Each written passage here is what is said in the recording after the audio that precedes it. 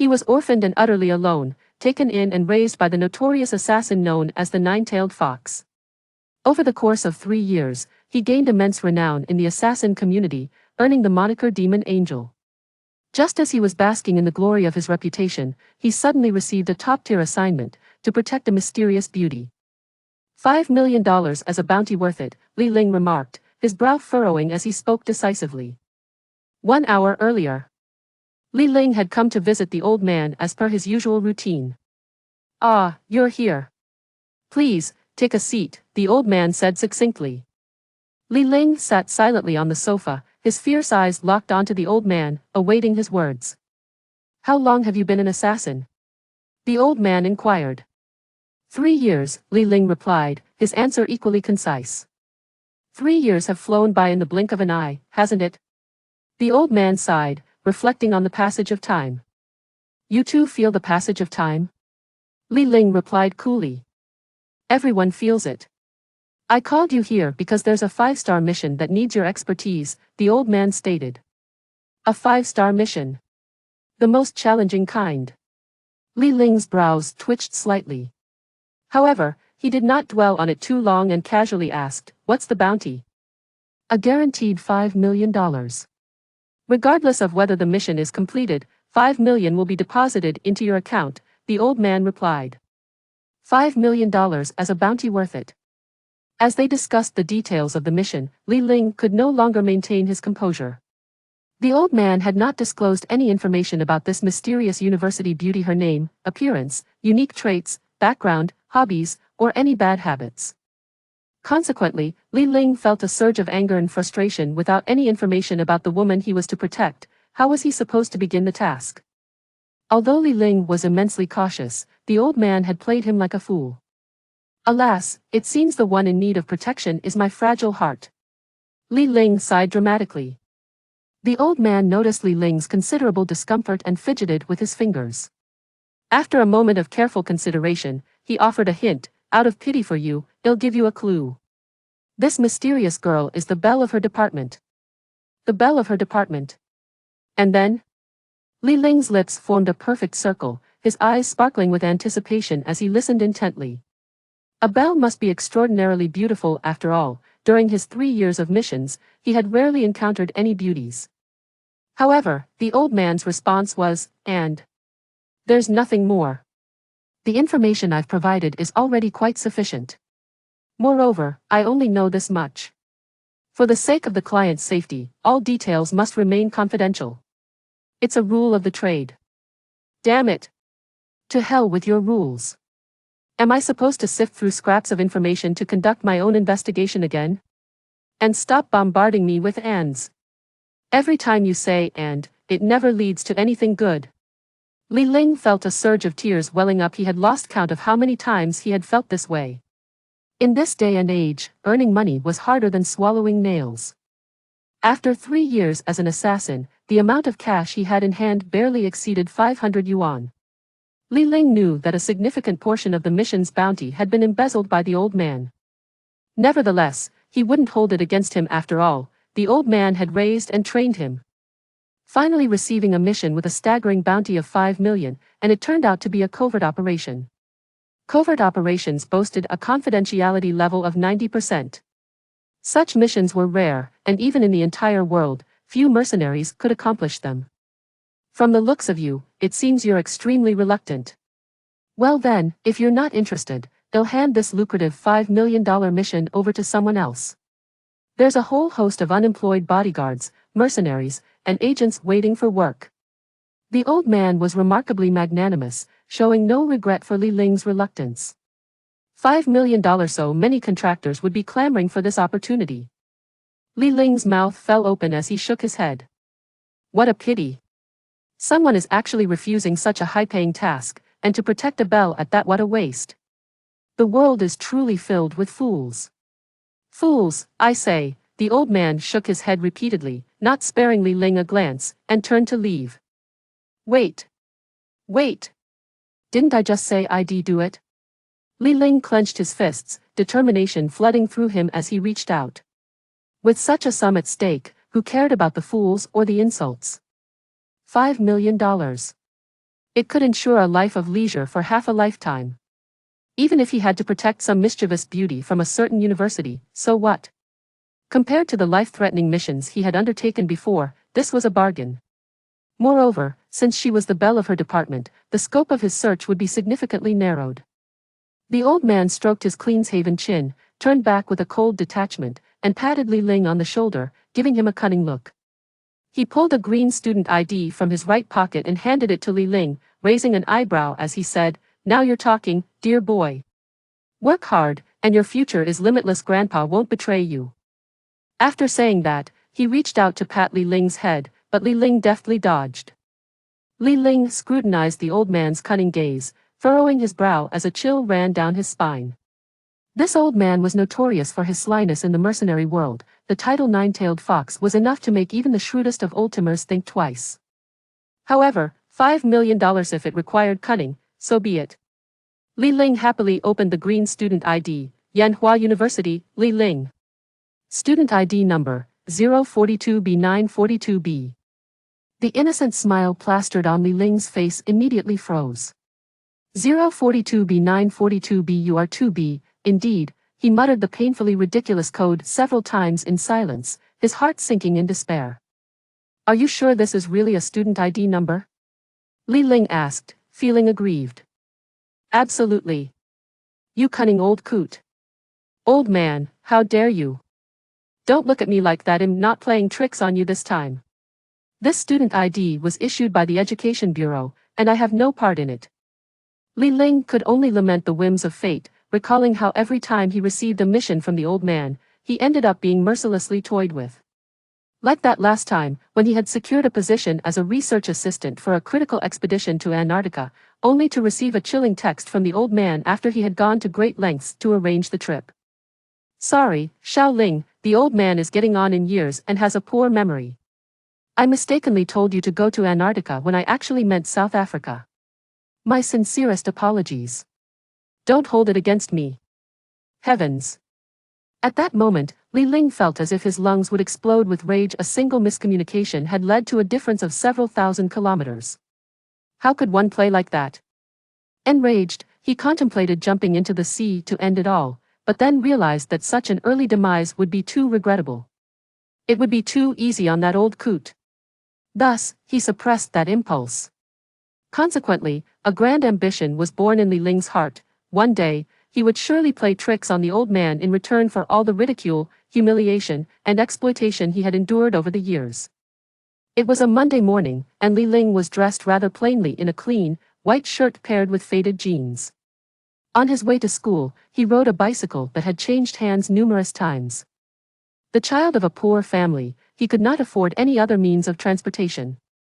Li Ling whistled the tune of Sailor, swaying as he pedaled along the road when a sleek Mercedes zoomed past, its license plate reading Jing A 99999. What an impressive license plate number. Li Ling shook his head vigorously, trying to dispel the hallucinations of dollars dancing in his mind. One day, he too would own a Mercedes. No, something even better than a Mercedes. Upon arriving at this so-called university, Li Ling parked his bicycle in the bike shed. Before he could steady the bike, a piercing scream, as if someone had lost their parents, echoed from behind him. Help! Right in broad daylight, a shameless thief is robbing someone. A middle-aged woman with thick glasses wailed, sounding as if her world had shattered. Li Ling was still in a daze, but as he turned around, the thief shot him a fierce glare, signaling him to mind his own business. Li Ling was taken aback in this world, apart from the old man, who dared to glare at him. His innocent face transformed into that of a vengeful angel, his eyes scanning the thief's every detail as if they were a scanner. The criminal was dressed in a cheap white shirt and jeans, yet he carried a trendy limited edition LV bag. Daring to disregard my presence, daring to glare at me. Apart from the old man, no one else can look at me like that. Li Ling furrowed her brow, feeling irked by the old man's antics. Once again her frustration had no outlet. Just then, a thief stumbled right into the line of her gun. Li Ling, renowned internationally by the moniker Demon Angel, was not to be trifled with lightly. A sinister smirk crept across her lips as she swiftly pivoted the front of her bicycle and, with astonishing speed, seated herself firmly upon it, giving chase to the miscreant who had snatched something away.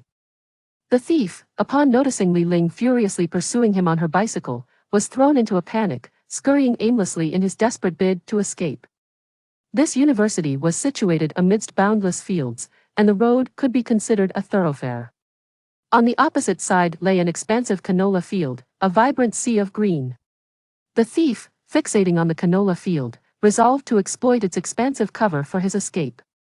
Dare to glare at me. Dare to glare at me. Li Ling did not rush to overtake him but maintained a close pursuit behind his back. I'm not stealing your bag, so why are you chasing me so closely? Don't people nowadays prioritize self-preservation? The thief, possessing decent stamina, an essential trait for his line of work, was accustomed to running. It required a certain expertise.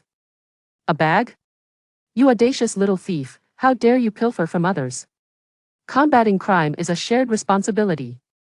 Li Ling declared with a countenance imbued with righteous indignation.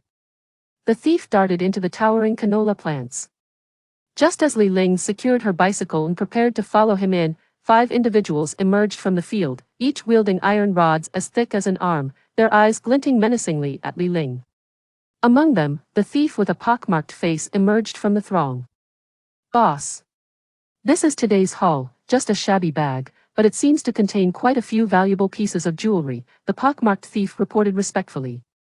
The burly middle-aged man in the center cast a sidelong glance at him, snorting disdainfully, "Country bumpkin, this is called LV, a foreign import, a brand. It's worth something. Hey, kid. If you can keep today's events under wraps, I might consider sparing you," the middle-aged man declared, pulling out a Huangalu cigarette and lighting it, exuding an air reminiscent of a gang leader. Yet, Li Ling recognized him for what he truly was, a mere rural thug. "Thank you." Li Ling regarded the 6 men with a calm demeanor, her voice devoid of emotion. The middle-aged man, mistaking her calm for fear, let out a triumphant laugh, saying, "Then scram. Why should I flee? While you may spare me, did I ever promise to spare you?" In an instant, Li Ling's gaze transformed into one of piercing intensity. Chapter 2. Depart. The 6 individuals were momentarily stunned by the ominous aura that emanated from Li Ling, an aura cultivated through 2 years of perilous missions that had sharpened his presence into an indomitable force. Silence enveloped the surroundings, so profound that one could hear the whisper of the wind. "Boss? What did he mean by what he just said? I didn't quite catch that." One of them finally broke the tranquility. He was the only one among the 6 who sported a non-mainstream style, tall with golden earrings adorning his ears. The others trembled at his words, inwardly cursing. Is he courting death? The middle-aged man, transfixed by the murderous glint in Li Ling's eyes, found that his iron rod had somehow slipped from his grasp and clattered to the ground. "Hand over the bag, you, with the pockmarked face. Slap yourself 3 times, and I may spare you." Li Ling, who had previously exhibited an endearing demeanor, now transformed into a cold-blooded killer. The pockmarked man looked aggrieved, realizing that their leader was unresponsive, while the others lowered their heads like school children awaiting instruction. "Boss, he's too fierce, isn't he? We couldn't even bear to meet that kid's gaze, yet you dared to challenge him," murmured one of the 5. "Indeed, how else could he be our leader?" they whispered among themselves. The middle-aged man stared wide-eyed at Li Ling, secretly admiring him, but it was clear that he was utterly intimidated by the palpable killing intent radiating from Li Ling now. He was unable to act. Fully aware of his own plight, swallowing hard, the middle-aged man stammered, "Pockmarked, you better slap yourself a few times, and hand over the bag, quickly." "Boss, are you personally guarding this bag? You are truly majestic. No wonder you once roamed the seas as a pirate," the pockmarked man exclaimed, giving a thumbs up as he handed over the bag. Li Ling furrowed his brow at the mention of pirates, in his recollection. Their aura had never seemed so feeble. It was evident that the middle-aged man had concocted a lie to secure loyalty from his companions. However, Li Ling had no intention of exposing this falsehood. Flattery from the pockmarked man left the middle-aged man in a quandary, clutching the bag, torn between whether to give it or not. This dilemma was exacerbated when he caught sight of Li Ling's calm yet menacing gaze, causing him to tremble uncontrollably. Brother, could we have a private conversation?" the middle-aged man, drenched in sweat, proposed, hoping against hope that Li Ling would acquiesce. If not, he felt compelled to comply, given Li Ling's overwhelming presence. The five watched in awe, aware that their leader was about to engage in a duel. Yes, Li Ling replied. The crowd erupted in applause, unaware that their leader was seeking mercy from Li Ling. The two retreated to the seclusion of a rapeseed field. Big brother, please spare me. This is my first time out here, and I know nothing of the rules. You seem extraordinary. Surely, you must be someone of great significance. Just let me go. The middle-aged man trembled uncontrollably, collapsing to his knees. Li Ling, momentarily at a loss, had expected some semblance of dignity from the man. It seemed that in the future, he must refrain from unleashing his killing intent so freely, lest it attract unnecessary trouble. Even seasoned pirates feared his murderous aura, let alone these petty thieves who had never harmed anyone. Depart. Never let me see you engage in such thievery again. A man should either be righteous or thoroughly wicked. Someone like you should return home and live as an ordinary person. Society is perilous and ill-suited for your kind. Li Ling reclaimed the bag, slinging it over his wrist as he turned to leave. And don't forget to let the pockmarked man slap himself 3 times as punishment for his disrespect towards me. The middle-aged man nodded emphatically, adopting an expression of reverence. Upon exiting, the remaining 5 promptly parted ways for Li Ling. He secured the bag on his bicycle's handlebars, stretched lazily, and resumed his somewhat naive expression before mumbling to himself and speeding away. Moments later, the middle-aged man emerged from the rapeseed field, head held high. "Boss, are you all right?" The pockmarked man inquired with concern. I'm fine, just discussing academic matters with my mentor. What could possibly go wrong?" The middle-aged man asserted, exuding an air of righteousness. "Mentor." The pockmarked man chuckled wryly, realizing he would indeed have to slap himself 3 times. "Remember, we will no longer steal. We must lead honorable lives. Is that clear? This is our mentor's directive." Once the middle-aged man emerged, he seemed transformed. And who is this mentor, anyway? At the gate of Yanhua University, the professor was no longer present. Li Ling felt exasperated. What was he to do with this LV bag? After securing his bicycle, he entered this prestigious institution, the epitome of academic excellence. The environment was elegant, the architecture timeless, and a palpable atmosphere of scholarship permeated the air. Li Ling inhaled deeply the pure oxygen of this idyllic campus. Far removed from the hustle and bustle of urban life, feeling a profound sense of fulfillment, this was the university experience many dreamed of. "Excuse me, could you please present your student ID?" a polite security guard requested, extending his hand toward Li Ling. In most esteemed institutions, public areas required identity verification, a fact Li Ling was well aware of, though hailing from a remote mountain region as an internationally renowned genius assassin. He possessed a modicum of necessary knowledge. He retrieved his student ID and handed it to the guard, who, upon scrutinizing it, began to suppress a laugh, his brows furrowing in barely contained mirth. After a deep breath, the guard returned the ID, attempting to maintain his composure. Just as Li Ling was about to express admiration for the guard's professionalism, the latter erupted into uncontrollable laughter, unable to contain himself. "That's simply too hilarious. Even the most formidable of figures would find it amusing." Li Ling felt a wave of embarrassment wash over him. Once a legendary assassin, he had faced gunfire with poise, yet here he was, reduced to a laughingstock over a student ID, before he could take another step.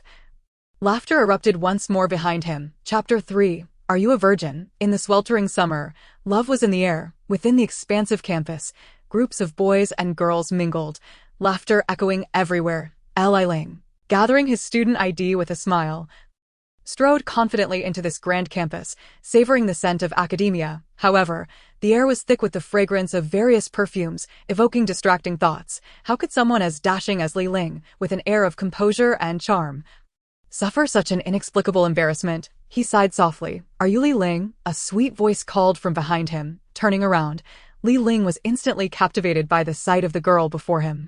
Her entire demeanor could only be described with one word: enchanting. Feeling slightly bashful, he wiped his hands and extended one toward her. Yes, I am Li Ling. May I ask who you are?" "I am Xiaoyu, sent by teacher Tian to pick you up," she replied, flashing a charming smile that was utterly delightful. Li Ling found it difficult to meet her sparkling eyes, feeling a surge of shyness and his heart racing. What was happening? In the past, he had remained unfazed even in the heat of battle. Why was he so flustered today? As Xiaoyu took his hand, he felt her cool, smooth palm, warm yet delicate. Teacher Tian. Li Ling managed to steady his breath, his voice wavering slightly. Yes, Teacher Tian, our class advisor for year 3. Class 1, class advisor. Yes, the most beautiful class advisor in our department. When she mentioned Teacher Tian, Xiao Yu's face lit up with joy, her smile radiant. The most beautiful class advisor, Li Ling pondered, stroking his chin. You'll see for yourself when you meet her. I assure you, I'm not lying. Xiao Yu laughed. But I have a question, Li Ling remarked. What is it? She asked with a sweet smile. Well, I am indeed here to study at this university. I never specified that I would be placed in year 3, class 1. In fact, I have no idea which class I will be assigned to. How did you know? Xiao Yu appeared momentarily taken aback. Then replied with a sweet smile, You're a special student, so of course I would know. Special student, Li Ling furrowed his brow slightly. Who dispatched me?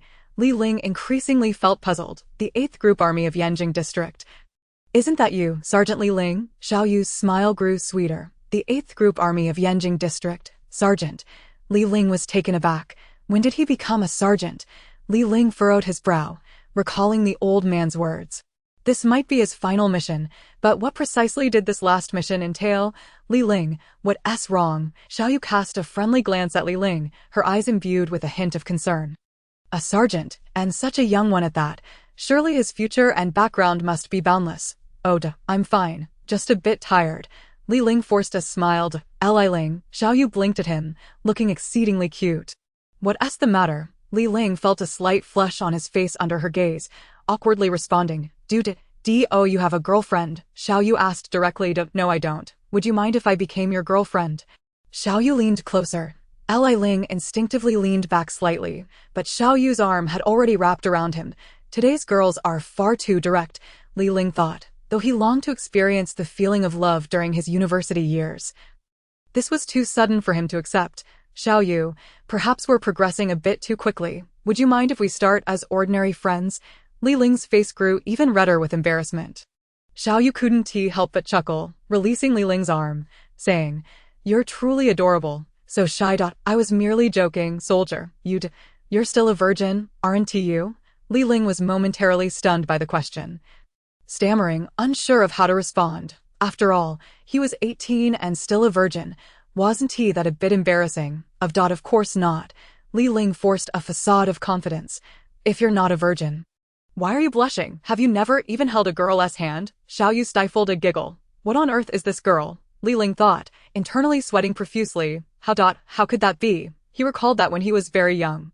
He had indeed held the hand of a widow from Wangjia village, who had even hugged him. All right, I won't tease you anymore. Xiao Yu looked at Li Ling's flushed face with a mischievous smile. Let me take you to the teaching office to report in. Xiao Yu finally seemed to act more normally. All right. Li Ling sighed in relief, his heart still racing. The fragrance of Xiao Yu and her warm, soft body were indeed experiences he had never encountered before. Li Ling, you're so young to be a sergeant. Your family background must be quite impressive. Xiao Yu remarked candidly. Perhaps so did. Li Ling thought of his non-existent family background. Not even knowing who his parents were. This realization cast a shadow over him, evoking a profound sense of sadness. You must be quite fortunate. Are you a second-generation official or a second-generation military?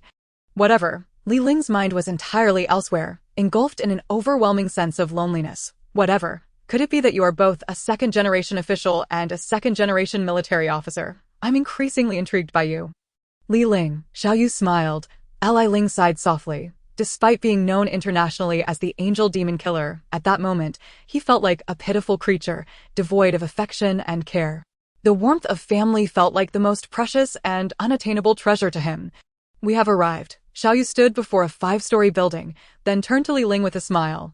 This is our teaching building, part of Campus B District. From now on, we will attend classes in this building. Yes, I understand. Li Ling nodded. During his missions, he had once visited Harvard University's research institution in the United States.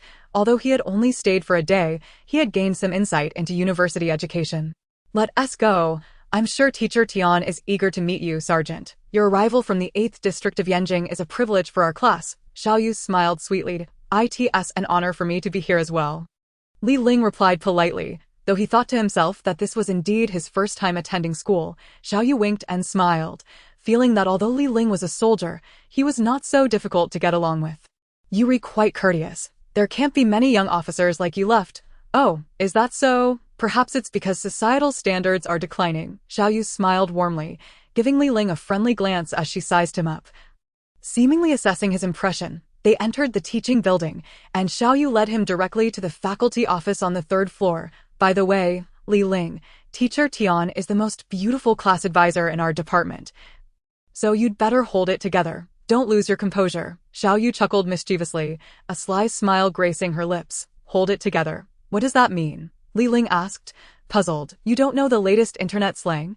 Xiao Yu replied with a hint of astonishment. Li Ling flushed. Indeed, he had no idea what hold it together meant. However, he was quite the exceptional hacker online. Once, he had hacked into a certain security system in Iran using his formidable computer skills. Xiao Yu, looking playfully wicked, circled around Li Ling's face and said, "All right, come on." Li Ling nodded and followed Xiao Yu, his eyes wandering uncontrollably as he discreetly admired her figure. Xiao Yu had a slender waist and curvaceous hips, and the fitted white shirt paired with light gray jeans accentuated her shape, causing any normal man's heart to race. Especially since Li Ling was still a virgin, he found it even harder to resist the allure of her figure. Teacher Tian, meet Sergeant Li Ling, whom I have brought, Xiao Yu said playfully, her smile as radiant as blooming flowers. Tian Shujing looked up, revealing a pure and stunning face, her eyes like amber filled with water, captivating anyone who looked upon her. Truly beautiful, Li Ling thought to himself, considering Tian Shujing the most beautiful woman he had encountered thus far. Upon seeing Li Ling beside Xiao Yu, an 18-year-old with a slender frame yet full of spirit. Though not exceptionally handsome, he was still a commendable-looking young man. Please wait a moment. I'm a bit busy now. We can chat later. Xiao Yu, please take Li Ling to the classroom for now, Tian Shujing said with a gentle smile. All right, class advisor. Xiao Yu pouted with a smile. Li Ling awkwardly smiled, internally perplexed. The old man must have sent me here to find a beautiful school flower to protect. And this school flower must surely have an extraordinary background. Moreover, this class is reputed to be a hidden gem, so could there be someone here I'm meant to protect? Lost in thought, Li Ling's expression grew serious. Your current expression is quite frightening, Xiao Yu remarked, sensing Li Ling's mood. I apologize. I was just deep in thought and overly focused. Please don't mind me. Li Ling replied lightly. I won't mind. It's just that I feel neglected and quite unhappy. What do you think I should do? Xiao Yu looked at Li Ling with a teasing smile. From Xiao Yu's words, it was evident that a hint of jealousy lingered. Li Ling was taken aback by her playful yet serious demeanor, feeling a bit intimidated by this girl who could change her mood in an instant. What's wrong? You've gone silent. The more you don't speak, the more unhappy I become. You think Teacher Tian is more beautiful and attractive than me? Xiao Yu lowered her head, appearing as if she had been wronged. It was class time, and everyone was in the classroom listening to the professors, so no one paid much attention to the interactions between a boy and a girl in the hallway. No, that's not what I meant. I just didn't know what to say. Li Ling stammered, feeling utterly flustered. If it came to killing, he would be second to none, but when it came to interacting with girls, he truly felt like a novice. Aren't you a sergeant? Why do you lack the courage to speak to a girl? Have you really never interacted with girls throughout your life, if you admit it? I want to hold it against you. Li Ling sighed internally. This was something he could never confess, as it pertained to his dignity as a man. Of course not. I just find it challenging to engage with someone like you. Li Ling blurted out. Xiao Yu, who had initially been warm and friendly, seemed genuinely upset at that moment. What do you mean by that? Are you implying I'm not worthy of speaking to you? Xiao Yu nearly exploded with frustration. Please don't misunderstand. That wasn't my intention. Li Ling waved his hands repeatedly. Given Xiao Yu's appearance, even if she didn't reach the level of a school beauty, she was at least a class beauty. How could Li Ling possibly look down on her? However, Tian Shujing was indeed the most beautiful teacher he had ever encountered, Li Ling said without any ulterior motives. Xiao Yu's brows furrowed slightly, her nose tinged with bitterness. Even she didn't understand why she felt this way. They had just met. Could it be that she was developing feelings for him? Chapter 5, Class 1 of the 3rd year. Xiao Yu, with an intention both deliberate and unintentional, cast several furtive glances at Li Ling, who, though of average stature and appearance, possessed an extraordinary aura. A feeling of unease settled in her heart. Alas, this girl truly found herself infatuated with the fellow before her. Xiao Yu sighed inwardly, reflecting on her status as one of the top 10 beauties in her department, only to have inexplicably succumbed to such feelings. Yet, the pressing question remained. What was it about Li Ling that captivated her? Was it his aura? That seemed implausible. In terms of presence, he could not possibly compare to Sita Shiyu, the department's undisputed leader among the 4 renowned figures, and one of the top 10 charming youths at Yanhua University. If Sita Shiyu lacked such charisma, how could Li Ling possess it? It surely wasn't his aura. So what could it be? Xiao Yu felt increasingly perplexed. Could it be? Yes, it was the air of mystery surrounding him. Indeed, Li Ling exuded a certain enigmatic charm that compelled one to delve deeper. Noticing Xiao Yu's mournful gaze fixed upon him as if he were an object of study, Li Ling, alarmed, instinctively distanced himself from her by half a foot. Observing this intentional withdrawal, Xiao Yu frowned in irritation, convinced that Li Ling was deliberately avoiding her, deeming her unworthy. In an instant, her feminine pride surged, transforming her into a formidable force. Li Ling, you scoundrel! Xiao Yu was notorious for her fierce demeanor, delighting in teasing boys. Yet today, she found herself nearly choked by Li Ling's actions. What is wrong with me? Li Ling felt utterly innocent in this matter, yearning to escape to Class 1 of the 3rd year. He had done nothing, and in fact, it was Xiao Yu who had initiated the teasing. He hadn't even lost his temper yet she had already fumed. However, as a man, he felt compelled to endure. The saying goes, better to offend a petty person than to offend a woman. Don't think your status makes you arrogant. Let me tell you, Xiao Yu has both charm and lineage that may very well rival yours. Do you really need to adopt such a demeanor of avoidance? Xiao Yu, in her fury, radiated the essence of a fierce beauty. Li Ling scrutinized her figure, noting her voluptuous curves. Her white blouse was nearly bursting at the seams. I apologize. I truly apologize. Li Ling found himself wholly at her mercy. No, Li Ling, I have marked you, and I shall not let you off lightly. With reddened eyes, Xiao Yu appeared on the verge of tears, as though she had endured grave injustice at the hands of Li Ling. Confounded, Li Ling wondered what he had done to provoke such a reaction from a woman like her. Was this the Murphy's Law at play, where the more one attempts to avoid a situation, the more likely it is to occur? With that, Xiao Yu ceased to smile at Li Ling and adopted an icy demeanor, leading the way in silence, refusing to engage him in even a single word. Feeling the weight of the awkwardness, Li Ling realized that Xiao Yu was genuinely angry. I'm sorry, though uncertain of where he had gone wrong. He offered a sincere apology. Xiao Yu sensed his earnestness, and her pent-up frustration began to dissipate. Known for her fiery temper, she resembled a raging lioness, and it was no wonder she earned the moniker River East Lion's roar. It's fine, I am not such a petty woman, Xiao Yu responded coolly, her tone frigid. In truth, she was astonished at her own loss of composure. We've arrived. This is Class 1 of the 3rd year. At the end of the corridor stood a classroom that exuded an air of luxury. Li Ling, allow me to offer you a piece of advice, Xiao Yu stated earnestly. What advice? Li Ling blinked. Curious, do not maintain that indifferent demeanor of yours. All right, I genuinely wish to offer you some counsel. You may speak. I am listening intently. You know why our Class 1 of the 3rd year is situated in this corner yet boasts the finest environment? Xiao Yu queried. Why? Because all the students in Class 1 of the 3rd year are nobles. Nobles. Li Ling felt no excitement at the term and added, so what if they are? You seem utterly unconcerned about the disparity in status among individuals. Xiao Yu speculated, pondering whether Li Ling's background was indeed quite remarkable. I understand, but what is your purpose in sharing this with me? Li Ling, I truly cannot tolerate you. Why do you always wear that uncaring expression? Xiao Yu was at a loss as to why she was so incensed. It was because of her feelings that she cared. Her ire towards Li Ling revealed her burgeoning affection. However, Li Ling felt a warmth in his heart. Very few people ever vented such anger at him. Aside from the old man, do I not care? Li Ling was taken aback, feeling a pang of distress, because he possessed nothing, thus he cared for nothing. Enough of this. Conversing with you is quite taxing. Xiao Yu was at her wit's end. When we go in, those proud noble students will surely make sport of you. So brace yourself. Make sport of me? Li Ling raised an eyebrow. Who in this world could possibly toy with me? Titles such as genius, assassin, and demon angel are not mere embellishments. Although you are of noble status, those students are no pushovers. A noble standing before them counts for little. Many students in class 1 of the 3rd year come from families with military commissioners, so they are a bunch of spoiled brats. Li Ling now understood the uniqueness of class 1 of the 3rd year.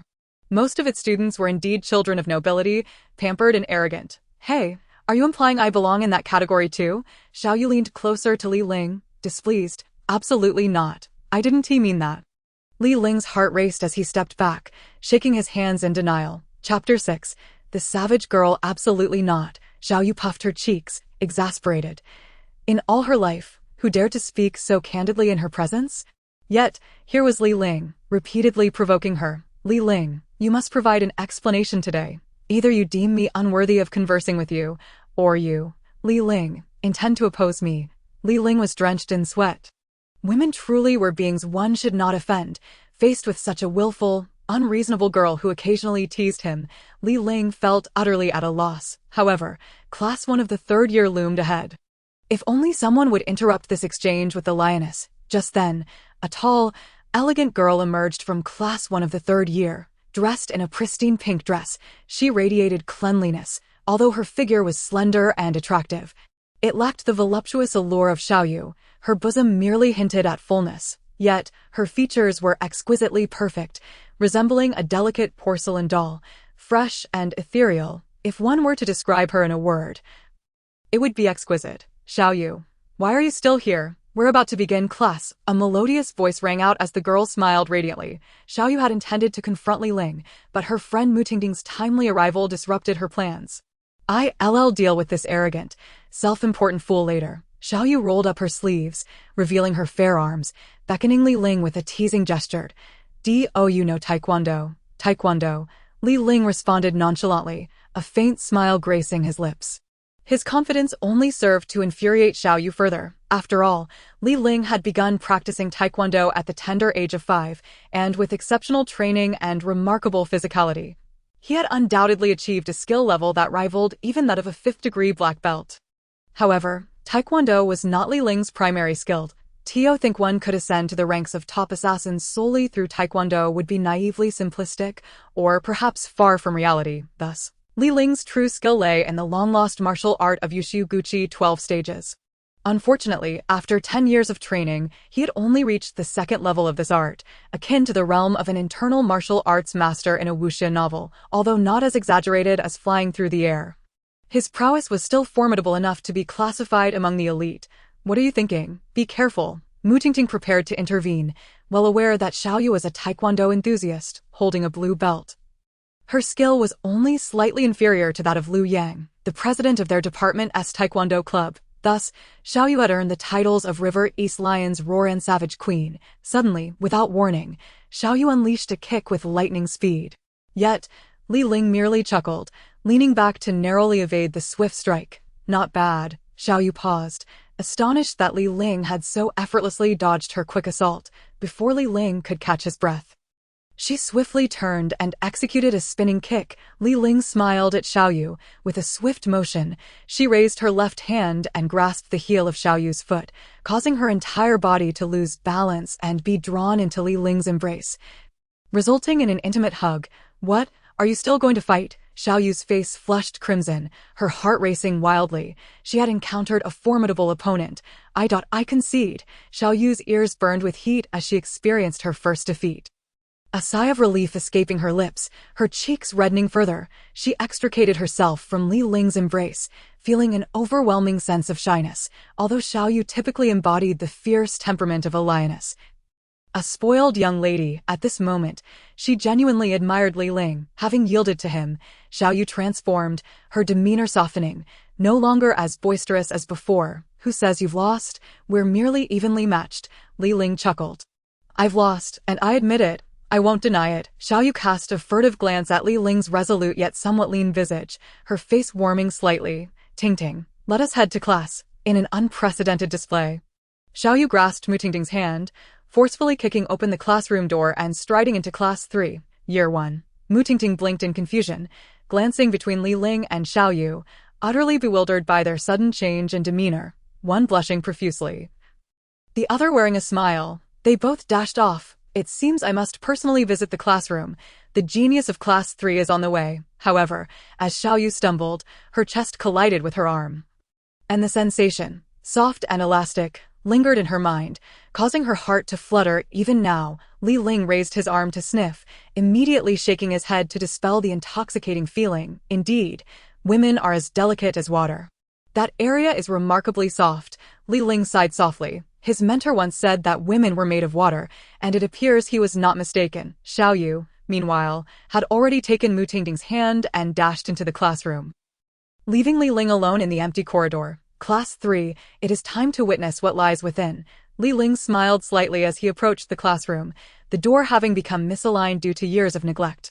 Surprisingly, the sounds emanating from within were not of a teacher's lecture, but rather a cacophony of cheers, laughter, and various musical instruments. The soundproofing of this classroom is truly remarkable. It is only upon reaching the door that one can hear such uproar. What on earth is going on? A social gathering, perhaps. It's so noisy. Li Ling frowned, gripping the doorknob and twisting it to enter. Gently pushing the door open, the scene before him left him utterly astonished. This hardly resembled a classroom. It was more akin to an entertainment complex. KTV facilities, various fitness equipment, and gaming devices filled the expansive 500-square-meter space, now transformed into a playground. All that Li Ling could see was chaos. Is this truly a classroom? Li Ling felt a surge of indignation. With their family wealth and connections, what were these spoiled rich kids up to? Just then, a tall figure, clad in a black suit and standing at 185 meters, approached him. Chapter 7. The martial arts expert. The young man in the black suit had a piercing gaze, regarding Li Ling as if he were prey. Under that scrutinizing stare, Li Ling felt a wave of discomfort wash over him. This was a restrained martial arts expert. To find such a skilled individual in this class was unexpected. Flanking the black-suited young man were two other aristocratically dressed youths, slightly less refined than he. The young man in black smirked arrogantly, raising his arm and snapping his fingers above his head. The sound cut through the noise, plunging the entire classroom into silence. He could easily be considered the king of this classroom. His gaze then shifted toward Li Ling. "You are the special student, Li Ling, as mentioned by Teacher Tian." The young man in black walked toward Li Ling with a steady gait, his footsteps making no sound. A true expert can move silently. This young man in the suit was undoubtedly a martial arts master. Li Ling merely turned his head, scrutinizing the black-suited figure, with an enchanting visage, flawless and perfect. It would not be an exaggeration to say he resembled a character from a comic book. His slightly long, silky hair flowed down to his shoulders, and his exquisitely sculpted features, coupled with his naturally deep blue eyes, made him appear as a prince charming to many, a striking young man, and a fusion of Eastern and Western lineage. Indeed, Li Ling was momentarily taken aback by his stunning countenance, a remarkably attractive man. "I am the class monitor of Class 3, Year 1, Gong Yangyu." The young man in the suit smiled gently, casting a dismissive glance at Li Ling. "Hello." Li Ling extended his hand, intending to shake with Gong Yangyu. "Remove your filthy hand. Do you think you are worthy of shaking hands with our king?" One of Gong Yangyu's companions, a handsome young man, spoke arrogantly. Gong Yangyu smiled humbly, but remained aloof. "Let us not act this way. After all, Li Ling is a special student. We should treat him with respect." Gong Yangyu extended his right hand, fingers long and fair, resembling a woman's delicate hand. The two clasped hands. Li Ling frowned, feeling Gong Yangyu exerting pressure with his grip. This guy. Li Ling scoffed inwardly. However, he refrained from retaliating, merely enduring the piercing pain as his hand was firmly grasped. The sound of cracking bones echoed as their fingers intertwined. "That's enough, Gong Yangyu," Xiaoyu interjected, her expression displeased as she glared at Gong Yangyu. Gong Yangyu smiled coldly. "Since when do I need to heed your commands?" Miss Xiao, filled with jealousy, Gong Yangyu longed to put the usually flamboyant Xiaoyu in her place. Xiaoyu lacked the ability to command Gong Yangyu when it came to family backgrounds. The Gong family was not inferior to the Xiao family, yet, in an instant, Gong Yangyu's earlier arrogance dissipated. Li Ling retaliated, returning the pressure. At this moment, the sound of cracking bones emanated from Gong Yangyu's fingers. To spare Gong Yangyu further embarrassment, Li Ling eased his grip, releasing Gong Yangyu's hand with a slight smile. Gong Yangyu's brow furrowed slightly. Such impressive strength. This Li Ling is certainly not ordinary. "I concede." Li Ling smiled nonchalantly. Dealing with Gong Yangyu did not require him to exert his true capabilities. After all, Li Ling's strength far exceeded this. To avoid unnecessary trouble, Li Ling could suppress his power to a level slightly below or above Gong Yangyu's. However, seeking out the school beauty in need of protection had become Li Ling's most pressing concern. If she required safeguarding, there would inevitably be someone seeking to harm her. He could only wait for the assailant to strike first to determine whom he needed to protect. You are also a martial arts expert. Gong Yangyu, having been bested by Li Ling, abandoned his earlier arrogance. I suppose so, Li Ling replied with a smile. What is a martial arts expert, after all? I am an internal martial arts practitioner, which is no exaggeration. For dealing with these students, mere physical skills are sufficient. There is no need to employ internal energy to become a sergeant in the 8th Group Army at 18. Your family background must be quite remarkable, Gong Yangyu inquired. Previously, Xiaoyu had asked the same question. I do not rely on background, Li Ling candidly replied. Gong Yangyu and the other students scoffed disdainfully. Acting as if they were superior, what exactly is your background? Hurry up and disclose it. Surely you are not just a bumpkin from the countryside, dressed so plainly. If anyone dares to speak ill of Li Ling again, I shall tear their mouth apart, Xiaoyu declared coldly. Li Ling felt a warmth in his heart. It was rare for someone to defend him so fiercely, and he was taken aback by Xiaoyu's unexpected support after their earlier conflict. I indeed come from the countryside, but I am not a pauper, Li Ling declared with righteous indignation. Humphed at S.O. You are truly from the countryside. You should realize this is class 3. We will not accept a country bumpkin like you. The student was about to finish his sentence, but upon meeting the icy glares of Li Ling and Xiaoyu, he shivered and swallowed his words. Today, the classroom is surprisingly quiet. It seems the allure of the new student is quite strong. Teacher Tian Shujing entered with a smile, already standing at the podium. Teacher, how could you allow a country bumpkin into our class? Surely you know we are all second-generation rich and privileged, a chubby boy sitting among a pile of instruments exclaimed. Yes, teacher, hurry and make him leave. We do not wish to have our eyes polluted. Another student chimed in. Teacher, look at his attire. How can he be compared to us? It is simply a disgrace to class 3. The classroom erupted with such voices. Meanwhile, Li Ling remained calm, staring at his shoelaces. Xiaoyu felt a pang of sorrow. Seeing so many people bullying the boy she liked caused her heart to ache. She leaped off her desk and approached Li Ling, taking his hand. When she looked at him, she was taken aback by his serene smile, which set her heart racing, despite the ridicule and harsh words surrounding them. He maintained an effortless smile, leaving Xiaoyu momentarily stunned. A sense of mystery enveloped Li Ling, and she was convinced she had not misjudged her feelings. He was certainly not an ordinary person. All right, enough noise. Quiet down. Teacher Tian Shujing's beautiful face showed a hint of irritation. His ability to become a sergeant at 18 is proof of his prowess. What of it if he hails from the countryside? The one who recommended Li Ling is the commander of the 8th Group Army in Yanjing District. Do you have anything to say? The commander, of the rank of Major General. Li Ling lowered his head and blinked in confusion, then raised it to gaze at the beautiful Tian Shujing, pondering, who exactly is this military commander? I must find an opportunity to inquire thoroughly with Teacher Tian. Moreover, could it be that this entire situation is a deliberate arrangement by the old man, meant to impose an identity upon me? Is the person I am to protect, perhaps, the commander's woman? Li Ling speculated. Chapter 8. You are too weak. The classroom erupted with applause. Gong Yangyu ceased his clapping and looked at Li Ling with an expression of haughty disdain, as if regarding an ant from a great height. Although Li Ling felt irked by Gong Yangyu's condescending gaze, he managed to suppress his irritation, were it not for the multitude of students around and the fact that they were in school. He would have long since slapped Gong Yangyu into oblivion. Despite having someone to recommend him, he could not escape the label of a country bumpkin.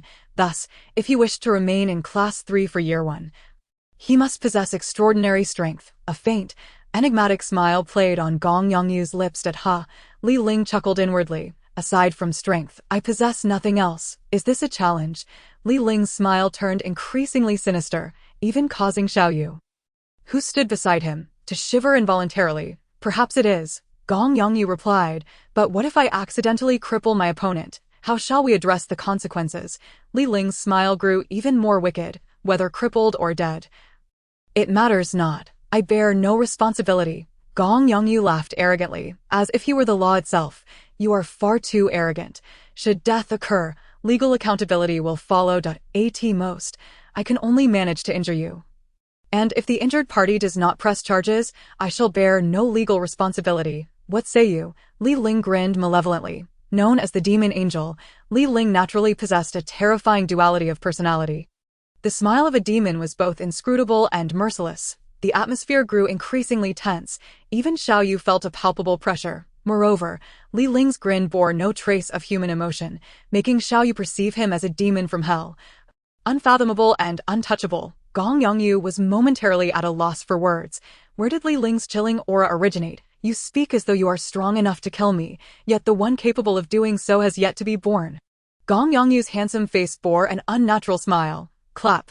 Tian Shujing's expression shifted dramatically, her face paling in fury. Enough of this. This is a classroom, not a battleground. Tian Shujing admonished angrily. Teacher Tian, you had best not intervene. If Li Ling doesn't cripple, I will write the name Gong Yongyu backward. Gong Yongyu scoffed, clearly incensed. Gong Yongyu. Sounds rather appealing, Li Ling retorted with a cold smirk. Spare me the chatter. Come forth and engage. Gong Yongyu, confident in his status as a disciple of the renowned martial arts master Zhang Xianqing, naturally looked down upon ordinary martial artists. His arrogance stemmed entirely from Zhang Xianqing's reputation.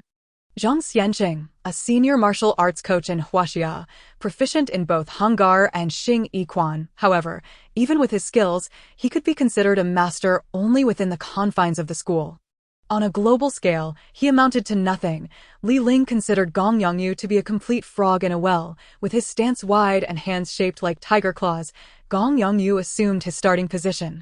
Li Ling nonchalantly stepped onto the soft mat for combat, beckoning Gong Yongyu with a finger. Come on. Upon witnessing Li Ling's nonchalant and supremely confident demeanor, Gong Yongyu felt a twinge of hesitation. However, with the arrow already loosed, Gong Yongyu found himself unable to retreat, especially since Li Ling was merely a sergeant. A sergeant in the military has only learned a few combat techniques, and those techniques he also mastered. Those few grappling moves could hardly compare to Hanggar. Gong Yongyu firmly believed victory was assured, bolstering his confidence while simultaneously elevating his momentum. In martial arts, momentum is crucial. Losing it equates to losing half the battle. Little did he realize, the disparity in strength was so vast that momentum held little value. Li Ling's prowess far exceeded Gong Yongyu's by several magnitudes. They were not even in the same league. Tian Shujing paced, her high heels clicking against the floor as she crossed the podium, positioning herself between Li Ling and Gong Yongyu, radiating an aura of suppressed anger. Do you two not regard me as your teacher? Some students indeed listened to Tian Shujing. Despite her ordinary family background, her beauty and poise, coupled with her sincere demeanor, earned her the affection of many students in Class 3. Yet, Gong Yongyu had never regarded Tian Shujing with any respect.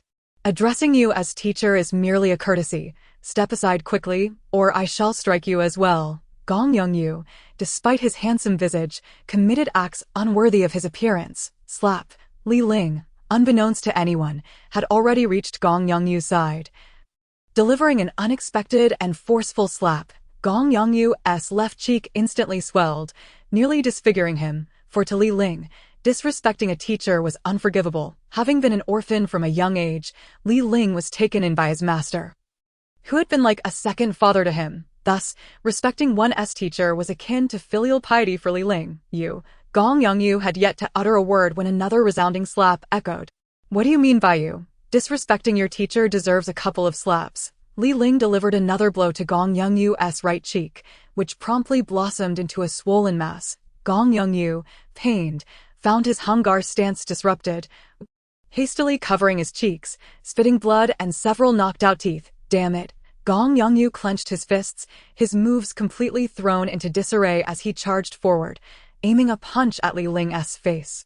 Li Ling raised his hand to block, and Gong Yongyu's arm collided with what felt like an iron pillar, accompanied by a sickening crunch as bones shattered. Gong Yongyu let out a wail akin to that of a slaughtered pig. His arm was completely broken. The other students shivered in unison, particularly those two accompanying Gong Yongyu, who trembled in fear, relieved they had not attacked Li Ling earlier. This was punishment for your disrespect. Li Ling chuckled. Gong Yongyu collapsed to the ground, his once handsome features now resembling a pig's head. Gong Yongyu howled in agony. Li Ling, you're finished. You're finished. Gong Yongyu, his teeth considerably diminished, his cheeks swollen. Spoke with a slurred tongue. "Oh, Gong Yongyu, my classmate. What are you saying? You can't even articulate Chinese properly." Li Ling squatted down, grinning wickedly at Gong Yongyu, though Tian Shujing felt grateful for Li Ling standing up for her. She also realized the consequences of having struck Gong Yongyu from the Gong family. This would undoubtedly bring about significant trouble. The Gong family is one of the 7 prominent families in Yanjing. Li Ling, Tian Shujing shot Li Ling a disapproving glance, yet she found herself at a loss for words. You two fools, what are you doing? Hurry up and take me to the hospital." "It hurts so much," Gong Yongyu cried out like a wounded animal. Yes.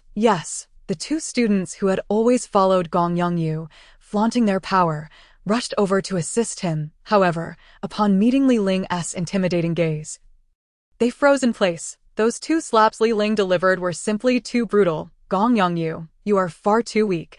Go home and train diligently, and perhaps one day you may defeat me." Li Ling patted Gong Yongyu's swollen cheek, grinning mischievously. I will not let you off. Lift me now." Gong Yongyu fumed, but as he moved, pain shot through his cheeks and shattered arm, causing him to gasp in agony. The 2 students looked at Li Ling. Li Ling chuckled softly, waving his hand dismissively. Only then did they dare to carry Gong Yongyu out of the classroom, the hallways echoing with his pitiful cries. Chapter 9. Cherishing the Fragile Gong. Gong Yongyu was actually knocked out by that little handsome fellow. This cannot be true. How could this happen? How could Gong Yongyu possibly lose? Wow, the new boy is so handsome. Anyone daring to bully my precious Young-ong shall not go unpunished. The classroom fell silent for 3 seconds before erupting into a cacophony of voices. Tian Shujing's expression was not favorable. Her tear-filled eyes glimmered with a hint of worry. "Li Ling, come out with me for a moment." Tian Shujing stamped her foot and casually took Li Ling's hand. The moment Li Ling felt the warmth and delicacy of her touch, a tingling sensation coursed through his fingers. Observing Tian Shujing take the initiative to grasp his hand, Xiao Yu, who had been anxiously watching from the sidelines, pouted her soft, rosy lips, feeling a pang of jealousy. "Damn Li Ling, smelly Li Ling, isn't it delightful to hold teacher Tian's hand? Just look at that content expression. It infuriates me." Xiao Yu grumbled inwardly. Of course, Li Ling was oblivious to her thoughts. Once outside the classroom, Tian Shujing led Li Ling to a quiet, secluded corridor balcony. "Li Ling, your actions earlier were rather reckless." Concern and urgency flickered in her eyes. "I did nothing wrong." Li Ling understood Tian Shujing's worries. Gong Yongyu, the scion of one of the 7 prominent families in Yanjing, in terms of power and prestige. The Gong family ranks among the top 5 in Yanjing. Offending Gong Yongyu amounts to forging enmity with the Gong family. To entangle oneself with such a powerful family is tantamount to slow suicide. "It's all because of me." Tian Shujing, a knowledgeable beauty, revealed a vulnerable side in this moment. Her beauty, akin to a vibrant flower swaying in the rain, elicited an instinctive desire to shield her from the storm. "Teacher Tian, do you trust Li Ling?" Li Ling replied with a faint smile, barely perceptible at the corners of her mouth. "What do you intend to do?" Although it was their first encounter, Tian Shujing was apprehensive about Li Ling's radical methods.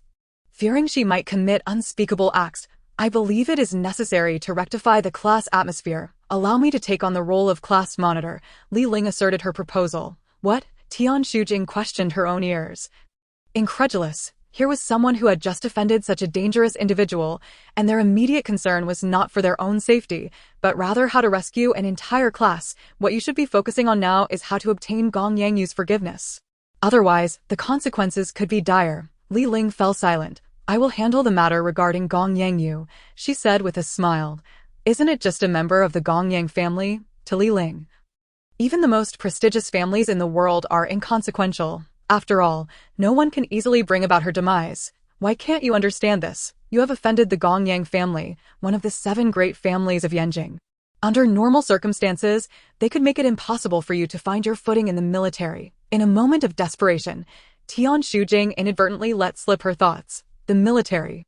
Li Ling was never part of the military in the first place, and she suspected that any military connections were merely the result of some dubious means employed by the elder. Li Ling smiled nonchalantly. "It seems Teacher Tian is not an ordinary person." She laughed even more heartily. Tian Shujing, observing Li Ling's indifferent demeanor, felt her expression shift. letting out a slight sigh. "Do as you wish. I can no longer concern myself with you. Just don't cause me any trouble." With that, Tian Shujing stomped towards the classroom. Becoming class monitor is a matter for the whole class to vote on. If you have the ability, gather your own votes, came Tian Shujing's slightly irritated voice from behind. "Ah, a member of the 7 great families of Yanjing truly means nothing to me. Moreover, all this talk about the military is likely fabricated. Gathering votes. I'm quite adept at that." Li Ling shrugged helplessly and returned to the classroom. Upon entering, the eyes of her classmates initially fixed on the stormy Tian Shujing, before shifting to the laid-back Li Ling trailing behind her. "The next class is history. Everyone, prepare for the lesson." Tian Shujing adjusted her mood. "Teacher Tian, class 1 to 3 doesn't have classes. This isn't our first day." A boy dressed in a white t-shirt, sporting ear piercings and flamboyant hair, loudly interjected. The reason Tian Shujing was willing to teach this class was due to the higher salary compared to other classes. Money held a significance for her that rivaled her own life. However, she was certainly not a gold digger. Otherwise, with her looks and charm, it would be effortless to attach herself to a wealthy heir. "Zhang Xiaodong, your parents sent you to university not for you to spend your days indulging in leisure, but to acquire knowledge."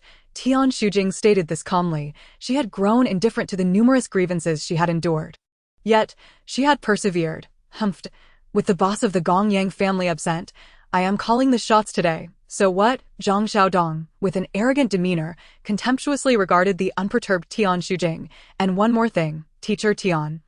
You'd better keep those old men from coming to teach. They ruin our mood and disrupt our enthusiasm." His words garnered approval from many, accompanied by cheers and whistles. Tian Shujing's nostrils flared. She did not weep, but a faint smile graced her lips. "Zhang Xiaodong, you mustn't go too far. Don't you have even a shred of compassion?" Xiao Yu, known for her fiery temper, always spoke her mind when she saw injustice. Compassion. If Teacher Tian were willing to indulge me, I might consider being compassionate." Zhang Xiaodong's remarks were utterly shameless. "You are even worse than a beast." Xiao Yu's lips turned pale with anger. Tian Shujing continued to smile. Yet Li Ling could perceive the sorrow hidden behind that smile. Tian Shujing's heart was undoubtedly weeping. Li Ling made no move, simply observing Tian Shujing's ever-present smile, her eyes seemingly brimming with unshed tears. "Teacher Tian," Li Ling finally spoke. Instantly, the entire room turned to gaze at the slender boy, reminiscent of a devil. Zhang Xiaodong felt a shiver run down his spine, recalling the brutal scene with Gong Yangyu. He had witnessed it all without missing a beat. Li Ling, I haven't offended you," Zhang Xiaodong stammered, a hint of nervousness creeping in, for he knew he had not bullied Li Ling. It was Tian Shujing he had tormented. However, he remained uncertain about the relationship between Li Ling and Tian Shujing. "Did I ever say you offended me? Then you need not concern yourself with my affairs." Zhang Xiaodong managed a strained smile. "Did I ever say I would meddle in your affairs?" Li Ling replied coolly. "Then what does calling her Teacher Tian imply?" Zhang Xiaodong was visibly shaken. Li Ling paused momentarily, because Teacher Tian is suffering. She feels deeply wronged. Her cold, piercing gaze was like a sharp dagger directed at Zhang Xiaodong. Chapter 10. 1,000 yuan is insufficient to buy the dignity of a desk in Teacher Tian's beautiful eyes. Helplessness filled her gaze, with hot tears swirling in her eyes, yet she held them back, refusing to let them fall. She stifled a sob, briefly touching her nose, and in an instant, her expression returned to its usual calm. Li Ling greatly admired her ability to control her emotions. "Li Ling, stop talking nonsense. Class is about to begin. Everyone should behave themselves. Teacher, can you refrain from repeating the same thing countless times? My ears are nearly worn out."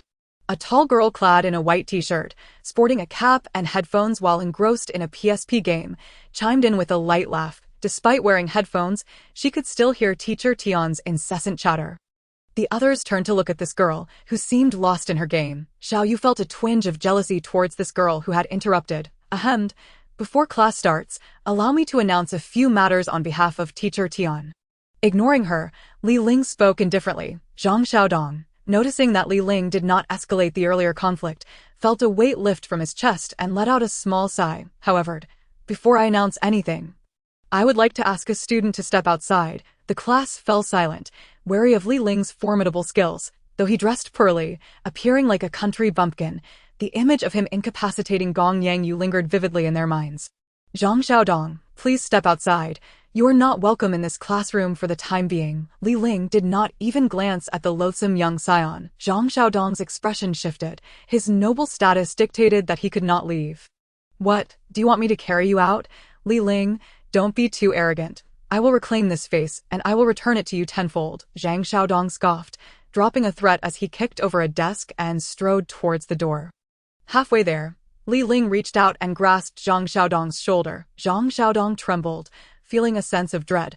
What are you doing? Pick up the desk you just knocked over. Damaging public property is wrong. Li Ling's expression remained calm and unruffled. Damn, I really don't understand you, country bumpkin. It's just a desk. I have plenty of money.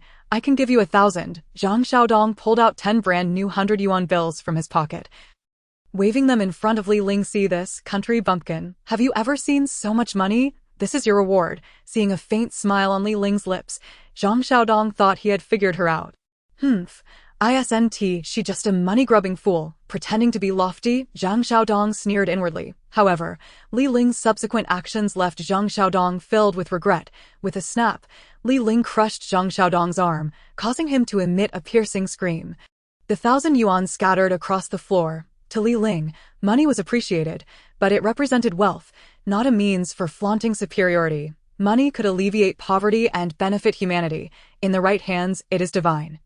But misused, it is worth less than dung. For Li Ling, money was merely a tool. 1,000 yuan is insufficient to buy the dignity of a desk. Li Ling released Zhang Xiaodong's wrist, casually patting his shoulder. Now, go ahead and pick up that desk and apologize. The onlookers were once again baffled by Li Ling's actions. Apologizing to a desk. The desk has dignity. Casting a glance at Zhang Xiaodong, who was nervously clutching his wrist, Li Ling smiled faintly. What? Unwilling. Does your other hand wish to share the same fate as this one? Zhang Xiaodong shook his head vigorously, looking at Li Ling as if he were staring at death. Hurriedly rushing to the fallen desk, lifting it back up while bowing repeatedly. I'm sorry. It was my fault. I shouldn't have knocked you over. Louder. Teacher Tian can't hear. Li Ling bent down to collect the scattered money. I'm sorry. It was my fault. Zhang Xiaodong screamed in a state of utter panic. After gathering all the money, Li Ling stuffed it into her pocket. Tonight, I finally have enough to treat myself to spicy hot pot. I'll treat you all tonight. Li Ling wore a sullen expression as he spoke. Tian Shujing let out a soft laugh, revealing the first smile she had shown since entering the class, a smile as radiant as a blooming flower, intoxicating and enchanting. However, she quickly cleared her throat and reverted to her usual serious demeanor. In truth, Tian Shujing was not inherently a serious person. That's enough. No need to apologize further, Li Ling said with a smile directed at Zhang Xiaodong. Aren't you doing quite well? Apologizing isn't difficult at all. Bored, the beauty who had been engrossed in her PSP game with headphones on stood up and walked out without looking back. Li Ling found this beauty to be refreshingly candid, a stark contrast to Xiao Yu's straightforwardness, aloof and indifferent. This class 3 was truly a hidden gem. And Jing, where are you going? Tian Shujing called after her. I'm going out for some fresh air. It's too annoying in here. And Jing, the girl engrossed in her PSP, had already walked far away. Just then, the professor entered the room. He crossed paths with Jing, but dared not stop her, as no one in this class would dare interfere with what the students chose to do. Observing the tense atmosphere among the students, the old professor couldn't help but sigh. Entering this class felt more daunting than descending into hell. Come here, Li Ling commanded Zhang Xiaodong. Zhang Xiaodong, wincing in pain from his wrist, dared not disobey and obediently stepped forward, bowing his head in anticipation of instructions. Li Ling grasped Zhang Xiaodong's wrist, and with a push and pull, there was a distinct crack as the bones snapped back into place. Zhang Xiaodong moved his wrist and instantly felt a wave of relief. The pained expression on his face transformed into a light-hearted smile, akin to a spring shoot breaking through the rain. It doesn't hurt anymore. You're amazing. Zhang Xiaodong, shedding his earlier haughty demeanor, looked at Li Ling with newfound friendliness. Li Ling offered a faint smile and turned to the old professor lingering at the door. Professor, I'll take over this class for a bit. You can go rest. Next time, I'll treat you to a meal. Li Ling had effectively dismissed the professor, for a simple reason. He aspired to become the class monitor. Very well, you all carry on. I appreciate the kind offer of a meal. I want to intrude. The old professor sighed in relief, as if granted a pardon, departing faster than anyone else. This class would not have attracted any professors if not for pressure from the higher-ups. What are you doing, Li Ling? This is a history class. You've chased the professor away, so you take responsibility for teaching. Tian Shujing was steadfast in her views, though somewhat narrow-minded. Once the class monitor is decided, I can temporarily take on the role of history teacher. Li Ling chuckled and shook his head. History class. Although I'm not very knowledgeable, having been a killer, my greatest strength was gathering intelligence, much of which involved some unknown historical events. Therefore, I might have some insights to share. You'd temporarily teach history class. While the other girls maintained neutral expressions, Xiao Yu's prideful demeanor seemed to convey, "See, this is the man I admire. My taste is impeccable." Chapter 11. Charisma choosing a class monitor. ISN Tiet Go Yang Yu. What's the point of further selection? Some reluctant voices emerged from the class. Go Yang Yu, arrogant and oblivious, disdained the respect for teachers, relying on his power to suppress others. How could such a student be deemed suitable to lead the class? Li Ling, usually indifferent, spoke with fervor. Pfft. Well said. What abilities do you possess? What background do you have? Speaking of our Go Yang Yu, he is the scion of the distinguished Go family, one of the 7 great families of Yanjing. He possesses absolute status and privilege. His becoming class monitor is a favor to this class and the school. A flamboyantly dressed girl, stunningly beautiful, wore a black crop top and a white miniskirt that accentuated her ample bosom and curvaceous figure, creating an impression that immediately conjured thoughts of seduction. This enchantress was Huang Dongning. Although her family owned several chain supermarkets and their assets exceeded 10 million, she could merely be considered one of Go Yang Yu's lovers, an heiress aspiring to enter high society. I possess no skills, nor do I have a background, Huang Dongting retorted, her demeanor defiant as she coldly regarded Li Ling, eager to see how he would respond. I have no qualifications, Li Ling replied. But my criteria for judgment are not based on status or privilege, but rather on the rich cultural heritage accumulated by the Chinese nation over millennia. Li Ling silently sighed, grateful that he had been compelled by his elder to study the myriad philosophies of Chinese history since the age of 6. His understanding of traditional Chinese culture was profound. When Li Ling articulated these conservative views, the class erupted in disdainful murmurs, except for Tian Shujing, who stood at the podium, her eyes revealing a glimmer of admiration.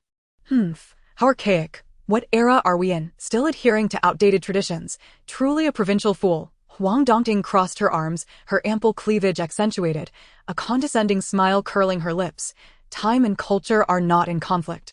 Regardless of the era, that which has been refined over millennia remains unchanged, just as you cannot disrespect your father, nor can you forego the necessities of life such as eating and sleeping. This is a culture, a deeply ingrained habit. Very good. Tian Shujing couldn't help but applaud Li Ling's eloquent argument. Xiao Yu also joined in, clapping enthusiastically. Mu Tingting, meanwhile, linked arms with Xiao Yu, shaking her head and whispering softly in her ear, causing Xiao Yu to blush and feel shy. In the face of wealth and status, all traditions are rendered irrelevant.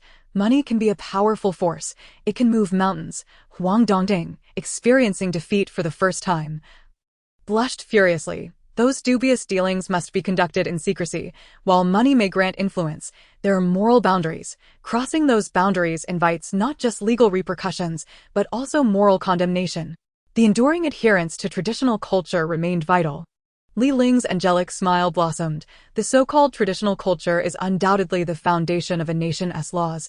To violate those laws is, in more mystical terms, to defy heaven. Defying heaven comes in 2 forms. One possessing profound cultural understanding, seeking to innovate and build upon existing cultural foundations. The other, a fool who believes their self-importance grants them the right to dominate. The latter is truly laughable, and Huang Dongting, embroiled in this war of words, epitomizes such folly. She naively assumes that her family's wealth entitles her to dismiss all. Huang Dongting gritted her teeth, clearly unable to gain a foothold in this verbal spard. In her mind, she categorized Li Ling as an anomalous individual, a veritable monster without a single weakness. However, few among the privileged elite could grasp the essence of Li Ling's words. Although they didn't understand, they found them impressive and novel. Having lived in a state of carefree privilege without concern or need for learning, Yet, culture possesses an extraordinary allure, one that captivates the masses, prompting an unbidden acceptance and recognition. Just moments ago, Zhang Xiaodong, who had been reprimanded, found Li Ling's words to be profoundly beneficial, as if they could fill a void of vanity and emptiness he had felt for years. Indeed, from the moment Zhang Xiaodong apologized to the desk, he understood that there was no shame in apologizing. On the contrary, it could bring a sense of relief. Hence, Zhang Xiaodong began to develop a favorable impression of Li Ling. Li Ling, I cast my vote for you. I nominate you as class monitor. Zhang Xiaodong set a precedent. The first vote should be mine to cast. You'd better not try to snatch it. Or else. Xiao Yu raised her delicate face, her fists clenched, cracking her knuckles in warning, exuding an air that dared anyone to steal her thunder. Known for her fierce reputation, there was no one of Go Yangyu's caliber who would dare challenge her. Xiao, Sister Xiao, you go first. I'm not in a hurry. As long as I can vote for Li Ling, I don't mind being the last. Zhang Xiaodong was a completely different person now, nearly submissive. You're wise. Xiao Yu ascended the podium, seizing the chalk and swiftly writing Li Ling's name on the blackboard, encircling it. Class 3 had a customary method for electing their class monitor, writing their preferred candidate's name on the board. Next came Mu Tingting and Zhang Xiaodong, and in an instant, Li Ling's name bore 3 circles. Huang Dongting rose, casting a cold glance at Li Ling, picking up a red chalk and writing Go Yangyu's name, encircling it as well. Li Ling, prepare yourself mentally for defeat. Huang Dongting signaled her similarly flamboyant friends, who promptly stepped up to the podium to cast their votes for Go Yangyu. Thus, Go Yangyu now had 4 votes, while Li Ling had 3. Is there anyone else voting for Li Ling? Please come forward. Xiao Yu's voice rang clear throughout the classroom. However, most remained indifferent. Li Ling, while you possess charisma and talents, Go Yangyu is not to be trifled with. I choose Go Yangyu. I, too, select Go Yangyu. Moments later, the votes for Gong Yangyu surpassed those for Li Ling by threefold. Gong Yangyu received 9 votes, while Li Ling was left with a mere 3. Huang Dongting cast a haughty glance at Li Ling, as if to say, Li Ling, your defeat is inevitable. Cultural ethics pale in comparison to sheer power. Chapter 12. The important vote of the quiet beauty Huang Dongting. Should you dare utter another vile word, I shall not hesitate to tear apart that ugly mouth of yours. Xiao Yu, known for her fiery temper, restrained Huang Dongting with a fierce aura, her chest heaving with indignation. Thus, it was destined that Xiao Yu could not abide anyone speaking ill of Li Ling. In fact, she herself was puzzled as to why she felt such a fierce need to protect and cherish him. To the point of feeling it was not an exaggeration to describe it as love at first sight, Huang Dongting was momentarily taken aback by Xiao Yu's outburst. She was merely a bully who preyed on the weak. Now, confronted by Xiao Yu's fury, she dared not retort. Her eyes reddened as if she had suffered a grave injustice. It was evident that women are inherently masters of theatrics, especially when it comes to the art of crying. She could only be perceived as a girl who appeared strong on the outside but was, in fact, timid in character. After all, the influence backing Xiao Yu was certainly not something Huang Dongting's family-owned enterprise could contend with. If Xiao Yu were truly enraged, she might resort to scorched earth tactics, and even Gong Yangyu would struggle to protect Huang Dongting. Furthermore, Huang Dongting was unaware if Gong Yangyu would risk offending the powerful Xiao Yu for her sake. Thus, she swallowed her indignation. Xiao Yu had nearly completely subdued Huang Dongting. Here, I wish to express a fair sentiment. All votes should stem from one's conscience. There is no need to fear Gong Yangyu. Reflect upon your hearts and cast your most authentic vote. Xiao Yu's fervent advocacy for the man she admired left Li Ling feeling somewhat bewildered. Such a fiery girl, her straightforwardness was awe-inspiring. Yet, it was precisely this fiery disposition that intimidated many boys who admired her. Conversely, her candid nature also garnered her numerous secret admirers. Thus, Xiao Yu's commanding words received responses from several noble boys.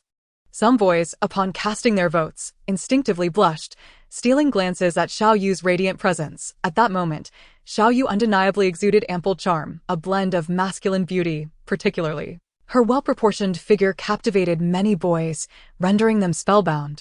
For votes, 5 votes, 6 votes, 7 votes, the tally surged forward. Such a man was indeed a rarity. I cast my vote for Li Ling, the most charismatic man I have ever encountered. Li Ling's martial prowess is undeniably impressive. I must seek him as my mentor. I wish to become a person like him. I cast my vote. Li Ling, Please join our martial arts academy. I vote for you. Huang Dongning watched in fury as Li Ling's votes skyrocketed. Yet, she felt powerless to intervene. If an opportunity arose for her to gracefully withdraw, she would gladly seize it. Class 3 only had a total of 23 students, nearly encompassing all the aristocrats of the academy. It was precisely due to this small, tightly knit group that they garnered significant attention from Yanjing University. However, such excessive scrutiny had spoiled them. Although they were pampered, they were not inherently malicious. Merely a group of spoiled youths lacking in worldly wisdom. In terms of votes, Li Ling and Gong Yongyu were tied, 11 to 11. However, with only 23 students in total, one vote was crucially missing. That important vote rested with the mysterious beauty, Anjing, who had just stepped outside for a moment of respite. Anjing, her single vote was of utmost importance. If they could secure her vote, Gong Yongyu would have a chance to remain class president. Wang Dongting seemed to realize Anjing's significance, pondering her value. Anjing, this enigmatic beauty, was someone even Gong Yongyu would not dare to disturb casually. This indicated that her identity was far from ordinary. Yet, this very girl, possessing the most mysterious identity, was also the most low-key student in the class. Low-key, silent, and uninterested in worldly matters. You do not bother me, and I will not bother you. She was quiet, as if she did not belong to this world at all, leaving an impression of eternal detachment. Of course, since Anjing joined this class, she had remained aloof from any class-related affairs, perpetually immersed in the world of gaming. Now that the votes were tied, Anjing's vote became all the more vital. Yet at this moment, this girl had seemingly vanished without a trace. Alas, I fear we shall not see Anjing return. She is always like a dragon, appearing only when she chooses. We have no means to ascertain her whereabouts or her thoughts.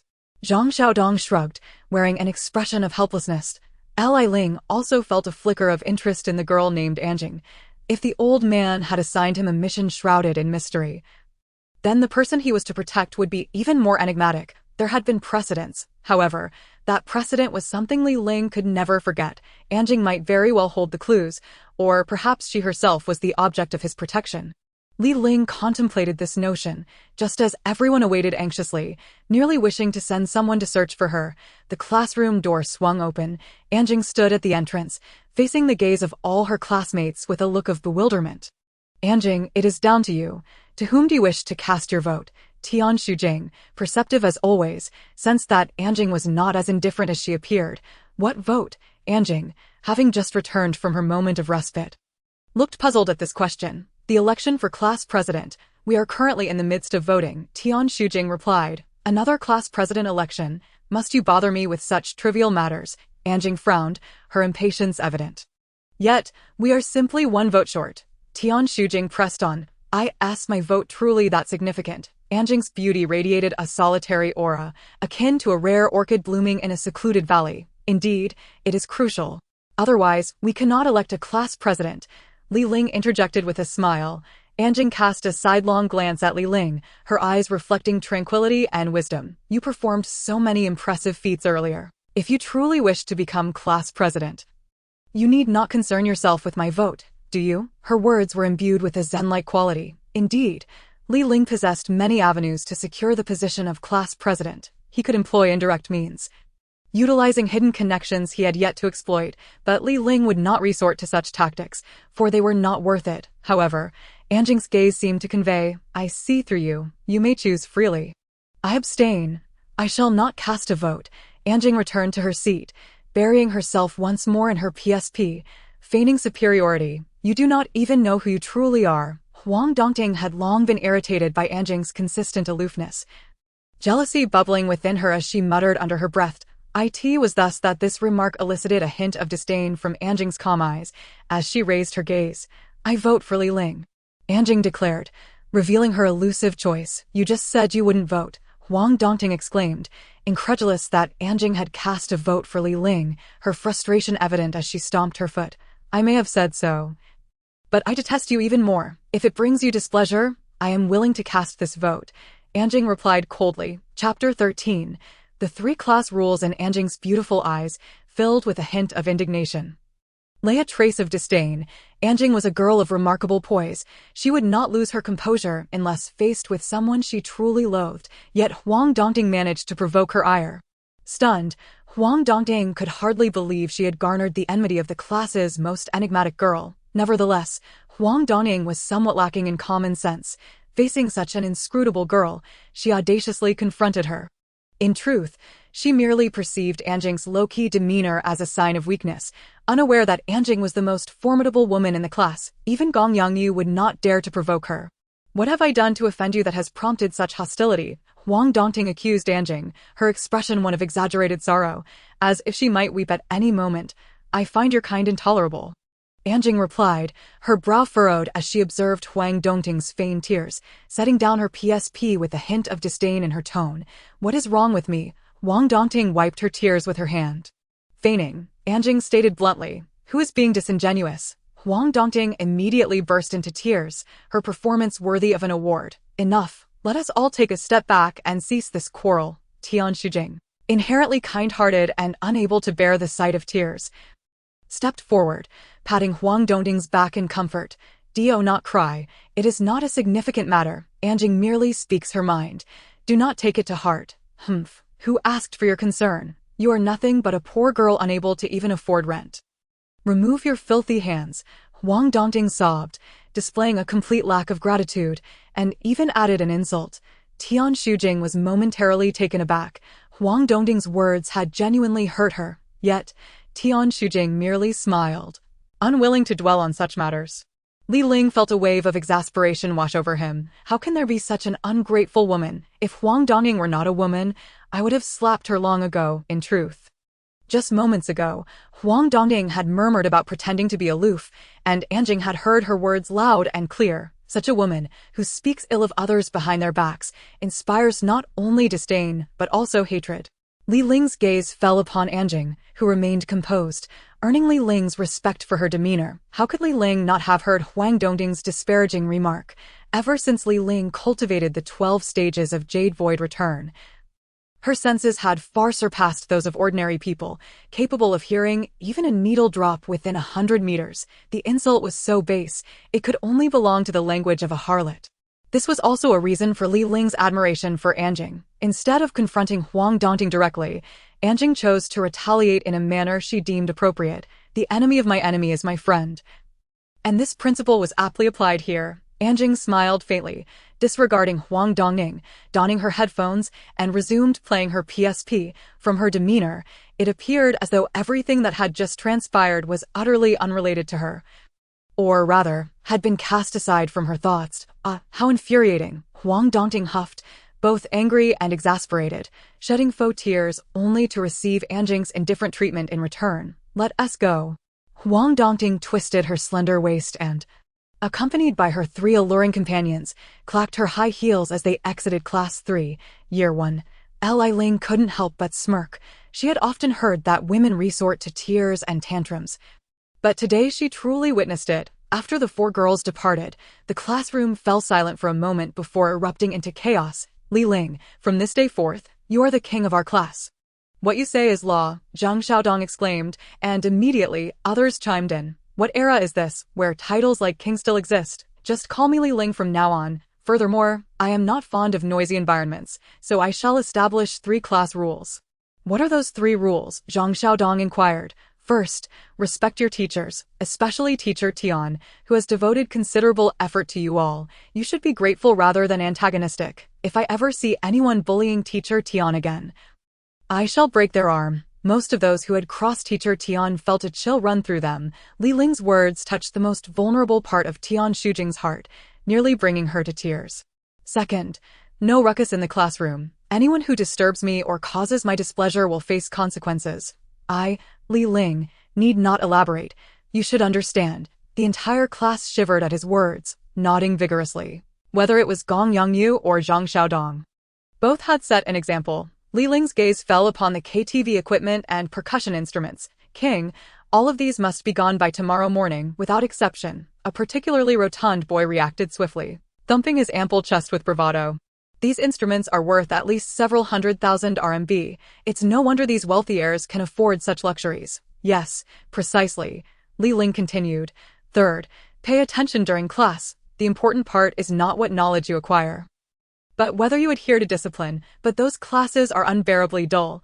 We can hardly pay attention. King, can we sleep in class? Sleep if you wish. I won't stop you, as long as you remain quiet during lessons. Li Ling was essentially giving himself a pass. He too disliked listening to professors drone on about tedious and impractical subjects. For Li Ling, all theory must stem from practice, a principle he had always upheld. Practice first, theory second. Before Li Ling could finish, Xiao Yu pressed her generously endowed chest against his arm with a sweet smile. Li Ling, let us go to Golden Leopard for a buffet after class. Xiao Yu's pretty face flushed, exuding an air of charm. However, despite Li Ling's imposing demeanor, he felt his heart racing uncontrollably in response to her ample bosom. Nevertheless, reason triumphed over desire. He patted his pocket, which contained less than 500 RMB, and chuckled awkwardly. That 500 had to last him for a while. Yet, he had just snatched 1,000 from Zhang Xiaodong, merely to teach him a lesson. And he had decided to return that amount. But what is this? You wouldn't dare decline my invitation, would you? If you do, I'll make you regret it. Xiao Yu made a cutting gesture. Startling Li Ling just moments ago, her demeanor was radiant, but now it had shifted dramatically. Li Ling felt helpless, with only 500 RMB to his name. He had initially planned to check the school cafeteria for steamed buns or something similar to tide him over until he found a part-time job. Yet, who could have anticipated Xiao Yu insisting on dragging him out for a meal? Given Xiao Yu's status, she would never deign to visit a place like Golden Leopard unless it were for Li Ling. A meal there would cost at least 100, if not over 1,000, and averaging around 500 would completely drain his funds. What was most frustrating was that Li Ling couldn't even admit he was broke. Moreover, even if he did, no one would believe that a sergeant could survive on only 500. Wow.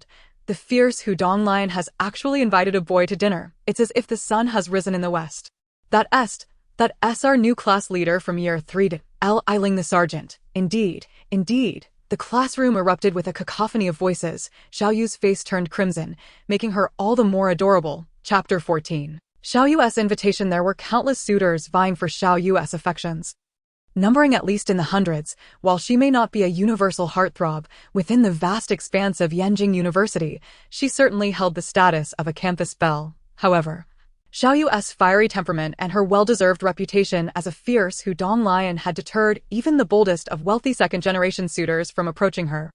Thus, her unexpected interest in Li Ling became the subject of envy and jealousy among many. A history lesson is short, and before long, the bell rang, signaling the end of class. Li Ling had exerted considerable effort to weave some exaggerated tales into the otherwise credible narrative of modern American history, transforming it into a captivating story, or perhaps a piece of folklore. He couldn't be blamed for embellishing.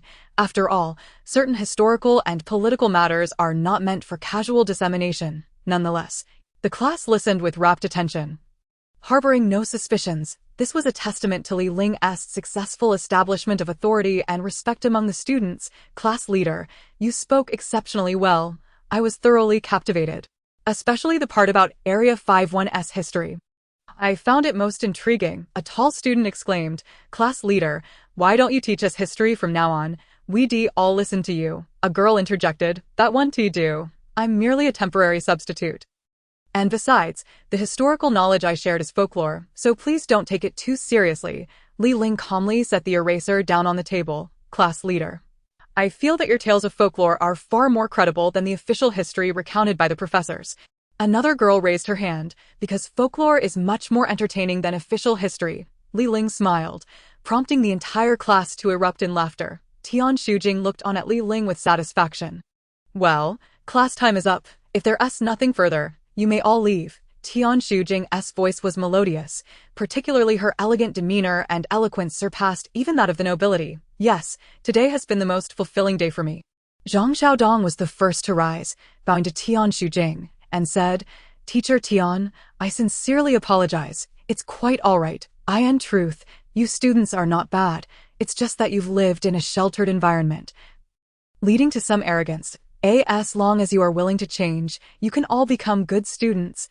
Tian Shujing smiled brightly. Li Ling observed her with a calm expression, though internally, he was elated. Li Ling, what are your thoughts on my invitation? Don't dawdle. Be a man and show the same boldness you did when you confronted Gong Yongyu. Xiao Yu approached Li Ling and playfully slapped his shoulder. Li Ling hesitated for a moment before finally conceding. All right, but let's South go to the street food stall outside the school for some barbecue. I truly can't afford a place like Golden Leopard. Li Ling scratched the back of his head, feeling embarrassed. Xiao Yu squinted her eyes and pouted. Li Ling the sergeant, you're not joking, are you? Doesn't the party pay you? You can't be so broke as to eat from street vendors. Li Ling breathed a sigh of relief. He finally had an excuse. You see, Grandma, you don't know that sergeants earn very little, do you? How much? Xiao Yu asked curiously. About 3,000 to 4,000 a month. I suppose. Li Ling fabricated a response, as he was only vaguely aware of a sergeant's salary. Who really knew? So little? Xiao Yu exclaimed in shock, as if she had seen a ghost, letting out a furious shout. For such a meager salary, Li Ling the sergeant, why are you still in the army? You should just retire and come work for me as a bodyguard. I'll guarantee you a minimum of 30,000 a month. Xiao Yu was rather generous. 30,000 minimum. Li Ling nearly stumbled off the podium, feeling a flicker of emotion. After all, in those bygone days, he had toiled relentlessly to complete a task for a mere 1,000 or 2,000 yuan. Alas, the task amounts were always dictated by the old man. Being a bodyguard, why not just be a boyfriend instead? That would be splendid. Zhang Xiaodong chuckled mischievously. Xiao Yu immediately roared like a lion. Zhang Xiaodong, are you itching for a fight? A hint of fury danced across her delicate face, yet internally, she felt quite amused. No, I was merely passing by. Just an errand boy. Zhang Xiaodong sheepishly sidled past Xiao Yu. Making a hasty retreat, Xiao Yu pouted and patted Li Ling's shoulder. Don't worry, all your expenses tonight will be on my tab, she declared, pointing her thumb at her chin. Perhaps it's best not to. Li Ling shook his head. An reward without effort. Li Ling, why are you so difficult to please? Xiao Yu, known for her fiery temperament, grew exasperated. It wasn't that Li Ling was hard to satisfy. Rather, she was the one being demanding. If she wished to treat him to dinner, she could lend him some money for now and let him repay her later. And Jing, quietly engrossed in his PSP, approached and softly spoke to Xiao Yu. He understood that every man cherished his pride, and someone as proud as Li Ling regarded it as paramount. Need some advice? Xiao Yu retorted, slightly annoyed. If anyone sparked her jealousy, it was in Jing. For she considered him to be utterly perfect. I merely find you too loud. There's no ulterior motive, and Jing replied, passing by Xiao Yu and glancing back at Li Ling as he exited the classroom. Their eyes met for a fleeting moment before he averted his gaze and continued on his way. Thanks a lot, in Jing, Xiao Yu scoffed, but he had already vanished into the distance. She then tugged on Li Ling's sleeve, leading him outside. Behave like a lady. Li Ling sighed in exasperation. Is this how girls act? Just hurry along with me, or I'll make you regret it, Xiao Yu exclaimed with an air of authority. But I don't have any money. Li Ling clung to his last shred of hope. After all, this was his first date with a girl, and he was unsure how to decline her invitation. I'll lend you 100,000, Xiao Yu declared boldly. I can't possibly pay that back. Can't you lend me a lesser amount? Li Ling trembled at the thought of such a sum. Realizing how many tasks he would need to complete to repay it, no way. I, Xiao Yu, am a woman of my word. If you can't repay me, then you can be my bodyguard and pay me back slowly. Xiao Yu offered no room for refusal. Chapter 15. Are you trying to steal my love? Li Ling coughed softly, realizing he had no time to be Xiao Yu's bodyguard. Forget the loan. Just treat me instead. When I have money, I'll return the favor. He flashed his signature smile, hoping for the favor of this young lady. But reality can be harsh. Without hesitation, Xiao Yu pulled Li Ling along, their arms brushing against each other. Stirring confusion within Li Ling, a novice in female interactions. What do you mean? Do you refuse my invitation or simply don't wish to be my bodyguard? Xiao Yu asked, her carefree demeanor returning. This woman was truly difficult to please, Li Ling inwardly lamented, wondering which family had raised such a spirited young lady. I have no ulterior motive. I genuinely don't have time to be a bodyguard. I just want you to treat me. Fine, I'll temporarily agree to your request, but if you change your mind later, just call me. My door will always be open for you. Xiao Yu feigned a grandiose attitude, waving her hand dismissively. Upon exiting the teaching building, Xiao Yu led Li Ling to the parking lot, where they entered her BMW. Li Ling appeared remarkably composed as they sped towards the city center of Yanjing. Li Ling, there's something I've been meaning to ask you. Xiao Yu suddenly turned serious, her clear, beautiful eyes fixed intently on him, exuding an air of intimacy. What is it? Li Ling felt a surge of curiosity under her penetrating gaze. Is it truly just for studying that you came to our class? Xiao Yu leaned closer, nearly pressing her face against his. Though she feigned nonchalance, she was far from foolish. All signs pointed to the fact that Li Ling was not merely an ordinary student. No, please don't get so close. I'm not used to it. Li Ling shifted uncomfortably in his seat, opting for honesty. Then what are you here for? Tell me, I promise to keep it a secret. Since we're good friends, Xiao Yu blinked as if pondering a great mystery. Cough, cough. Li Ling stifled a cough, nearly choking. On the surface, I'm here for studying, but my real purpose is something I cannot disclose. He was sincere, and Xiao Yu's straightforward nature allowed him to reveal some truths. My deductions were right. If it were merely for studying, why would you involve yourself in so many class matters? You read truly mysterious and remarkable, and your background must be extraordinary, Xiao Yu stated gravely. By the way, you must have come to our class to pursue some girl, right? She exclaimed. Feigning surprised, Li Ling couldn't help but admire Xiao Yu's imagination. Could it be Teacher Tian? She speculated smugly. No way. Teacher Tian has a boyfriend. You mustn't try to steal her away. Xiao Yu shook her head, her expression signaling that he should absolutely not pursue Tian Shujing. Teacher Tian has a boyfriend? Li Ling was slightly taken aback, but he had no intention of pursuing her. He was still grappling with his primary mission and had no time for romantic entanglements. Moreover, he would never stoop to stealing someone else's partner. Oh, poor Li Ling. I knew you would feel disappointed, but you still have me. I'm also quite the catch, Xiao Yu boasted, her demeanor softening as she extolled her own virtues. Li Ling remained silent, uncertain where he felt pitiful. Nonetheless, Xiao Yu was indeed a stunning beauty, though her self-assessment might have been a tad exaggerated. While you're at it, just focus on driving. You've already run 3 red lights. And I'm sure you've lost quite a few points for that. At this rate, your car might not be allowed on the road. Li Ling shrugged, bemused by Xiao Yu's lack of concentration behind the wheel. Don't worry, old Xiao will take care of it. Just stay calm, Xiao Yu assured him, patting the steering wheel casually. Old Xiao? You mean your useless father? Huh, you really are unflappable. Li Ling chuckled helplessly at Li Ling. Your skills are impressive. Could you be a special forces soldier? Xiao Yu's curiosity piqued, her eyes sparkling with admiration. Why do you ask? Li Ling inquired. It's common sense. If you weren't a special forces soldier, how could you possess such remarkable skills? And as far as I know, Gong Yongyu is a disciple of the master Zheng Xiansheng, renowned for his expertise in Xingyi and Hongquan. His abilities are not easily matched. Xiao Yu explained. Is Zheng Xiansheng that formidable? Li Ling asked. He is a highly regarded martial arts coach in Huaxia. Wouldn't you say that's impressive? Xiao Yu replied. Li Ling merely smiled slightly. In his view, the so-called Xingyi and Hongquan were merely external martial arts and paled in comparison to internal styles. However, he himself wasn't practicing the highest level of techniques.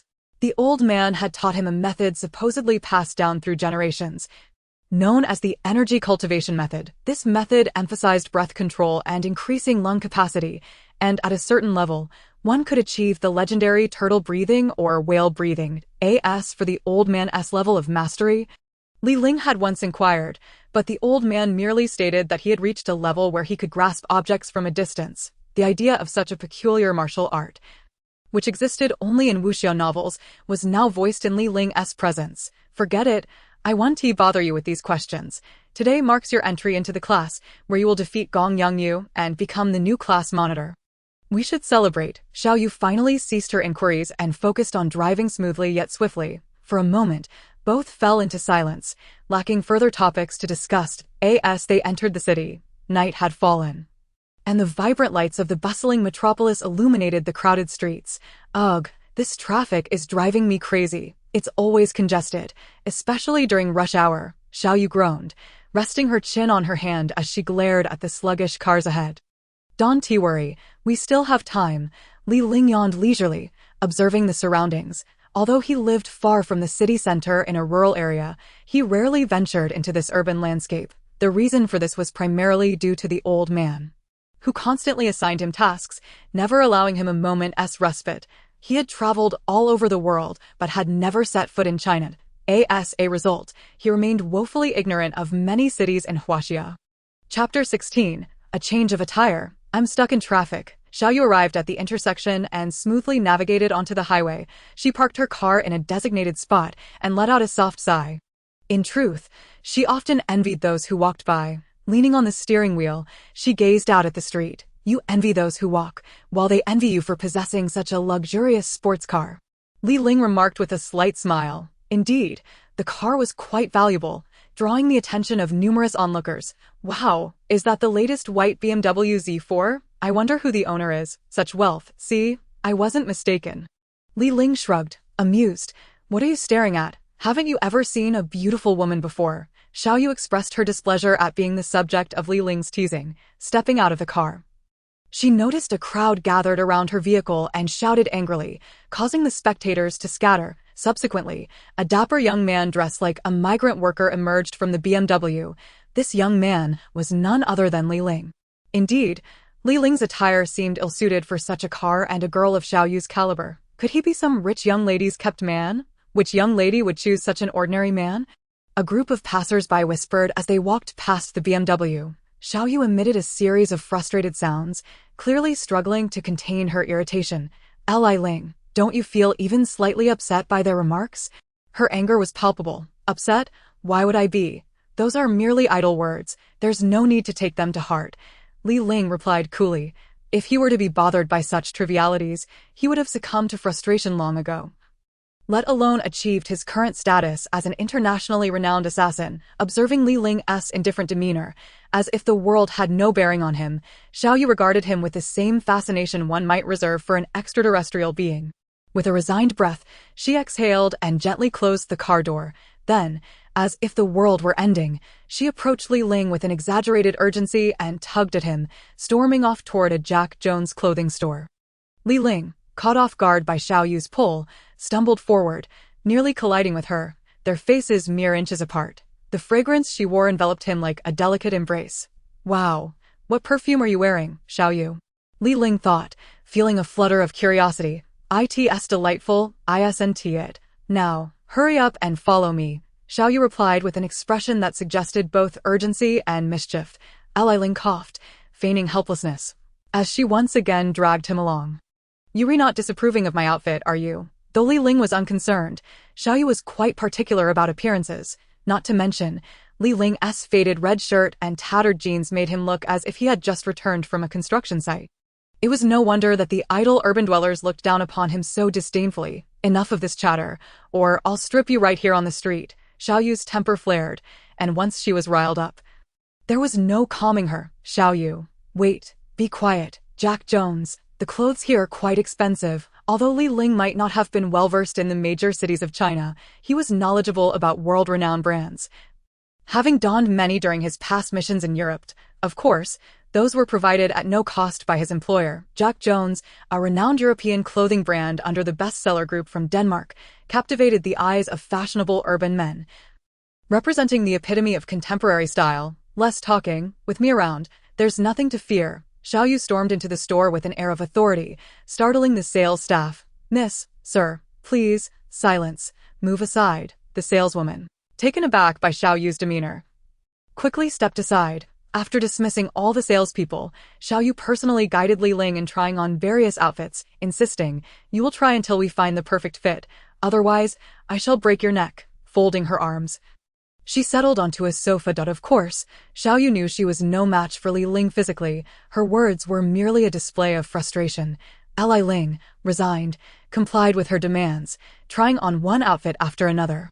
Women are not to be offended. They must be cherished, especially a beauty like her, despite her fiery temperament. No, this does not flatter your figure, Li Ling lamented as he continued changing. This one, it fails to evoke your mysterious allure. Keep searching, goodness, Xiaoyu. This is the 5th outfit I've tried on. I think it looks just fine. Li Ling expressed his discontent with the constant cycle of dressing and undressing. All right, we'll take this one. Xiaoyu scrutinized him for an extended moment, furrowing her brow before walking over to inspect him closely, touching his sturdy shoulder and nodding in approval. The total comes to 3,521. The cashier, intimidated by Xiaoyu, offered a professional smile. Here's the card. Xiaoyu produced a golden card and handed it to the cashier. After completing the transaction, she beamed with satisfaction, finally revealing a contented smile. Now, let us see who dares to call you a country bumpkin, Xiao Yu chuckled. I owe you 3,520 yuan. I promise to repay you next time. Li Ling adjusted his new attire. Carrying his old clothes, his heart aching at the thought of such an expenditure, that's over 3,000. Xiao Yu playfully tousled her hair, a hint of mischief in her smile. Now you truly look handsome. You're 100 times better than before. Come on, give me a smile. Xiao Yu slowly extended her finger to lift Li Ling's chin. And no need for that. I think a more stoic demeanor suits me better. Li Ling sighed softly, his eyes reflecting a genuine melancholy. Xiao Yu, I suddenly feel so pensive. May I ask you something? The two stood on the street, drawing envious glances from passing couples. Pensive, and you have a question?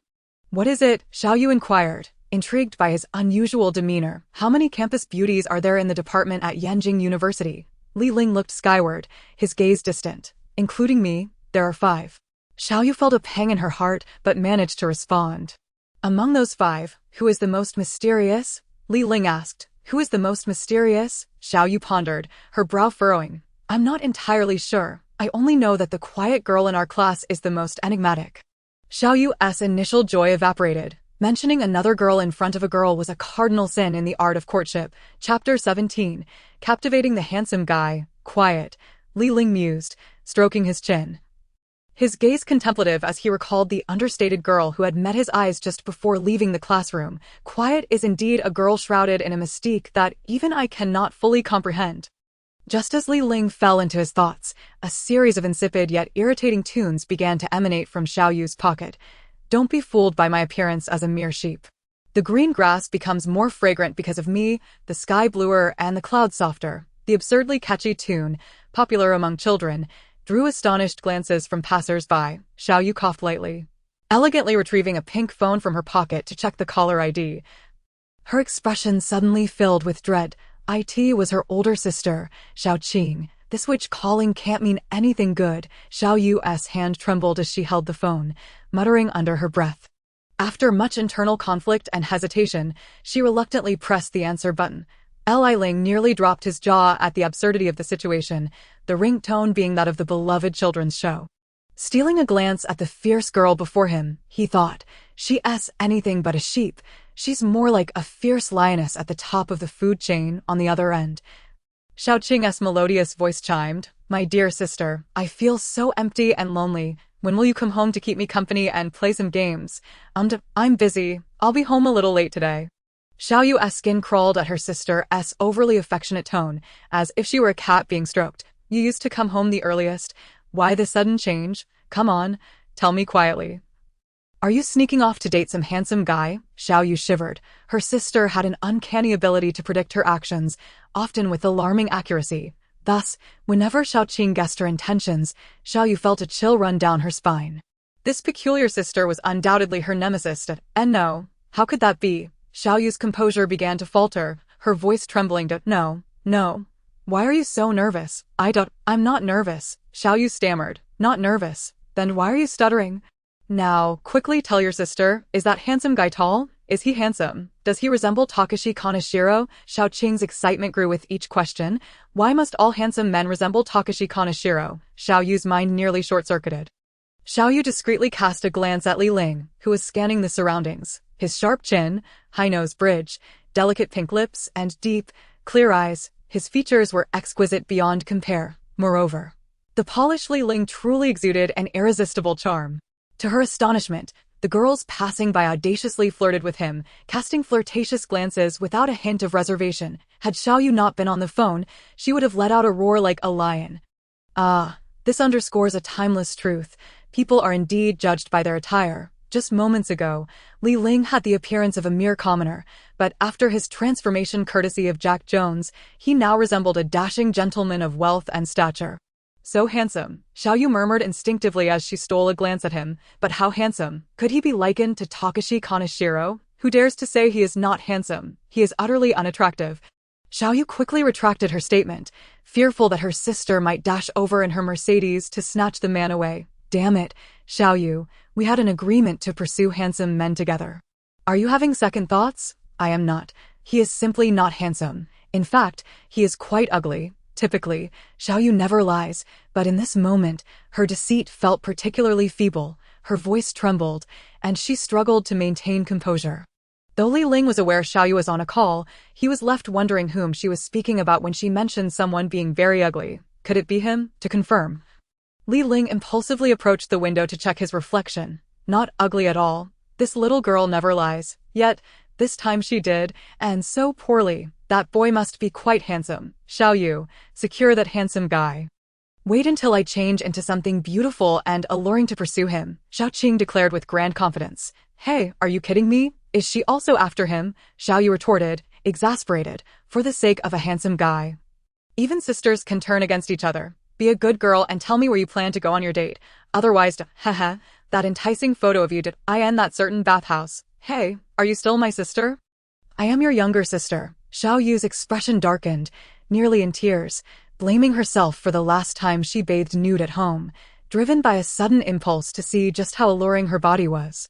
Who would have thought that Xiaoqing would capture that moment and steadfastly refuse to delete it, claiming it to be a rare treasure to admire? This left her at a disadvantage.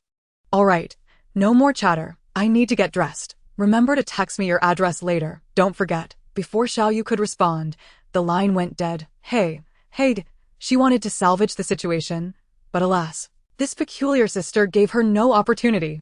Why must I have such a sister? Xiaoyu held her phone, gazing helplessly at the neon lights of the bustling evening in Yanjing. After a moment of stupor, she failed to notice Li Ling was beside her. Turning her head, she saw Li Ling adjusting his hair and smoothing his clothes against the window. Let us go. What are you still staring at? Xiaoyu was fuming, irritated by her sister's antics. Once in the car, she headed toward the nearest Golden Leopard buffet. It was already past 7 in the evening, and the traffic was considerably lighter. Why have you been so quiet? This isn't like you, Li Ling remarked, observing the sullen expression on Xiaoyu's face. It's nothing. Xiaoyu frowned and replied coolly. However, she quickly inquired, Li Ling, what type of girl do you like? Li Ling was momentarily taken aback by the question. Since the age of 16, he had navigated through a world of gunfire and danger. Such trivial matters of romance were far from his mind. Love between men and women, a mere bubble of fantasy, was something he had no time to ponder amidst constant peril. I don't know. Li Ling shook his head. Have you ever had a girlfriend? Xiaoyu pressed further. No, after spending the day together. Li Ling felt that Xiaoyu was a friend worth having. Therefore, there were some matters he felt no need to conceal. You are so handsome and exceptionally talented, yet you have never had a girlfriend. You must be joking, Xiaoyu said skeptically. I know I'm handsome. However, I have had very few interactions with girls. At least since yesterday, I have interacted with fewer than 10, Li Ling confessed candidly. That makes sense. Military life is quite strict. Xiaoyu nodded in understanding. All right, we've arrived. This is Golden Leopard. But soon, you will encounter a peculiar individual that even I struggle to handle. You must be prepared.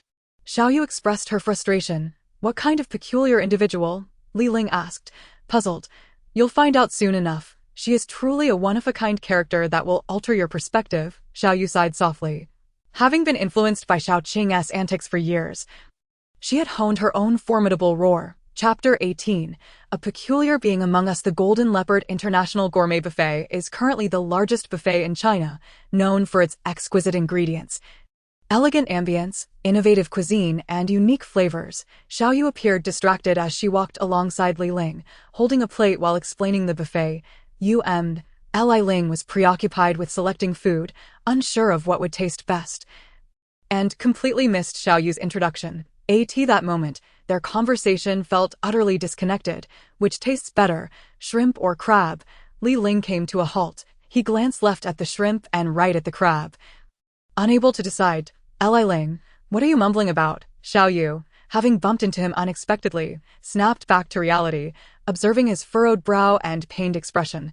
Nothing. After much deliberation, Li Ling instinctively grabbed a crab with his tongs and placed it on his plate.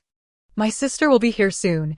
You must hold your ground. Xiaoyu looked at Li Ling with concern, unsure if this occasionally foolish yet sometimes clever guy was reliable. Xiaoyu's sister, Xiaoqing, was an expert at teasing handsome men and could be considered a killer of young hearts, a goddess for otaku, an object of admiration for introverted girls. Hold my ground, if I can't. It's no big deal. A person like her, a true oddity, is becoming increasingly rare. I want to feel jealous. Xiao Yu lamented. Jealous? Sigh. Although I may be a beauty, my greatest nemesis is my sister. How unfair can fate be? Xiao Yu's lion's roar transformed into a sheepish tone. Li Ling shook his head. How could the school's renowned lioness of the East turn into a lamb awaiting slaughter? The influence of Xiao Qing was astonishing. Speaking of the devil, why isn't Lu Bei here? Oh, here she comes. Xiao Yu pulled out her pink phone from her pocket and hastily typed a text message. After finishing her message, she looked utterly drained, as if her very essence had been siphoned away. Grabbing Li Ling's arm with a pitiful gaze, Li Ling, come closer to me. Li Ling found himself at a loss for words, perplexed by this unusual side of Xiao Yu. Come even closer. Hook your arm around mine. Yes, but don't touch my waist. I'm ticklish. Oh duh. Li Ling had merely brushed against Xiao Yu's waist by accident. What's wrong, Xiao Yu? You seem different?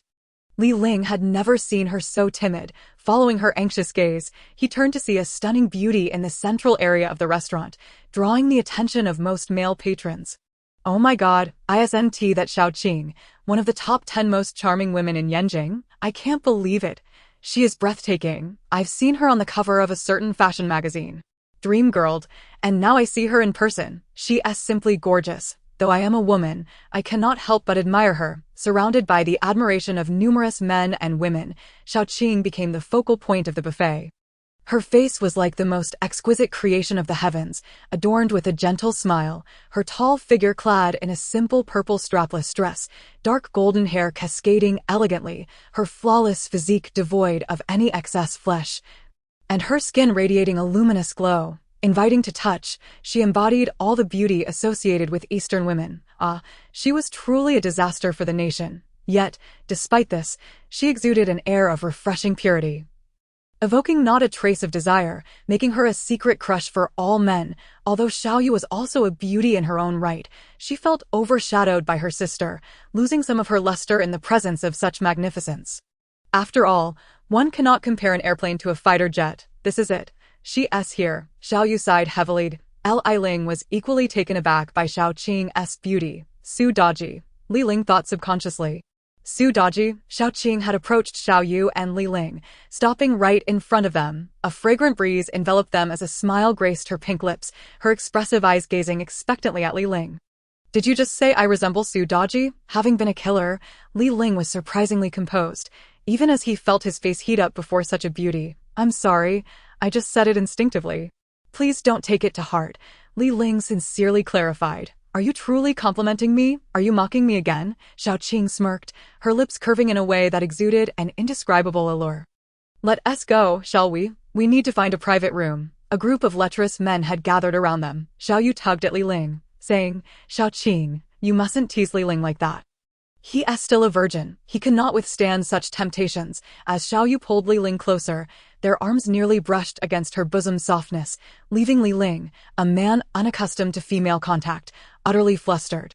His face burned with embarrassment, feeling that his dignity was once again under siege. Surely, this was not the sort of bizarre encounter that could shatter one's worldview, Li Ling pondered to himself. But soon realized his error. One must never be deceived by a woman's outward appearance, for she was indeed a rare gem among mortals. Upon entering the private room, Xiao Qing set down her handbag and regarded Li Ling as if he were a fascinating flower. Her eyes shimmering with an enticing, ambiguous light, Li Ling felt a wave of distress wash over him, as if he were sitting on a bed of nails. Could it be that I have developed adolescent acne? That cannot be. I just checked my reflection in the glass, and my complexion is quite smooth. How old are you, little brother? Xiao Qing's voice was melodious, a soothing balm to the ears. 18. Have you ever had a girlfriend? Xiao Qing continued. No. Xiao Yu seized a glass of blue liquor from the table and took a hearty swig, fully aware that the conversation was about to take a risky turn. So, how do you usually satisfy your physical needs? Little brother, Xiao Qing, a stunning beauty, asked this question with the ease of casual conversation. That's not something I can comfortably discuss. Li Ling coughed awkwardly. Don't be shy. Boys, when feeling lonely, can always resort to some self-exploration.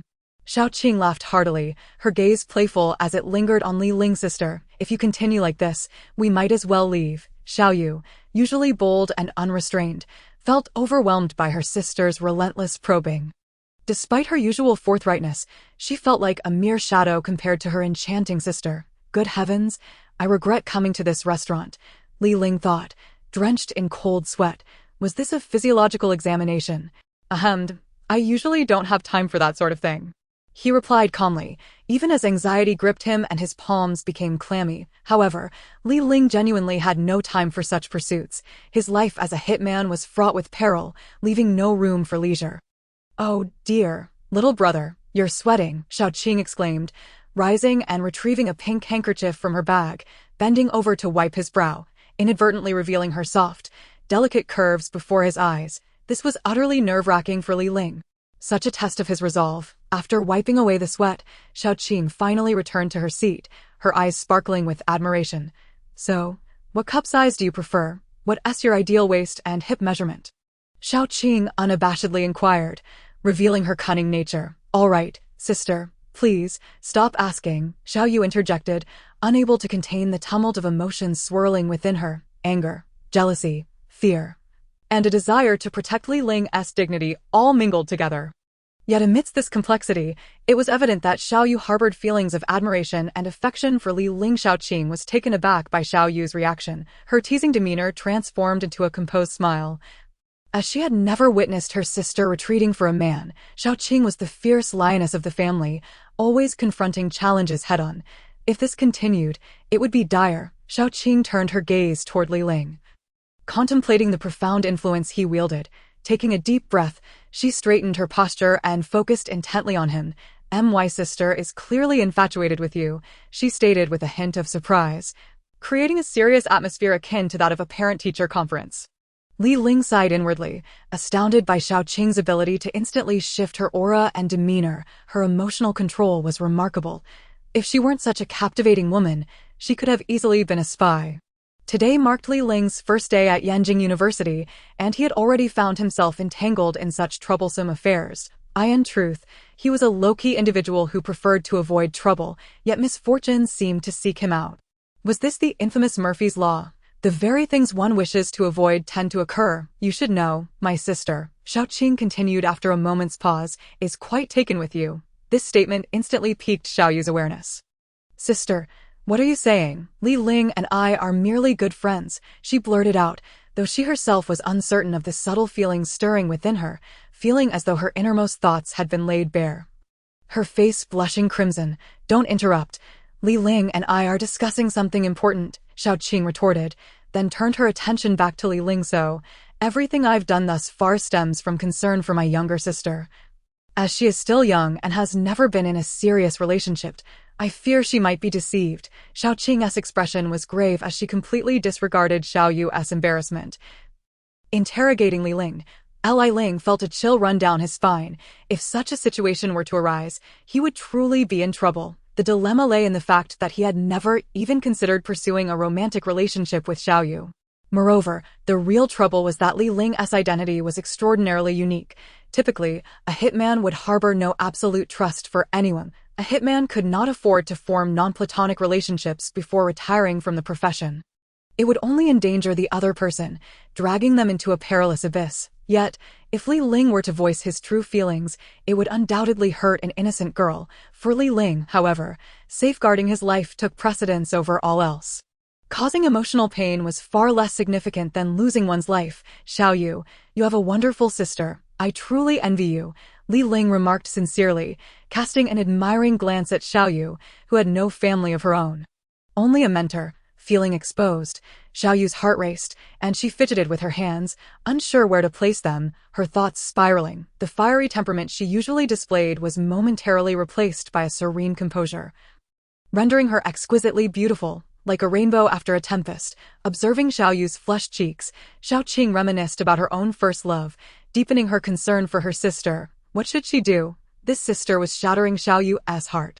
The only solution was to let Xiao Yu know Li Ling's genuine feelings. If he liked her, that would be one thing. If not, well, they would have to leave it to fate. All right, I've said my piece. Li Ling, please share your true thoughts. Xiao Qing smiled softly, her charm returning. Xiao Qing was undeniably a remarkably astute woman. Her cleverness was almost excessive, while outsiders only recognized her as a woman of captivating charm. They were oblivious to the fact that this was merely one facet of her multifaceted persona. Yes, Xiao Yu and I are merely ordinary friends. Nothing beyond that could ever transpire between us. Rest assured, Sister Qing. Li Ling understood that it was better to clarify certain matters ahead of time. Xiao Qing had never furrowed her brows before, yet at this moment, her countenance darkened with displeasure. From the moment she laid eyes on Li Ling, she had sensed his stance towards Xiao Yu, merely a friendship. Conversely, Xiao Yu's feelings for Li Ling were anything but ordinary. Thus, Xiao Qing's concerns had finally materialized. Upon hearing Li Ling's true sentiments, Xiao Yu's body shuddered slightly. Her clear, shimmering eyes were veiled with a delicate sheen of tears, her heart aching painfully. Xiao Yu had never fully devoted her heart to a man before. And now that she had, she realized how excruciating it could be. Little sister, Xiao Qing gazed at her sibling with concern. Xiao Yu's nails dug into the table, leaving 10 marks as she slowly lifted her head. Her eyes brimming with tears. Yet, she forced a smile. It's all right. It's all right. I've said it before. Li Ling and I are just friends. We've only just met. It's not as you say, sister. Xiao Yu's breath quickened, her chest rising and falling, tears streaming uncontrollably from her eyes. The straightforward nature of girls meant that when they were in pain, they showed it without pretense. There was no acting involved. Only genuine heartache, beautiful tears. For the first time, Li Ling felt the terrifying weight of love. I'm fine. I need to use the restroom, Xiao Yu exclaimed, unable to comprehend why the tears flowed so freely. Despite her attempts to hold them back, she flung open the door to the private room and dashed out. Little sister, Xiao Qing called after her, watching her sister's retreating figure with a heavy heart. As someone who had experienced love, Xiao Qing understood all too well the feeling of a first love's demise. Li Ling, you'd best take care, Xiao Qing huffed, rising to leave the room. Li Ling raised a glass of wine from the table and downed it in one gulp. To wound a person's heart is surely preferable to losing one's life.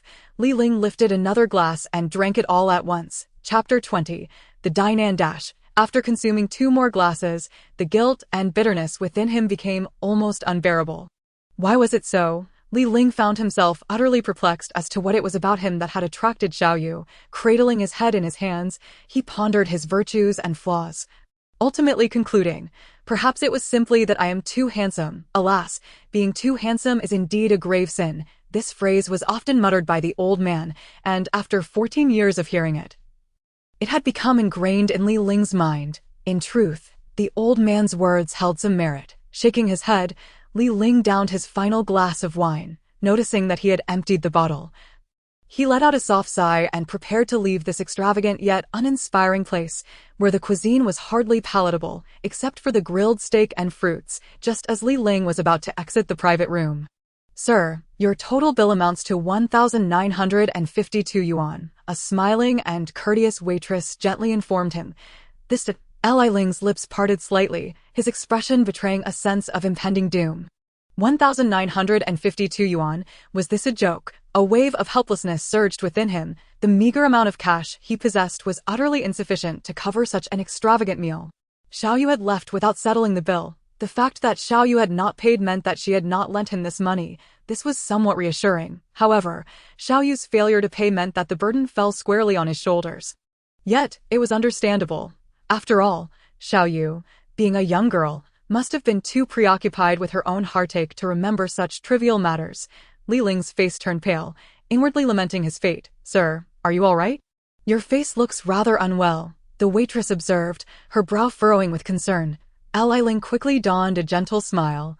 After all, he was a world-renowned assassin, adept at adapting to circumstances. Miss, I seem to have an upset stomach. Oh dear, Li Ling exclaimed, clutching his abdomen, bending slightly as if on the verge of an explosive bout of diarrhea. Just walk straight ahead and take a right. You'll find the restroom, the waitress advised.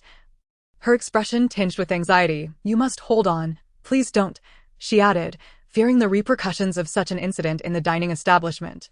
Thank you. Once I've resolved this, I'll be right back to settle the bill.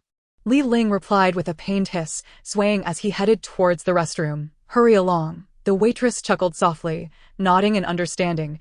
Li Ling nodded emphatically, winking at the waitress before unsteadily approaching the restroom door. Exhaling softly as he adjusted his hair in the mirror, quite dashing indeed, especially in his Jack Jones ensemble, he exuded an air of affluence and charm. Yet, Li Ling shook his head in melancholy. Being too handsome was not necessarily a boon, it was a burden. Just then, as he prepared to enter the restroom, a portly man with a round face and large ears rushed past him. Bursting through the door and dashing for the toilet with the urgency of a man on the brink of life and death, the unmistakable sound of relief echoed through the air. Li Ling covered his nose and waved his hand in front of his face. It seemed that such gastrointestinal misadventures were not uncommon, though he found the situation amusing.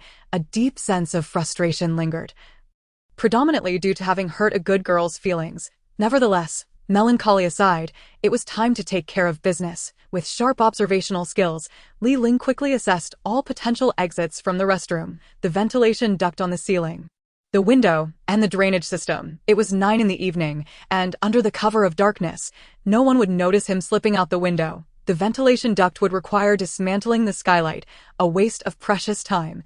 The drainage system was out of the question. The window was undoubtedly the most expedient route. However, being on the 5th floor of the Tianyu building, the drop was a good 10 meters, an intimidating height for an average person. But for Li Ling, a top-tier assassin, scaling walls and leaping from heights was merely child's play. He opened the window, and a refreshing breeze swept in. The air was crisp, and the moonlight cast a haunting glow. Peering outside, he noticed that the rear of the Tianyu building was flanked by a bustling street filled with food stalls, particularly barbecue stands. The clientele was modest, comprising mainly office workers and white-collar professionals. Time to employ his climbing skills. It had been ages since he had engaged in such activities. Li Ling cracked his knuckles to warm up. With a leap, he sprang onto the window ledge. Who would have thought that he would resort to jumping out of a window to avoid paying the bill? Truly, what a tragic turn of events. After finding a suitable grip, he leapt downward. Like a swallow, he deftly landed on the windowsill of the 4th floor. Just as he made his descent, a man emerged from the restroom, only to be stunned into silence by the sight of someone perched on the window ledge. Preparing to jump, in shock, he rushed forward, instinctively reaching out to grab Li Ling, but the latter vanished in an instant. Where did he go? The bewildered man wondered, shaking his head in disbelief, as he expelled the remnants of alcohol from his system. Could it be the legendary Batman? Someone S jumping off a building. Someone S jumping off a building, he suddenly exclaimed, jolting back to reality and running into the dining area, calling for help. Everyone in the restaurant sprang into action. Having witnessed Li Ling's escape from the window, with keen ears, Li Ling caught snippets of the commotion surrounding his daring exit. There was no time to linger. He dove down from one windowsill to another. Agile as a cat, upon reaching the ground, he blended into the crowd. After navigating through the food street, he hailed a taxi. Brother, so late at night, you look rather dapper. Where are you off to? The driver blared the music, causing Li Ling's stomach to churn. Yanjing University, Li Ling replied coolly. The driver cast a skeptical glance at Li Ling, disbelief evident in his eyes. At this hour, there are plenty of entertainment venues in the city that are still open. How about I take you to one? There are many beautiful girls dancing there. You might even charm one or two. It's quite thrilling. Care to give it a try? The driver's increasingly suggestive tone was hard to ignore.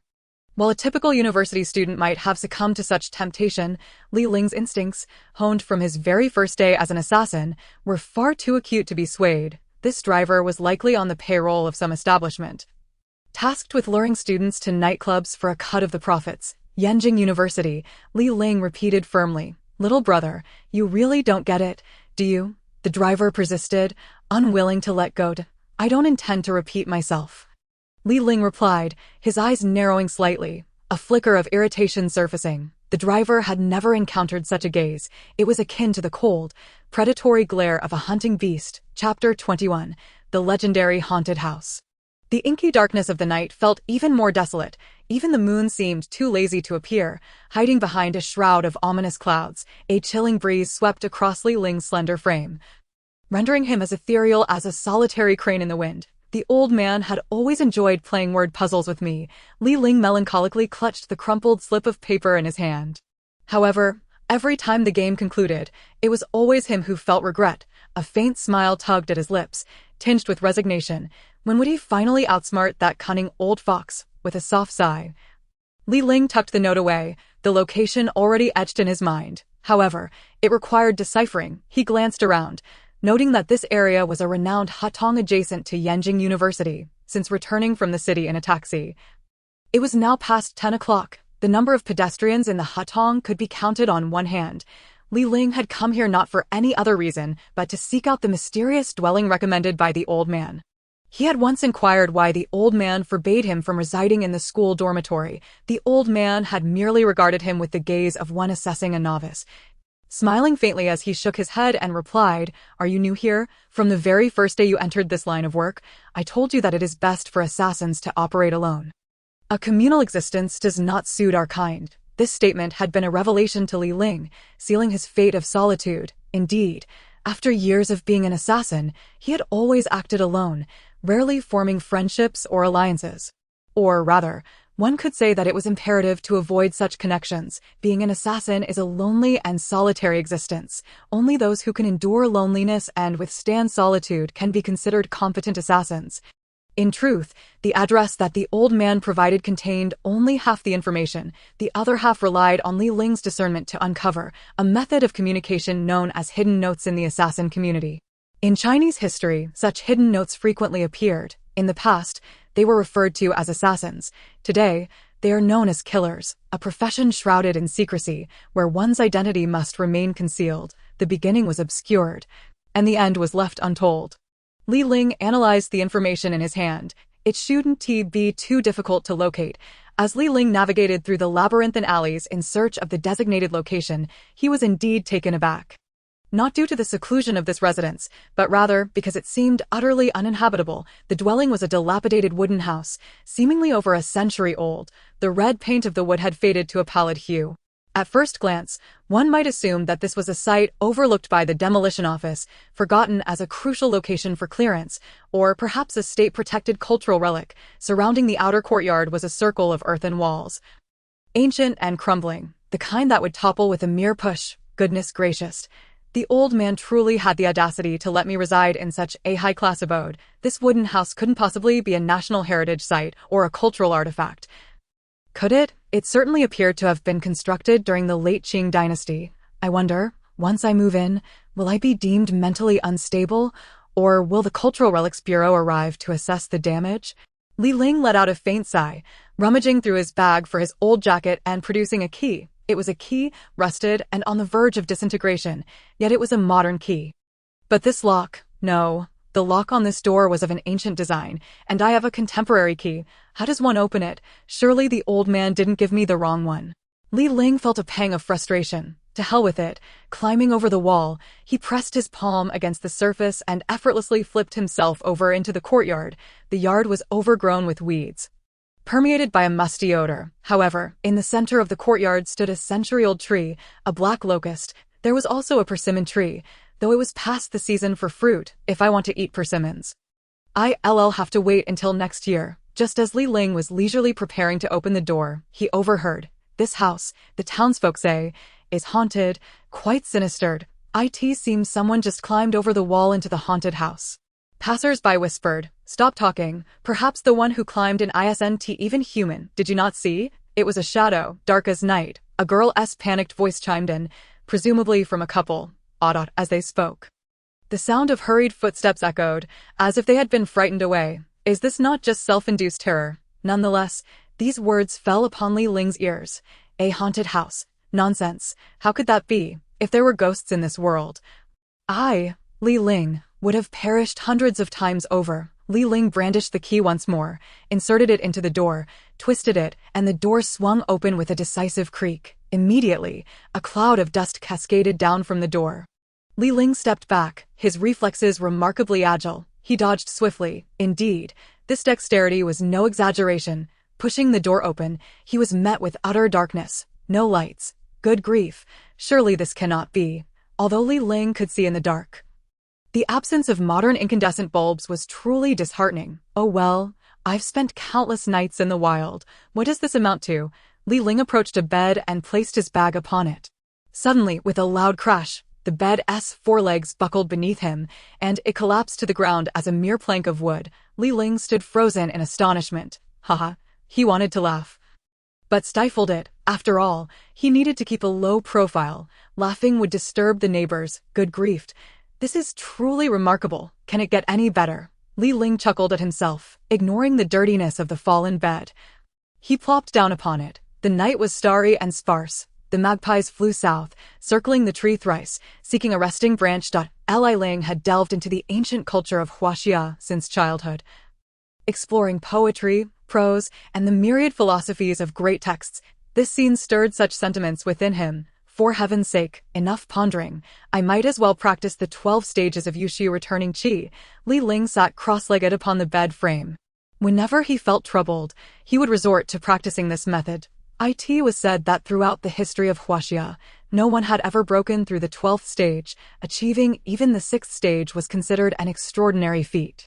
As for how extraordinary, the old man never elaborated. Calm your heart, as if stilling water. Focus your spirit, as if gathering energy. Gradually reciting the incantation for meditation, Li Ling's mind began to settle, and the sounds around him were wholly absorbed into his consciousness. The chirping of insects and the rustling of the wind could not escape his awareness. Since he became aware, Li Ling had been practicing the 12 stages of Yushi returning chi, yet over a decade had passed.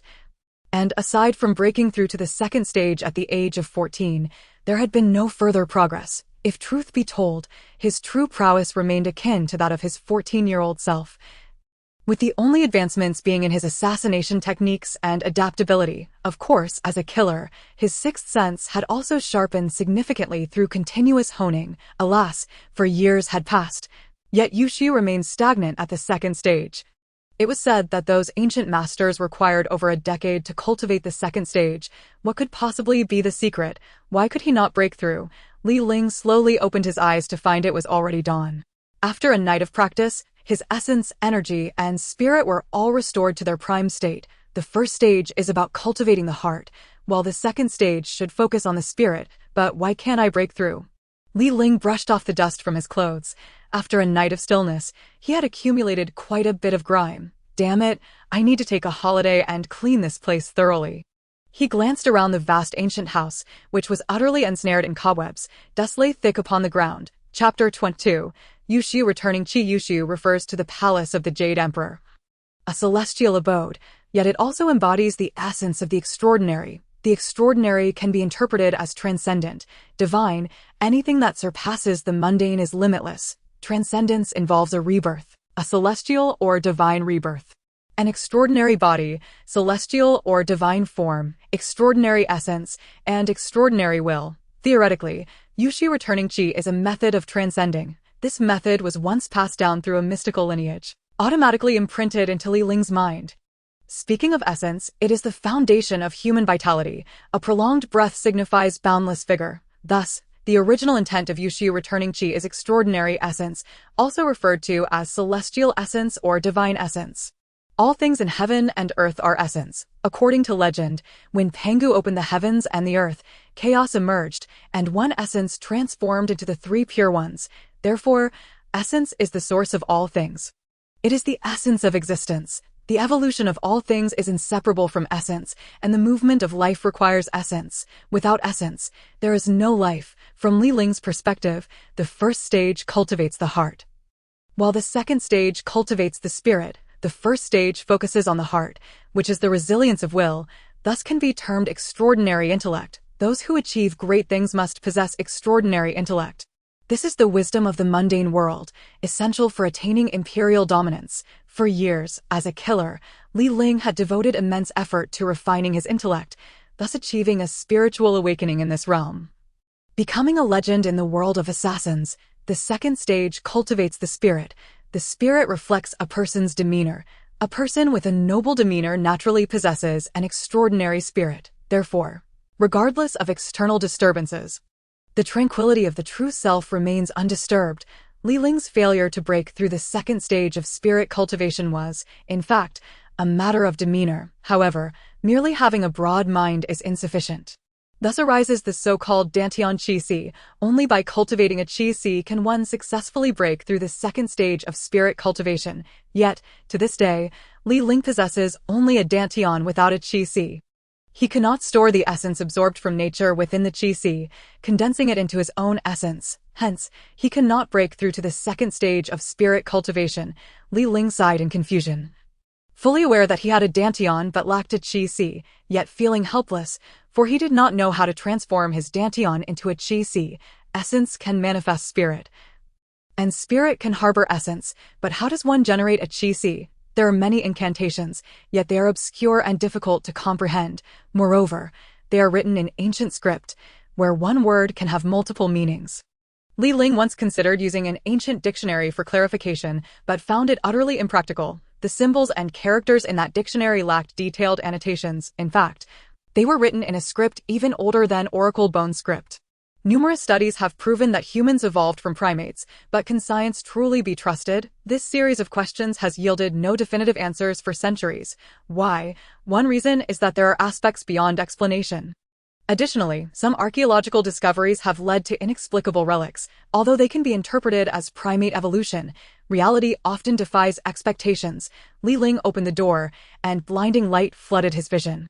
After inhaling the fresh air, he felt astonished by the essence of nature surrounding him. Having practiced for over a decade, Li Ling could be considered a master of internal cultivation. He slowly raised his arms, gently circulating the qi within his dantian, causing an invisible, formless essence to emanate from his pores, stirring the fallen leaves around him. After completing a cycle of qi, Li Ling gradually lowered his arms, retracting the essence back into his dantian.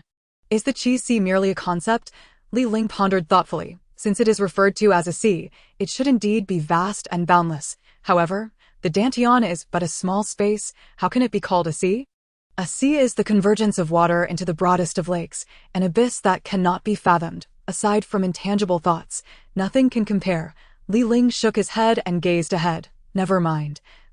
Let us take it slow. I've heard that renowned masters and those ancient beings in history have closed themselves off for decades yet still failed to break through to the second tier. Thus, I am in no rush. I might as well go to school first. With a swift movement, Li Ling vaulted over the wall. At the campus bulletin board, a poster announcing the school-wide martial arts competition had been put up.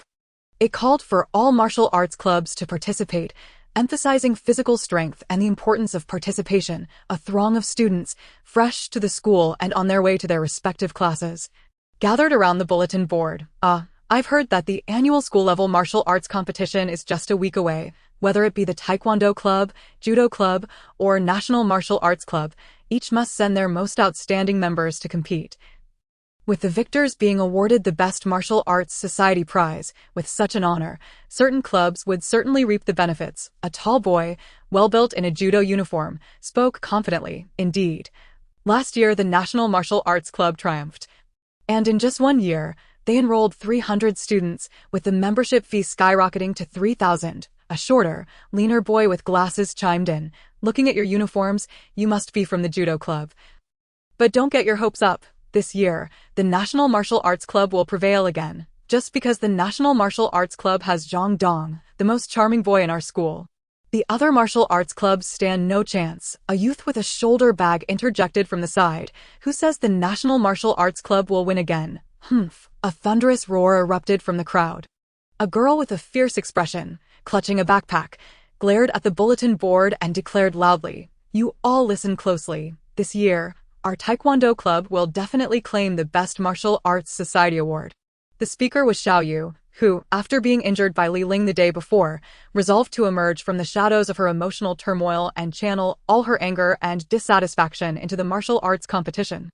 The roar of a lioness, Xiao Yu. Xiao Yu is well known throughout the school, her name synonymous with the phrase, "The fierce mother tiger is not to be trifled with." Quite the presence. Yet last year, your Taekwondo president, Lu Qian, was defeated by Zhang Dong from the National Martial Arts Club.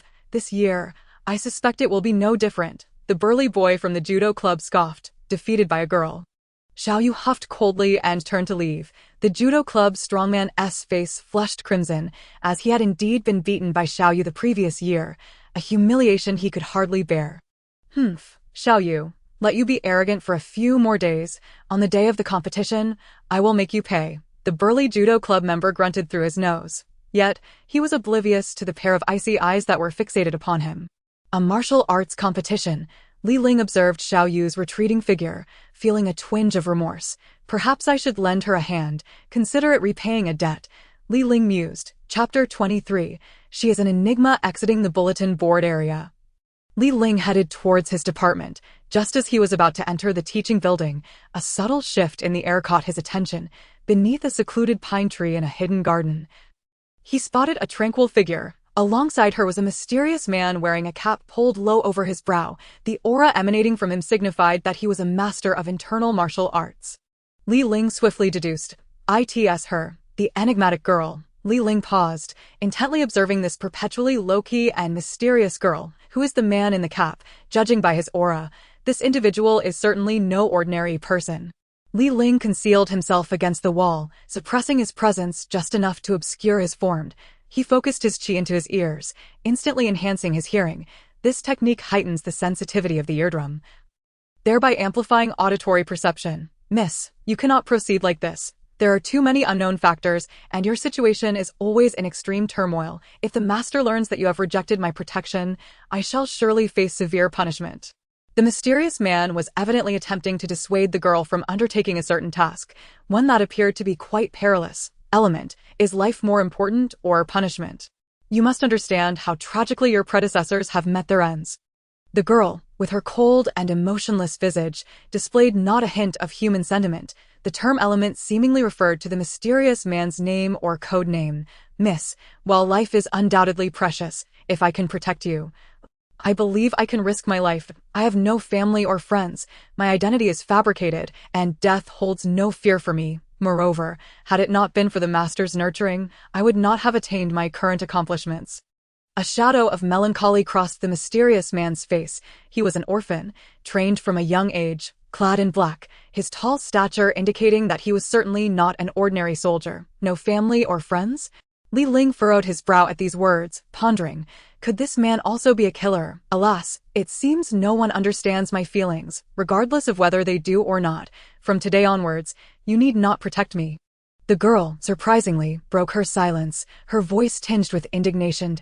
"No way. I will never agree to this matter, even if it costs me my life." The mysterious man vehemently shook his head, lowering his gaze, his tone resolute. Li Ling, hidden behind the wall, found the situation increasingly peculiar. Who exactly is this girl, who requires constant protection? Element, you cannot protect me. No one can protect me. This is fate. The girl spoke with a hint of sorrow, her demeanor far from her usual composure. How can one know without trying? "Miss, I have never understood why you have faced inhumane danger since birth. If it were not a taboo, I would certainly seek clarity." The mysterious man replied, "Clarity may be worse than ignorance. Once understood, it could fundamentally alter your worldview. It may even pose a threat to your life." The girl interjected, inserting her earphones, signaling to the mysterious man that he could leave. The mysterious man slightly bowed, placing a hand over his heart, and turned to fade into the campus garden. The girl paused momentarily, a tear escaping unbidden. "I merely wish to lead a normal life. Yet why must fate torment me thus?" She sniffled, wiping away her tears, and with renewed strength, she straightened her back and walked out of the garden towards the teaching building. As the girl entered the teaching building, Li Ling felt for the first time that this girl, quiet, was an extraordinarily mysterious individual. Could it be that the one I am to protect is her? It seems I can only approach this elusive girl step by step. Li Ling contemplated for a moment before swiftly pursuing her. "Hi, good morning." Li Ling smiled and greeted the girl. Quiet merely nodded in acknowledgement, her gaze fixed ahead, completely disregarding him. Truly a vexing girl. If I cannot even manage the first step of communication, how will I conduct my investigation? How can I ascertain whether she is indeed the enigmatic woman I am meant to protect? Nevertheless, Li Ling resolved to take the initiative. "Why do you often isolate yourself? Is it because others do not like you?" Li Ling inquired from a psychological perspective. Though Quiet wore earphones, he was confident she could hear him. Yet, Quiet showed no intention of responding, as if his words had merely passed like a breeze. "You do your thing. I'll listen to my music. Li Ling found it impossible to harbor any animosity towards Quiet. Perhaps it was because witnessing her weep behind the pine tree had evoked a sense of compassion within him. She was merely projecting strength. All her bravery was merely for the eyes of others. Quiet sensed Li Ling trailing closely behind and suddenly came to a halt. Li Ling mirrored her action. Are you my shadow? Quiet finally spoke. You may consider it so. Li Ling recognized that Quiet was attempting to provoke him, yet he refused to take the bait. Shameless. Quiet turned toward the girls' restroom. Li Ling could only stand foolishly at the entrance, as he certainly could not follow her in. Otherwise, he would be labeled a pervert and face public censure throughout the school. Li Ling, why are you standing at the girls' restroom entrance? A sweet voice called from behind him. Li Ling turned to find Mu Tingting approaching. Dressed in a pristine white dress, she appeared fresh and pleasant to the eyes. Ahem, this is a misunderstanding. Who are you? Li Ling recalled that this demure girl was close to Xiaoyu, but did not know her name. My name is Mu Tingting. You are now the class monitor of Class 3, Year 1, so please take good care of us. Mu Tingting smiled naturally, her smile pure and untainted. Care is too much to ask.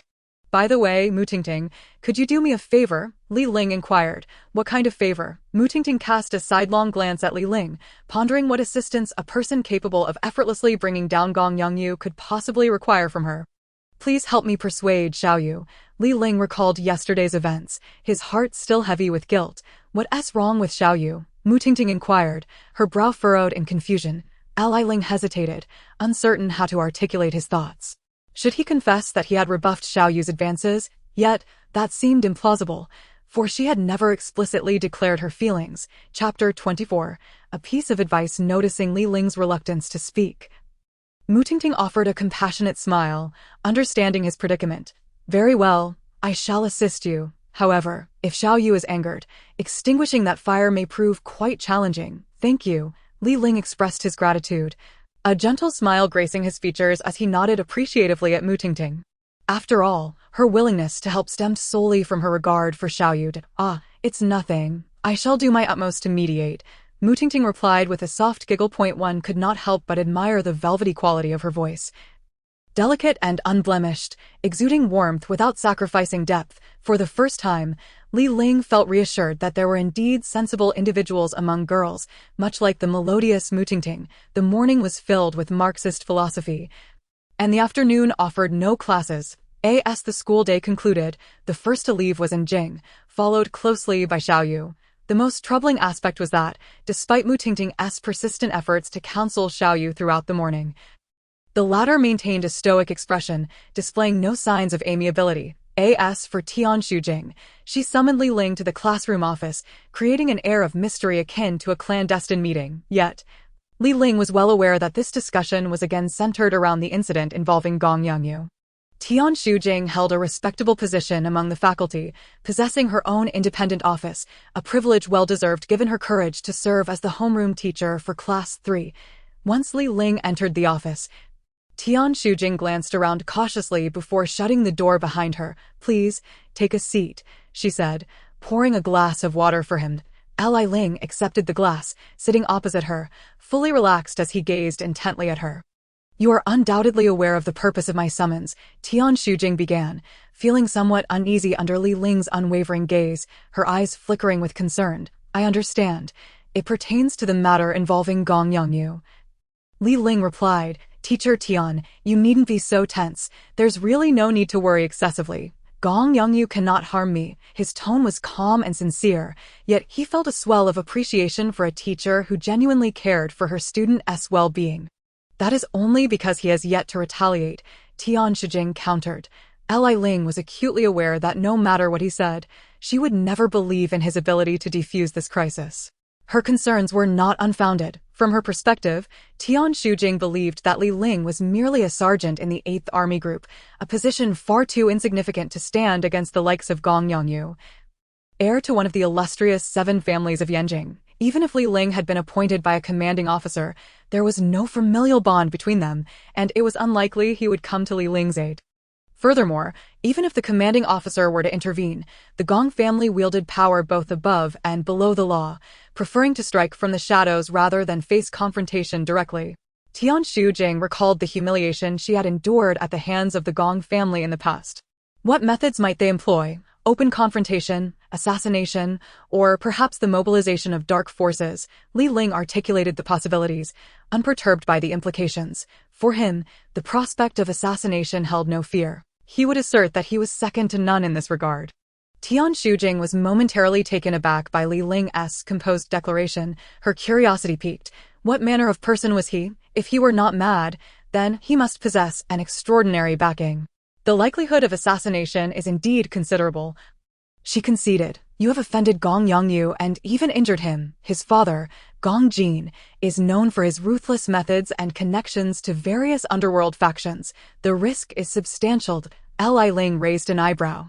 Impressed by Tian Shujing's profound knowledge of the Gong family, it was rare for a prominent family to maintain a facade of cleanliness while concealing dark secrets beneath the surface. Yet, Tian Shujing appeared to be well informed, prompting Li Ling to question her true identity. Could she be involved in intelligence gathering? Teacher Tian, are you truly just a teacher? Li Ling asked, unafraid of uncovering her true nature, although Tian Shujing ought not to disclose so much to him. Her good intentions prevailed, considering that Li Ling had once assisted her. You must exercise caution in the coming days. While your skills are commendable, open threats are easier to evade than hidden dangers. You may be in the light, but your enemies lurk in the shadows, Tian Shujing warned wisely. Li Ling understood the implications of her words, recognizing that as a killer, the true danger often lay in the unseen. It was not merely about someone hiding in the dark, it was about striking from behind or indirectly causing harm, rendering one defenseless. Are you implying that they might have sent assassins to surveil my every move? Waiting for the opportune moment to strike, Li Ling responded with a hint of a sardonic smile. I never claimed that, Tian Shujing retorted. Let us simply acknowledge the unspoken truth. To survive in this world, one must endure humiliation and bear burdens. I hope you grasp this concept. Tian Shujing was taken aback by Li Ling's astuteness. Such insights were not to be casually voiced. Li Ling could not help but concede that she spoke the truth. The world operated on the principle of survival of the fittest, and its cruel nature had remained unchanged for centuries. Rest assured, Teacher Tian, you need not worry about me. This is a society governed by law. Openly, they dare not act, and I fear not their covert maneuvers. Trust me, I shall emerge unscathed. Any consequences will befall them, Li Ling declared, draining the glass of water in one swift motion before rising and exiting the office with an air of nonchalance. What manner of person is he? Tian Shujing pondered, vexed. Her well-meaning advice had been met with his overweening confidence, leaving her feeling somewhat exasperated. Once outside the academic building, Li Ling found himself appreciating the campus's scenery for the first time. The most enchanting sights were not the buildings, but the meticulously tended flower beds scattered across the grounds. Despite the arrival of autumn, blooms continued to flourish, defying the season's impending dormancy. Sister Lion seems to be in a foul mood. We are in for a rough day, remarked a group of boys clad in taekwondo uniforms as they passed by Li Ling. Indeed, Sister Lion's temper has always been fiery. Let's hope we escape without any broken bones. Another boy lamented. Li Ling hastened to catch up with one of the taekwondo students, gently tapping him on the shoulder. Hello there. Can I help you? The boy replied, bewildered. I overheard your conversation. You're members of the taekwondo club. Correct. Li Ling smiled warmly. Yes, but we sincerely advise you to hold off on joining for now. Perhaps wait a while, they urged sympathetically. Why is that? Li Ling inquired, intrigued. Well, after last year's defeat to the National Martial Arts Institute, Sister Lion has become increasingly strict. The training for new members has transformed into a grueling ordeal, one of the boys explained, a look of despair on his face. Li Ling could find no words to counter this. Xiaoyu's current state was likely a reflection of his own actions, rather than solely the result of losing the match. She seemed to be using this competition as a means to channel her grief and frustration. Chapter 25. Xiaoyu's frustration. After offering a comforting pat on Li Ling's shoulder, the boys departed, leaving him to follow in their wake. This matter could not be delayed. It required decisive action to provide Xiaoyu with an outlet for her anger. The Taekwondo Club was situated on the fringes of the school, boasting an expansive area with excellent lighting ideal for practice. However, the number of attendees was relatively low. The interior of the club was spacious, with adequate facilities, mats for practice, punching bags, foot targets, wooden dummies, dressing rooms, and a lounge for rest. IT rivaled even the most established Taekwondo studios. Given that Xiao Yu had contributed significantly to funding the club, she had ascended to the position of vice president. The school had a notable martial spirit, evidenced by the plethora of martial arts clubs. As the afternoon sun shone brightly, a group gathered within the Taekwondo club. Encircling an irate Xiao Yu clad in her uniform, though everyone basked in sunlight, the fury radiating from Xiao Yu sent chills down their spines. Her presence was commanding, brimming with vitality, and teetering on the brink of eruption. A fitting description of her current state. "You worthless lot, how do you train? You can't even withstand a single strike from me." Xiao Yu let out a thunderous roar, startling the male and female trainees, who instinctively recoiled a few steps. "A lion. Indeed a lion. Yang Zhen, step forward and spar with me." Xiao Yu smirked, her face flushed with anger as she beckoned a rather sturdy male trainee with a flick of her finger.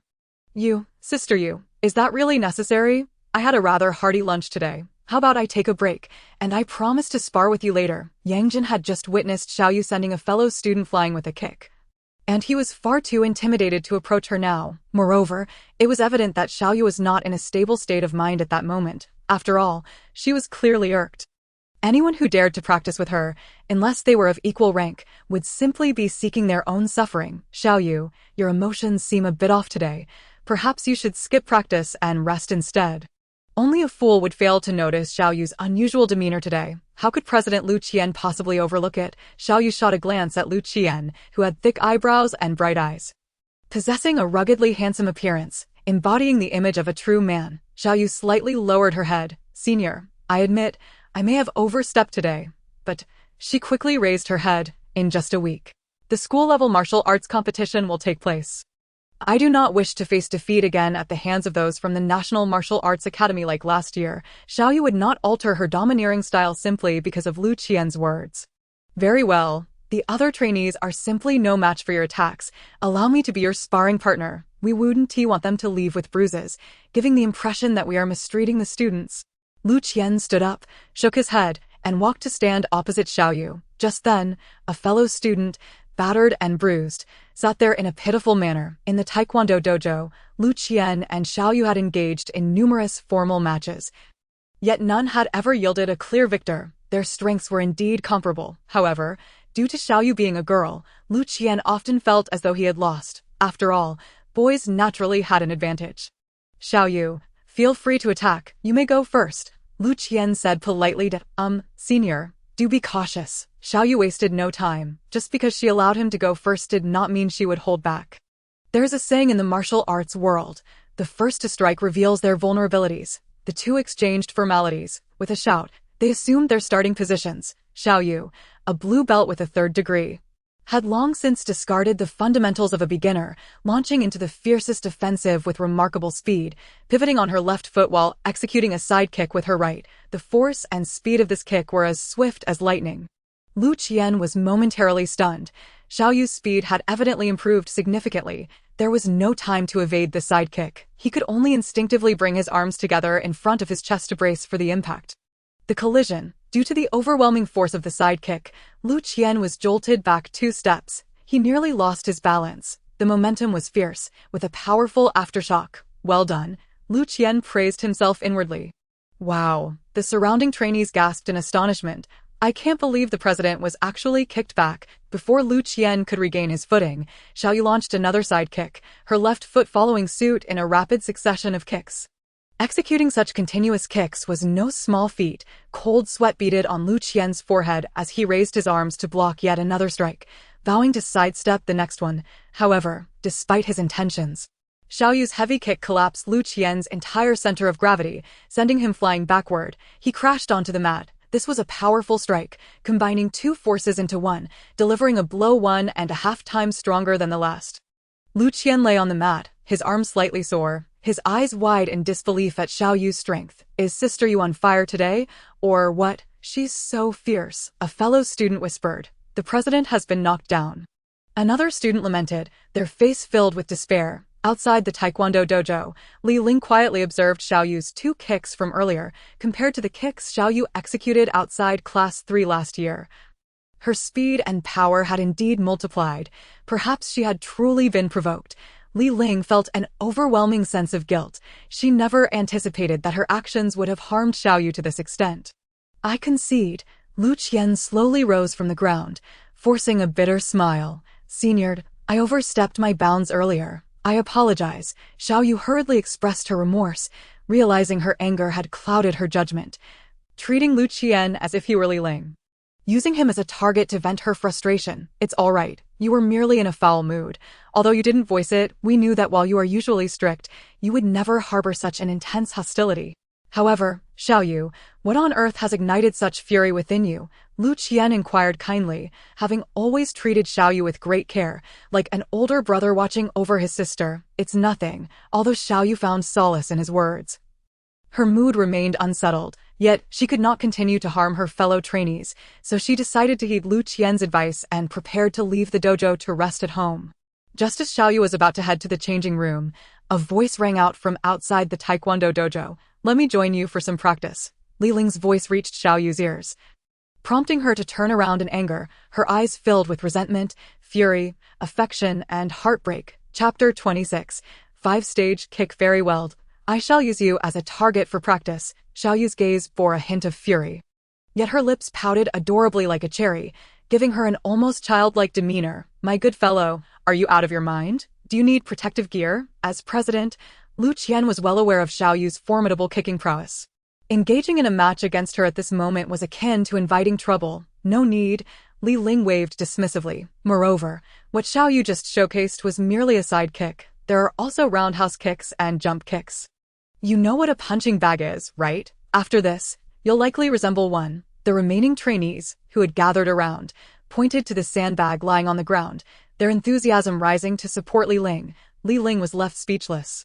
Xiaoyu strode back to the mat, raising her beautiful eyes and letting out a cold huff from her delicate nose.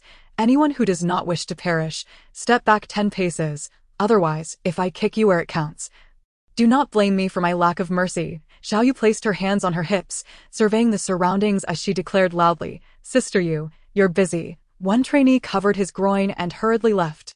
Sister Yu, my girlfriend is looking for me. I must go pick her up. Another student leaped up and dashed away. Sister Yu, congratulations on finding a sparring partner. Sister Yu, may I ask how to withdraw from the club?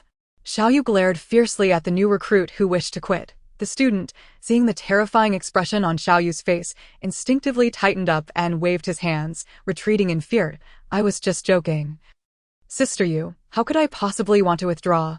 Suddenly, rather than retreating 10 paces, the majority of the trainees had already scampered away. Only Lu Qian, as the president, remained calm, retreating to a safe distance, sitting atop a sandbag lying on the ground, ready to enjoy what might be a one-sided match. However, he remained unaware that even if Li Ling stood still as a target, Xiaoyu would still have no trouble with him. When Xiaoyu and Li Ling first faced off, it had already demonstrated Li Ling's strength. At this moment, Xiaoyu was undoubtedly venting her anger. Yet, if the disparity in strength was too great, even as a target, Li Ling would still remain undefeated. Before we begin, allow me to apologize. I am sorry for what happened yesterday. Li Ling bowed to Xiaoyu in apology, but Xiaoyu's temper was not something that could be soothed with mere words of contrition. She needed to be mentally prepared to become a target. Xiaoyu pulled out a red cord from behind her to tie up her long hair, appearing exceptionally radiant and spirited. Li Ling, this time I will attack with all my might. Apologies mean nothing to me. I want to see you lying down. Only then will I feel somewhat at ease. Xiaoyu bit her lip. And after tying her hair, she looked even more stunning. What a vibrant and energetic girl she was. Li Ling couldn't help but feel a stirring in his heart. Xiaoyu was indeed a beautiful and sunny girl.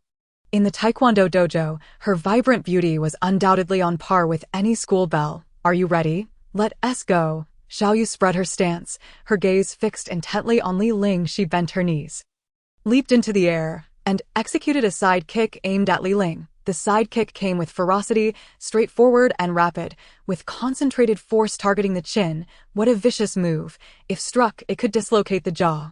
However, Xiaoyu was well aware that Li Ling could evade it. Thus, she had no intention of holding back. Li Ling extended one hand, effortlessly catching Xiaoyu's ankle. It seemed almost effortless. This casual catch left the few remaining trainees in the dojo utterly stunned. No way. Sister, you delivered such a powerful sidekick, yet it was caught with one hand. What the hell? Is this guy a superhero? Only President Lu Qian remained calm, observing the match with a steady gaze. Nodding in approval, well done. Subsequently, Xiaoyu felt her ankle grow numb. As if she had kicked a steel plate, Xiaoyu was slightly taken aback. That last kick had utilized 8 parts of her strength. Yet it was caught so easily by Li Ling. Moreover, it left her ankle feeling numb. It must be noted that catching a kick with one's hands was akin to courting death unless one wore protective gloves or took precautionary measures. Yet, the one now feeling numb was Xiaoyu's foot. Xiaoyu withdrew her foot, panting softly. What's wrong? Thus it came to an end. It seems your temper is still insufficiently fierce. Li Ling bore a faint smile, intentionally provoking the latent potential within Xiaoyu, who said that, it's still too early. In an instant, Xiaoyu cast aside her numbness. With a surge of spirit, she inhaled deeply and straightened her posture.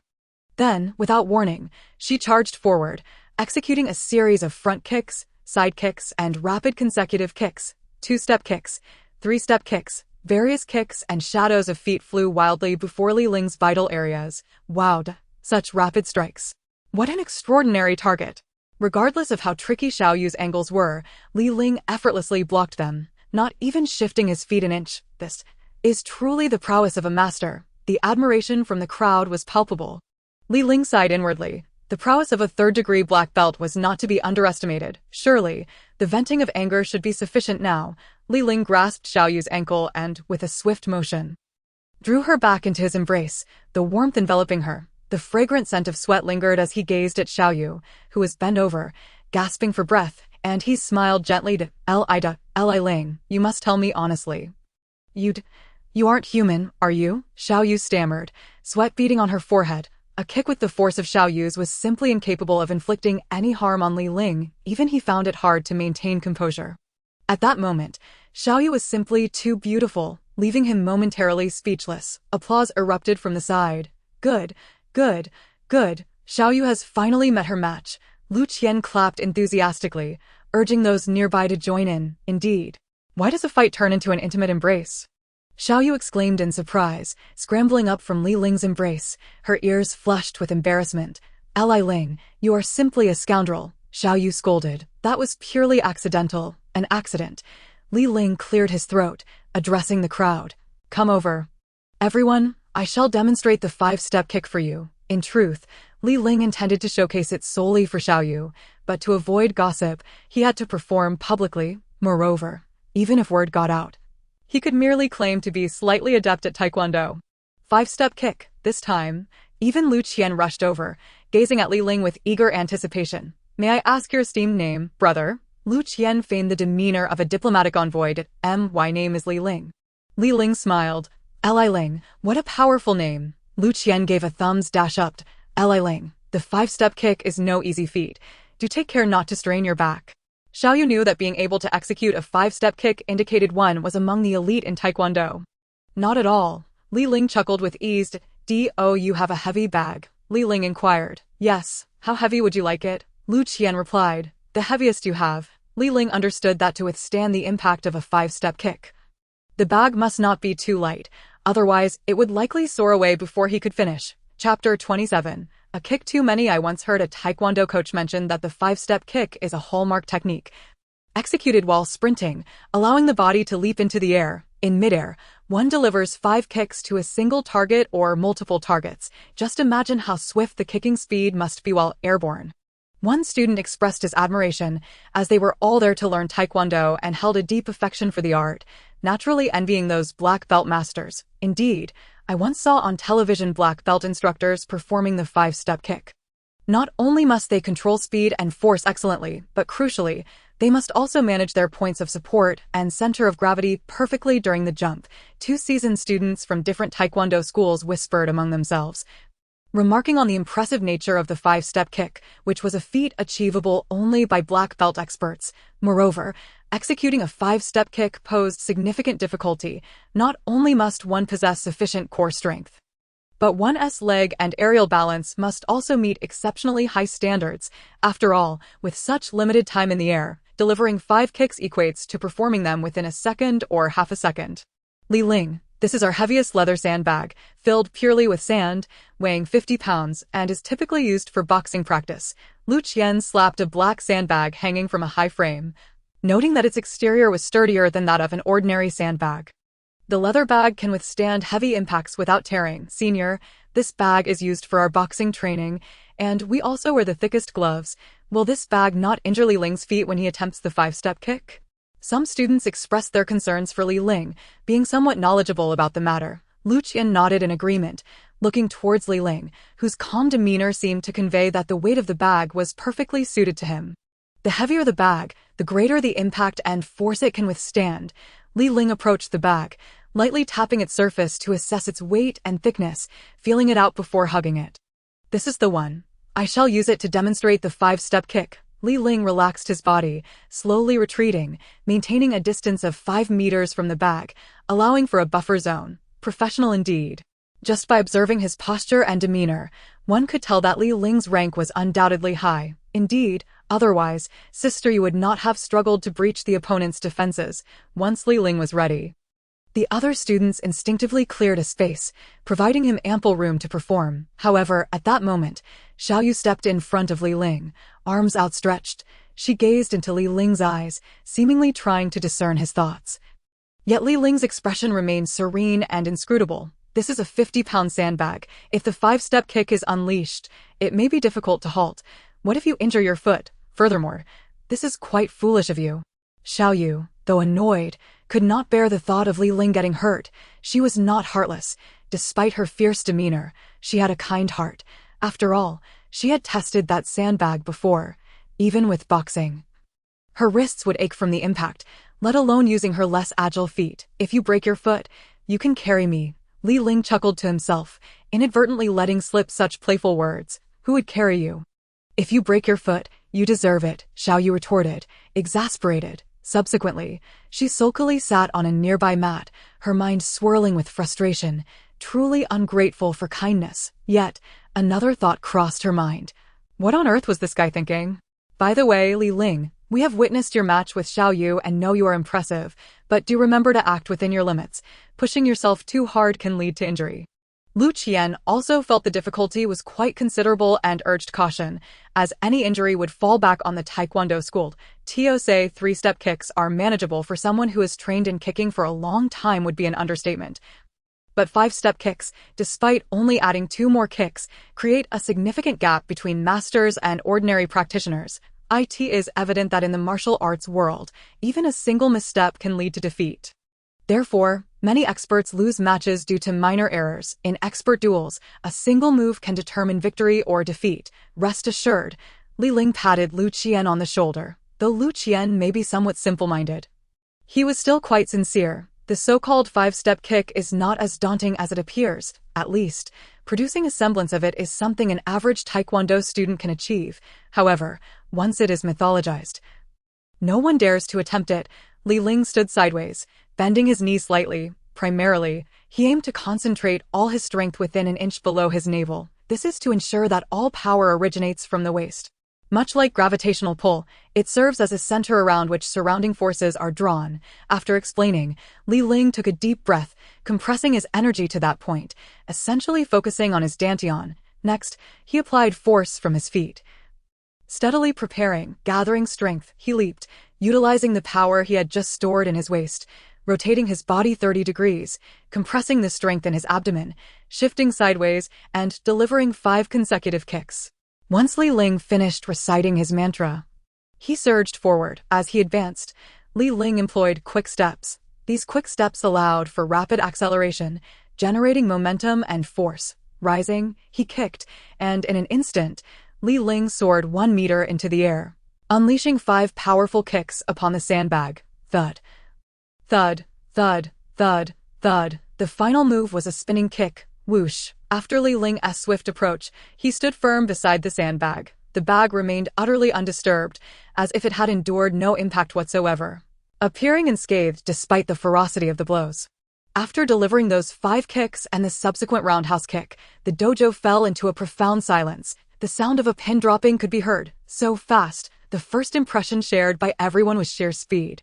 Li Ling slowly exhaled, calm and composed, turning to walk away. Suddenly, a sound akin to thunder reverberated, and with a loud bang, the sandbag seemed to explode from within, sand scattering like raindrops, cascading to the ground. This sandbag had been utterly shattered by Li Ling's kick. The entire audience stood agape in astonishment. My apologies. I just kicked one too many times.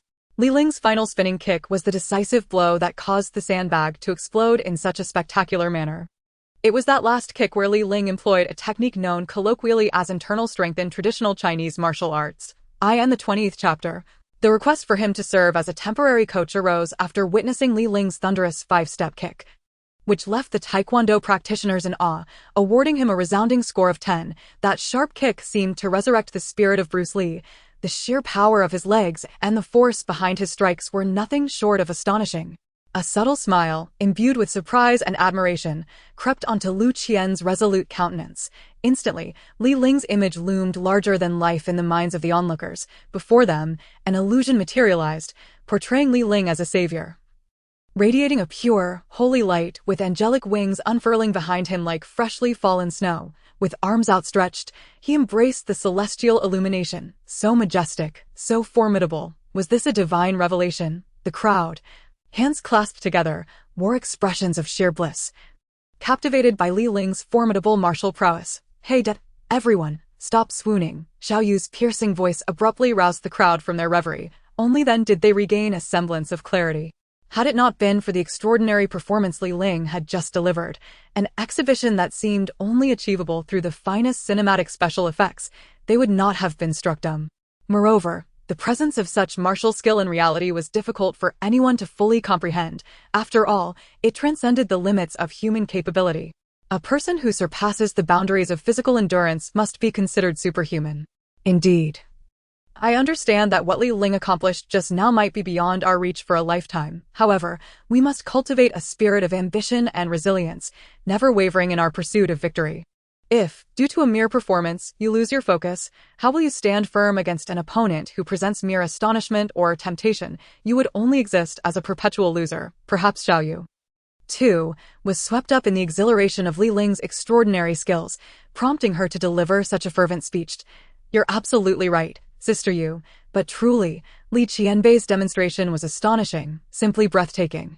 That five-step kick, combined with a spinning kick, is not something just anyone can achieve. An excited female student clasped her hands to her chest, her gaze dreamy and breath-quickening, nearly collapsing from excitement. Let Li Ling be our coach. It was unclear who first suggested this, but the proposition resonated deeply among the crowd, as they unanimously agreed that having Li Ling remain at the Taekwondo Academy as a coach would be a fortuitous event. After all, he was a formidable fighter with a black belt. Li Ling glanced at Xiao Yu, realizing that his visit was solely to alleviate her frustrations. He had no intention of taking on the role of a coach. Yet, witnessing the enthusiastic invitations from so many stirred a warmth within his heart, a stark contrast to his usual cold demeanor as an assassin. In the days gone by, those he encountered either sought his life or compelled him to take theirs, as he navigated the tumultuous, bloody path of youth. Each life he had extinguished revealed to Li Ling the harsh realities of the world. It was precisely these brutalities that afforded most a semblance of peace and happiness. At times, Li Ling pondered the transgressions of those he had slain. What sins had they committed that warranted their demise? Yet, no answers came. He had killed solely to fulfill the tasks assigned by the old man. His guardian, Li Ling, had unwavering faith that the names on the old man's list were those deserving of death. From the very first kill, he had adopted this belief, which fueled his resolve to continue on to the next, and even more. But were they truly irredeemable, deserving of such fate? Later, through his investigations, he discovered that the individuals he had eliminated were either criminals, corrupt officials, or treasonous politicians. This revelation brought him some solace. Observing the innocent university students before him, blissfully unaware of the world's true nature, Li Ling felt a pang of reluctance to deny their request. Very well, but my training will be exceedingly rigorous. Once we commence, there will be no stopping. No one may withdraw midway. Though this was merely a club activity, Li Ling did not intend to treat it lightly. On the contrary, he believed that if he were to embrace the role of coach, He must dedicate himself earnestly, imparting the most genuine and effective knowledge to them regarding the quest to find that mysterious girl with no deadline in sight. Why not relish the university experience while gradually uncovering her identity?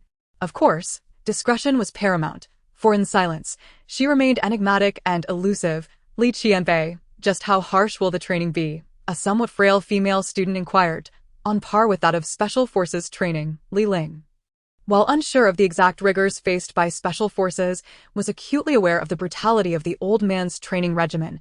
Those experiences had left indelible marks on him, akin to a brush with death. The old man once remarked that a person would act without hesitation in two circumstances, for survival or in the face of death. Thus, the training was often a matter of life and death for Li Ling, conditioning him under the constant specter of mortality. The old man had also stated that the trials imposed now were meant to ensure survival in the future. Gradually, Li Ling comprehended that it was through enduring such harrowing experiences that one learns the essence of survival. However, there was no need for him to impose such extremes upon these students. After all, they did not aspire to become assassins or confront the specter of death. They were merely there to refine their martial skills and enhance their fitness. Li Ling would exercise restraint. My lifelong ambition has been to become a Special Forces operative, but alas, I feared the hardships that accompany such a path, interjected a relatively tall male student. Indeed, it is human nature to shy away from suffering. However, we must confront challenges head-on to emerge stronger. Li Ling understood that instincts could be overcome, and by overcoming them, one could transcend the baser aspects of human nature, fortifying oneself in the process. Li Qianbei, if we truly cannot endure the training midway, does that mean we cannot withdraw? A timid female student asked.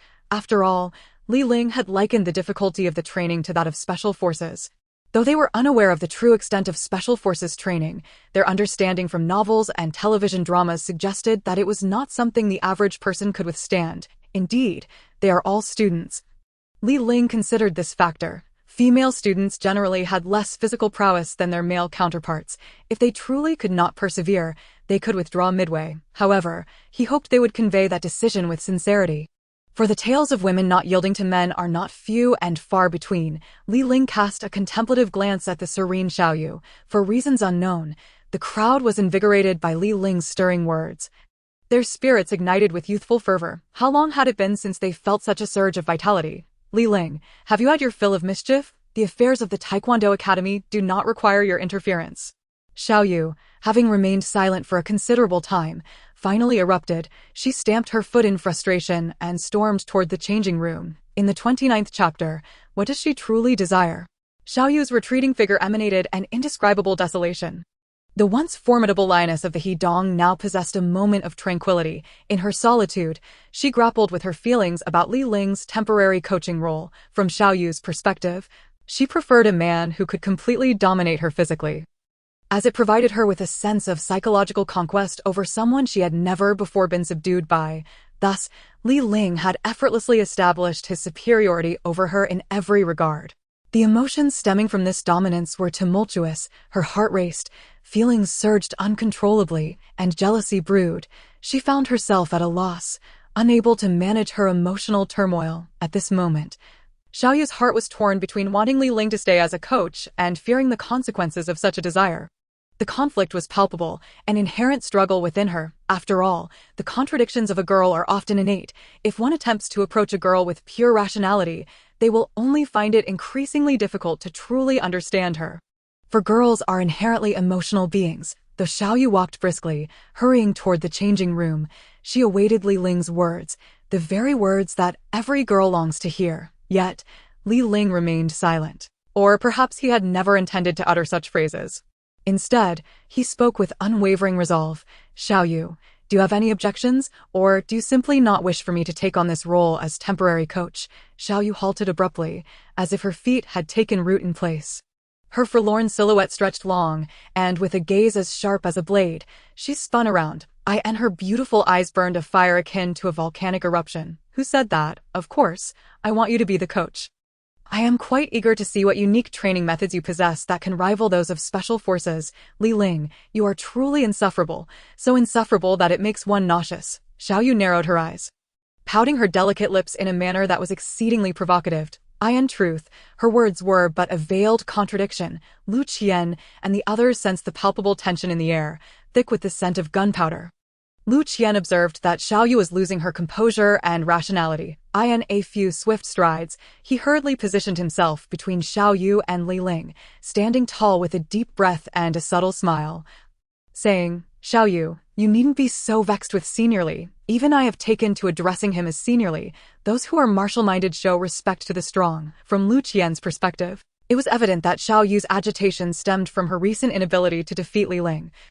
Igniting her frustration, however, the crux of the matter lay in Li Ling's open declaration of his relationship with Xiao Yu the previous night, which indirectly rebuffed her and served as the primary catalyst for her ire. "I am not angry. I simply believe we do not require outsiders to meddle. Our affairs should be resolved by ourselves." Xiao Yu could hardly fathom the awkwardness of daily encounters with a boy she admired, one who had once rejected her, who now instructed her on training. How embarrassing would that be? Moreover, the prospect of revealing her inadequacies during training before Li Ling was daunting, as it would only serve to diminish her in his eyes. Deep down, Xiao Yu had always felt that Li Ling looked down upon her. "Li Ling, I have something to discuss with you. Come with me to the changing room." Xiao Yu was aware that everyone was quite fond of having Li Ling remain as a coach. His prowess was indisputable. His black belt level was a rare opportunity. All right, Li Ling nodded in agreement, understanding that some matters should remain confidential. Upon entering the changing room, Xiao Yu faced the window, sunlight streaming in and casting a warm glow upon her, accentuating the exquisite contours of her back. Li Ling stood behind her, silent. "Is the door closed tightly?" Xiao Yu whispered, aware that she did not want their conversation overheard. "It's secure. Just speak your mind," Li Ling replied. Unable to meet her gaze, knowing that Xiao Yu was undoubtedly distressed. "Can you tell me something?" Xiao Yu's tone was surprisingly gentle, devoid of her usual assertiveness, presenting a stark contrast to her typical demeanor. "What is it?" Li Ling asked curiously.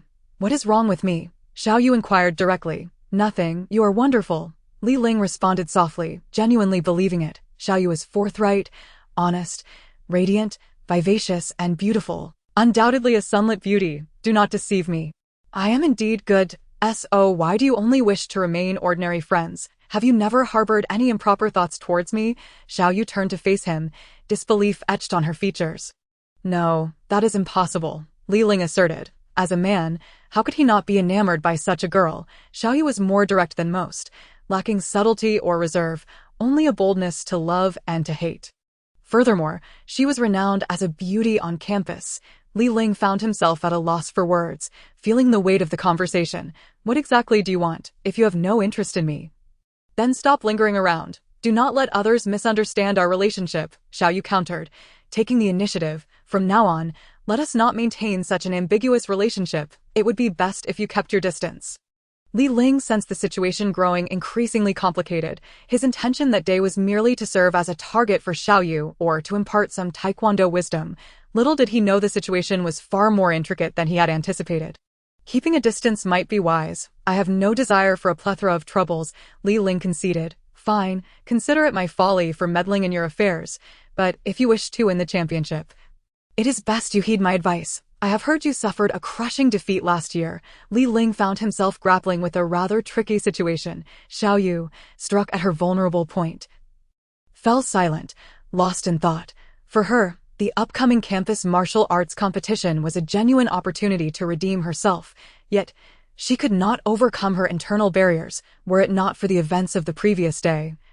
She would have welcomed Li Ling as a temporary coach wholeheartedly. "Well, business is business, Li Ling. Very well, I agree to have you as our coach." Xiao Yu's face flushed crimson as she uttered those words, her eyes glistening with unshed tears, a testament to her suppressed emotions.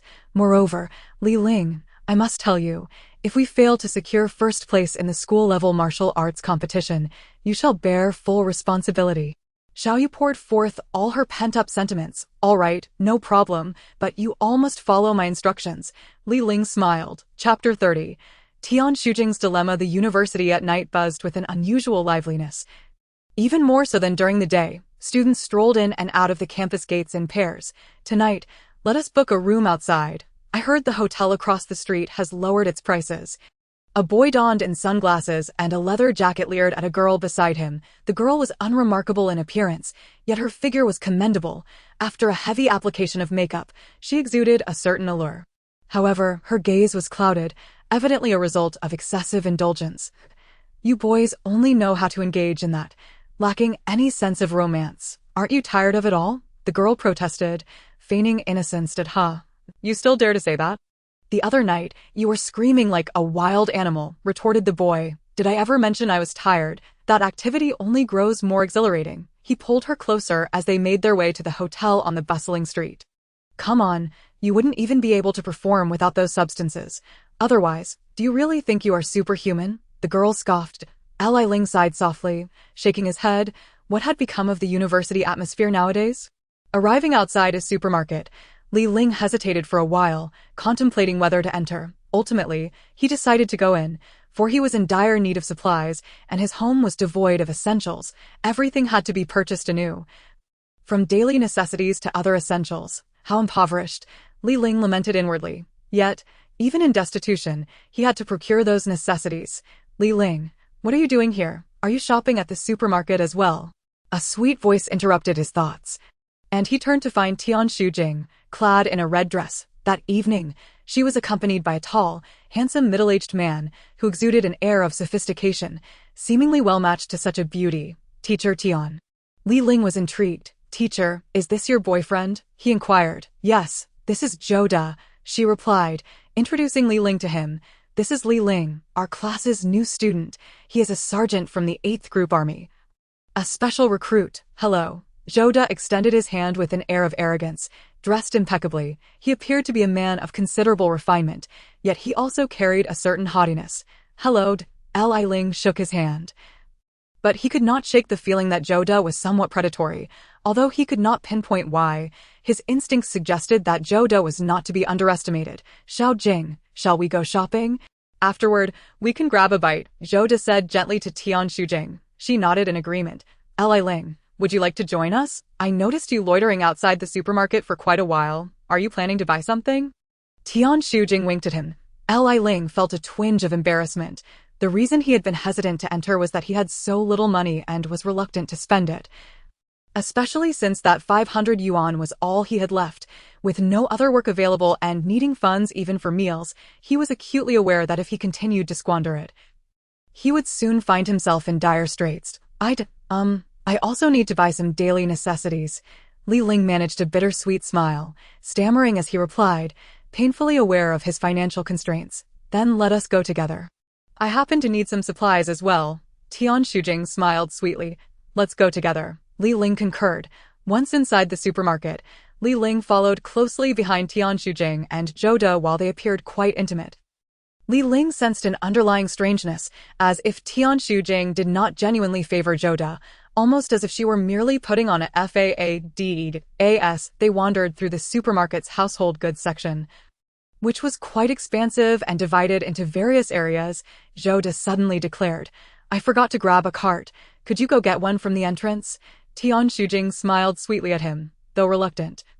Zhou De eventually nodded, casting a not-so-friendly glance at Li Ling before heading off.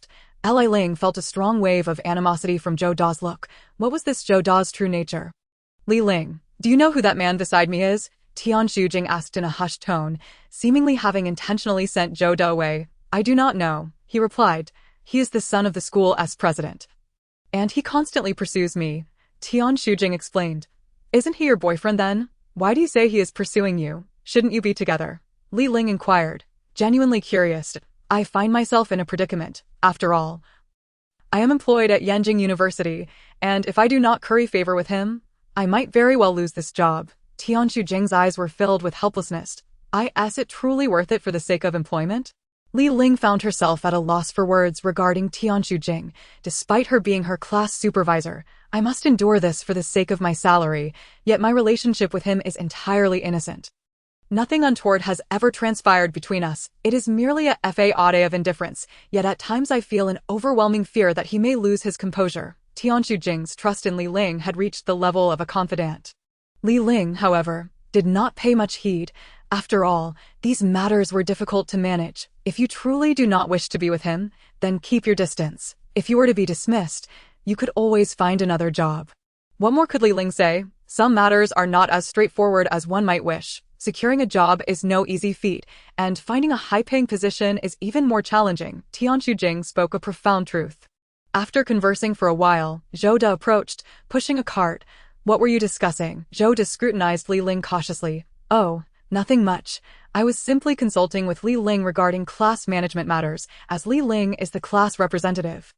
Oh, Zhou De seemed somewhat skeptical. Isn't the class representative Gong Yangyu? Why has it suddenly changed to Li Ling? Zhou De questioned with confusion. Well, Tianxu Jing was at a loss for how to respond. This was inherently a sensitive topic. Gong Yangyu unfortunately sustained an injury, and I am merely filling in temporarily. Li Ling lied effortlessly, her expression entirely natural. I should visit Gong Yangyu to check on him.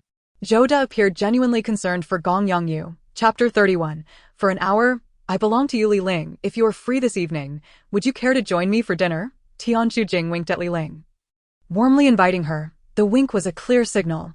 Li Ling understood that Tianxu Jing preferred not to dine alone with Zhou De, hence the need for a companion, just in case. Zhou De felt uneasy.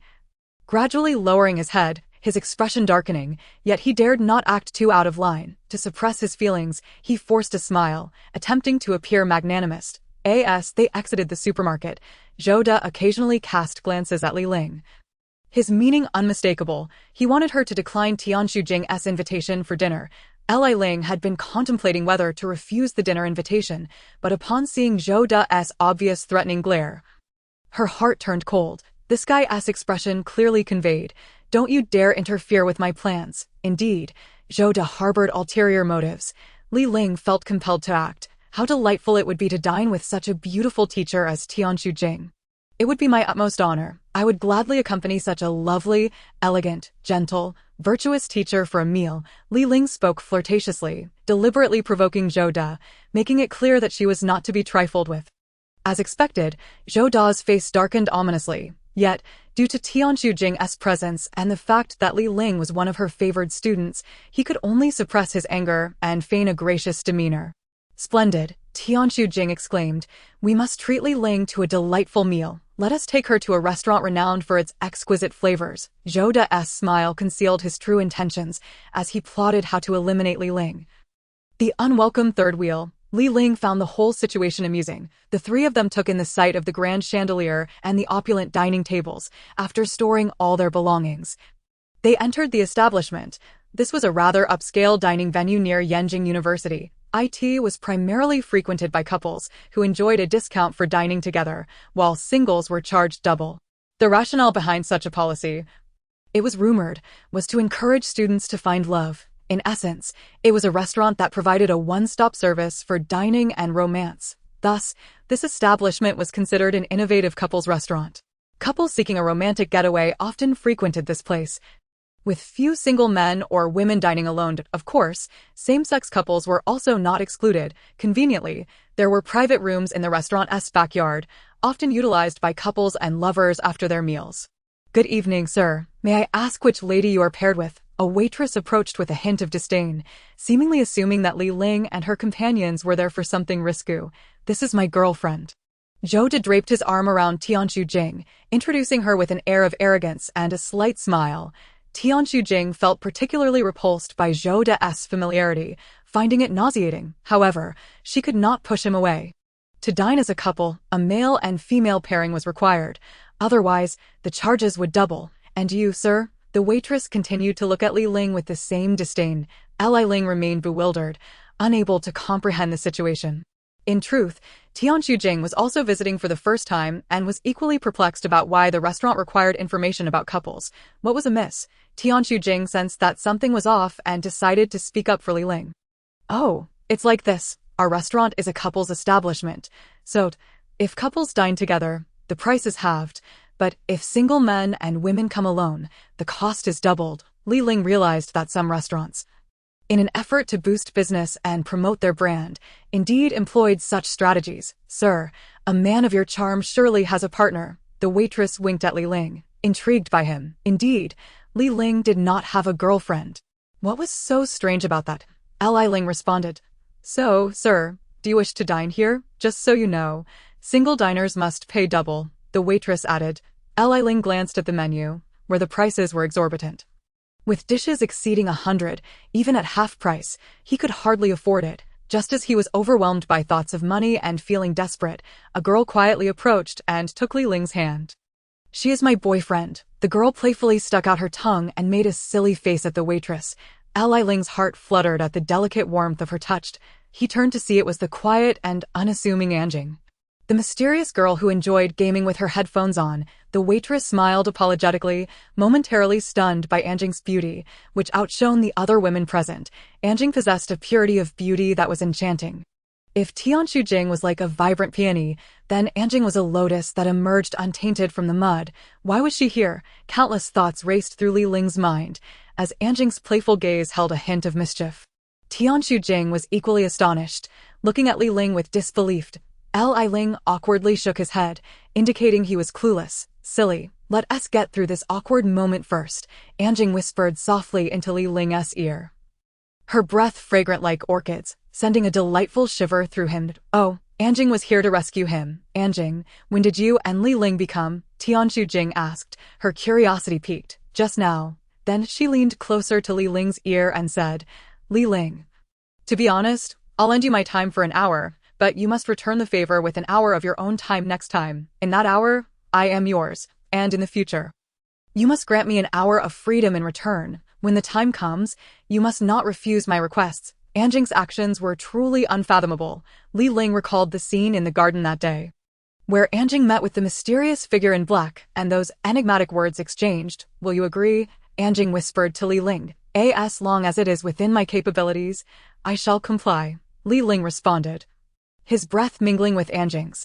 If he could glean any valuable information from this enigmatic girl, he would not mind relinquishing an hour of his freedom. Tianshu Jing watched as Anjing and Li Ling exchanged whispering secrets, a twinge of discomfort stirring within her. Having said that, Anjing turned her gaze to a private room ahead. "Shall we dine there?" Anjing suggested calmly. "Why should we listen to you?" Zhou scoffed coldly, though jealousy festered within him at the thought of Li Ling being with such a beautiful girl. "If you don't wish to join us, I won't stop you, but Tianshu Jing will surely want to." Anjing replied quietly, "Not necessarily." Zhou glanced at the smiling Tianshu Jing, snorting derisively. "Tianshu Jing, would you like to join Li Ling and me in that room for dinner?" Anjing inquired lightly. "I would be delighted."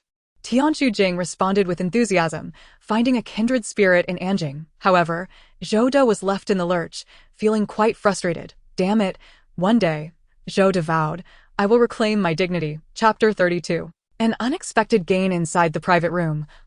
Li Ling suddenly felt an overwhelming aura of hostility. This ominous aura lurks within a mere 500 meters. Who could it possibly be? Li Ling cast a glance at Anjing, who was quietly perusing the menu.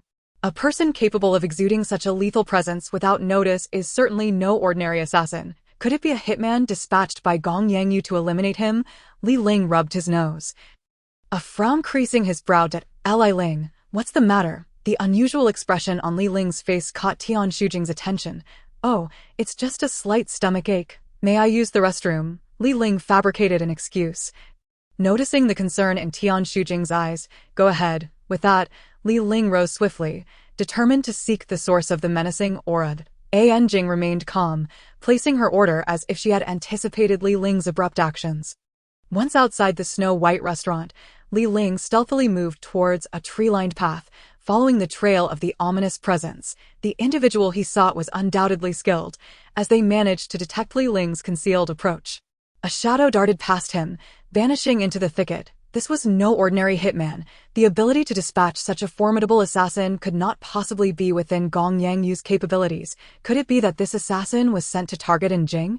Li Ling's mind raced with deductions. Once again, he had let the target slip away. A man clad in black suddenly emerged. Though his movements were swift, they paled in comparison to the assassin from earlier. Li Ling recognized this man as the mysterious figure who had met with Anjing earlier that day. The figure, noticing Li Ling standing motionless by a tree, approached him, his piercing gaze locked onto Li Ling, reminiscent of a cold, deep pool, reflecting Li Ling entirely within its depths. Captivated by that gaze, Li Ling remained still, returning the stare. Their eyes met, and an unusual tension filled the air. "You are Miss Anjing's classmate, Li Ling, right?" The man in black stated. Yes, how did you know? Li Ling replied, unable to deny it's dangerous to be out at this hour without reason. The man warned, his expression devoid of emotion as he withdrew his penetrating gaze. I understand. Li Ling responded. I have a question for you. He continued. I don't answer questions from strangers. The man in black scoffed, turning to leave, deeming a student unworthy of his time. Then, he vanished into the tree-lined path. As if he had never been there at all, the situation felt peculiar. Previously, it was Li Ling who lurked in the shadows, investigating others. Now, the roles had reversed, but what was the true intent of the assassin who was secretly observing in Jing? Given the assassin's prowess, the man in black was certainly no match for him. Why, then, did he refrain from striking? Was he biding his time? Li Ling stood with his hands clasped behind his back, quietly absorbing the scant humidity in the air. This would be an immense challenge. Suddenly, he turned back to re-enter the restaurant. Upon returning to the private room, he found Jing had finished ordering and was engrossed in her game. While Tianshu Jing and Zhou De sat in silence. Jing, come with me. Li Ling disregarded the surprise of Tianshu Jing and Zhou De, pulling Jing outside. Finding a secluded spot, he pressed, Who was that person earlier? Have you lost your mind? Why such an absurd question? And Jing protested, rubbing her sore wrist. Who was the person monitoring you outside? Li Ling persisted. Jing's expression shifted, as if she recognized him or knew something about him. Listen, you'd be better off not getting involved. Some things are better left unknown.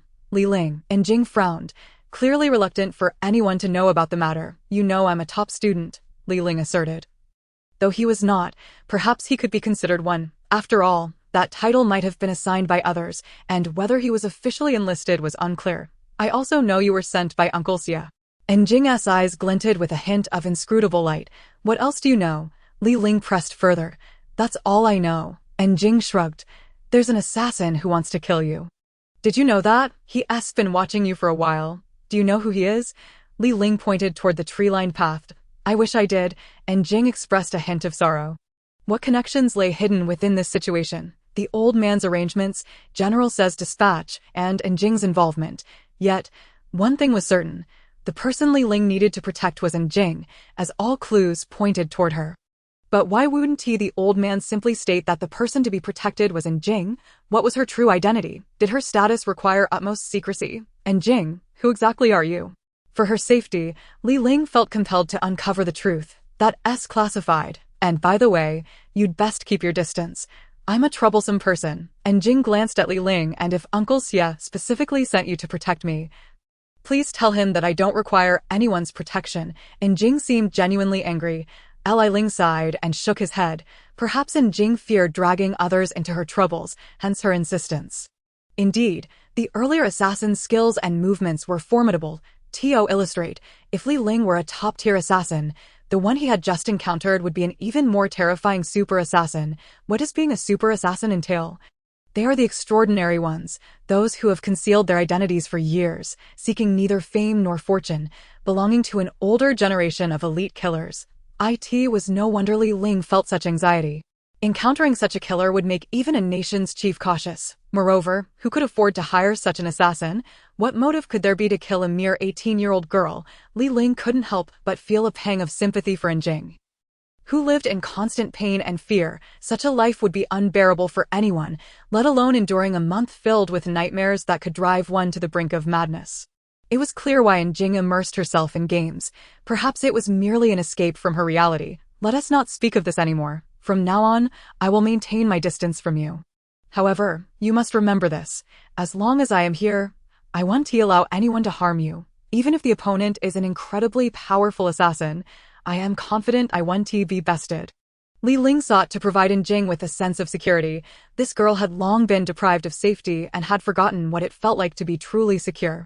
Go away. I've never met someone so annoying. And Jing turned to face the night sky, a glimmer of tears forming in her eyes, though she quickly wiped them away. Besides, I want to leave because protecting you comes with a reward of $5 million. I have no intention of letting go of such wealth. To prevent Jing from feeling indebted, Li Ling decided to frame his motivation as one of financial gain. $5 million. Are you willing to risk your life for that? And Jing scoffed. You wouldn't understand. A young lady who never worries about her basic needs will naturally fail to grasp the importance of money, Li Ling retorted as he stepped into the restaurant. As night fell, during dinner, Li Ling barely touched his meal, despite the food being quite delectable. He simply lacked the appetite to savor it. His mind was consumed with pondering the intentions of the super assassin from earlier. If the sole purpose was to eliminate Jing, it would be quite simple given the assassin's capabilities. So why did he hesitate to act? Caught in this dilemma, Li Ling found himself at a loss. Unable to escape the web of questions that ensnared him, the fact that the assassin had been trailing Jing for so long without making a move suggested he wouldn't strike immediately either. Li Ling, don't just eat. The boiled fish here is exceptional. You must try it. Tian Shujing spoke with a hint of concern in her clear eyes. If this continued, Tian Shujing might begin to wonder whether Li Ling's gloom was due to Zhou De. Thank you, Teacher Tian, Li Ling replied politely, accepting a piece of the boiled fish and placing it in his bowl. He picked it up with his chopsticks and chewed, finding the flavor delightful and the texture reminiscent of chewing gum.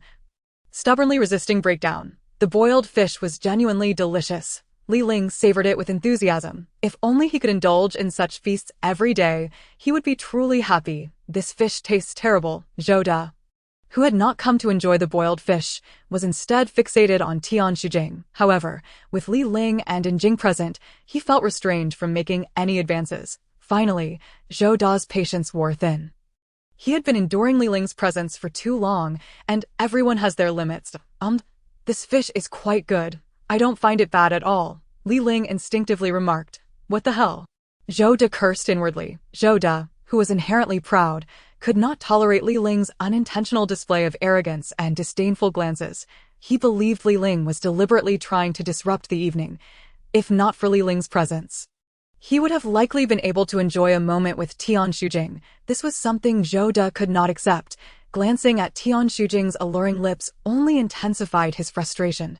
A gentleman may endure. But Zhou De could no longer restrain himself. Li Ling set down his chopsticks and bowl, his eyes silently fixed on Zhou De, observing the fiery anger that flushed Zhou De's face. The food is quite delightful, I must say, Li Ling remarked succinctly. Hey, have you all had enough? If so, hurry and leave. I have a date with Xu Jing. Zhou De could no longer hold back, and this outburst was met with a disdainful glare from Tian Shujing and a calm, quiet smirk. Truly, a person who thinks with their lower half. Li Ling momentarily lost his focus. However, his distraction was not due to Zhou De. Zhou De lacked the ability to unsettle Li Ling rather. It stemmed from the mysterious assassin he had encountered earlier. That enigmatic figure was undeniably a master, a truly terrifying one at that. At the table, among the four, only Jing was genuinely engaged in her meal, albeit with a rather unrefined manner. Tian Shujing, resting her chin on her hand, was acutely aware that Zhou De was entirely self-serving, caught in a dilemma. Zhou De was her faux boyfriend, while Li Ling was her exceptional student. Who to support? To indulge Zhou De in his theatrics or to uphold her friendship with Li Ling. Thus, the dilemma presented a test for Tian Shujing. Nevertheless, she could not abandon her meal. Tian Shujing remained unfazed. Knowing that Li Ling could handle Zhou De after all, Li Ling had subdued Gong Yangyu. What was Zhou De in comparison? Fortunately, they were in a private booth with good soundproofing, ensuring that the ruckus would not disturb the patrons outside. While the diners remained unaffected, the service staff, however, were left startled, their expressions a mix of shock and dismay, having never encountered such a situation. I must say, you really don't need to be so angry, the server stammered, struggling to voice his thoughts. Zhou De slammed the table in frustration, causing dishes and soup to spill everywhere. The server trembled, realizing it was best to remain silent. This was a deliberate act. He would not return to this establishment again. You little brat, I only came here for Xu Jing's sake, so don't push your luck. Zhou De spat, revealing just how displeased he was with Li Ling. In truth, Li Ling was merely playing the role of a third wheel, yet the dynamics had shifted to a standoff, bolstered by Jing's presence. It was no wonder that from the moment Zhou De laid eyes on Li Ling, he had noticed the rapport between Li Ling and Tian Shujing, which ignited a jealousy within him that he had long wished to unleash. Yet, constrained by his relationship with Tian Shujing, he had endured, waiting for his moment of retribution, but now he could no longer contain himself. With his patience worn thin, an explosion was inevitable. Well, I have been quite courteous to you, considering teacher Tian. Li Ling replied innocently, smirking as he righted the spilled soup bowl. Jing continued to eat quietly, having already finished her plate of boiled fish, prompting her to order another dish. Zhou Da, mind your image. Tian Jing admonished as she grasped Zhou Da's weakness, patting his back while signaling Li Ling to ease off. Caught in the middle, Tian Jing found herself in a precarious position. Jing, I am incredibly irritated. I must teach this brat a lesson so he knows the difference between heaven and earth. Zhou Da, a vain and hypocritical individual, feigned helplessness. In truth, he believed that Li Ling's physique was no match for his own, emboldening him to speak so brazenly. Yet, he also feared Li Ling, for he was a skilled fighter, and a soldier at that, who certainly understood combat techniques. Nevertheless, he pressed on, emboldened by the fact that his father was the dean of Yanjing University. I understand the concept of heaven and earth better than you. No need for your lessons. If you wish to play, I won't mind, but you'd better be prepared to cover the medical expenses. Li Ling remarked nonchalantly as he popped a peanut into his mouth. I swear I will ruin you. Zhou Da's eyes were bloodshot, his face contorted with rage, nearly losing his composure. Many have threatened to ruin me. And they all ended up worse for wear, Li Ling retorted with an air of confidence. Zhou Da was incensed, infuriated beyond measure. Why did Li Ling have the audacity to speak so calmly and assertively? I will destroy you, Zhou Da repeated vehemently. Don't just talk without action. Li Ling chuckled, observing Zhou Da's flushed face. Zhou Da trembled as he picked up a fork from the table, yet under Li Ling's imposing presence, he hesitated to strike. Do you believe I won't use this to stab you? Zhou Da brandished the silver fork menacingly. How amusing. How utterly ridiculous. What a coward he truly was. Fine. I will stand here and let you stab me. If you can actually do it, consider yourself victorious. Li Ling straightened his posture, awaiting Zhou Da's assault. Jing stifled a laugh. Tian Jing was aware that Zhou Da was bound to suffer, but chose not to intervene, instead enjoying the spectacle. Chapter 34. The Art of Pressure Points. Zhou Da was skeptical. Who would willingly stand still for a stabbing unless they were a fool? Why aren't you making a move? Is it because you find me too far away? Or perhaps you are simply a coward? Li Ling feigned innocence. Zhou Da swallowed nervously, gripping the metal fork tightly. Very well, I will step closer, allowing you to reach me easily. Li Ling indeed took a step forward, standing directly in front of Zhou Da, meeting his furious and anxious gaze. Zhou Da trembled, dazed, and sweating profusely. Don't think I won't do it. I must tell you. I have killed before. You should be afraid. Zhou Da wiped the sweat from his brow, attempting to intimidate.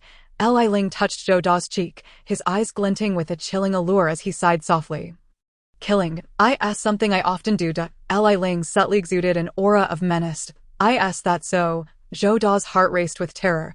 Li Ling's gaze was too fearsome, too cold, and there was a palpable aura of ruthlessness surrounding him. Guess what?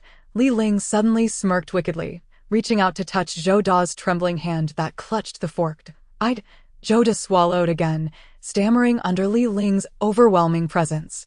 Witnessing Zhou Da's transformation from a previously confident individual to a quivering mess brought amusement and satisfaction to Tian Jing. Such a hypocrite deserved to be exposed. Sometimes, if a person is in too much pain, they should not hold it in for too long. If you feel like crying, then cry. Li Ling placed a hand on a specific part of Zhou Da's body, channeling his energy into it, precisely beneath his eyelids. In that moment, Zhou Da felt a surge in his optic nerves, and tears began to flow uncontrollably. Yes, I feel so miserable, even though I am the dean's son. No girl has ever truly liked me, and I am also impotent. Zhou Da suddenly broke down in tears. Tian Jing and Jing both paused, their utensils suspended midair, momentarily stunned. Impotent. Pfft. Both simultaneously spat out the food they had just taken a bite of, splattering it across the table. Not being liked by girls is one thing, but impotence is indeed the greatest humiliation for a man. Li Ling sighed slightly, having employed a remarkable technique passed down from ancient China. The art of pressure points. Among the 108 acupuncture points in the human body, the crying point, also known as the tear duct point, once pressed, the deeper the practitioner's skill, the longer the recipient would cry. At this moment, Zhou Da had been pressed on his tear duct point, causing him to weep like a child, and with Li Ling's prowess, Zhou Da would likely cry for at least an hour. Cry, Let all your sorrows flow out. When you return, focus on cultivating yourself, restore your masculinity, and do not indulge too much in women. They are detrimental to your health, as you can see, leading to impotence. Li Ling lectured, feigning the demeanor of a wise monk preaching to all. However, when Li Ling spoke of indulgence in women, both Tianshu Jing and In Jing seemed displeased. Tell me, do you not find my words to hold some truth? Li Ling grinned wickedly. That makes sense. 0.555555555. I am impotent. I am impotent. Zhou De, a man in his 20s, wailed uncontrollably, frightening the server who had been standing by. How grotesque. Yet, why could he not stop crying? This question also intrigued Tianshu Jing. But In Jing seemed to have already deduced the cause to be the pressure point technique, because I utilized Maoshan Taoism to summon your crying spirit, hence you will continuously weep. Li Ling fabricated wildly. 55555555555. You're talking nonsense. How could Maoshan Taoism possibly exist in this world? Zhou De could not believe it, yet he was indeed crying heartily, like a garlic bulb in his eyes. If you don't believe me, I can make you laugh nonstop. Just watched it. Li Ling extended his finger and poked Zhou De under his arm. Suddenly, Zhou De ceased crying, and before he could wipe away his tears, he began to laugh uncontrollably.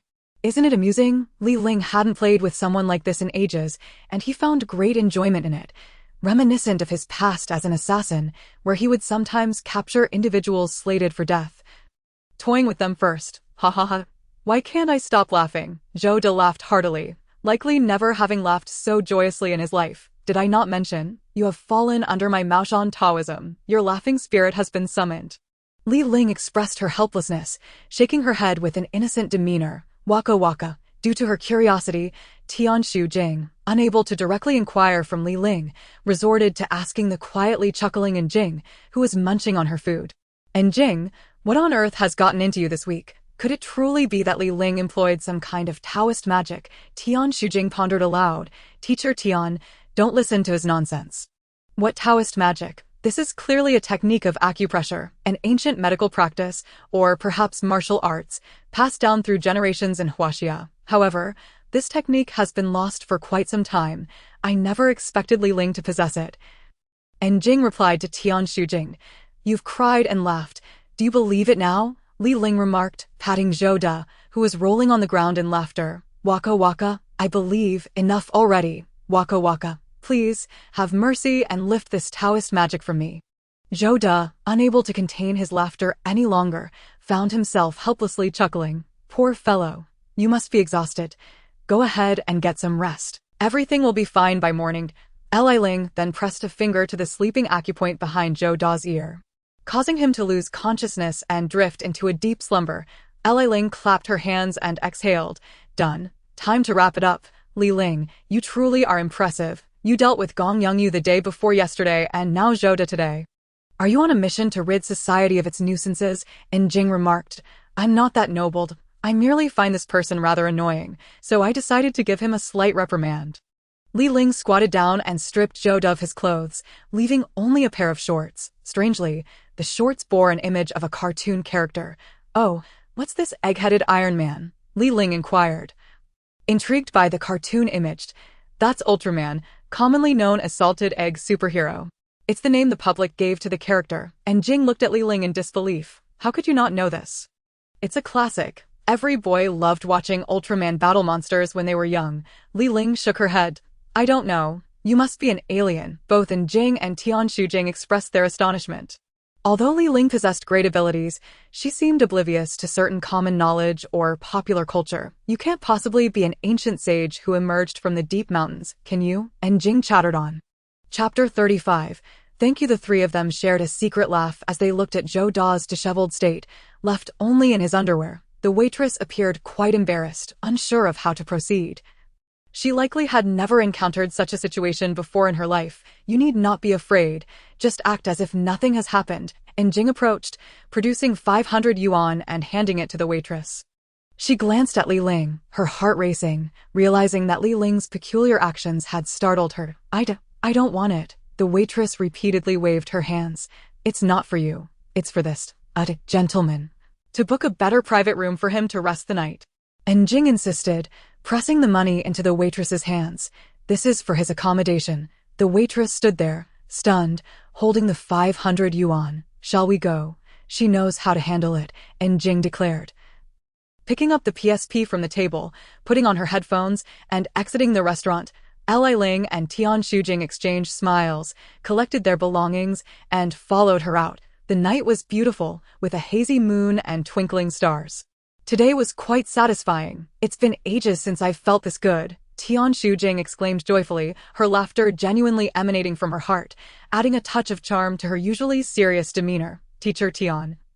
Where do you live? Would you like me to give you a ride home? And Jing approached her Porsche. I live in the dormitory at the school. It's very close. No need to drive me. Tian Shujing replied with a smile. Oh, all right then. And Jing turned to Li Ling and asked, what about you? Li Ling, I reside near the school, not far. Li Ling smiled. And Jing shrugged and said, it seems I don't need to drive anyone after all. Well, I'll head home now. Be careful on the road. Tian Shujing waved goodbye to Jing. Jing got into her car, skillfully maneuvering the steering wheel as she drove off, vanishing down the street in a flash. By the way, Li Ling, where do you live? Tian Shujing inquired. Li Ling recalled the ancient courtyard and hesitated to explain clearly, chuckling as he said, I stay at a hotel nearby the school. Oh, staying at a hotel can be quite expensive. Why not stay in the school dormitory? Tian Shujing asked curiously. Well, Li Ling scratched the back of his head, contemplating whether to mention that it was arranged by the old man. Who would believe that? Noticing Li Ling's apparent reluctance to speak, Tian Shujing refrained from probing further, grateful for Li Ling's timely assistance today. Had he not been there, she might have truly fallen victim to Zhou Da's antics. All right, please take me back. I would like to walk with you privately. Tian Shujing smiled like a youthful girl of 17 or 18. Li Ling nodded repeatedly. Of course, teacher Tian. Tian Shujing exuded an endearing warmth, akin to that of a family member. By now, it was past 10 at night, and the number of pedestrians on the road was dwindling. The two figures strolled beneath the dim streetlights, occasionally shivering as a cool breeze swept by. Tian Shujing tightened her arms around herself, her slender frame trembling against the autumn chill without a coat. Li Ling promptly removed his Jack Jones jacket and draped it over her shoulders. Thank you. Tian Shujing blushed, pulling the coat tighter around her. As a teacher, she was only 5 or 6 years older than Li Ling. It's nothing. I've always been the one burdening teacher Tian. This is no trouble at all. Li Ling chuckled. Indeed. Tian Shujing concurred. Teacher Tian, I angered Zhou Da today. He won't come looking for trouble with you tomorrow, will he? Li Ling asked. Tian Shujing paused before responding. You need not worry about that. Zhou Da won't dare to act recklessly. After all, hold some leverage over him. She then sighed, softly adding, now that I think about it, you are right. I shouldn't compromise myself for a high-paying job. Sometimes, I reflect and realize how foolish I've been. Teacher Tian, why do you need money so desperately? Is it truly necessary to find a high-paying job to survive? Li Ling gazed at Tian Shujing's beautiful profile. Tian Shujing offered a bittersweet smile. For my mother. This was the first time she had opened her heart to a man. Your mother. Li Ling furrowed his brow at the sorrowful expression on her face. Yes, my mother has lung cancer, and the treatment costs are exorbitant. Without a high salary, I cannot bear the monthly medical expenses. It turned out that Tian Shujing's circumstances were so dire. What about your father? Li Ling felt a sense of camaraderie with her. My father passed away in a car accident 10 years ago. I was only 16 at the time. Consequently, all responsibilities fell upon my mother. And her illness stemmed from years of hard work. Tian Shujing reminisced, struggling to maintain her composure as tears began to well up. Li Ling fell silent, losing a father at 16 and subsequently watching one's mother toil in the hospital. This was a harsh reality in a society driven by money. Li Ling was not unaware of this truth, but he could not fully grasp the significance of wealth. For him, the lack of a protector made money seem less significant. It became a mere possession rather than a necessity. However, for Tian Shujing, with her only family member at stake, money held extreme importance. Without it, there would be no medical care, and without medical care, her mother's life would be in jeopardy. Thus, while money may not solve every problem, there are times when life cannot be sustained without it. Tian Shujing, a woman left to fend for herself, working tirelessly to save her ailing mother, was undeniably admirable. All right, I've arrived. Unbeknownst to them, they had reached the dormitory building. Shall I walk you up? Li Ling offered, "No need. Thank you for today." This was the second time Tian Shujing expressed her gratitude. "It's nothing," Li Ling replied with a smile. Tian Shujing returned a faint smile, removed the jacket, and handed it back to Li Ling, saying, "You should head back too. Get some rest, as you have classes tomorrow." Li Ling smiled, feeling warmth in his heart. "All right, Teacher Tian," he said. Watching her enter the dormitory building, he then left alone. As he walked, Li Ling contemplated many things. In the past, he only understood how to take lives. Now, he needed to learn how to live. Chapter 36. Results of Special Training. Special training, while being a high-intensity regimen designed to enhance physical condition and unlock latent potential within a short span, is akin to stretching a rubber band to its limits when it is still pliable. This limit represents a critical juncture that should not break, and it embodies an advanced training technique widely utilized in special forces and espionage training. However, during this specialized training, each individual possesses a distinct physical constitution. If one fails to grasp the nuances of each person's physique, it may result in severe harm to the trainees themselves. In this regard, the old master was a man of considerable experience.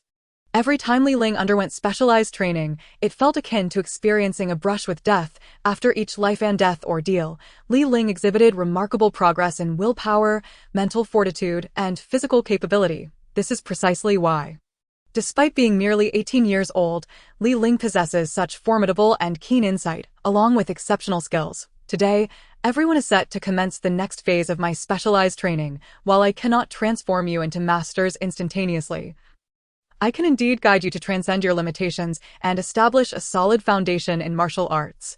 After 3 rigorous days of selection, Li Ling finally chose 10 candidates.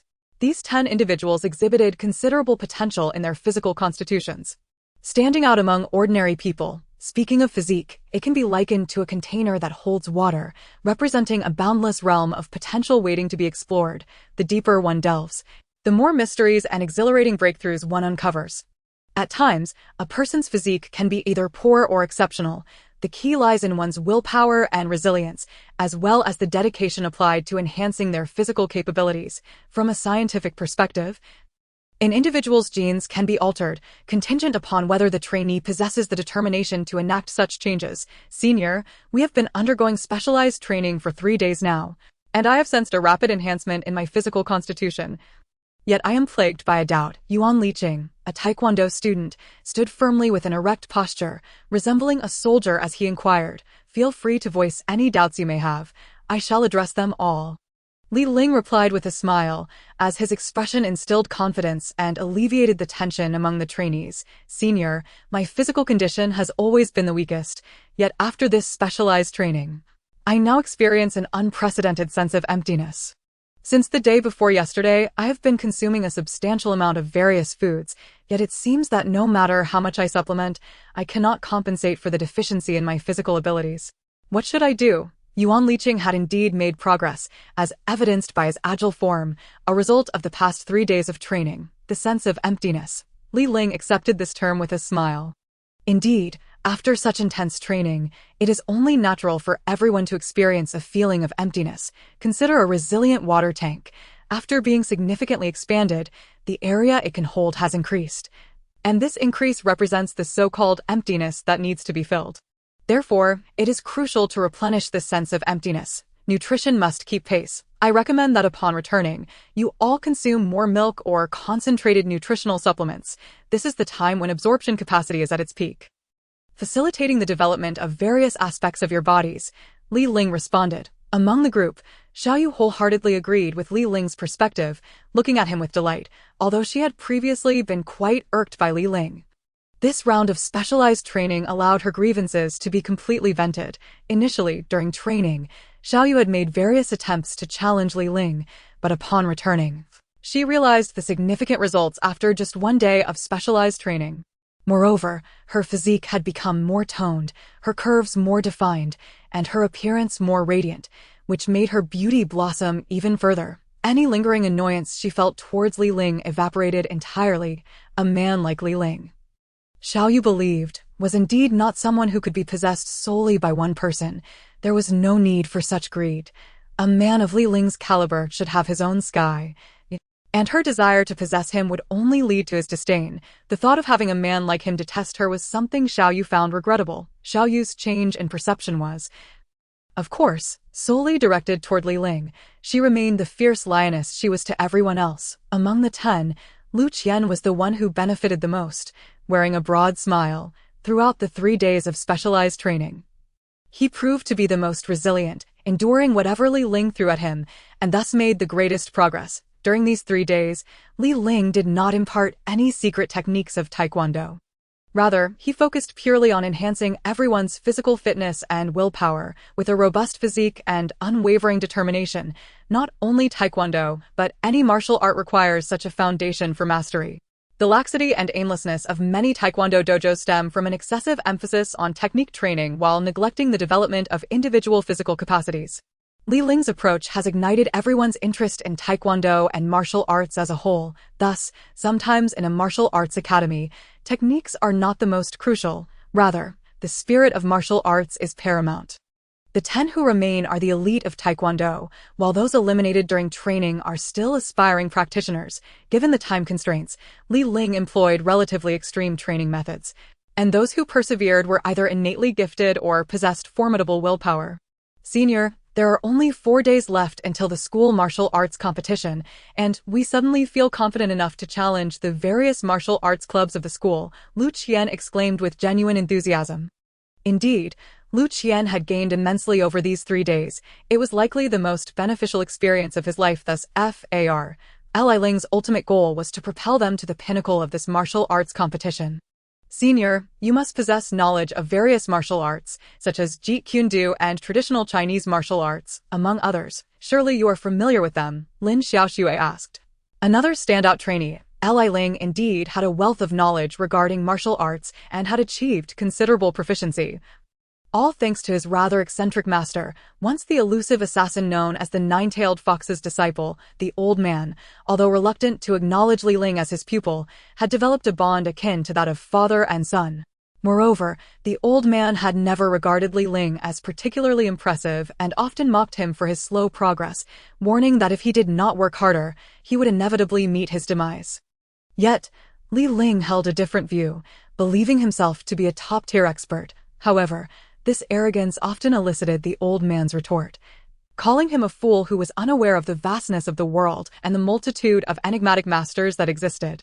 Li Ling had been taken aback, for aside from the old man, he had not encountered a worthy opponent in a long time. However, just 3 nights ago, while pursuing some leads on a tranquil matter, he encountered a lurking, enigmatic master in black, which made him realize that a formidable rival had indeed emerged. This rival's strength was undoubtedly on par with his own, leading Li Ling to sense that some thrilling and intense confrontations were about to unfold. Yes, I have a superficial understanding. Li Ling recognized that he should adopt a more humble demeanor and refrain from blind arrogance. Senior, your humility is commendable, being this formidable yet still claiming to have only a rudimentary understanding. Do you believe everyone else is like you? With such profound cultivation, your character and demeanor must surpass ours. Another student chimed in. In truth, there is nothing remarkable. The path of martial arts is still long. No one possesses the capacity for arrogance. Otherwise, one can only regress. Thus, the most crucial aspect for a martial artist is not merely to cultivate their external physique, but to nurture a tranquil heart. Regardless of how powerful one may become, one must maintain a calm spirit, embodying the ancient wisdom of humility. Li Ling finally grasped the old man's teachings. A true master remains unperturbed, unaffected by praise or blame, standing resolute even in the face of calamity. Li Ling, your words resonate profoundly. Xiao Yu unexpectedly felt compelled to praise him. Li Ling, you are truly remarkable. I apologize for everything I have said and done to you before. As Xiao Yu's radiant smile graced her features, Li Ling realized that this beautiful woman had finally let go of her grievances. Furthermore, she had even offered him an apology. The others looked on in astonishment at the usually brash Xiao Yu, who seldom offered compliments, now expressing such rare praise. It seemed that to receive Xiao Yu's commendation was as rare as the sun rising from the west. If they knew that Xiao Yu was apologizing due to a heartbreak, and that the object of her affections was Li Ling, they would certainly envy him and utter 3 words: believe in Li Ling, Yujie. Such a rare commendation, Yujie. Have you perhaps consumed honey today? Alas, why are we not afforded the opportunity to receive your praise? Haha, you think you are worthy of Yu Jie's praise. Even I, the president, have never received such an honor. Lu Qian jested, playfully extending his middle finger. Xiao Yu chuckled softly, gazing intently at Li Ling, who returned her smile. Their eyes met, and a warm sensation blossomed in Li Ling's heart, ignited by Xiao Yu's unwavering and sunny gaze. Li Ling, with you by our side, I believe we can redeem ourselves and triumph over the traditional martial arts club that defeated us so decisively last year, Xiao Yu declared, her fist clenched with determination. U-J-I-E-D-O not rejoice too soon. Our opponents are the formidable masters of the traditional martial arts club, among whom is none other than Zhang Dong, who was once hailed as a genius among martial arts youths, Yuan Liqing interjected. Raising his hands in resignation, Yuan Liqing's concerns were not without merit. Last year, Zhang Dong single-handedly toppled the Taekwondo, Judo, and Muay Thai academies in succession. It can be said that a single individual bore the weight of the esteemed Martial Arts Hall's Best Martial Spirit Award. It is rumored that Zhang Dong is a direct descendant of one of the illustrious families of Chinese martial arts, his master, a reclusive sage who has remained in obscurity for many years, is said to be indifferent to fame and fortune, dedicating himself entirely to the study of martial arts atop one of the sacred mountains in Zhengzhou, Wudong Mountain. Indeed, Zhang Dong's prowess should not be underestimated. When I once engaged him in combat, he dispatched me to the ground with a mere half of a technique, leaving me utterly baffled as to how he had struck. Lu Qian stroked his chin, a glimmer of trepidation and nostalgia flickering in his eyes. What is most aggravating is that this Zhang Dong seemingly requires only half a technique to deal with all the experts within the university. Yuan Liqing echoed Lu Qian's sentiments. Li Ling, regaining his composure, acknowledged Lu Qian's skills. Although he himself could easily subdue Lu Qian without using any techniques, he found himself more intrigued by the master behind Zhang Dong. If a disciple could achieve such a level of mastery in martial arts, one could only wonder what sort of figure Zhang Dong's master is. Do not let others' prowess diminish your own. As Li Ling had mentioned earlier, a true expert must cultivate inner peace, remaining calm in the face of formidable opponents, for they are merely individuals like ourselves. Xiao Yu quoted Li Ling precisely. After 3 days of intensive training, our strength has surged. We need not fear Zhang Dong. We shall bring him to his knees. Yuan Liqing exclaimed with hearty laughter. Hush, while this may hold some truth, it is best spoken quietly, lest the students of the martial arts hall overhear and mock us for our arrogance and ignorance. Lu Qian quickly tugged at Yuan Liqing's sleeve, signaling him to keep it down. Yuan Liqing blushed. Li Ling pondered for a moment, realizing that Zhang Dong's master might well be one of those reclusive hermits who practice qi. No wonder Zhang Dong stands apart from the rest, single-handedly taking down so many experts at the school. If what Yuan Liqing just suggested is true, then Zhang Dong is indeed formidable. Thus, over the next 4 days, I shall conduct some necessary specialized training with Xiao Yu, while the others may continue with the regular training sessions. Li Ling reasoned that with Zhang Dong's exceptional strength, without some extraordinary measures, he feared there would be no one here capable of matching him. In other words, Li Ling intends to engage in a certain profound exchange of martial arts with Sister Yu. Yuan Liqing mischievously tapped his finger against his chest, his demeanor exceedingly suggestive, leaving only a fool oblivious to his implications. Where are your thoughts wandering? Lu Qian admonished, smacking Yuan Liqing on the forehead. What are you talking about, senior? Perhaps it is you who is misunderstanding. Otherwise, why would you touch me? Yuan Liqing retorted, brushing aside Lu Qian's hand from his waist. The group fell silent. Li Ling, why not stay at my place for the next 4 days, if I can undergo your training daily? I believe I can improve even faster, Xiao Yu proposed, her invitation entirely innocent. Yet, this innocence quickly took on a different flavor in the ears of certain lecherous individuals. How fortunate, fortunate indeed. Xiao Yu smacked the head of a certain boy reveling in his own bliss, causing him to faint on the spot. The others, witnessing Xiao Yu's lack of restraint, immediately fell silent, gasping in surprise, none wishing to incur her wrath. This is just as well, since I have promised to assist you. I shall give my all, although I hope it will not disturb your family. Li Ling recalled Xiao Yu's extraordinary sister, Xiao Qing, a true oddity of the human realm. That will not be a problem. Aside from my sister and Aunt Zhang, my parents are rarely home, Xiao Yu replied. Wow. The others gazed with envy. their imaginations running wild, speculating whether Li Ling would indeed pursue the sisterly pair. What is wrong with them? Drooling like that at this age? How disgusting. Xiao Yu wrinkled her nose in disdain. It is nothing. They are merely temporarily unable to accept certain realities, exhibiting brief hysterical symptoms. Lu Qian was the first to regain his composure. Hysterical symptoms. Li Ling expressed his confusion. What began as a straightforward martial arts lesson had been twisted by the students' imaginations into something tantalizingly alluring, bordering on criminal. Li Ling, you should come over tonight. I will drive you home, Xiao Yu declared. Okay?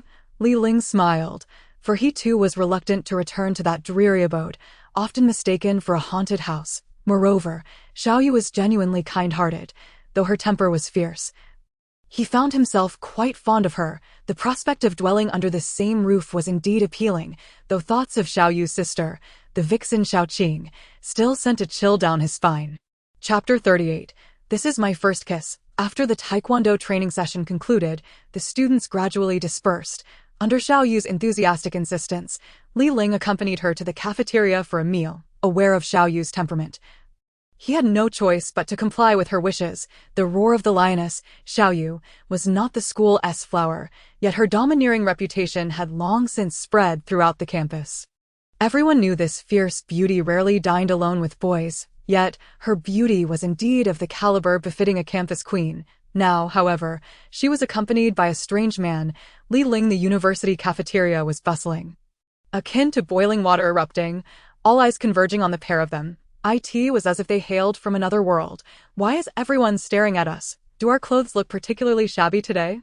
Li Ling felt a wave of embarrassment wash over him. He glanced at his attire, which was pristine, yet this attention made him uncomfortable, as he preferred to remain low-key and out of the spotlight. Although the gazes carried various expressions, envy, jealousy, disdain, admiration, none of these sentiments pleased him. Who is this handsome boy? How can he endure Xiao Yu's tempestuous nature and dine with her? One girl derided Xiao Yu yet gushed over Li Ling. By outward appearances, this man must possess an extraordinary background. Even Murong Tianqi, one of the top 10 charming boys at Yanjing University, could not manage such a feat. What makes him so special to dine with Xiao Yu? Another boy, feeling a twinge of jealousy, sniffed disdainfully. Yet, this was not the extent of the peculiar analyses. Most were steeped in envy. Li Ling sighed softly. Xiao Yu, this feels rather strange. He shook his head in resignation. Is it not odd to be regarded like an exhibit, especially in the cafeteria, where the majority of attention was focused on them, and among those gazes were several beautifully adorned women casting flirtatious looks? What do these suggestive glances even mean? In truth, upon closer inspection, the boy was somewhat lean but undeniably handsome. Many other women echoed the sentiment. Xiao Yu, with her keen ears, caught snippets of their remarks. What's so strange? These individuals are insufferable. Xiao Yu shot Li Ling a smile. If any of you dare to gawk or gossip, be warned, or I shall have my grandmother pluck out your eyes. Finally unable to contain herself, Xiao Yu slammed the table, rising with a fierce declaration, unconcerned about the public nature of the setting, yet her commanding presence was enough to leave many men utterly spellbound. Timid boys nearly dropped their trays in fright. The cafeteria was filled with an array of handsome and unattractive faces, all of whom suddenly found their meals far more interesting. These people clearly had nothing better to do. Xiao Yu returned to her seat, pouting as she continued to eat. Li Ling shook his head. Xiao Yu's temperament was far too fiery. Were it not for her formidable lineage and impressive skills, she would surely have faced dire consequences by now. Xiao Yu, you ought to temper your fiery temperament. For an expert, poise is paramount. If you can suppress your passion until the moment of combat, unleashing it all at once can yield tremendous power, potentially leading to a decisive victory. Li Ling's reasoning was sound, akin to how explosives can be contained to enhance their effectiveness. Wise individuals thus encase gunpowder within a shell, creating a projectile restraint. It is a realm of martial arts known as gathering and releasing. Mastering this balance is essential to becoming an internal martial arts master, which explains why many of these masters possess such exceptional composure. Although Li Ling explained this, Xiao Yu was utterly bewildered, akin to playing music to cattle, for her nature was to express her anger freely. Having never practiced restraint, despite her formidable abilities, she could not achieve that nuanced explosive power, risking the chance of going astray in her internal cultivation. Li Ling, your prowess in martial arts is truly remarkable. Why not participate in some club competitions? You might just become the center of attention at school. Xiaoyu drove her BMW swiftly along the road home, the sound system blaring at full volume, compelling her to almost shout to be heard, completely disregarding any semblance of a ladylike demeanor. The center of attention? I despise being in the spotlight. It makes me feel utterly uncomfortable. The music reverberated in Li Ling's ears, the electrifying beats overwhelming, yet the volume was excessive, accustomed to tranquility. Li Ling felt her inner peace being stirred into chaos. Truly, one is influenced by their surroundings. Why is it that everyone yearns to be the focus of others' attention while you prefer solitude? Xiaoyu relished probing into Li Ling's character, eager to uncover the hidden facets of her personality. This brought back memories of Li Ling's solitary training in the remote mountains, accompanied solely by loneliness and silence, yearning for someone to converse with amidst the wilderness. I and those mountains. Aside from playful interactions with birds and fish, her only joy came from the old master's monthly visits, imparting snippets of martial wisdom. Having grown accustomed to silence, Li Ling now became profoundly still. However, she was reluctant to answer Xiaoyu's question. Not out of distrust, but perhaps due to her inclination towards modesty. After all, true masters often dwell in solitude. Li Ling's voice had to rise above the cacophony of the sound system for Xiaoyu to hear her. Li Ling, you are amazing, Xiaoyu shouted exuberantly from the car. Hey, be careful, drive safely, or we might meet with an accident before we even reach home. Li Ling observed Xiaoyu's animated driving, her hands flailing about in excitement. No worries, my driving skills are top-notch, Xiaoyu declared, before abruptly turning the steering wheel, causing the car to veer sharply and crash into the guardrail like a rocket. Watch out, Li Ling screamed, quickly grasping Xiaoyu's hands to steer the vehicle back onto the right path. Averting disaster, have you lost your mind? Li Ling exclaimed, their faces nearly touching, her anger flaring momentarily at Xiaoyu's reckless behavior. Hee. Xiaoyu giggled mischievously and pressed her lips gently against Li Ling's. A sweet and delicate kiss that sent shivers down Li Ling's spine. You finally kissed me, Li Ling. This is my first kiss. Xiaoyu pulled away reluctantly, her smile radiant and endearing, revealing a charming side of herself. Chapter 39. Enchanting allure. Xiaoyu's kiss was utterly intoxicating. Her soft, rosy lips required no embellishment, exuding a natural sweetness reminiscent of ripe cherries. Inviting one to savor the moment, as Li Ling felt Xiaoyu's gentle kiss. Her heart raced, her cheeks flushed with warmth. The sensations evoked by this intimate contact were unlike anything she had ever experienced. Fortunately, the road ahead was straight, devoid of traffic on this quiet suburban night, allowing them to maintain their flirtatious banter without the risk of crashing into guardrails or other vehicles. Suddenly, Xiaoyu's face flushed, her eyes sparkling with anticipation, yet conveying a silent caution that urged Li Ling to refrain from any impetuous actions. This complex blend of alluring glances left Li Ling acutely aware of the tantalizing yet conflicting emotions women could evoke. It might not be appropriate to maintain this position, Li Ling suggested. Leaning closer, their bodies almost entwined, the proximity heightening the tension, Xiaoyu's face turned an even deeper shade of crimson. She nodded softly, her delicate chin tilting slightly, her breath becoming uneven, betraying her own turmoil. Then, I suppose I'll move away. Li Ling felt a pang of reluctance at the thought of parting from those irresistibly sweet lips, glistening and tender. Xiaoyu's shy smile held a hint of sweetness. Utterly captivating, Li Ling prided herself on being rational and composed, yet the Xiaoyu before her was transformed, soft-spoken, her breath disrupted, embodying an allure that stirred primal instincts within any man. After chastising himself for his thoughts, Li Ling summoned his willpower to reposition himself in his seat, focusing on steadying his breath to quell the tempest of emotions surging within. Xiaoyu switched off the music, and enveloping silence descended upon the car. Li Ling found himself engulfed in an awkward tension, the sweetness of their first kiss lingering in the air. Hee. Xiaoyu chuckled to herself, unable to suppress her glee while driving. Li Ling, uncertain how to engage with her, remained silent, lost in contemplation. About earlier, Li Ling ventured, testing the waters. Xiaoyu seemed oblivious, lost in her own world of sweetness, her laughter infectious. They unknowingly traversed several streets. The car arrived at a serene villa neighborhood. Lined with elegant homes, Xiaoyu's residence occupied a prime location amidst these luxurious abodes, surrounded by tranquil streams and ornamental rocks, exuding an air of sophistication, even at night. The area was illuminated by vibrant neon and laser lights, casting a fantastical glow. After parking in a private garage, Li Ling followed Xiaoyu into the villa, which boasted a striking European design. Upon entering, a fragrant aroma filled the air. Li Ling, my sister isn't fond of strangers visiting our home. So brace yourself for her cold demeanor, but rest assured, I will explain everything to her. She may appear tough, but she has a soft heart. Xiaoyu led Li Ling into the expansive living room, adorned in a regal style that made Li Ling feel as though he had stepped into a grand palace. All right, he replied, mindful of the poor impression he had left on Xiaoqing during their last encounter. Who could predict what eccentricities this peculiar sister might exhibit? Sister, I'm back, Xiaoyu called out softly, her voice echoing throughout the house. Moments later, descending the spiral staircase was a vision of beauty in a white silk nightgown.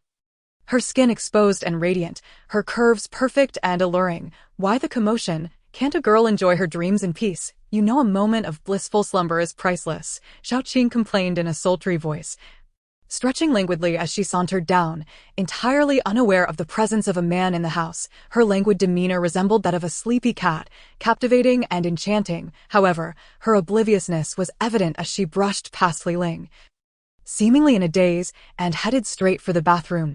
A fragrant breeze wafted toward Li Ling, rekindling the lingering sensations from earlier, testing his self-control. Suddenly, as Xiaoqing entered the bathroom, she paused, her expression shifting to one of shock. She spun around, her eyes wide, before letting out a piercing scream. Pervert, pervert, get out. Only then did she notice the unfamiliar man in her home, rushing to the sofa to grab a pillow and hurl it at Li Ling. Yet, with his exceptional agility, Li Ling easily evaded her feeble attacks. After a moment of futile attempts, Xiaoqing, panting slightly, realized his impressive reflexes. After a brief struggle, she straightened, her ample bosom heaving, her flawless skin glistening enticingly. Li Ling, what are you doing here? Xiaoqing managed to regain her composure, her breath still a bit ragged. Li Ling's gaze involuntarily lingered on Xiaoqing's alluring figure, his breath faltering and thoughts straying into dangerous territory.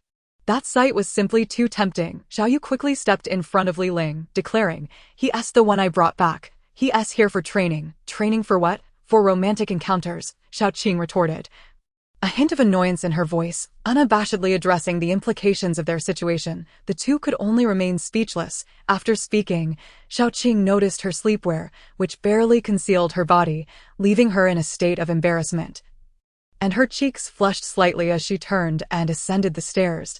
Li Ling felt a wave of shyness wash over him, akin to being trapped in a hellish inferno. Never before had he yearned to flee as desperately as at this moment. It's fine. I will speak to my sister about it. You can sleep in the guest room on the first floor tonight. Xiaoyu indicated a room in the eastern corner. All right, Li Ling replied. As for tomorrow and the day after, I will request leave from teacher Tian, claiming we are undergoing intensive training, so we won't be attending classes for the next few days, including the weekend. You will stay at our home and properly teach me how to become a master. Xiaoyu had everything planned out. Well, all right then. Li Ling thought of the sister who could turn into a werewolf at any moment, and he felt a bead of sweat trickle down his back. Thud, thud, thud. The rhythmic sound of high heels echoed from upstairs, and Xiaoqing descended gracefully in a stunning purple dress, exuding an extraordinary aura. Yet her gaze upon Li Ling was laced with a hint of anger. Chapter 40. A sisterly discussion. Xiaoqing, naturally beautiful, adorned in an elegant and dignified outfit, with her skirt fashioned into a charming bow and a simple golden ribbon cinching her waist, looked like an angel descended from the celestial realm. Unfortunately, this exquisite beauty was even more formidable than Xiaoyu and was currently glaring at Li Ling with an expression that resembled hostility, a smirk dancing on her lips. The heart of a woman is as inscrutable as the depths of the ocean. Li Ling awkwardly smiled, feeling thoroughly uncomfortable under Xiaoqing's careful scrutiny, as if he were an enemy. Sister, I must address the serious matter concerning the pets you brought back. Come with me, we are convening the most important family meeting of the year. Xiaoqing, with an air of grace, adopted a solemn expression reminiscent of a matriarch addressing her family. Pets? Li Ling chuckled helplessly. Although Xiaoyu appeared carefree, in the presence of her somewhat neurotic sister, the once fierce Xiaoyu now seemed as docile as a well-behaved husky, if Xiaoyu was a lion. Then her sister was the tamer. Yes, sister, Xiaoyu shrugged in resignation, winking playfully at Li Ling, her glass-like eyes seemingly assuring him that she would handle it. Yet, Li Ling held a different opinion. Could that woman truly be managed? He glanced at the imposing Xiaoqing, who bore the regal demeanor of an empress. Li Ling, you are forbidden to gaze upon this palace. I, as the rightful owner of this residence, hereby declare that you shall not wander aimlessly. Touch indiscriminately, look around, write carelessly, sit improperly, or, suddenly at a loss for words, she blushed slightly, rephrasing, or think recklessly. You shall stand quietly there, not moving, not looking, not smiling, understood, rest assured. You reside in a grand estate, deep in the heart of the sea. I will not overstep my bounds. I will wait outside until your meeting concludes. Here, I shall not intrude without your consent. Li Ling, feeling sweat bead on his forehead, casually made his way toward the door. Sister, you must have some limits to your eccentricity. Li Ling is our guest.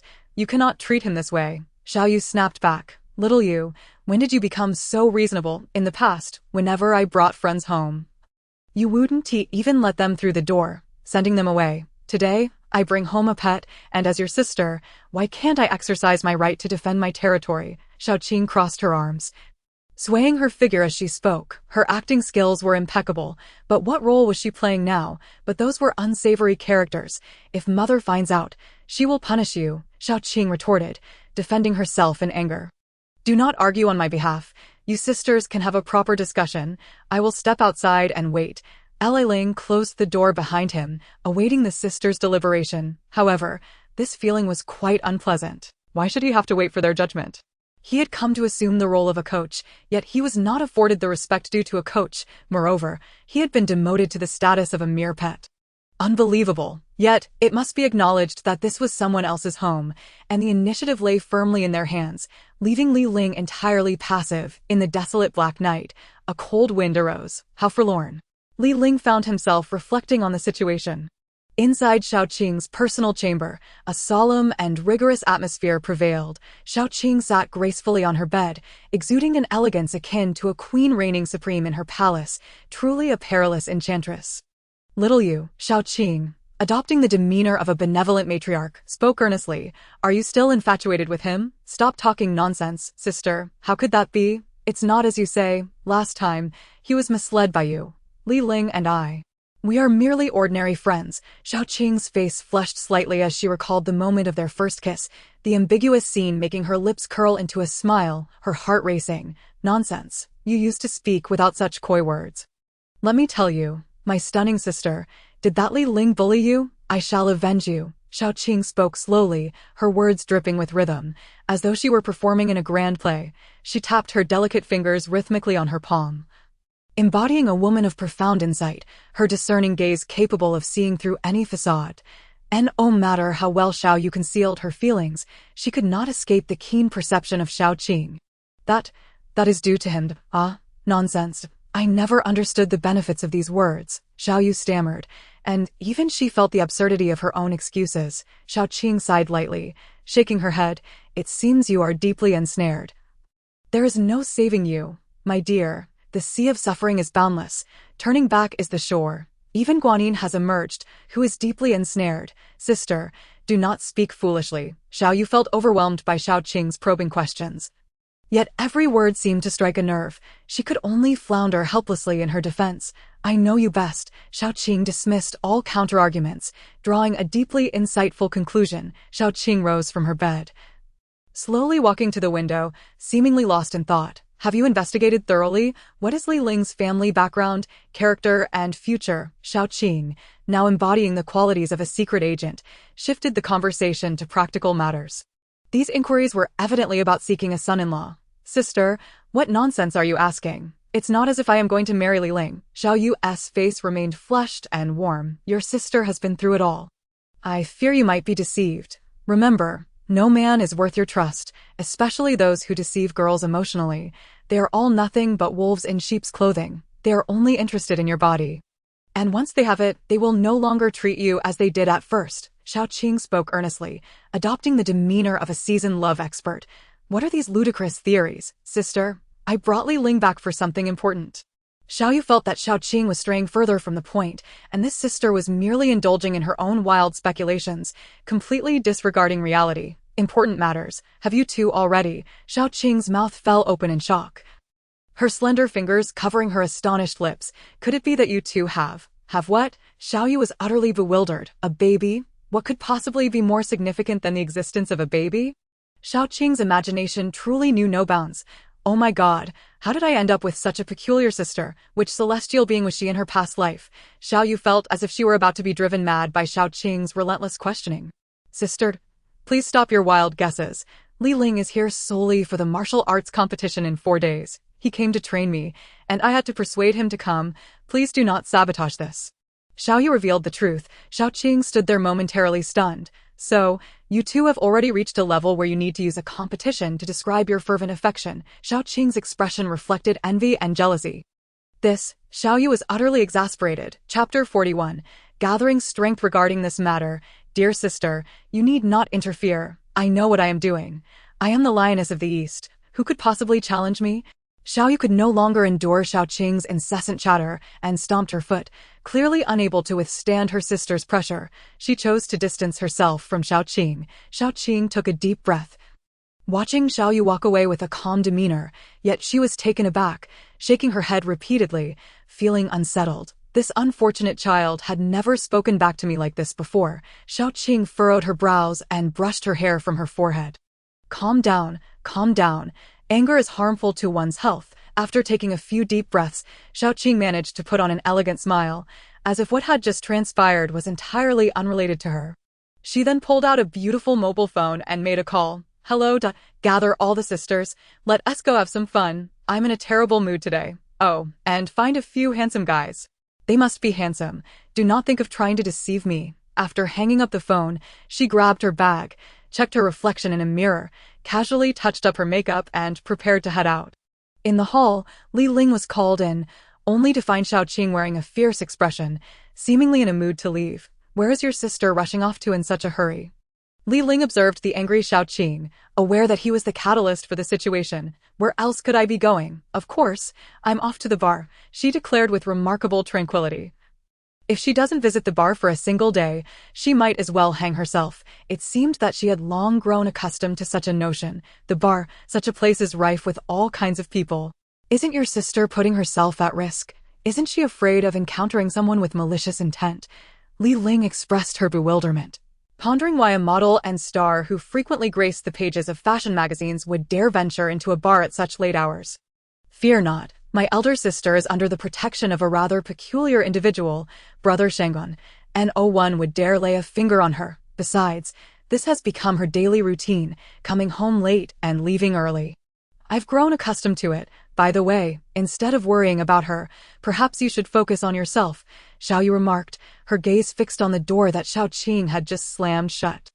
Brother Shangguan, indeed, Brother Shangguan Yun, who owns about half of the nightclubs in Yanjing City. Quite formidable. To monopolize the nightclubs is tantamount to controlling the nighttime consumer market. However, hearing Xiao Yu refer to Shangguan Yun as Brother Shangguan suggested a rather amicable relationship between the Shangguan and Xiao families. Li Ling nodded slightly in acknowledgement. Xiao Yu waved her hand dismissively and sighed softly. She was not one to often defy Xiao Qing's wishes, but this time she truly found herself at odds with her sister.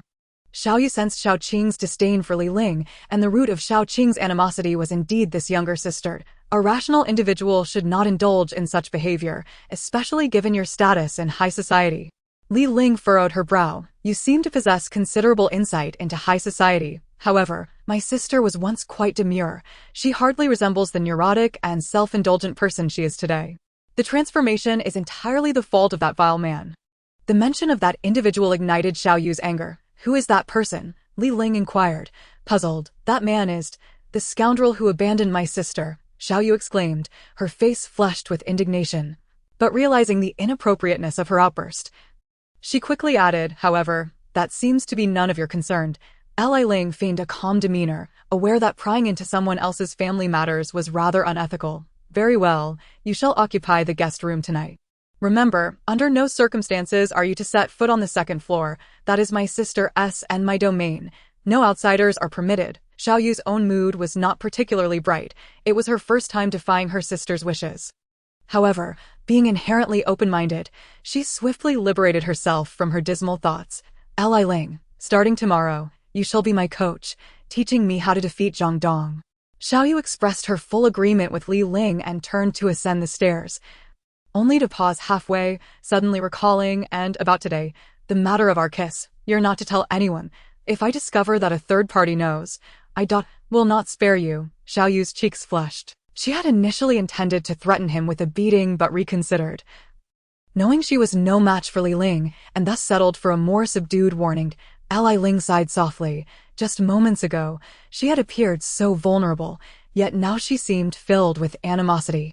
He chose not to dwell on such inconsequential thoughts and instead turned his attention to his own bedroom. The room was well appointed, and Li Ling reclined comfortably on the bed, which exuded a delightful fragrance. Wealthy individuals always seem to dwell in paradise. Having never experienced such a luxurious bed, he found himself reminiscing about the days spent on wooden planks or, worse, sleeping on rocky terrains outdoors. Setting aside those thoughts, he resolved to teach Xiao Yu how to harness her strength and energy before making his exit. Sometimes he pondered why he had immersed himself in this social stratum. Li Ling sat up, removed his shoes, and settled cross-legged on the bed, entering a state of focused breathing. Morning arrived, with a sliver of sunlight filtering through the window, ushering in fresh and invigorating air. Li Ling stretched lazily, savoring the beauty of the day, while the clouds outside seemed remarkably clear. I wonder how Njing is doing. Once I resolve Xiao Yu's predicament, I must remain vigilant regarding Njing's situation. However, judging by the last assassin's movements, it is unlikely there will be any significant developments in the near future. Li Ling, come out. The sun is already high in the sky. Are you alive or dead? Xiao Yu, clad in athletic wear, awaited him outside. Not dead, just awake, Li Ling replied, vaulting from the window onto the lawn below. After careful consideration last night, it suddenly struck me, Li Ling, are you a descendant of a certain martial arts family? Xiao Yu inquired.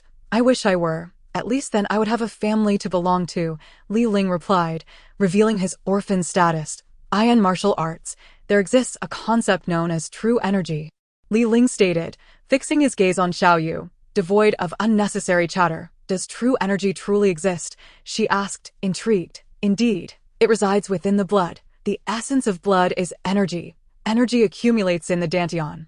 Thus one must understand the principles of breathing and energy circulation. Li Ling explained, adopting a horse stance, his feet firmly planted in the grass like an unyielding mountain. Try pushing me with all your might, he instructed. Xiao Yu nodded and stepped forward to shove him. But he remained unmoved. This is truly astonishing, Xiao Yu exclaimed in disbelief. This is the stability of energy accumulated in the dantian, Li Ling elucidated. How does one accumulate energy in the dantian? Xiao Yu asked. Her curiosity piqued. Foreign martial artists often emphasize strength and offensive power, yet they overlook instantaneous explosive force and a stable center of gravity, Li Ling elaborated. That sounds quite reasonable, Xiao Yu acknowledged. Therefore, for the next few days, you must practice one thing, Li Ling instructed. What is it? She asked eagerly. Understanding how to accumulate energy, he replied. Chapter 42. The Peril of Cultivation. To comprehend how to accumulate energy. Xiao Yu's hands flailed about in the air like a chicken's claw, her mind racing as she silently chanted, accumulate energy, accumulate energy. Does that mean storing energy in a container? Otherwise, how does one accumulate? Realizing Xiao Yu's aptitude in this regard might be lacking, Li Ling decided to abandon the horse stance. Rising slowly to place a gentle hand on her shoulder, instantly, Xiao Yu felt a surge of electricity coursing through her left shoulder, rendering it completely numb, the peculiar sensation seemingly pulling at her bones, rendering her arm immobile. Could this be true energy? Xiao Yu gazed at Li Ling in astonishment. First, you must learn to accumulate energy, but given your demeanor, I worry that you may encounter the perils of misguided cultivation. The earlier touch was Li Ling's demonstration of true energy's power. Moreover, Xiao Yu's impetuous nature rendered her ill-suited for cultivating true energy. Moreover, the exertion of energy typically relies on external forces. Many mistakenly believe that internal martial artists possess immense physical strength. Yet upon closer inspection, few true internal masters are muscle-bound. They tend to be lean and tall, relying not on external force, but on internal strength. Yet I have no idea where my true energy resides. Is it possible for such a phenomenon as misguided cultivation to exist? Xiaoyu pondered, attempting to circulate her energy as before, but regrettably. She could not accurately sense it. Li Ling understood that persuading Xiaoyu to abandon the pursuit of true energy was futile. Yet the dangers of misguided cultivation were real. The only recourse was to wait for her to encounter such a peril before intervening. Energy is ethereal. Not being able to feel it accurately is entirely normal. The dangers of misguided cultivation are indeed genuine. You must exercise caution, Li Ling advised with a gentle smile, gesturing toward the wind. You can feel the wind's presence, can't you? The wind, Xiaoyu, placing her trust in Li Ling's teachings, mimicked his actions, grasping at the strands of autumn's cool breeze in the air. I can sense it. While the wind is energy, how does it relate to true energy? She wondered, increasingly perplexed. Times, when perceiving anything, do not overly trust your five senses: sight, hearing, smell, taste, touch. While these senses are important, if you were to abandon them, what else would remain? Xiaoyu queried, gradually grasping the concepts. This is something I've never contemplated. If I truly abandon my five senses, I would likely be left with a mere desire to perish. Xiaoyu hesitated to laugh, for Li Ling's demeanor was too serious as a true instructor. Then where do your thoughts of death originate? Li Ling encouraged her to reflect. From the brain and thoughts. Xiaoyu nodded thoughtfully. And where do the brain and thoughts arise from? He continued to inquire. This must stem from the heart, as it seems all thoughts originate from the heart. Xiaoyu furrowed her brow, uncertain of Li Ling's intentions with his questions. Correct, it indeed comes from the heart. The heart is your sixth sense, heart perception. Li Ling snapped his fingers and smiled gently.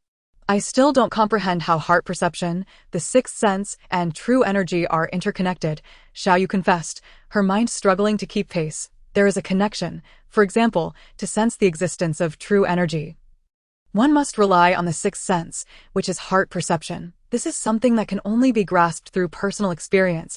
Others can teach theories, but the journey of cultivation lies within oneself. Moreover, heart perception, as a concept that transcends the five senses, is inherently elusive and cannot be easily articulated. Heart perception, sensing the existence of true energy, Xiaoyu mused, tapping her head. The typically brash and impulsive Xiaoyu had never truly contemplated the application of her heart or the essence of her sixth sense. I cannot find where my heart resides. Does such a thing genuinely exist? Although Xiaoyu endeavored to attune to her heart, it seemed increasingly distant, becoming an enigma she could no longer penetrate. Alas, the moment a shred of doubt arose, her heart's sensation became elusive. Her face flushed crimson as she shook her head repeatedly, her breathing grew erratic, and her chest heaved in a tumultuous rhythm. It felt as though her entire being was engulfed in a state of frenzied agitation, accompanied by waves of dizziness, even inducing a sensation of nausea. The early signs of losing herself in madness were manifesting. Li Ling, observing Xiaoyu's forehead glistening with sweat and her expression taut with anxiety, felt a surge of alarm. Where is my heart? Where is my heart? Why can I not find my heart? Do I even possess a heart?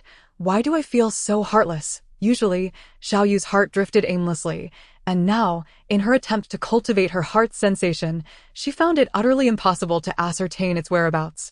Indeed, it was a moment of despair, slipping into the initial stages of madness. Where, oh where, is my heart? Have I truly been heartless all along? The more she pondered, the deeper her fear grew, especially as Xiaoyu began to believe it herself, which could only lead her further into madness. In a fleeting moment, Xiaoyu felt an uncontrollable impulse surging within her, a chaotic energy threatening to erupt. She let out a piercing scream, yet fortunately, the surroundings of the Xiao family estate, within a 300-meter radius, were devoid of concern for such a cry. Am I on the brink of losing my mind? Li Ling thought to himself, inwardly exclaiming his dismay. In truth, Li Ling had anticipated Xiaoyu's restless disposition, knowing that her attempt to cultivate her energy would likely lead her to madness. However, he was taken aback by how swiftly she succumbed to the initial stages of madness upon merely hearing the explanation of the sixth sense's heart sensation. This girl is utterly unsuited for such cultivation. With a soft sigh, Li Ling extended his finger and precisely pressed it against the acupoint at the nape of Xiao Yu's neck. She let out a muffled groan, her body going limp as she succumbed to unconsciousness, falling toward the ground, only to be caught by Li Ling, who cradled her gently. As he gazed at Xiao Yu, her brows furrowed and her expression one of torment. Li Ling suddenly felt a pang of compassion for this beautiful girl. In moments of stillness, she could exude such beauty. Xiao Yu, if you cannot embrace your heart's sensation, how can you ever perceive the existence of true energy? How then can you aspire to become a master? Relying solely on external forces will never suffice against a martial arts expert like Zhang Dong. Li Ling shook his head with a sigh as he carried Xiao Yu away from the lawn, bringing her to a stone bench beneath a rockery, preparing to lay her gently upon it. This action was fortuitously witnessed by Xiao Qing, who was returning from a bar, alighting from a sleek Porsche accompanied by a composed middle-aged man. However, the man's gaze bore a hint of coldness, a reflection of his lengthy association with the seedy underbelly of nightlife. Li Ling, what are you planning to do with my sister? Xiao Qing, having indulged in drink throughout the night, felt a jolt of alarm upon seeing Li Ling cradling the unconscious Xiao Yu. It's nothing. Li Ling stood momentarily stunned. Nothing at all. Why are you holding her so tightly? Xiao Qing whipped out her phone, snapping photos, and with a sly smile remarked, now I have evidence to accuse you of wrongdoing against a young girl. A young girl? You are simply being unreasonable. Li Ling found himself incapable of articulating a coherent response, wondering if he could explain that Xiao Yu had fainted due to her cultivation practice gone awry. But who would believe such a tale? Chapter 43. Consciousness Hypnosis. I am being unreasonable? Had I not intervened promptly, you might have unleashed your primal instincts. A man of his ilk is irredeemably hedonistic. Xiao Qing was resolute in her conviction that Li Ling was a deceitful scoundrel, seeking every possible rationale to affirm her judgment. This stemmed from her past heartbreak, having been abandoned by a faithless man, leading her to approach all men with the wariness typically reserved for guarding against wolves. Such a condition could simply be termed, once bitten, twice shy. In the face of Xiao Qing's unreasonable accusations, the middle-aged man placed a hand on her shoulder, attempting to intervene. Xiao Qing, this young man has done nothing to your sister. You too, you're hardly acquainted with him. How can you presume to speak on his behalf? He is nothing but a wolf in sheep-esque clothing. Xiao Qing, adept at argumentation and gathering dubious evidence, scoffed. A wolf in sheep-esque clothing, humph. Is there any term more pejorative than that? Li Ling sneered quietly. He truly poses no threat to your sister. The middle-aged man, observing Xiao Yu's pale and tense expression, reiterated with a hint of astonishment, your sister is suffering from a disruption in her energy flow, entering a state of madness. If not treated promptly, the consequences could be dire. Finally, a voice of reason emerged. This man, Shangguan Yun, could discern at a glance that Xiao Yu was indeed on the brink of madness, a clarity not commonly found. Li Ling felt both gratitude and surprise as he regarded the middle-aged man, who responded with a subtle smile of apology. They exchanged nods of understanding. Li Ling sensed that this man was extraordinary, possessing the keen insight to identify Xiao Yu's plight with such precision. Such perception was not characteristic of an ordinary individual. Brother Shangguan, are you saying the truth? Xiao Qing hesitated, wanting to say more but deterred by Shangguan Yun's explanation. After all, Li Ling and Shangguan Yun were not related, and there was no need for bias. More genuine than gold. Do you not trust Brother Shangguan's words? Shangguan Yun spoke gently to Xiao Qing, who, for so long, had been skeptical of others, but found herself obedient to Shangguan Yun, stemming from his multiple acts of rescue. Yet, from another perspective, this middle-aged man exuded an extraordinary charm and charisma. Realizing her error, Xiao Qing turned away, pouting slightly, and softly uttered to Li Ling, I'm sorry. I misunderstood you. It's all right. The most pressing matter is to assist Xiao Yu in overcoming her state of madness. With that, Li Ling laid Xiao Yu gently on the stone bench, placing his discarded jacket beneath her neck, and positioned her hands upon her abdomen. Xiao Qing hurriedly approached Xiao Yu's side, observing her sister's tightly shut eyes, furrowed brow, and the terror evident in her murmurs, resembling someone trapped in a nightmarish dream. Yet, Xiao Yu had indeed succumbed to her own inner demons. My sister is a taekwondo expert. How could she fall into madness? Though typically composed, Xiao Qing found herself at a loss in the face of crisis. her mind racing with unhelpful thoughts. Allow me to explain later. I must now perform deep consciousness hypnosis on Xiaoyu to restore her disordered heart. Will you kindly make way? Li Ling addressed Xiaoqing, who squatted beside her sister. Of course. Thank you. Xiaoqing stood, graciously stepping back to create space. My sister will be all right, right? Xiaoqing appeared unusually vulnerable. She will be fine. This young man is exceptional. Shang Guanyun reassured her with a comforting pat on her shoulders. Li Ling cast aside distractions, focusing intently on Xiaoyu's troubled expression. With a soft sigh, he placed his hand upon her left chest. Li Ling, you are taking advantage of my sister, Xiaoqing exclaimed. Witnessing his hand on Xiaoyu's chest, unwilling to allow it, Xiaoqing, he means no harm. He is merely channeling energy to her heart. Do not disturb him. Shang Guanyun grasped Xiaoqing's arm, preventing her from intervening. For had she acted, not only would Xiaoyu have succumbed to madness, but Li Ling too might find himself imperiled. Li Ling concentrated deeply, gradually closing his eyes, channeling his energy through his palms into Xiaoyu's heart channels. Xiaoyu, envision yourself as a tranquil lake, not the tumultuous ocean. Li Ling spoke softly to no, I am the tempest, I am the monstrous waves. Xiaoyu's breathing quickened, her words slurred. Now, the skies are clear, without a whisper of wind or a ripple upon the water. Your heart is as calm as a mirror. Relax your body and mind, and harmonize your heart channels, Li Ling instructed. Xiaoyu's brow knitted tighter, as if fiercely resisting Li Ling's guiding words. Relax, regulate your breathing, and calm your spirit. Li Ling inhaled deeply, channeling a surge of energy into Xiaoyu's heart channels, cooling the rapidly circulating blood within. Xiaoyu felt a refreshing wave wash over her, her heart beginning to settle, her heartbeat returning to a normal rhythm as her eyes slowly fluttered open. What has happened to me? Xiaoyu murmured weakly. Li Ling withdrew his hand from her chest, rising to his feet. You just overcame your inner demons. You may feel a bit weak, but in about 10 minutes, all will be well. Seeing Xiaoyu awaken and regain her composure, Xiaoqing could not contain her joy and rushed forward. Sister, how do you feel? My head is spinning. I just experienced a dreadful nightmare. In the dream, I was running endlessly, unable to stop, utterly exhausted, Xiaoyu replied, her hand brushing against her forehead. I recall practicing the heart sensation that Li Ling taught me. How did it suddenly? Xiaoyu struggled to articulate the sensation she had just experienced. In the realm of medicine, this condition is referred to as arrhythmia or sudden myocarditis. In the context of martial arts, it is known as walking into the devil. Shang Guanyun gazed at Xiaoyu awakening and offered a slight smile. Oh dear, brother Shangguan, you are here too. Just arrived. Shang Guanyun chuckled. However, this young brother here has remarkably mastered the long-lost internal cultivation techniques of Huaxia. Truly impressive. Li Ling merely smiled faintly, reluctant to divulge too much information. Xiaoyu, you nearly scared me to death, Xiaoqing exclaimed, patting her chest, immediately feeling dizzy. Had it not been for Shang Guanyun supporting her, she would have surely collapsed to the ground. Still not sober, inquired Shang Guanyun. It's fine, I shall return to rest. Brother Shangguan, won't you come in for a while? Xiaoqing suggested. No need, I have matters to attend to. Xiaoqing, this young brother is not a bad person. You needn't guard against him as if he were a wolf.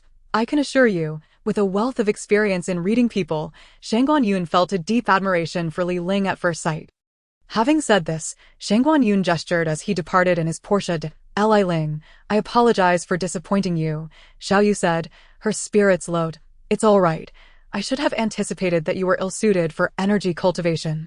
I will consider alternative methods. Li Ling forced a smile, pondering what other methods might be available. After 2 days of rest and recuperation, Xiaoyu's condition finally returned to a normal level, following her bout with walking into the devil. She had laid in bed for 2 days, leading Li Ling to believe that she was simply not meant for energy cultivation. This moment it was midday, with the sun casting its vibrant rays. Yet the autumn breeze rustling through the villa's garden felt oppressively warm, almost stifling, as if rain were imminent. It was this unusual and sultry weather that sparked a sudden epiphany in Li Ling, who had been deep in thought. Given that Xiaoyu possessed an inherently volatile temperament, rendering her incapable of harnessing her energy through emotional sensitivity, perhaps she could instead channel her innate fiery constitution to practice controlling her anger, which might yield some results. Li Ling, akin to a reclusive sage, sighed deeply, though he had no beard to stroke, only a chin to ponder. Human emotions encompass joy, anger, sorrow, and happiness, with anger being the most destructive of negative emotions. Anger, often referred to as battle rage, enhances one's combat effectiveness. The more one is enraged, the stronger their fighting spirit. This is why many powerful individuals, in the heat of battle, will unleash a fierce roar to bolster their presence. Throughout history, there have been tales of individuals whose rage was ignited by a beloved, and others who, in fits of fury, acted explosively. Analyzing the essence of anger reveals that it can serve as a method of accessing energy without emotional sensitivity. For instance, when someone who has been wronged becomes angry, they often feel a buildup of energy within, and once it reaches a critical point, they can no longer contain it, resulting in an explosive release of power. Which is why both agility and strength peak at that moment. This explains why true energy can be amassed without being stored within the body.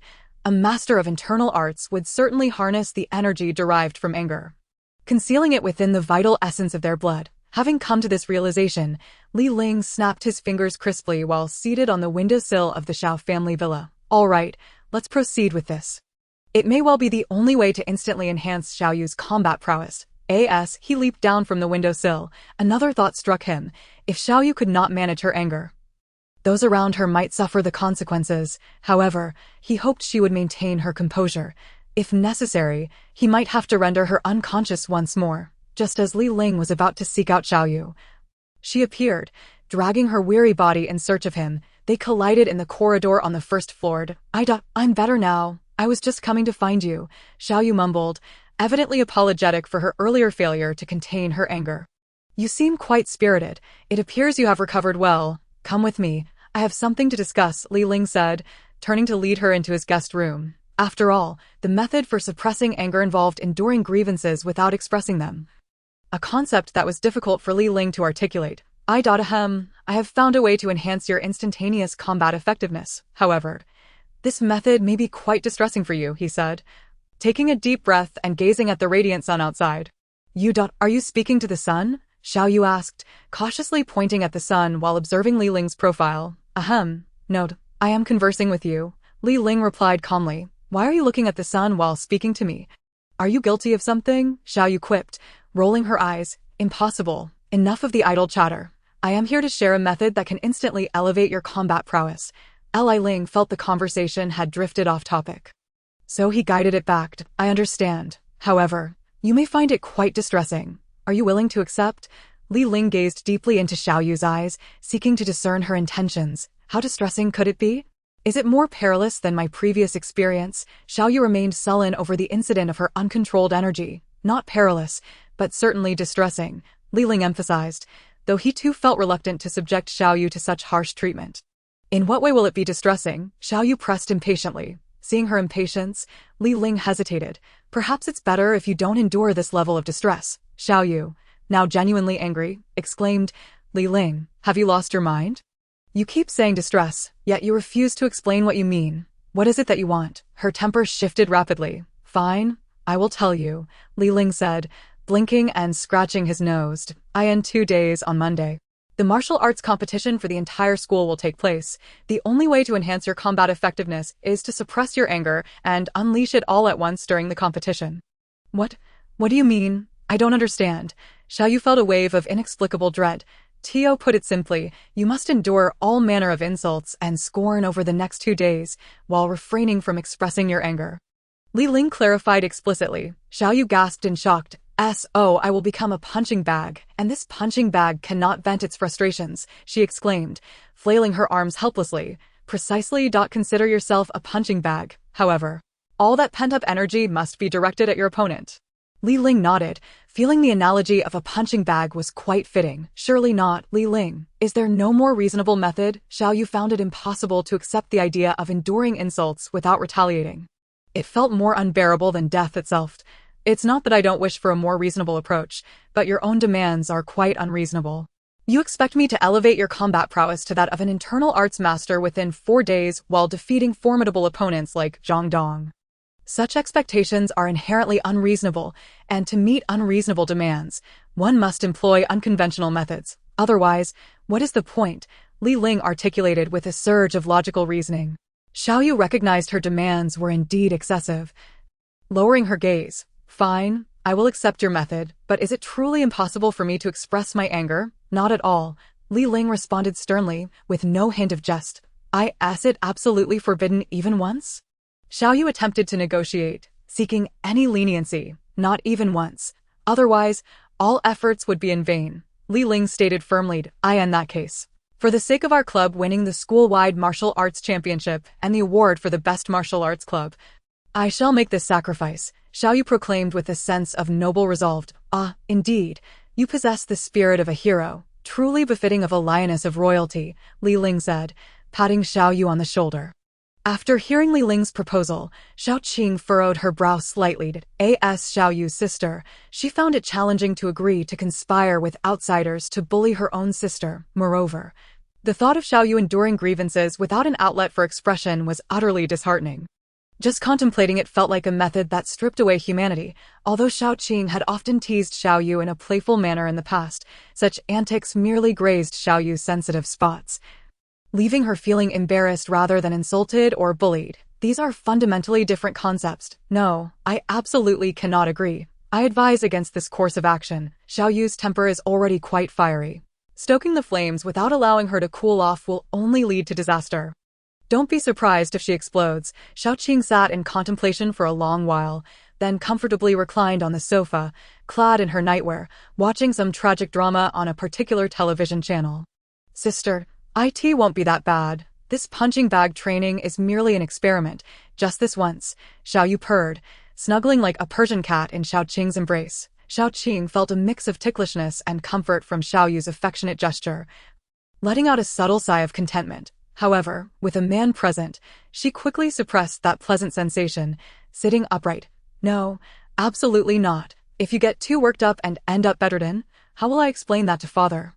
"I will convey the message from Lao Xiao." Xiaoyu spoke in an unprecedentedly delicate manner. Xiaoqing, with her composed gaze, turned to Li Ling, the instigator of this turmoil.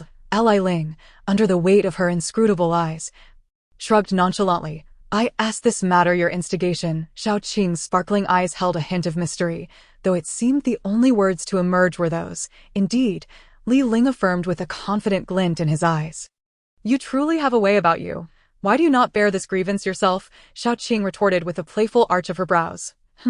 It's not as though I wished to defeat Zhang Dong and claim that so-called Best Martial Arts Club award for the entire school." Li Ling shrugged again, his eyes narrowing as they sparked with intensity. The two exchanged electric glances, raising the temperature of the room. Xiaoyu, observing their eye contact, waved her hand in front of Xiaoqing's face. Feeling somewhat displeased, "Sister, are you even listening to me?" Xiaoyu exclaimed, delivering a sharp slap on Xiaoqing's thigh, producing a crisp sound against her enticing skin. Xiaoqing was startled into awareness, retracting her gaze and returning to an elegant posture as she tucked a strand of hair behind her ear. "Xiaoyu, I heard from the unreliable Li that you intend to participate in some martial arts competition at Yanjing University, and that you wish to defeat Zhang Dong and claim some school-wide martial arts award." Xiaoqing had indeed deciphered the message hidden within Li Ling's gaze. "Sister, when did Li Ling tell you that?" Xiaoyu, astonished, had never disclosed her plans to compete. She cast a reproachful look at Li Ling, who replied, "Not me. It was you. You just conveyed that with your eyes." Xiaoqing half closed her seductive eyes and replied playfully, "Eye signals." Li Ling and Xiaoyu exclaimed in unison, "What is so strange about that?" "I often communicate with our schnauzer through eye contact." Xiaoqing stood up from the sofa, calling to the pink-clad schnauzer on the second floor, "You Bao Bao, come here to mommy. Let mommy give you a kiss." Then, a furry creature tumbled down, indeed a schnauzer. The little dog barked twice, panting as it hurried down the stairs, but due to its short legs, it stumbled several times, rolling down almost entirely. "Hey, sister, could you please change your schnauzer's name? Every time I hear Wei Bao Bao, I think it's calling me." Xiaoyu complained, feeling exasperated. "What a lovely name, you Bao Bao, don't you think? Come into mommy's embrace," Xiaoqing said, resembling an evil summoner, her gaze mischievous. The schnauzer, innocent and joyous, rushed to its ill-intentioned owner, enduring countless instances of her relentless teasing, yet remaining steadfastly loyal. It finally reached Xiaoqing's side, rubbing its oversized head against her calf. Xiaoqing, smiling, lifted the schnauzer and affectionately kissed it in the air. asking, "You Bao Bao, are you hungry?" Woof woof woof. The schnauzer, being held, kicked its short legs in excitement, barking 3 times. "I know. You must be hungry. Don't hide it from me. If you're hungry, let's go eat something delicious. How about ice cream?" Xiao Qing continued to play with the schnauzer's armpits. Woof woof woof. "Oh, you don't want ice cream. Eating ice cream might upset your stomach. Then, how about we have cookies instead?" Xiao Qing pondered aloud. Woof woof woof. "Yes, you agree. And you want cheesecake too. Okay, mommy will make it right away. And once it's ready, we shall indulge together." Xiao Qing, cradling the schnauzer, prepared to head to the kitchen. This was the first time Li Ling witnessed such a joyful and carefree dialogue between a person and a dog. However, "Sister, could you please refrain from using this tactic to escape every time?" Xiao Yu huffed in annoyance. In the past, whenever Xiao Yu and Xiao Qing discussed something and Xiao Qing was reluctant to agree, she would resort to the legendary schnauzer, claiming it could communicate through eye signals, and it had never failed her. "No, you Bao Bao is truly hungry," Xiao Qing insisted, wearing a sincere expression, "even if it is hungry." "Can we not wait until we settle our matters first?" Xiao Yu replied, feeling a bit wronged, for though this method had been employed numerous times, she was always left at a loss against Xiao Qing. At times, she felt an urge to squeeze that schnauzer to death, but each time she saw its pitiful expression, her heart softened.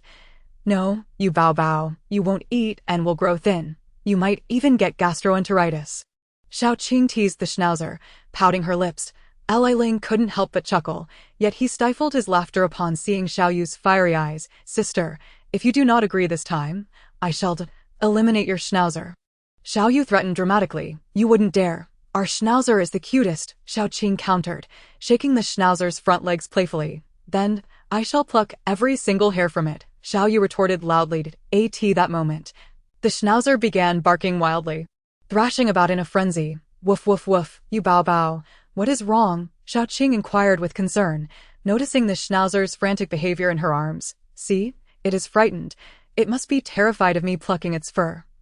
Hence its pleas for mercy," Xiao Yu said resentfully. Li Ling was rendered speechless by the antics of these two sisters, nearly laughing himself into a fit. "You Bao Bao, my poor you Bao Bao, do not be afraid." "She wouldn't dare," Xiao Qing comforted, patting the schnauzer's back, though it continued its unusual barking. Li Ling smirked mischievously, exchanging glances with Xiao Yu. This time, Xiao Yu was clever enough to realize that the schnauzer's incessant barking was due to Li Ling's stealthy and swift pokes at its armpits from beneath the sofa. Xiao Yu stifled a chuckle. "See, it is indeed afraid. Rest assured, as long as you agree to my request, I shall retract my previous threats," she said with a sly grin. Xiao Qing, realizing her usual methods were futile, was momentarily at a loss, pondering where she had gone astray. Could it be that she truly feared Xiao Yu? Xiao Qing scrutinized Xiao Yu, deep in thought. In truth, it was merely Li Ling's continuous playful poking that kept the schnauzer barking incessantly. "Fine, I agree. Sister, you truly invite trouble upon yourself," Xiao Qing conceded, and upon her agreement, the schnauzer quieted down. "Oh, how miraculous! You are a dog. How could you understand human speech?" Xiao Qing exclaimed in astonishment, oblivious to her earlier claims of being able to communicate with dogs through eye signals. Chapter 46. Enduring humiliation for greater gain. "Little sister, you are clearly entering a path of your own making." Xiao Qing sighed lightly as she set down the schnauzer. Achieve victory. I shall endure humiliation and bear the burden." Xiao Yu's resolute gaze looked disdainfully into the distance. "I hope you can truly endure humiliation and not disgrace yourself to the point of self-destruction." Xiao Qing sighed softly. "Come now, unleash your attacks upon me." "I shall not disappoint," Xiao Yu declared. "Let's start with something light." Li Ling picked up a glass of cold water from the table and, without warning, splashed it onto Xiao Yu's face. Xiao Yu was taken aback, clenching her fists, about to cry out. "Endure humiliation. Do not forget your noble mission. Attribute all this to the one named Zhang Dong." "All right, I shall endure." Xiao Yu closed her eyes, slowly exhaling, smiling faintly. "I am not angry." Before she could finish her sentence, another glass of water unexpectedly splashed onto her. Xiao Yu reacted swiftly, managing to dodge the second attack. "You think you can use this same trick on me?" "No way." Xiao Yu grabbed a paper towel from the table to wipe her face. "Not bad. Your reaction speed has improved." Li Ling chuckled. "Of course." Xiao Yu scoffed. "This is merely the beginning. You're merely on high alert." not an actual improvement in speed. Li Ling laughed. From this moment on, Xiao Yu, you shall be our servant, responsible for all our needs, food, clothing, shelter, and even your bodily functions. You must accept all our criticisms and insults with a smile. Do you understand? Li Ling commanded. Understood. Xiao Yu wished to retort, but Li Ling would simply interject with, endure humiliation for greater gain. Noble mission. Thus, for the next 2 days, this once adorable lioness transformed into the legendary Hello Kitty. Xiao Yu, when will you bring me my face mask? I'm waiting to use it. How can you be such a lackluster servant? So slow and yet so arrogant, Xiao Qing shouted from the second floor. Exasperated, Xiao Yu gritted her teeth, her face flushed, ready to retort. Endure humiliation for greater gain. Do not forget your mission, Xiao Qing added, prompting Xiao Yu to sigh softly and don a smile as she scampered off to fetch the face mask for her sister. Xiao Yu, that thing called Shikima is quite nice. Go to the fridge and bring me 2 more, and when you bring them, remember to tear open the bag. I'm rather lazy. Before Xiao Yu could bring the face mask, Li Ling called out from the side. Xiao Yu was about to shout in anger. Endure humiliation for greater gain. The heavens bestow great responsibilities upon this person. One must first suffer in spirit. Moreover, your adversary is Zhang Dong. Remember, all wrongdoing is Zhang Dong's fault. Li Ling quoted ancient texts dramatically. I shall go get it. I'll return shortly. Xiao Yu suppressed her anger and changed her words. After finishing the facial mask, she offered Shikima, and after that, she brewed coffee. Once the coffee was prepared, she went upstairs to mop the floor, and after mopping, she tended to the garden. Back and forth, the day gradually darkened. And the trials and tribulations that Tang Xing had endured, 81 in total, were but fleeting clouds in Xiao Yu's eyes. Xiao Yu, these shoes of mine have not been washed in quite some time. Although they are somewhat worn and smelly, please treat them with care. By the way, could you also bring me a pair of slippers? Li Ling kicked off the long unwashed sneakers, settling comfortably on the sofa while watching television and indulging in ice cream. Yes, young master. Xiao Yu stepped lightly, respectfully picking up Li Ling's dirty shoes. Young master, is there any other service you require? Perhaps a massage, a rub-down, anything. Xiao Yu smiled with a hidden edge to, no need for that. Leave that for Zhang Dong. Remember, at this moment, allowing Xiao Yu to come into contact with my body would be tantamount to courting disaster, right? Wow, but your eyes are so red. Still, it's not enough. Endure and bear it. You must maintain your composure and recognize your foes. Li Ling glanced at Xiao Yu's eyes, which had transformed from watery to bloodshot, now resembling those of a crazed rabbit.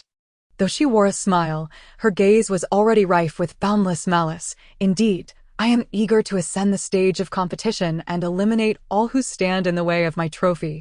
Xiao Yu cracked her knuckles. Not yet. We agreed on 2 days, and this is only the first day. All right, I shall retire for the night. We will continue tomorrow. The competition begins the day after. Li Ling stretched lazily.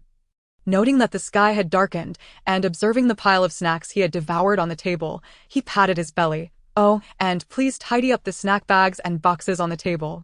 Once you finish, you probably won't be able to sleep. Just take what I wrote for you today and read it aloud. Li Ling produced a note written on a tissue and handed it to Xiao Yu. Upon unfolding it, she read, concentrate your energy into the Dan. Yes, concentrating energy into the Dan. Even though it is anger, it is still a form of true energy. Gather it well, but where's the Dan?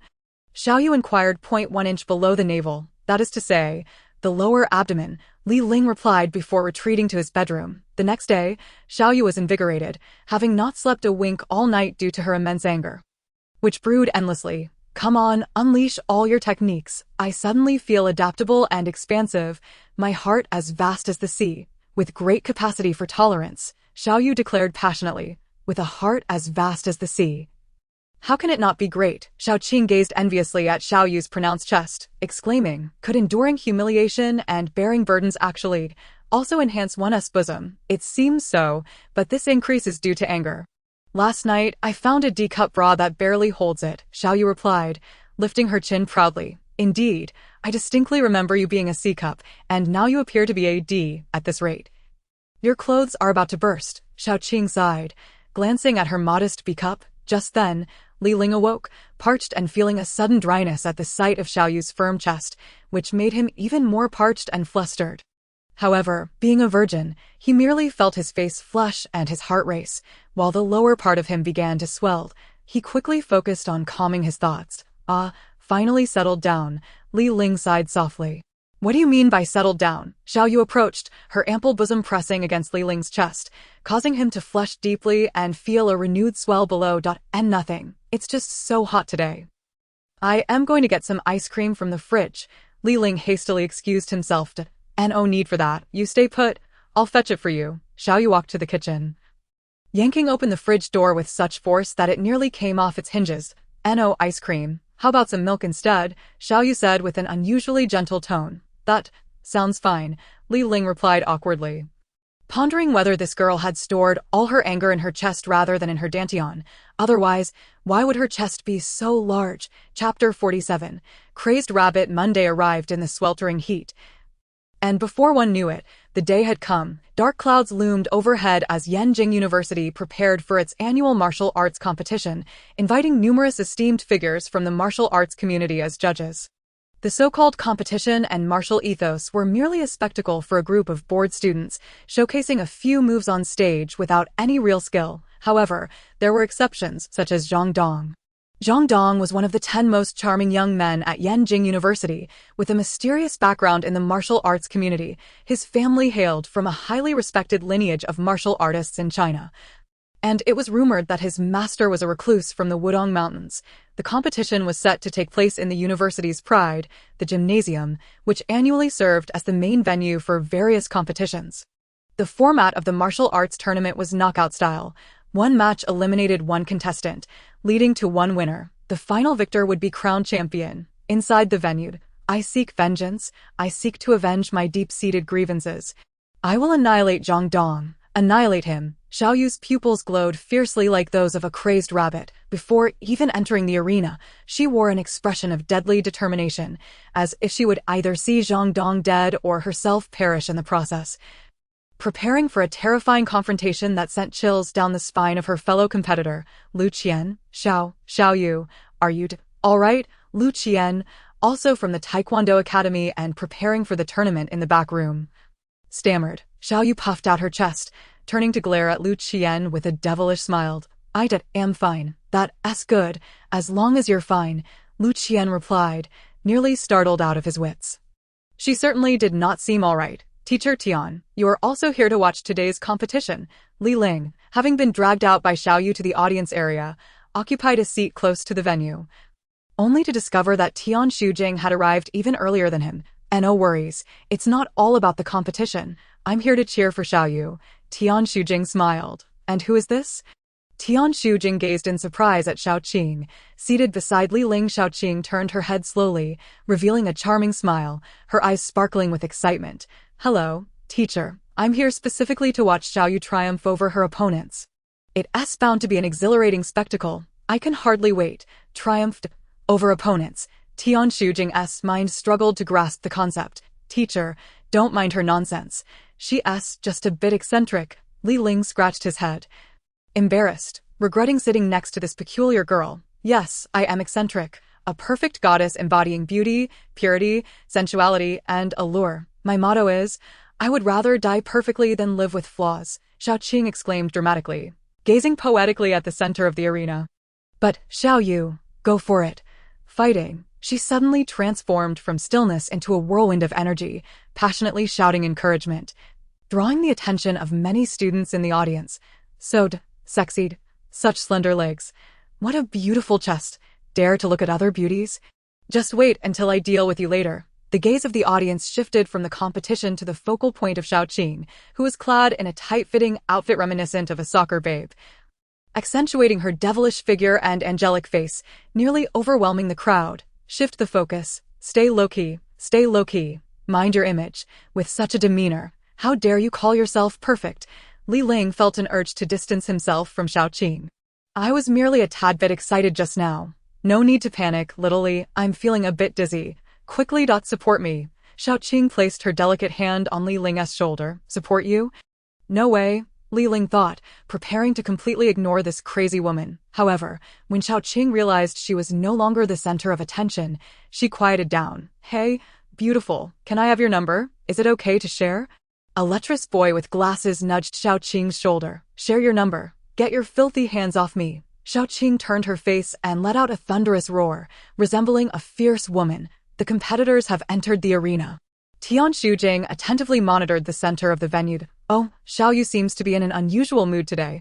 Why does she keep clenching her fists and gritting her teeth?" Tian Shujing, being observant, did not miss any of Xiao Yu's subtle details. "This is a foreshadowing of the rampaging Mad Rabbit."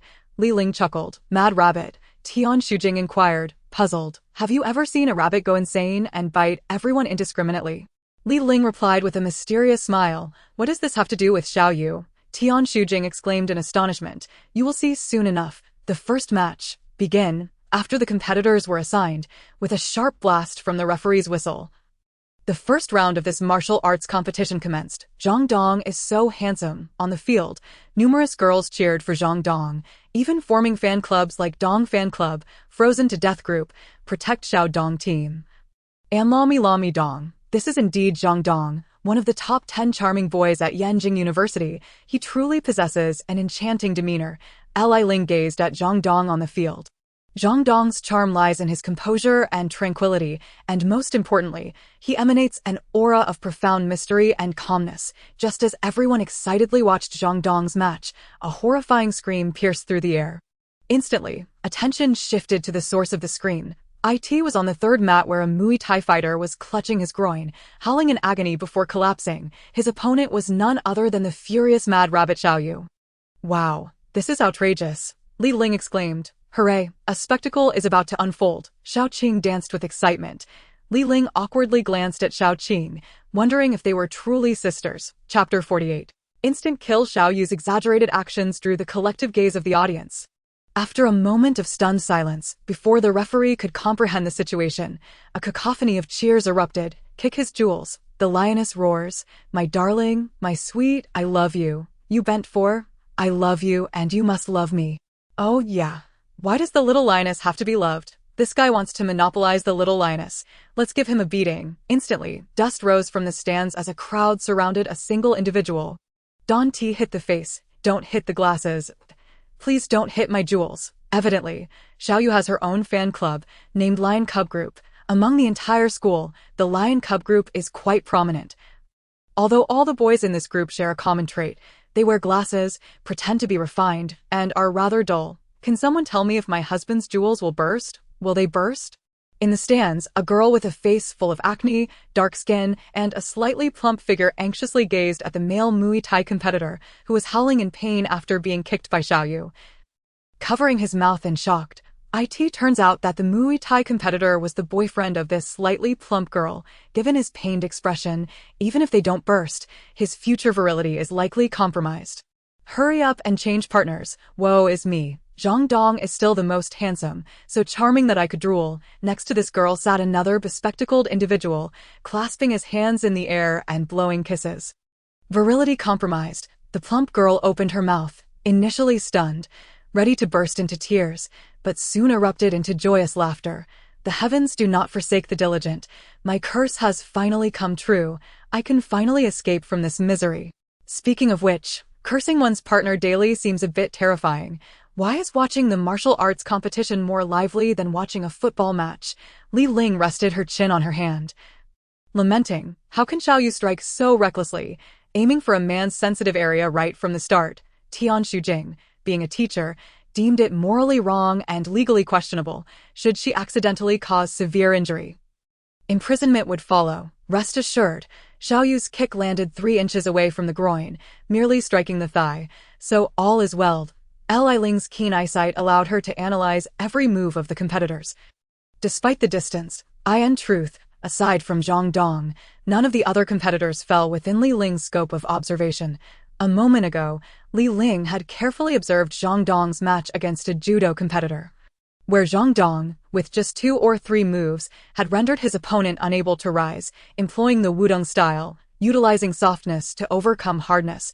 Although Zhang Dong's martial arts were exquisite, he had yet to master the intricacies of the technique, failing to unleash its true power. Nevertheless, it was more than sufficient to deal with these half-baked martial artists.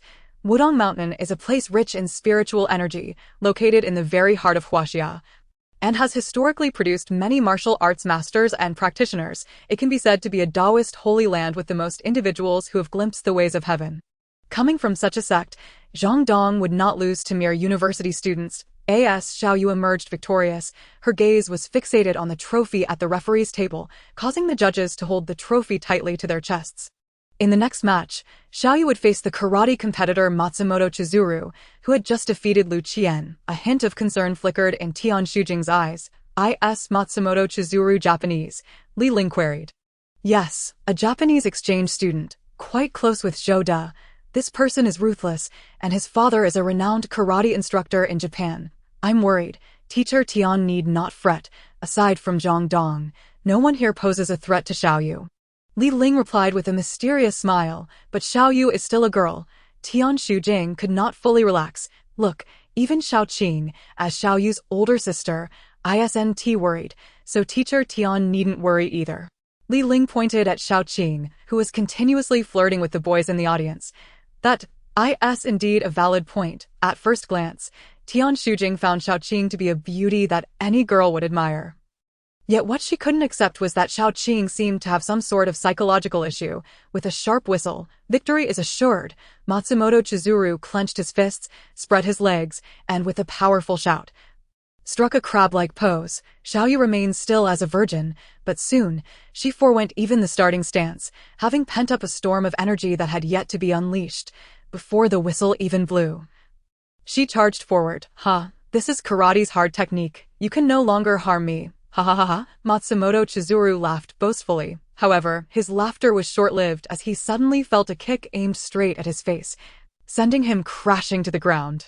Bakad, this is impossible. With that, he lost consciousness. What did I just say? Li Ling chuckled lightly, shrugging. Tian Shujing patted her chest, smiling slightly. Xiao Yu has defeated her opponents in rapid succession. This immediately captured the attention of many in the audience.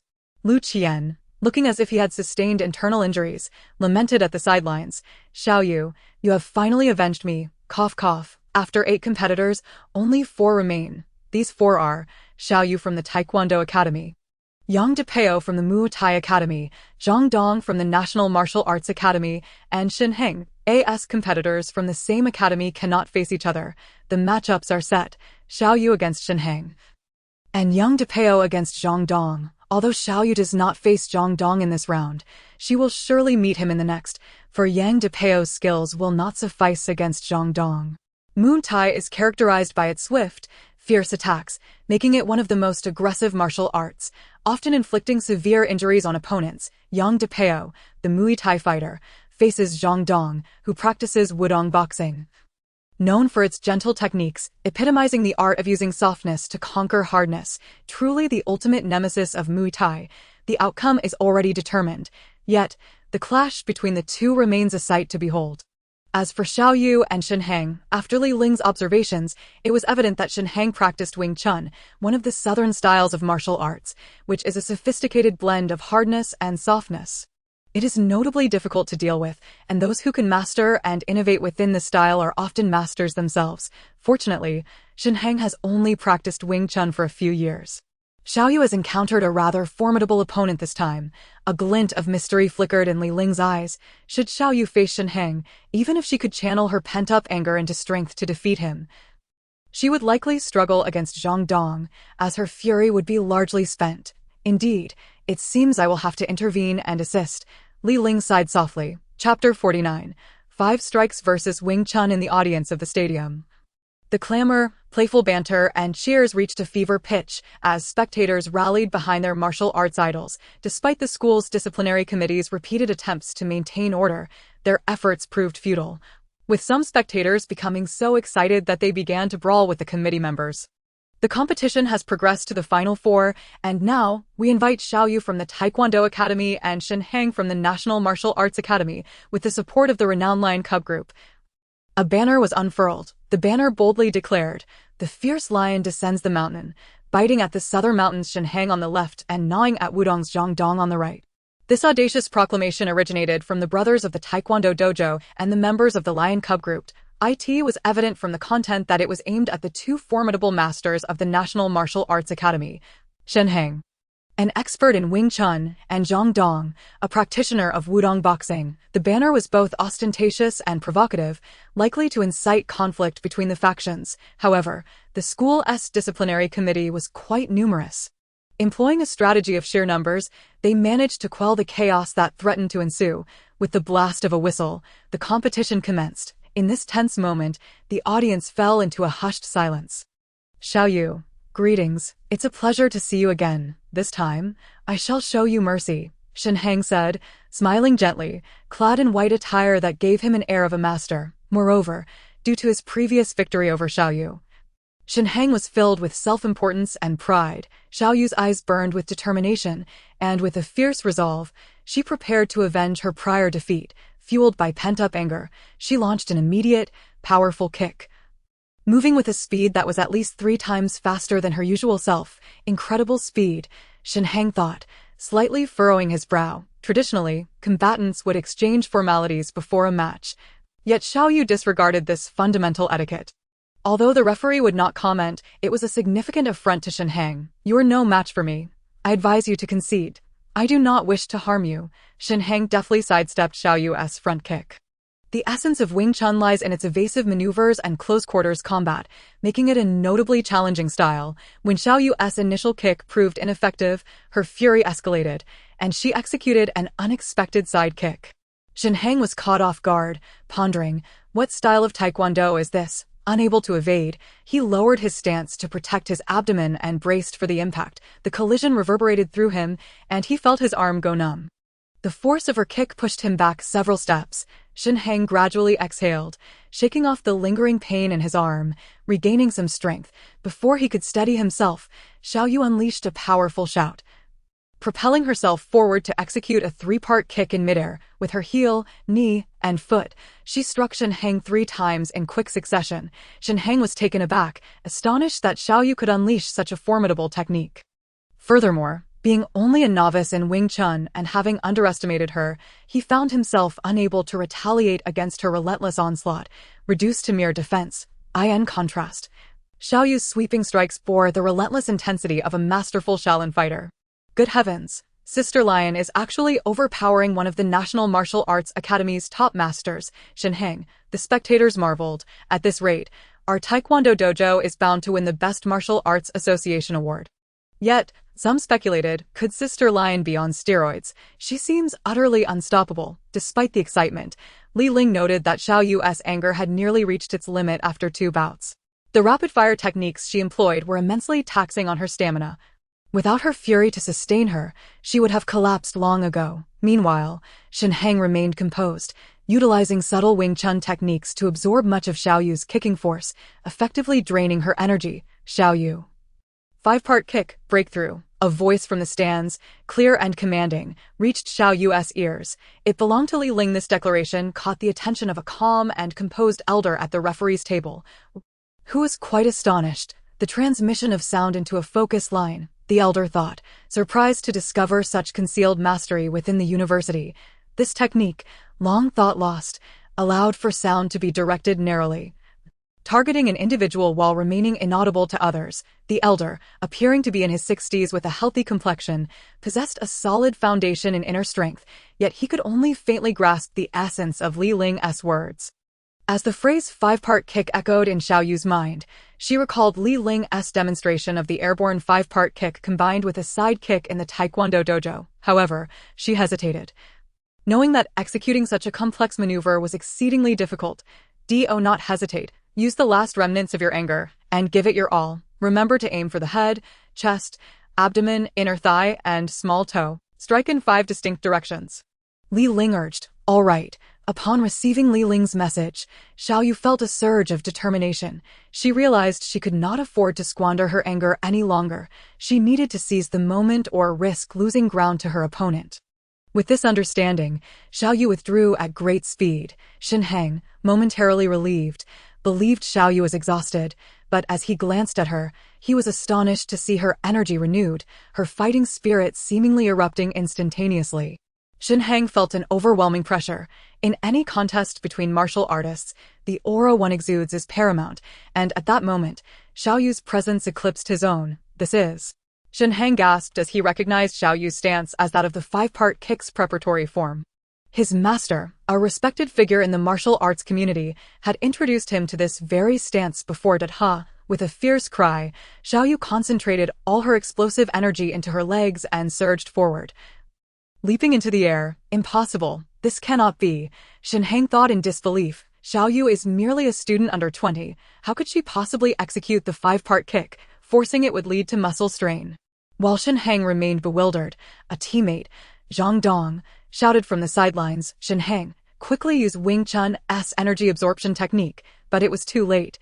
Xiao Yu had already closed the distance. Unless Shen Hang could masterfully integrate Wing Chun, he was destined to be struck down. Nevertheless, as a practitioner of Wing Chun, Shen Hang managed to maintain his composure and focus entirely on defense. Even so, there was no way he could withstand the force of Xiao Yu's modified five-part kick. Head, chest, abdomen, thigh, calf. The thoughts raced through Xiao Yu's mind as her body, guided by her intent, executed the five-part kick flawlessly, a feat typically reserved for black belts. In a flash, she soared over a meter high. Akin to a hawk, delivering 5 rapid, successive kicks from head to toe, each one more unpredictable than the last. Shen Hang's face blanched in terror as he employed every trick he knew to evade the first kick aimed at his head.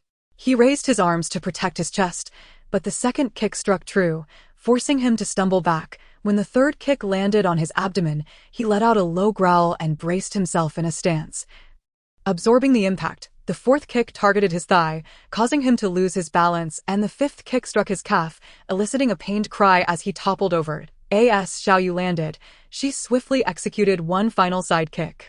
Shen Hang, already off balance, was sent flying by the force, landing hard on the ground. In the realm of competition, the one who falls is deemed the loser. Thus, Xiao Yu emerged victorious.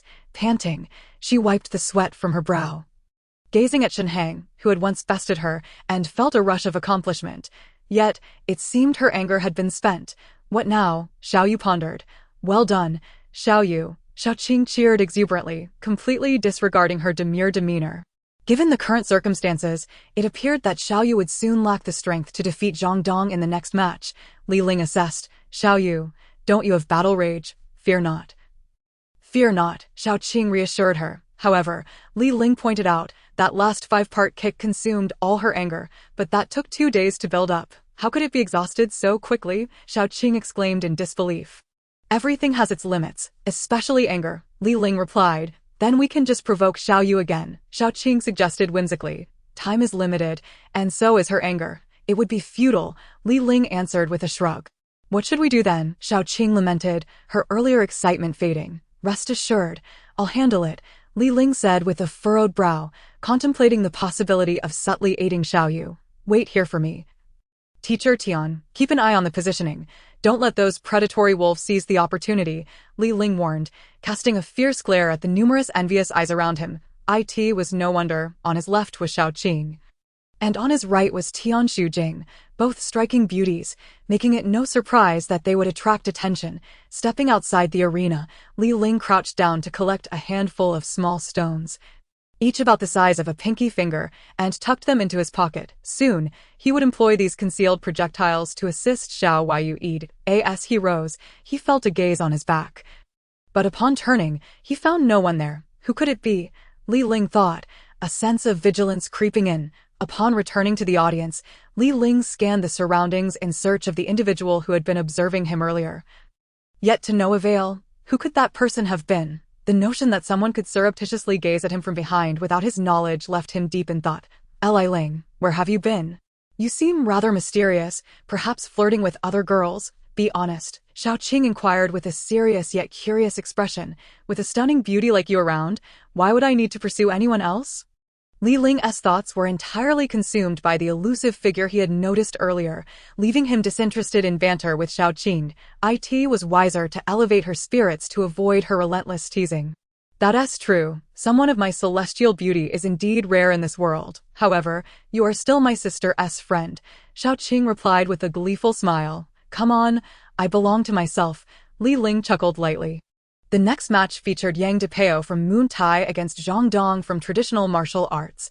The moment Zhang Dong stepped onto the stage, the crowd erupted with excitement. Zhang Dong, one of the most charismatic boys in the school, appeared to be on the path to stardom. Yet, he exuded a calm demeanor, perceiving situations from a higher perspective than most. In his encounter with Yang Depeo, Zhang Dong exhibited an uncanny ability to undermine his opponent's confidence.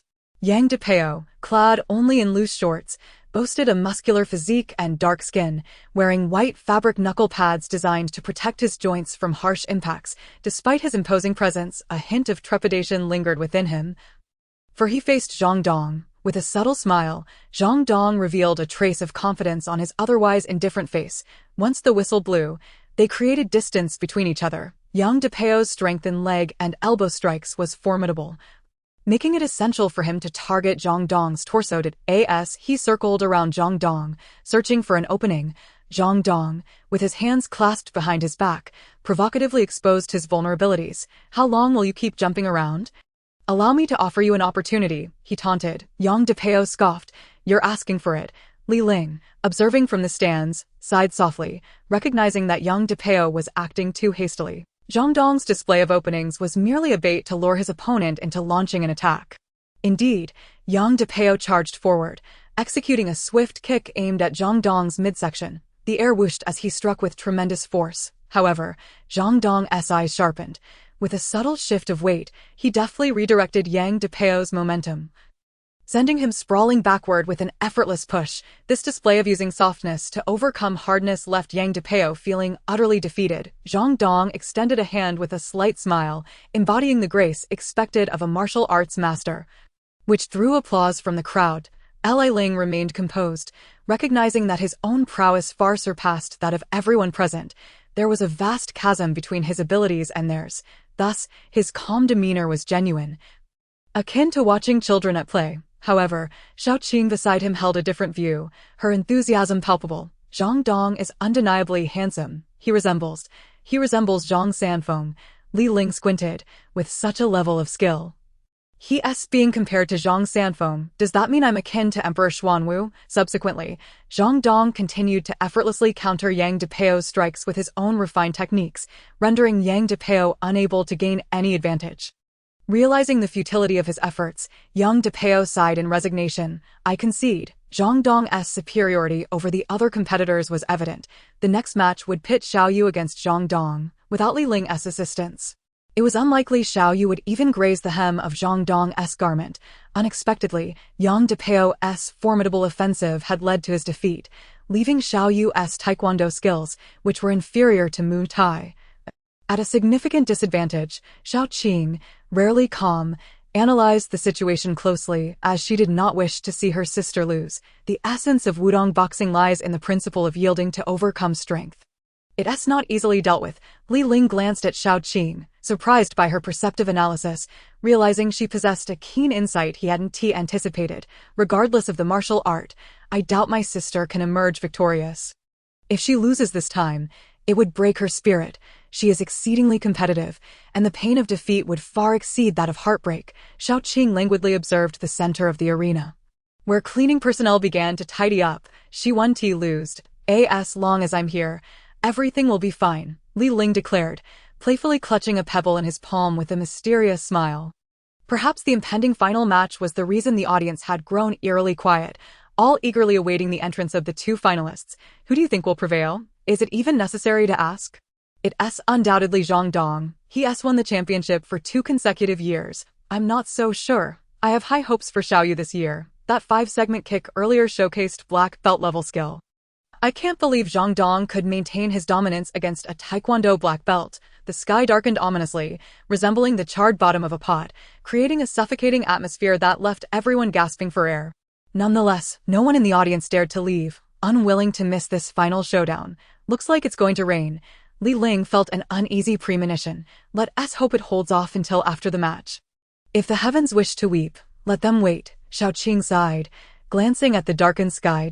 "I'll fetch some umbrellas for you," Tian Shujing offered. "No need, Teacher Tian," Li Ling replied with a slight sigh. "If it does rain, we'll all get drenched together." As the whistle blew, Xiao Yu calmly made her way toward the center of the arena, her steps steady, though Li Ling could discern the fatigue creeping in. In stark contrast, Zhang Dong wore a smile, having exerted minimal effort throughout the competition, relying on others' strength to launch his attacks. Consequently, his energy remained unspent. A glimmer of defeat flickered in Xiao Yu's eyes. In this moment of heightened vulnerability, all she could think of was Li Ling, longing to find solace in his embrace. She scanned the audience, searching for his reassuring presence. "I'm over here on the left side of the stands." Li Ling spoke softly to her. Upon hearing his voice, Xiao Yu's face lit up with joy as she turned to the left, eagerly searching, her expression brightening upon spotting him. Li Ling, catching a glimpse of her delight, nodded gently in encouragement. "I end this oppressive atmosphere." Xiao Yu seemed to draw strength from his presence, becoming notably calm, a remarkable transformation for someone who typically thrived on aggression. "What do you think?" Xiao Qing inquired. Intrigued. For someone with a fiery nature, if she can attain such tranquility, it indicates she is capable of harnessing her energy and achieving a state of mental calmness. This is what we refer to as the union of intention and action. Li Ling explained. "Are you suggesting my sister has reached enlightenment?" Xiao Qing's face broke into a sincere smile for the first time. "Perhaps," Li Ling responded quietly, although the whistle had been blown for some time. Both Xiao Yu and Zhang Dong stood still, neither making the first move, remaining completely stationary. "Perhaps the small stone I picked up earlier will not come into play after all. Xiao Yu can defeat Zhang Dong with her own strength." Li Ling mused, toying with the pebble in his palm. "What do you mean?" Xiao Qing suddenly understood. "Oh, so you were planning to use that against Zhang Dong." Realizing this, she added, "But now it's unnecessary.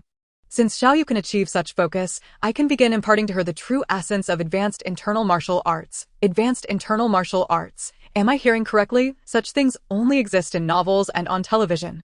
Xiao Qing exclaimed in shock. "But how will you teach her while she is in the arena? Life often surpasses fiction and television in its vividness." Li Ling replied mysteriously. "But where do these tales originate?" "From life itself," Li Ling affirmed. "Precisely. However, life is often far more colorful than fiction." Li Ling half closed his eyes, transmitting his thoughts to Xiao Yu.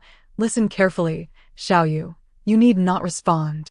The martial arts of this world can be categorized into 4 types: overcoming strength with strength, overcoming strength with softness, overcoming softness with speed, and overcoming speed with slowness. Thus, slowness represents the pinnacle of martial arts. However, we shall not delve into that now. Your opponent embodies softness, so you must counter with speed.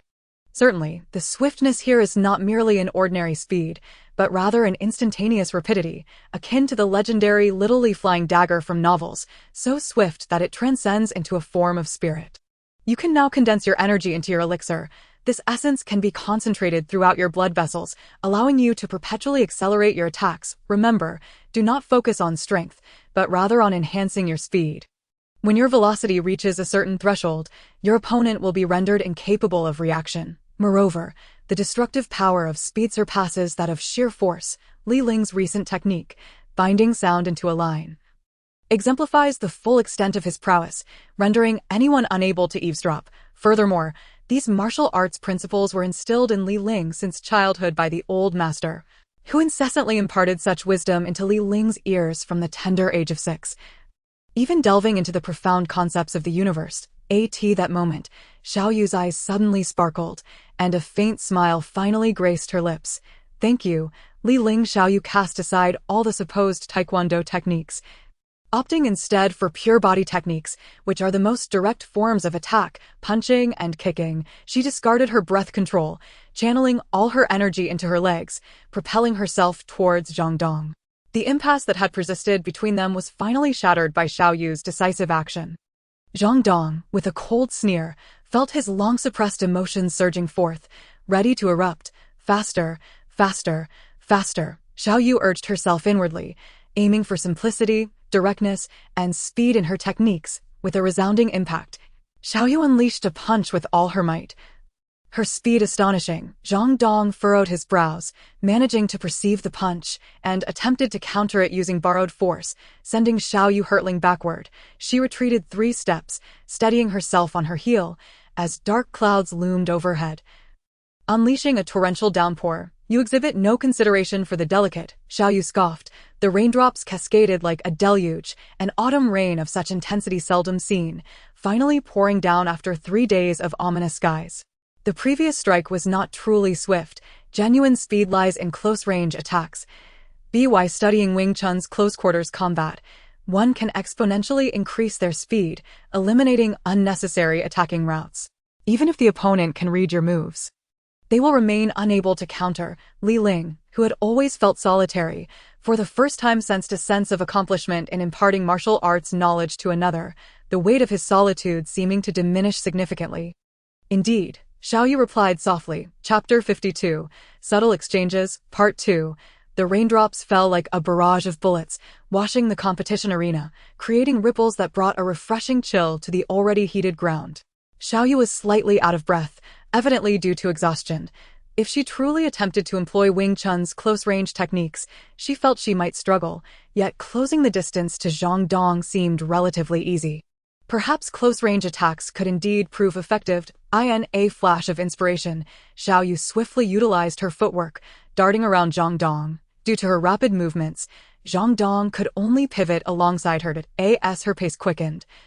Xiao Yu surged forward, closing the distance, and in a mere inch, she swiftly slapped Zhang Dong across the face. Zhang Dong, rubbing his cheek, staggered backward. The humiliation of being slapped by a woman shattered Zhang Dong's composure, leaving him flushed with shame.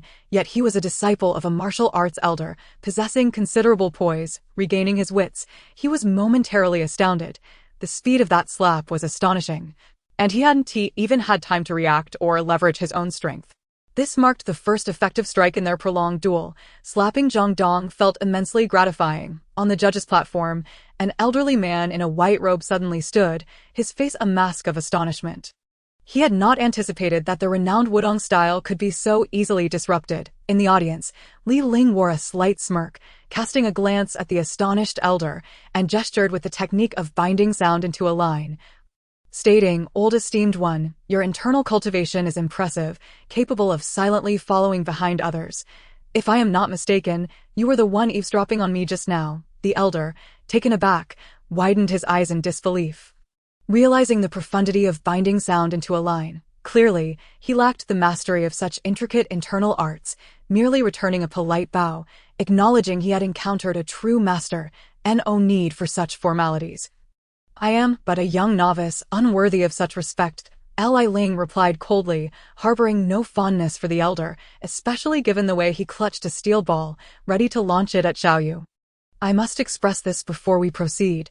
Old esteemed one, should you resort to treachery with hidden weapons, I may not remain passive." Li Ling understood that the elder could not match his cultivation in binding sound into a line, speaking merely to elicit a response, which he did not receive. Within the arena, following her successful strike, Xiao Yu quickly discerned the flaws in the Wudong style. Though Wudong boxing is an esteemed internal martial art, revered for its subtlety, it lacks effective close-range attacks. As a result, Wudong boxing relies heavily on leveraging power against an opponent. However, if the opponent's strikes are merely swift with little force behind them, then leveraging becomes meaningless, as there is no strength to borrow. It was only after listening to Li Ling's advice that Xiao Yu gained such insight. Advancing towards Zhang Dong had certainly delivered him a slap. Before Zhang Dong could respond, Xiao Yu's second slap followed swiftly. He attempted to dodge, but was a beat too slow, resulting in another resounding slap. Xiao Yu chuckled inwardly, reveling in the satisfaction. Despite Zhang Dong's high level of internal cultivation, he could not help but feel a surge of anger. What kind of technique is this? Zhang Dong's chest heaved with frustration. He was accustomed to being revered like a deity, and being slapped like this was utterly intolerable. "Oh, it's merely a simple technique for slapping," Xiao Yu remarked, glancing at her palm with a narrowed smile. "You realize that striking one's face in a competition is rather unsportsmanlike," Zhang Dong retorted angrily. "My apologies. I never claimed to be a person of propriety," Xiao Yu replied, flexing her hand, preparing to continue her assault, intent on further disorienting him. You are not permitted to use that technique. It is far too disrespectful." Zhang Dong seemed to lose all semblance of a grandmaster's demeanor. The audience, comprised of many of Zhang Dong's supporters, fell into an astonished silence. What is happening with Zhang Dong? He has been slapped so many times and has not retaliated. A long-haired girl under an umbrella lamented in the rain. Perhaps he is fond of her and is enduring it, another short-haired girl speculated. Impossible. Dong Dong only likes me, the long-haired girl asserted. Nonsense. Dong Dong likes me, the short-haired girl countered. The two exchanged icy glares, refusing to acknowledge one another. You two, stop arguing and watch the match, a boy interjected. Realizing defense was futile, Zhang Dong had no choice but to attack. Yet his strikes lacked any real power. He had always relied on defense over offense. Watching Zhang Dong's feeble punch, Xiao Yu merely sidestepped, delivering yet another slap to Zhang Dong's face on the judge's platform. The elderly man in white could no longer contain himself, flicking a steel ball with a resounding snap, the sound slicing through the rain like a bullet aimed at Xiao Yu. Startled, she felt an urgent sense of danger. But in an instant, a pebble shot forth, deflecting the steel ball and sending it crashing into Zhang Dong's forehead. Zhang Dong let out a pained cry, blood streaming from his brow. The elder in white stood in shock. Uttering a singular word, "You," Li Ling merely smiled at the elder, employing binding sound into a line to say, "I warned you. Should you resort to underhanded tactics, I will repay Zhang Dong in kind. If you possess the courage, then try again." The elder's brow furrowed, hesitating to act further, realizing that the steel ball he had flicked was merely millimeters in diameter, undetectable to the naked eye. Yet Li Ling not only perceived it clearly, but also skillfully redirected it with a small stone, striking Zhang Dong's forehead, a feat beyond the average person's capability. "What has transpired, master?" another man in a suit inquired. "A young expert from the audience thwarted my underhanded attempt," the elder admitted, a hint of shame on his face. "It seems there are indeed individuals capable of thwarting you, master." The elder sighed softly. Having crossed into his 60s, he viewed matters with clarity. "And what of young Dong?" the suited man asked. "Typically, this child is overly proud and complacent, neglecting the rigorous practice of advanced martial arts. This humiliation will serve as a lesson, and I hope he will learn the boundless nature of knowledge." The elder departed the arena, knowing that with such a skilled ally supporting Xiao Yu, Zhang Dong was destined to lose. Before leaving, he instructed the suited man, "Be sure to keep an eye on that young expert. If the opportunity arises, one must make an acquaintance. Someone like him likely has even more formidable backing." After enduring countless slaps from Xiao Yu, Zhang Dong's cheeks swelled dramatically, leaving him dazed and ultimately collapsing into the rainwater. With Zhang Dong down, Xiao Yu emerged victorious. She cheered, signaling a triumphant gesture towards Li Ling, but soon felt a wave of fatigue wash over her, collapsing into the water, utterly drained and slipping into unconsciousness. Chapter 53, a mysterious invitation through the window. Gazing outward, the night was as dark as ink. Once the raindrops had cleansed the night sky, a breathtaking display of stars emerged. After defeating Zhang Dong, Xiao Yu collapsed from exhaustion and fell into a deep slumber, escorted home by her sister, Xiao Qing. Meanwhile, Li Ling returned to class to complete the afternoon lessons, yet the atmosphere in the classroom was anything but tranquil. Within Li Ling's drawer lay a mysterious invitation, signed by Gong Yang. A faint smile graced Li Ling's lips. What was destined to come would eventually arrive, and Gong Yang had finally initiated his revenge. However, the address on the invitation pointed to a renowned nightclub in the urban area of Yanjing, which Li Ling dismissed, tossing the invitation aside. As Li Ling made her way home that night, the streets were eerily deserted. The locality where she resided was already a rarefied area, further exacerbated by recent rumors of hauntings, rendering it even less inviting for nocturnal wanderers. While navigating a narrow alleyway, Li Ling sensed someone trailing her from 10 meters behind. Judging by the assailant's skill, they seemed to be mere thugs. Li Ling paid them little mind, leading her pursuers in a serpentine chase through the alley, a game of cat and mouse that Li Ling, a master of such pursuits, relished. With a swift stride, she adeptly maneuvered through the complex terrain of the residential area, vanishing from her would-be captor's sight. "Hey, where did that kid go all of a sudden?" one thug exclaimed, frustration evident in his voice. "Damn it. I told you to stay closer. Now we've lost him. How are we supposed to explain this to the boss? This isn't entirely my fault. If we had gotten close, it would have been suspicious. Besides, the boss said he's a master. What do we do now? Let's search for him." Just as the two were preparing to resume their pursuit, an icy chill ran down their spines. "Excuse me, gentlemen, may I inquire as to your boss's name?" Why are you tailing me so closely? A shadowy figure materialized behind them, startling the thugs, who jumped in alarm upon turning. They discovered it was none other than the elusive Li Ling.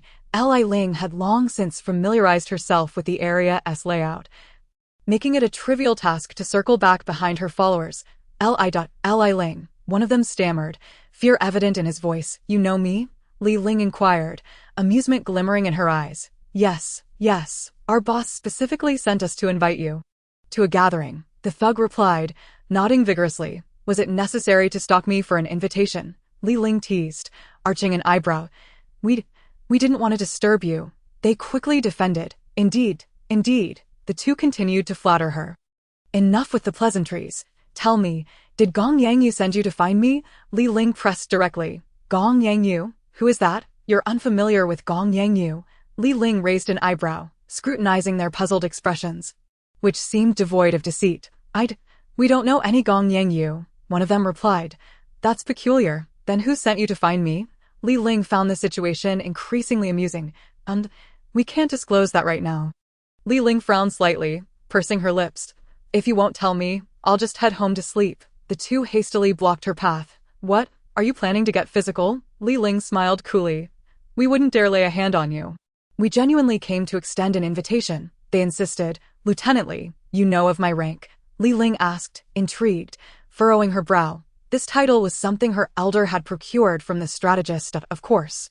We know you're the elder's trusted aide. They replied with obsequious grins. Who are you two, really? Li Ling pressed again. If you do not disclose your identities, I will ensure you understand the meaning of discomfort. Please, spare us. We have no ill intentions. We simply wish to invite you somewhere. They gestured in unison, hands raised in surrender. Li Ling produced the invitation from her pocket and handed it to one of them. Is this the address on the invitation? The thug took the invitation, squinting under the dim glow of the streetlight, and shook his head. We didn't issue any invitations. He returned it to Li Ling, who thoughtfully pocketed it once more, contemplating who might have summoned her. Very well, I shall accompany you. I, too, wish to uncover the identity of the mysterious individual who invited me, Li Ling said with a subtle smile. You won't be disappointed, Lieutenant Li, one of the thugs exclaimed. Patting his chest with relief, they traveled in a Hummer, its license plate obscured, adding to the air of mystery. As the vehicle glided smoothly down a tranquil road, the sounds of crickets filled the air. It was unusual to hear crickets in the autumn. Perhaps the day's oppressive heat had roused them, or this area was simply a haven for them. As they drove further away from Yenjing University, Li Ling pondered whether she should request a leave of absence from teacher Tian. Ultimately, she decided against it, for she was still uncertain about the true intentions of these two men. Mr. Li, the road ahead may be a bit bumpy. Please fasten your seatbelt, one of the drivers warned. No need. I doubt I will be jostled about too much. Li Ling felt their concern was overdone. You're quite humorous, sir. Please, do not call me sir. I am merely an 18-year-old student. Li Ling preferred not to be addressed as older than she was. Apologies, sir is simply our term of respect for you, the driver replied, while the other remained relatively quiet. I shouldn't have to age 10 years for a title. It hardly seems worthwhile. You are too humorous. You've already said that once. Li Ling smiled, gazing out at the desolate landscape, which appeared to be the outskirts of Yenjing, a rural farming area. However, after traveling 10 miles, the vehicle entered a mountainous region characterized by rugged terrain and gravel roads. As they drove into an abandoned mining site, the vehicle suddenly came to a halt. Would you mind if we addressed you as Lieutenant Li? One of them asked. I wouldn't mind, Li Ling replied, bemused by their fixation on formalities. Upon exiting the vehicle, she surveyed her surroundings and was momentarily taken aback by the dilapidated scenery and the remnants of a forsaken factory, likely once a fertilizer plant. Yet, what could possibly bring these two to such a desolate location? Lieutenant Li, please follow us, one of them said, bowing slightly. Very well. Li Ling felt they were being excessively courteous. What exactly were these two up to? As they walked, she took note of every detail around her. The site resembled a chemical factory that had been abandoned for over 50 years. Under the moonlight, she could faintly discern the factory's former outline. Upon reaching the central area of the factory, a simple wooden cabin came into view, illuminated by a dim, yellowish light. The bulb was an antiquated incandescent type, reminiscent of those used by Edison himself. In the factory yard, several blue barrels sat filled with water, their contents a mystery. Was it rainwater, or had someone deliberately filled them? Li Ling even found herself questioning whether the barrels contained something sinister. Given that it was well past midnight and they were in an abandoned factory in a remote valley, led by two enigmatic guides, she observed that the factory housed numerous precarious buildings, towering 5 or 6 stories high. Dating back to the 1930s and 40s, despite the passage of time, the structures remained sturdy, with only the red brick exteriors showing signs of wear. Li Ling concluded that this was a chemical factory from World War II. Though she wondered why it had been preserved in such a secluded valley, Lieutenant Li, our authority ends here. Beyond this point lies the entrance to the underground. One of them suddenly halted, pointing toward the wooden cabin. Following the direction of his finger, Li Ling looked at the cabin, which appeared to have been constructed in recent years. You mean to say the underground entrance is located here? Yes, one of them confirmed. You expect me to believe that I can access the underground through this cabin and meet your boss? Li Ling scrutinized the small structure. Indeed, Lieutenant Li, enter through this door and continue walking. Someone will guide you. What organization are you part of? Li Ling inquired, her brow furrowing. Lieutenant Li, we harbor no ill intentions whatsoever. Whether you choose to enter or not is entirely up to you. However, we know that you possess an insatiable curiosity and would not pass up the opportunity to explore the unknown. All the secrets lie within this cabin. Step inside, and you shall uncover the answers you seek. With that, one of them turned to leave. Li Ling is indeed a person of profound curiosity. Gazing at the quaint wooden cabin, she raised her thumb in admiration, exclaiming, I must commend you. You understand my temperament. Gradually, Li Ling approached the cabin, nestled amidst desolate mountains, a derelict factory from the Second World War, with an air of mystery surrounding the door. Upon grasping the doorknob, she discovered it was unlocked and effortlessly pushed it open. The interior of the cabin unfolded before her eyes, revealing a haphazard arrangement of a simple wooden table and chairs. However, what suddenly piqued Li Ling's alertness was a woman clad in red. Seated on one of the wooden stools, her gaze fixed coldly upon Li Ling. This woman, in her early 20s, had cascading silver hair and piercing eyes that seemed electrified, sending shivers down one's spine. She was a striking beauty, yet undeniably a terrifying one. Sergeant Li, you have arrived, the woman in red remarked with a frigid tone, resembling a lifeless automaton devoid of emotion or breath, as if she were merely a machine. Who are you? Li Ling felt a jolt run through her at the intensity of the woman's azure gaze. I am the guide, the woman replied, extending her hand to press a red button on the wooden table before her. Suddenly, the sound of machinery echoed, signaling the activation of some hidden mechanism. Li Ling took a moment to steady her breath, channeling her inner energy. In such an environment, it was only natural to remain vigilant. The woman merely regarded Li Ling, and then the wall behind her parted with a narrow opening, illuminating a beam of light that was almost blinding, having been in darkness for so long. Li Ling squinted and raised her arm to shield her eyes, catching glimpses of what lay beyond the opening. The gap widened gradually, revealing a slanted passage leading underground, a corridor that seemed endless. In this abandoned World War II factory, such advanced facilities and subterranean structures were astonishing, leading Li Ling to suspect that this was not the work of a single individual, but rather a clandestine organization or even a state initiative. As the opening reached a width sufficient for 3 individuals to pass through, it abruptly halted with a click. The cold woman then rose slowly, bowing slightly to Li Ling. Sergeant Li, please follow me. Li Ling was taken aback. Although she had spent 3 years as an assassin and had encountered numerous mysteries around the world, this situation felt particularly enigmatic. Generally, such underground constructions arise only due to highly confidential needs or scientific research requiring seclusion, such as bioweapons or nuclear arms development. Yet here, situated 30 miles outside of Yanjing in a secluded valley, what could they possibly be researching? Bioweapons and nuclear arms could be dismissed. After all, such projects are typically far removed from urban areas, and this location felt as if it were bordering some desolate frontier of the nation. Thus, Li Ling found herself unable to ascertain the nature of this underground project. To unravel the mystery, she felt compelled to follow the cold woman. However, once they descended into this underground realm, Li Ling had little confidence that she could escape. After a moment's hesitation, she decided to pursue. As they passed through the wall door, it slowly closed behind them. The woman's body language was starkly monotonous, her movements robotic. "Stay close. Should you lose your way here, you might never find your way out," she warned, turning to descend into the depths. Li Ling thought it a rather absurd jest to suggest one could get lost in a straightforward passage.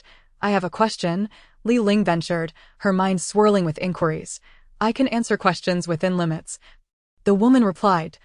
"By limits, you mean the scope of what can be discussed," Li Ling clarified. "Precisely," the woman affirmed succinctly. "What was this abandoned factory used for?" Li Ling asked, unable to glean any clues from its exterior to deduce the purpose of the factory, which had lain dormant for 60 or 70 years.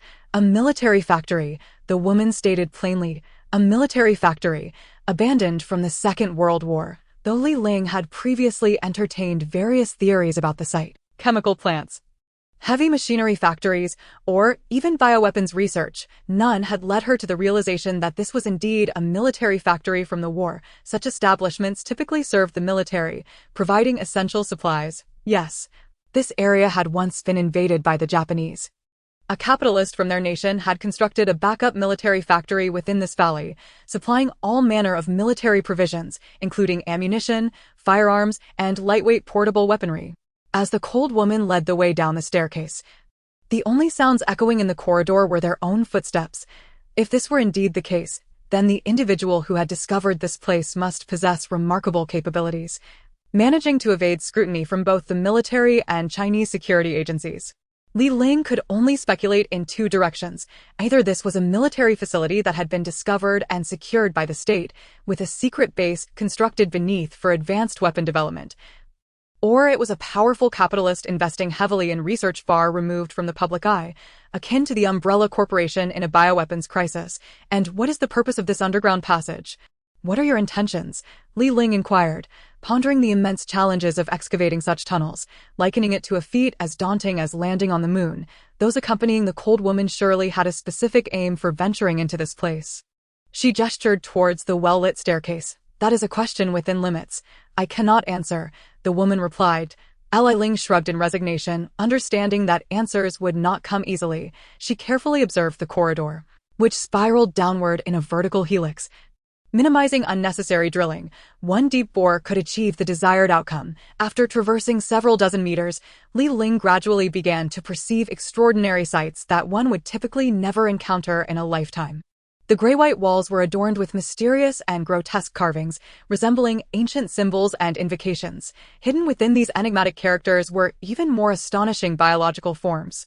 The shapes of these extraordinary creatures varied widely, and from Li Ling's observations, the beings depicted were utterly bizarre, certainly not of earthly origin. These carvings, she marveled, her astonishment rendering her speechless.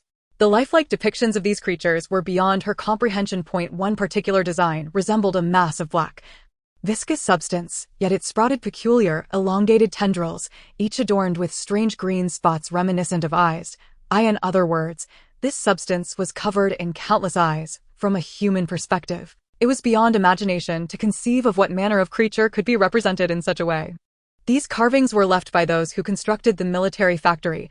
"This tunnel has been here for over 60 years, the cold woman explained. "And what significance do these beings hold?" Li Ling asked, examining the countless figures etched into the walls, struggling to believe that beyond the known life forms, anyone would carve such bizarre representations in this corridor. "I do not know," the woman replied truthfully. Perhaps she genuinely lacked the answer. At least within Li Ling's realm of understanding, these creatures were inconceivable. Why did those who built the military factory choose to carve these biological forms? Li Ling pressed. From the ancient texts on the walls, it appears this was to document totems, the woman elucidated. "Document totems?" Li Ling furrowed her brow. Totems are often figments of human imagination, not necessarily existing in reality. Yet, the existence of such entities is often a matter of debate, even among scientists. Take the dragon of Huaxia, for instance. This creature has been revered as a totem for millennia. We often claim to be descendants of dragons. Yet did this creature ever truly exist? "I doubt anyone can provide a definitive answer," the woman remarked. "I have certainly never seen one." Li Ling chuckled, shaking her head. In ancient times, dragons held totemic significance. Their images adorned palace columns and thrones, and in sacred spaces, They were depicted with lifelike precision. But did dragons truly exist? Li Ling shook her head, striving to evade the vortex of such philosophical queries. What mattered most was the profoundly mysterious atmosphere of the corridor, gradually convincing her that these extraordinary totems were, indeed, real. They had arrived. The cold woman led Li Ling to the lowest end of the corridor. This space, measuring 50 square meters, was devoid of any furnishings, save for an iron door fitted with a numerical keypad. The woman approached the keypad and swiftly entered a sequence of digits, which comprised at least 30 figures. Moreover, the password within this lock is subject to a certain formulaic transformation. In other words, every other day, the password alternates according to the variable S equation, morphing into an entirely different one. This sophisticated technology is something Li Ling has encountered before, albeit only in a 7-digit format, while here it comprises an astonishing 30 digits, an idea that is utterly astounding. You're exceptionally clever, managing to deduce a 30-digit changing password, coupled with its formulaic variations, is truly impressive. Li Ling's words of admiration were genuine. You flatter me. There is not a single ordinary person here, the indifferent woman replied coolly. As the password was entered, the door creaked open slowly. Crafted from a formidable alloy steel, impervious even to standard armor-piercing rounds, most notably, its thickness exceeds a meter. What kind of research necessitates such a robust defense system? The thought sent shivers down Li Ling's spine. If the individual who invited him harbored ill intentions, even 10 Li Lings would stand no chance of survival. A person capable of engineering such formidable security would undoubtedly command a cadre of world-class talents, including assassins. Stay close to me. If you fall behind, you might never find your way out, the indifferent woman warned. Why? Li Ling was eager to clarify, but the woman merely gestured with a scornful expression towards the interior of the mechanical door. Inside lay a wall, flanked by passages, and based on Li Ling's knowledge, there was an entrance adjacent to this wall, leading into a labyrinth. Heavens! Who would construct an underground maze in this place? Chapter 56. The underground maze. Perhaps you already know the reason without my elaboration, the indifferent woman remarked calmly. Gazing at the perplexed Li Ling after her words, she turned and ventured into the inner workings of the mechanical door. Hurry, we have already squandered enough time, she called over her shoulder. Li Ling shrugged helplessly, feeling that this woman was exceedingly cold, reminiscent of a frigid automaton. However, anyone would feel a sense of helplessness and astonishment when confronted with such an underground labyrinth. At least Li Ling was aware that he remained remarkably composed. Unlike others who might be too frightened to advance, the underground maze consisted of passages over 5 meters wide, rather than mere walls. If one truly became lost within this maze, regrettably, one might very well spend the remainder of their days trapped inside. For scaling the walls to escape was not an option. Faced with such a labyrinth, Li Ling dared not be careless, closely trailing the indifferent woman. She stated, without a guide, one could never hope to exit this maze. Once inside the maze entrance, the indifferent woman pressed the green button on the mechanical wall, and, with a mechanical sound, the door sealed shut. Li Ling surmised that operating this mechanical door required immense strength, likely nuclear power, as it was far beyond the capabilities of ordinary mechanical force. Was this grand maze constructed 60 years ago? Li Ling inquired curiously. Not at all. This is our own design and development, crafted by the world's most renowned maze master. It comprises 3 distinct areas: the circular area, the square area, and the lost area, the indifferent woman explained. While I can envision the circular and square areas, what exactly constitutes the lost area? Li Ling inquired, keeping close behind her while diligently memorizing the maze's layout. Left, forward, right. This was a necessity, in case the indifferent woman were to abandon him within the labyrinth. He could rely on his memory to find his way out. As a former assassin, possessing survival skills was paramount. Moreover, memorizing such details was Li Ling's forte. Despite the potential for numerous directional markers to memorize, his memory was his strongest asset. The lost area is the most perilous section of these 3 mazes. Once you enter, it is akin to being engulfed by countless labyrinths, the indifferent woman elaborated. If I'm not mistaken, we should currently be in the square area, as the walls here are straight, parallel, and perpendicular. Li Ling remarked with a smile. The walls of a square maze must be linear, and such a maze is the simplest to navigate, one that people frequently encounter and easily escape. Indeed, anyone with an IQ exceeding 100 could deduce this. there is no cause for celebration. The indifferent woman replied, Li Ling did not intend to appear boastful or pretentious. Ahead lies the circular maze, which typically features a central band. This is the largest circular maze in the world, comprising 500 rings. The indifferent woman declared 500 rings, assuming a radius of 6 meters for each ring. This circular maze would form a colossal circular expanse with a radius of 3,000 meters. Li Ling exclaimed in astonishment, momentarily at a loss for words. What a monumental undertaking! What could such affluent individuals possibly require such extensive protective measures for? First, there was the mechanical door. And now these 3 daunting mazes. Li Ling could not help but take this situation seriously, for the intentions of the individual who invited him were far from ordinary, considering the unknown factors involved. This was the first time in his life he felt so uncertain of his chances of escape. I am beginning to question whether coming here was the right choice, he confessed with a wry smile. Everyone who arrives here tends to harbor doubts. You are not alone, the indifferent woman stated. If we pose a threat to you, I might very well consider taking you hostage. Li Ling had no qualms about expressing such a thought, as he did not genuinely intend to hold her captive. He merely sought to extract some information. There is no need.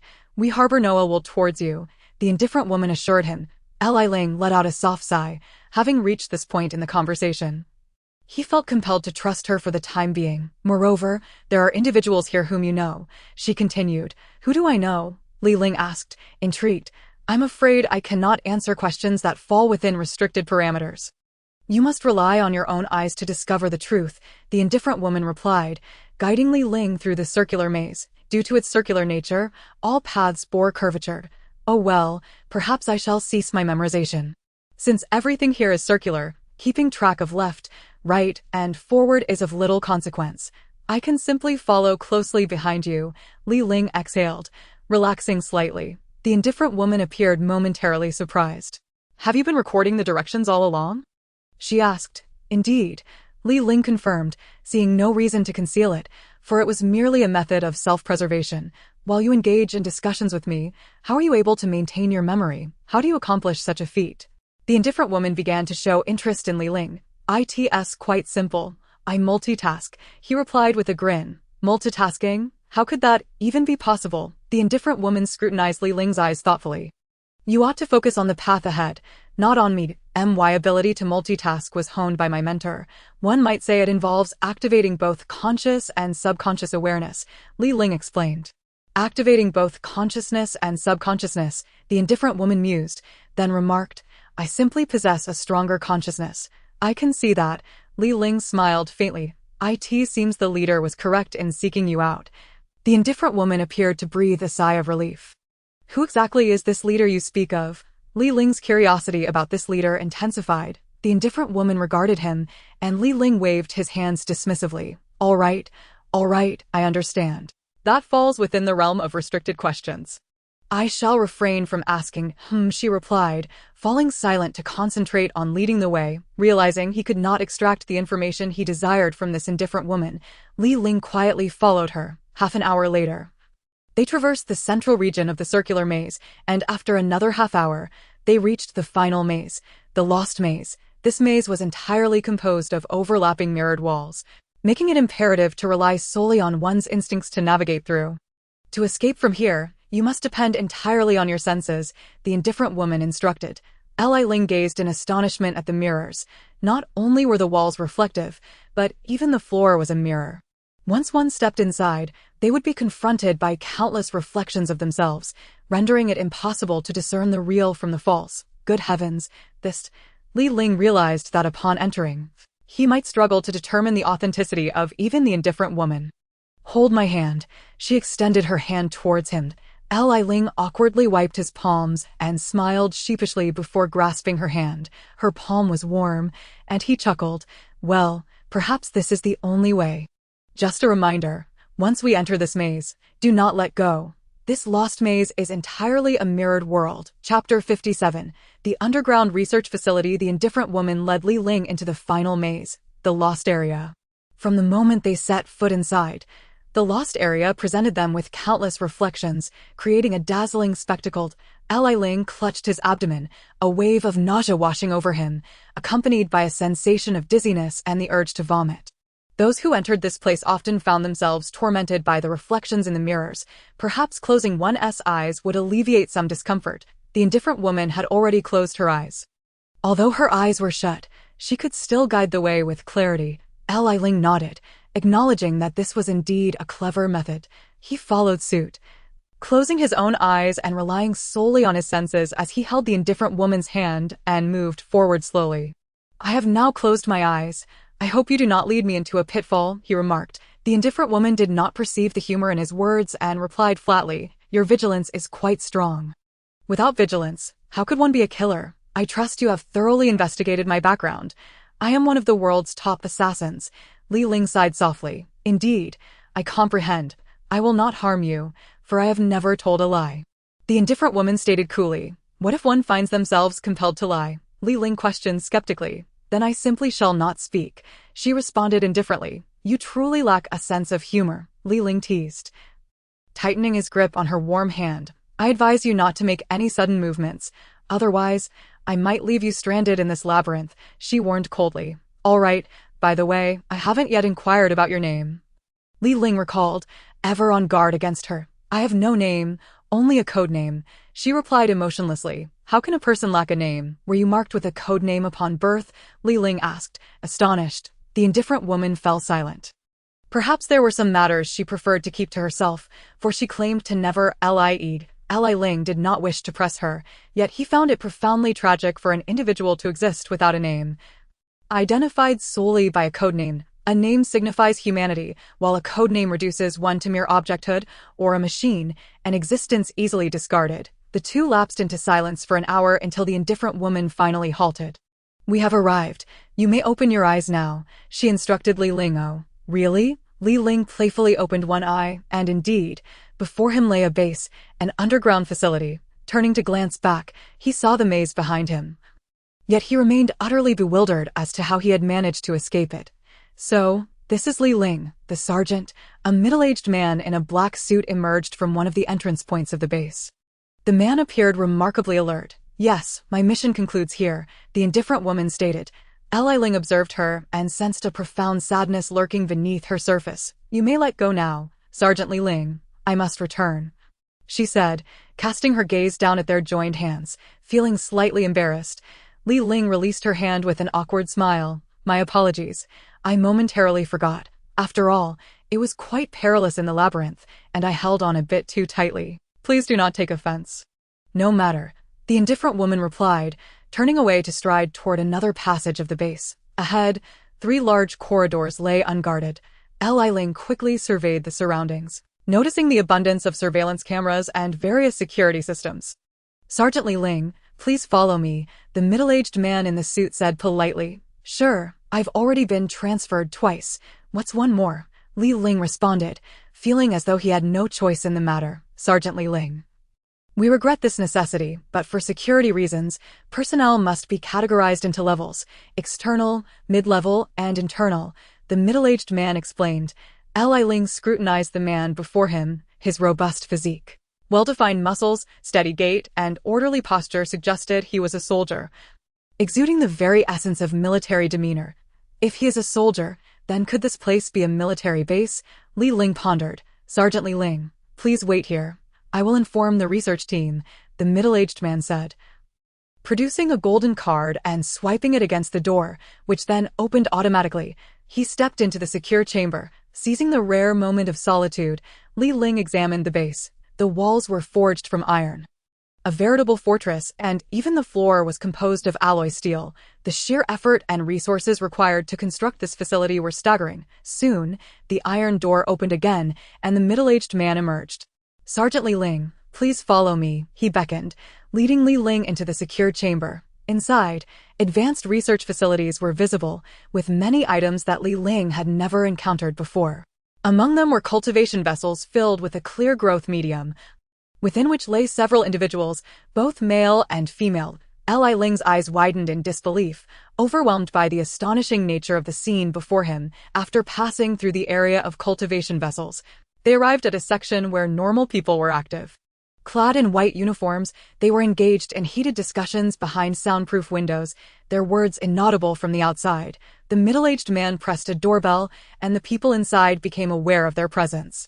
A refined man, appearing to be in his 30s, approached and opened the door. Upon seeing them, he hurriedly opened the bulletproof door and rushed towards Li Ling, extending his hand. "Greetings, Li Ling. We have been waiting for you for quite some time." The middle-aged man nodded in acknowledgement, signaling that the task was complete, and then departed. "Come, I need to speak with you privately," the refined man insisted, his demeanor more affectionate than that of a parent meeting a long-lost child. Li Ling, bewildered, inquired, "Who are you?" "My name is Guan Shao. You may call me Brother Shao," the man replied warmly. "Brother Shao, you invited me here," Li Ling noted without hesitation. "In a sense, but it was our leader, referred to as the boss, who arranged for your introduction." Guan Shao replied with a slight smile. "What exactly is this research facility doing, and why are they using living humans in the cultivation vessels?" Li Ling asked, astonished. Those are part of our research agenda," Guan Shao said, gazing wistfully at the cultivation vessels. Chapter 58. The Arm of God in a Sealed, box-like chamber made of bulletproof glass. Li Ling and Guan Shao faced each other across a table strewn with various books.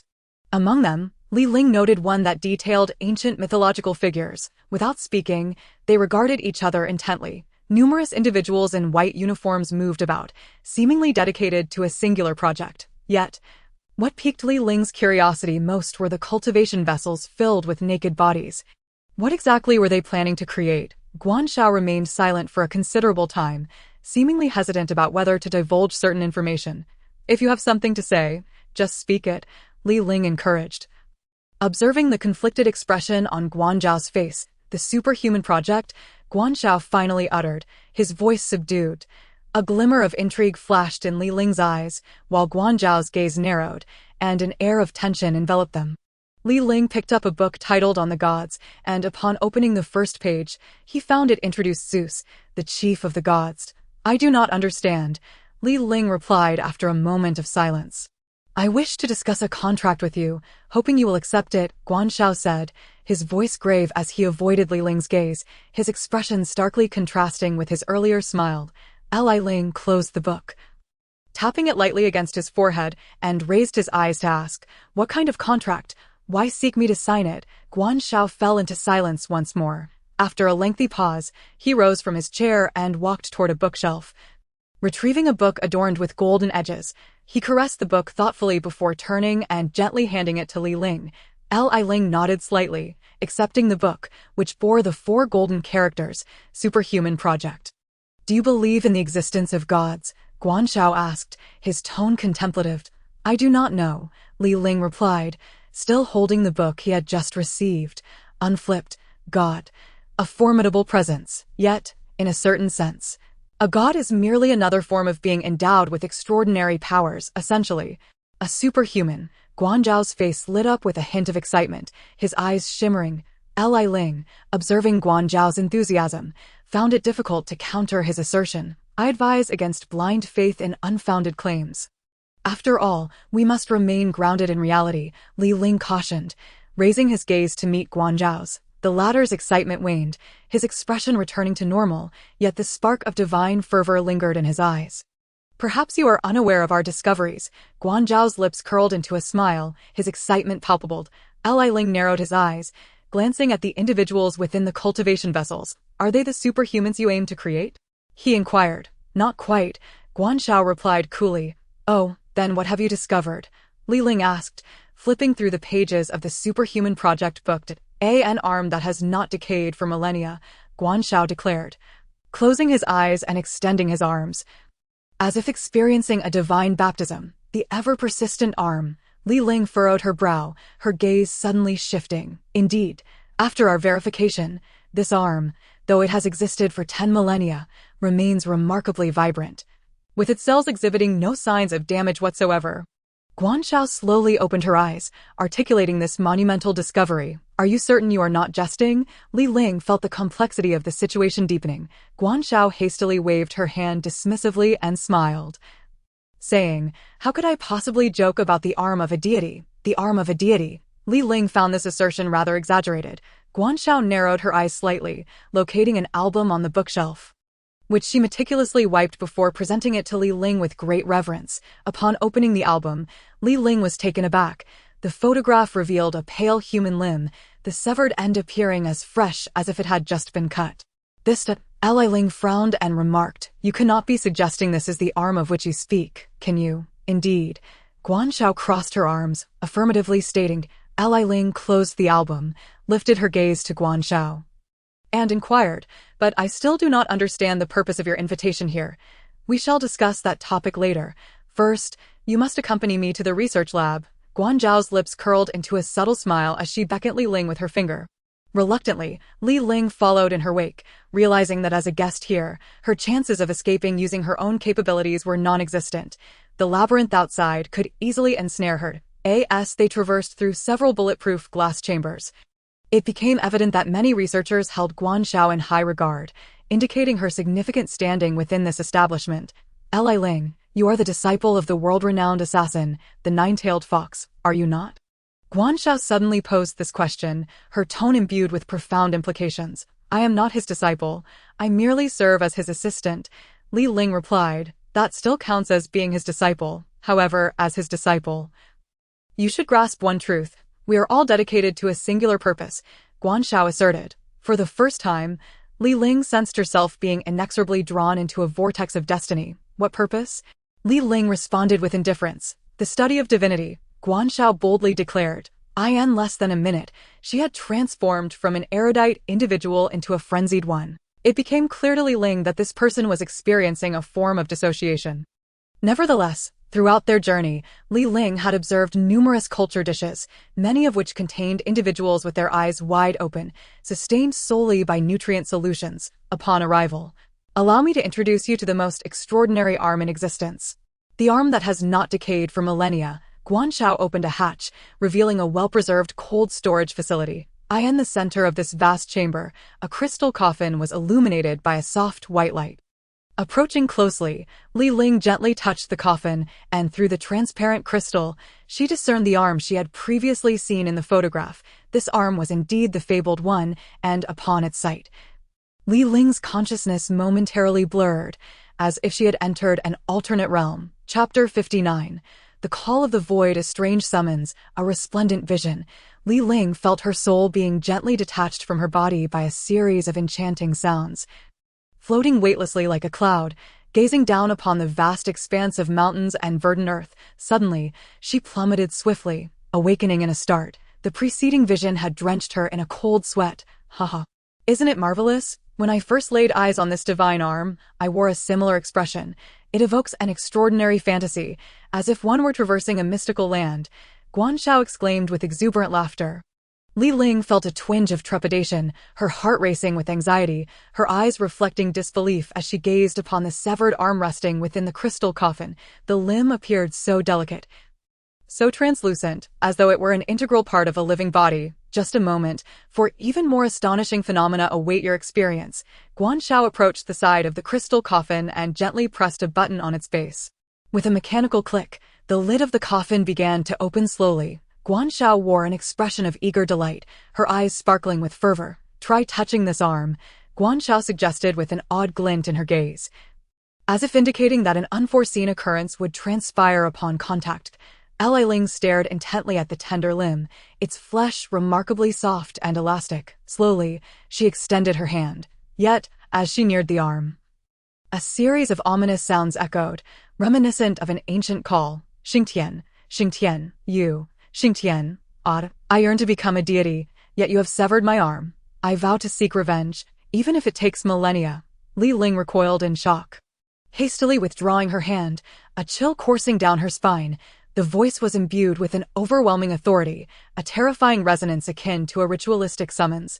"Do you now believe that where there are gods, there is surely divinity?" Guanzhao's expression contorted in exaggerated glee as she erupted into laughter. Li Ling found herself at a loss for words, unable to rationalize what she had just heard and witnessed.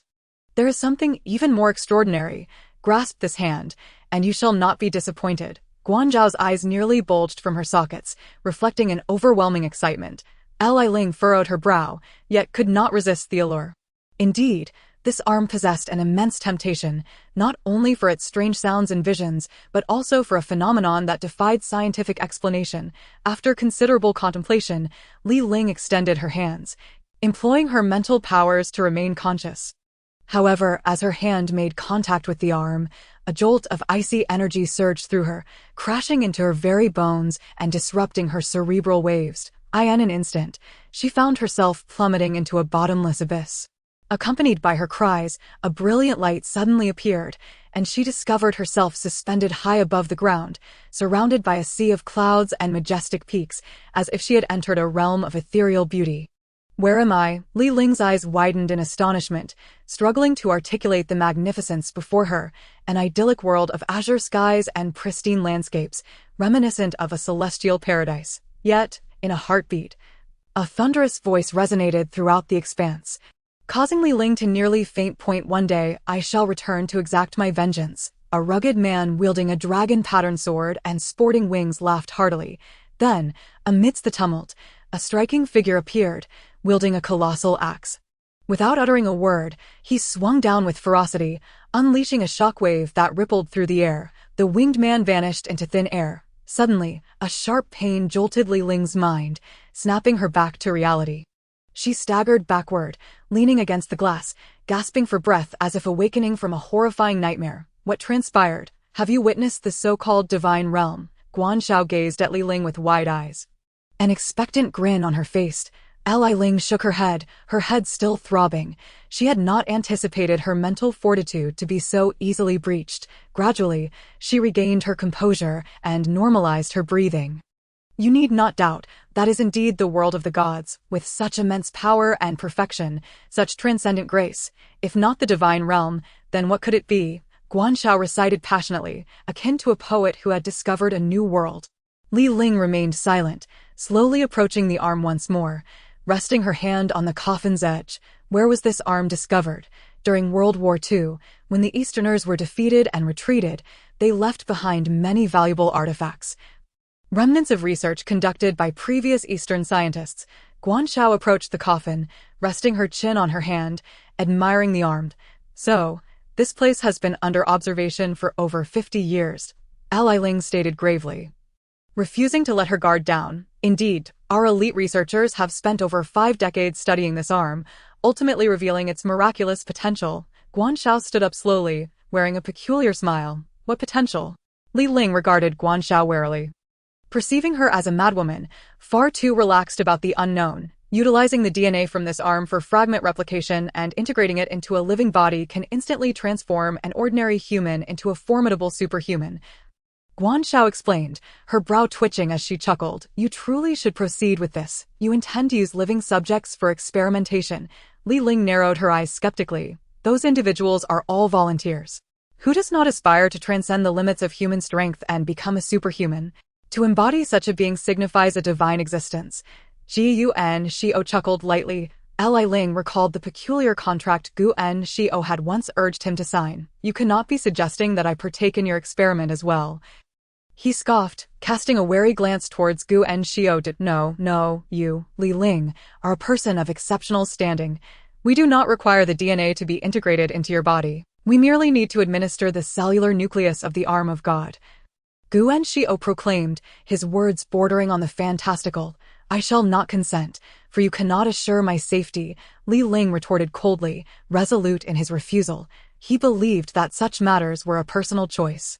Others may volunteer, but he would not wish to become a monster, even if it meant gaining superhuman abilities. "If you successfully accept the cellular nucleus, you shall inherit all the powers of the one who possessed that arm. Do you not desire that? It could potentially grant you the full strength of a deity, the power of a god. What a magnificent force that would be."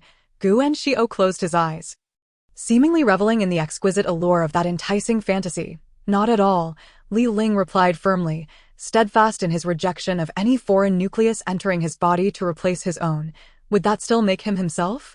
Moreover, the arm itself was too sinister. He wished to have no association with it. Sometimes, sacrifices must be made in the pursuit of research.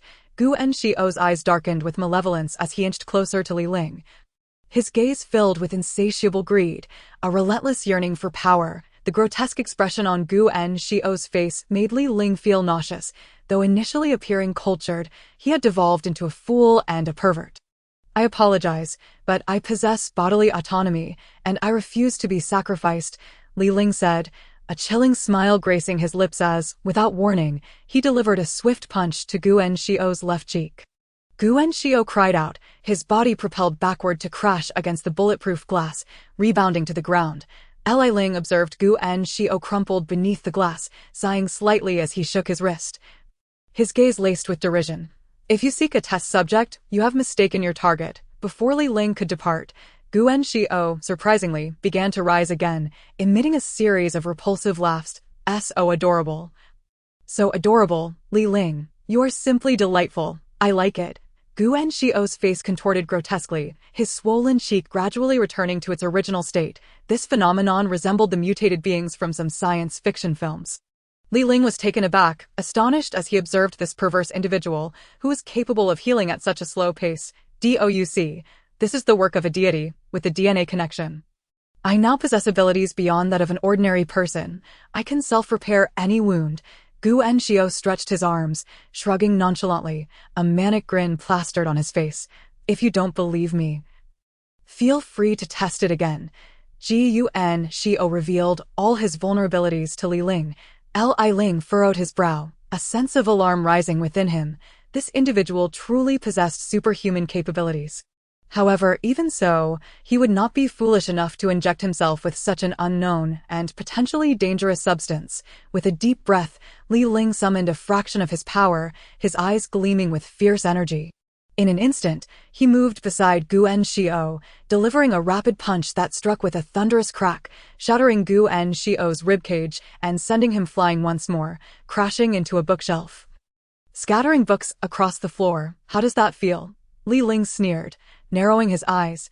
He refused to believe that, even with this increased effort, Gu Enshio could withstand him. As he turned to leave the repugnant research facility, a sense of dread washed over him when, to his astonishment, Gu Enshio slowly rose again from the wreckage of books, adjusting his shattered ribs with a series of unsettling cracks.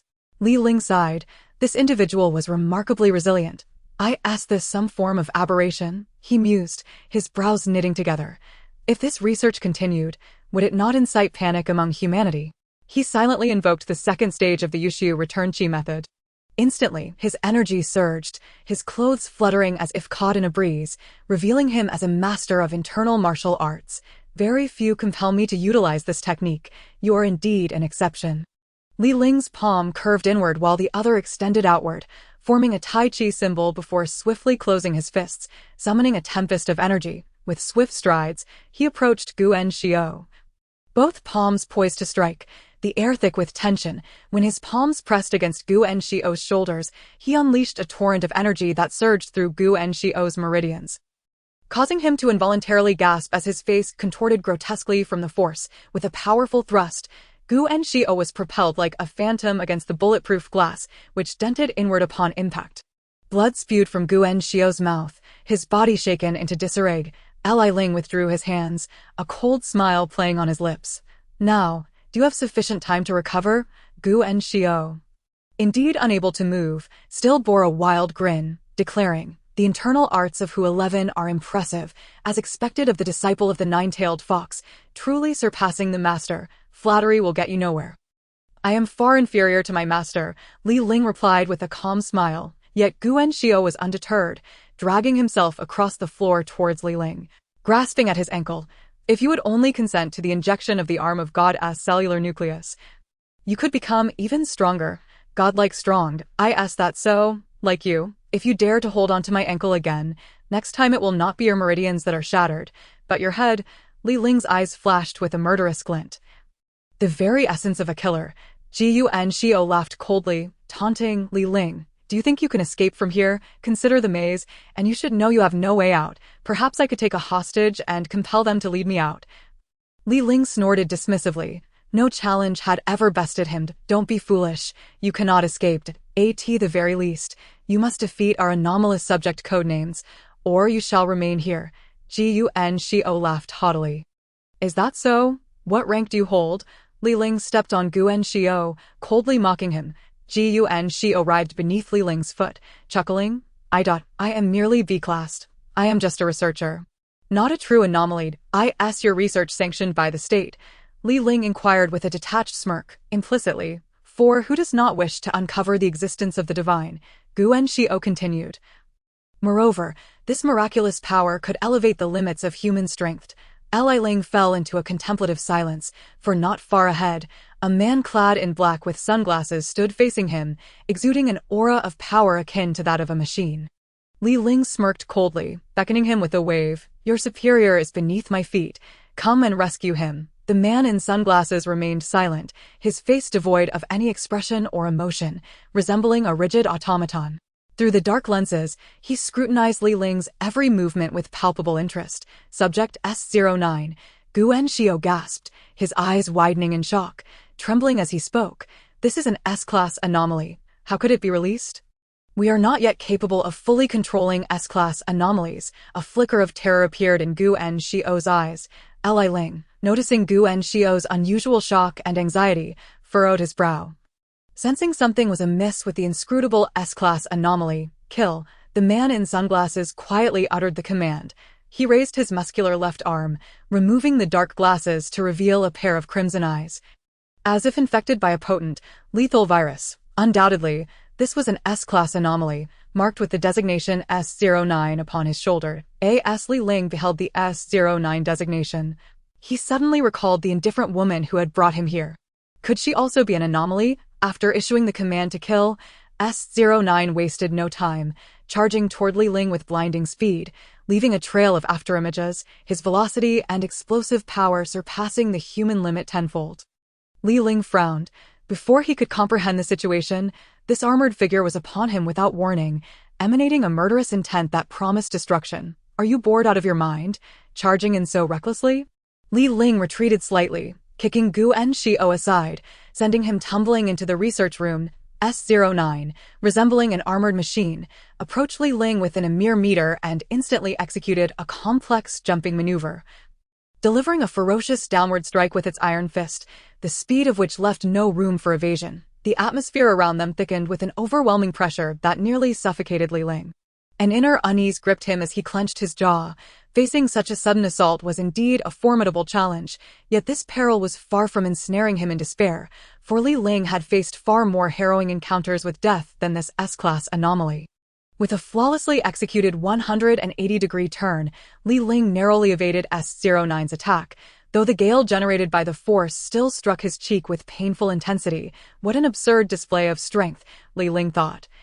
Astonished, this was perhaps the most formidable adversary he had ever encountered. Seizing the fleeting moment, he cast a glance toward a nearby secure chamber, instinctively reacting by pivoting and darting into the recently fortified research room.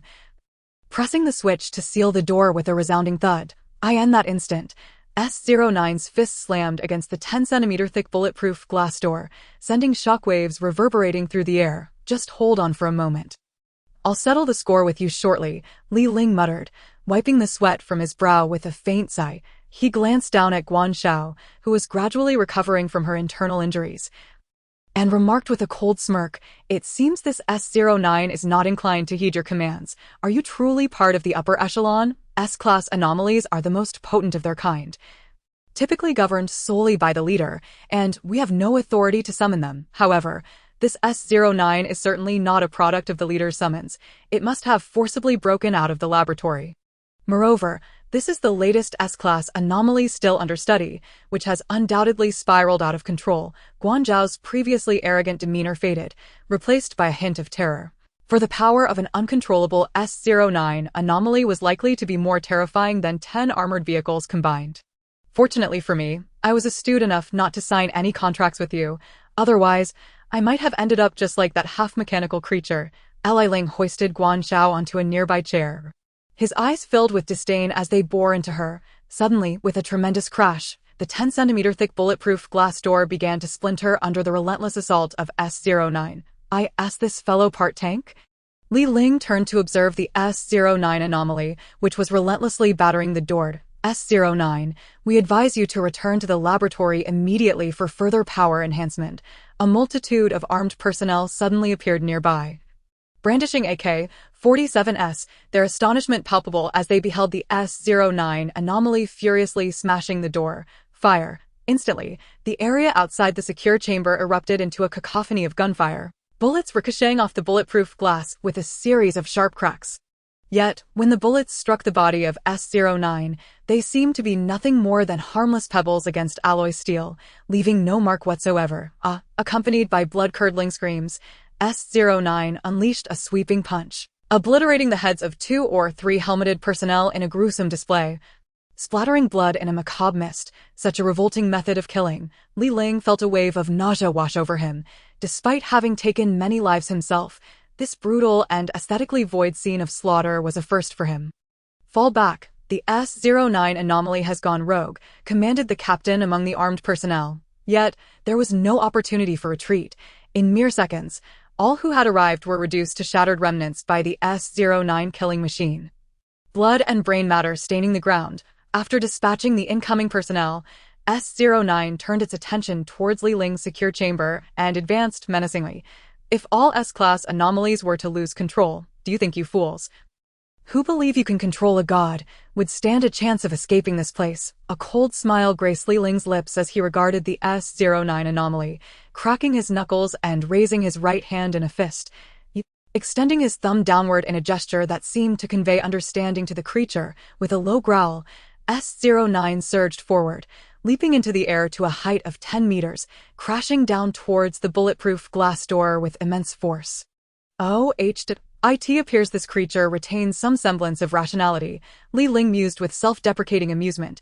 Chapter 62. The sealed armory. With a powerful punch, S-09 struck the already fractured bulletproof door, causing it to splinter and explode into countless shards.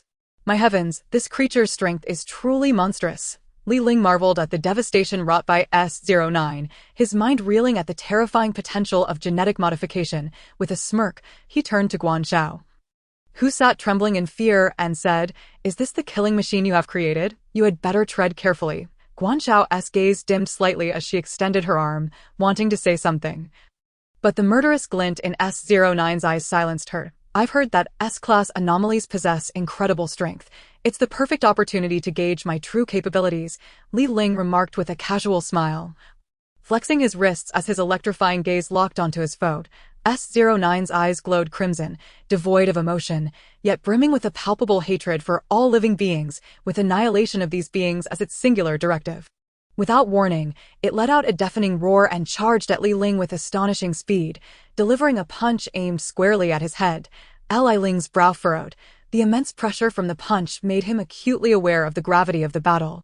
Faced with the overwhelming power of an S-class anomaly and its blinding speed, Li Ling inhaled deeply, channeling his inner energy before unleashing a full-force strike aimed at S-09's heart, targeting its vital area. Li Ling's palm morphed into a lethal claw, imbued with concentrated energy. In an instant, S-09 exhibited astonishing speed, unleashing a sonic punch that struck Li Ling's shoulder first, sending him hurtling through the air, crashing into tables and chairs over a distance of 10 meters. "Damn it, I was actually sent flying that far. This is a first," Li Ling cursed as he quickly regained his composure, relieved he knew how to dissipate much of the impact. Otherwise, his arm would have been completely shattered. Testing the injured arm, he heard a satisfying crack as the bones realigned. Realizing that a frontal assault was futile, Li Ling began to seek alternative openings. Hoping to exploit any weaknesses to avoid being struck again, he darted between the various tables and chairs, using them as cover. Any momentary lapse in S-09's onslaught would grant him the chance to counterattack. Upon exiting the secure chamber, Li Ling was met with a horrific scene of dismembered limbs and severed arms, a sight that filled him with discomfort, just as I was hoping to explore this underground research facility. "How fortunate that I can give you a tour," Li Ling thought to himself, observing the relentless pursuit of S-09 with a nonchalant expression, within the shadows of the underground research facility. Utilizing a technique known as the Heavenly Gang Step from his martial arts training, Li Ling sprinted for a while until he stumbled upon a sealed armory. Without hesitation, he entered a 30-digit code previously used by an impassive woman, and with a resounding click, the armory door swung open, revealing an impressive array of firearms and ammunition. Awestruck by the sight before him, Li Ling made sure to close the armory door securely, then activated the internal lighting to illuminate the nearly 1,000 square meter weapons depot. A glimmer of excitement flickered in his eyes as he shrugged and approached a rack of munitions, selecting a convenient rocket launcher. He also grabbed 2 Desert Eagles and sufficient magazines, securing the magazine pouches to his waist. It had been a long time since he felt such exhilaration. With a satisfied expression, Li Ling wiped down one of the Desert Eagles, appearing entirely at ease, his demeanor betraying no hint of tension. The more perilous the situation, the more invigorated he felt. Boom. The resounding crash of the battering door echoed ominously. "I suspect you might be a demolition crew," Li Ling sighed softly, crouching down to load a rocket into the launcher. The steel door, measuring 20 centimeters in thickness, withstood merely 2 impacts from the S-09 classified anomaly before it succumbed, becoming indented. Following a final, ferocious collision, the entire steel door was sent hurtling away. Just as the S-09 anomaly prepared to charge in, a rocket-propelled grenade spiraled toward its face. A deafening explosion erupted, flames soaring to reach 10 meters, charring the ceiling black, showcasing an astonishing power. Indeed, a formidable force. I hope you do not perish so easily. Li Ling mused, observing the inferno. Moments later, from the blazing fire, a towering figure emerged, his black uniform scorched and clinging to his form, his bronze muscles illuminated by the flames, rendering him even more terrifying. "Ah, you have not disappointed me," Li Ling remarked, discarding the rocket launcher. With no time to load another round, he swiftly brandished 2 silver Desert Eagles, aiming at the S-09 as it emerged from the flames and fired 2 shots. However, the bullets proved utterly ineffective against this creature, whose skin was indeed tougher than steel. Li Ling's gaze shifted to the right, and he was struck by a horrifying realization. The inferno created by the rocket had ignited a plethora of flammable materials surrounding them. This armory was abundantly stocked with explosives, poised to detonate at any moment.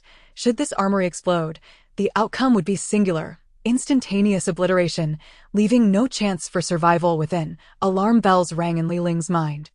There was but one exit from this armory.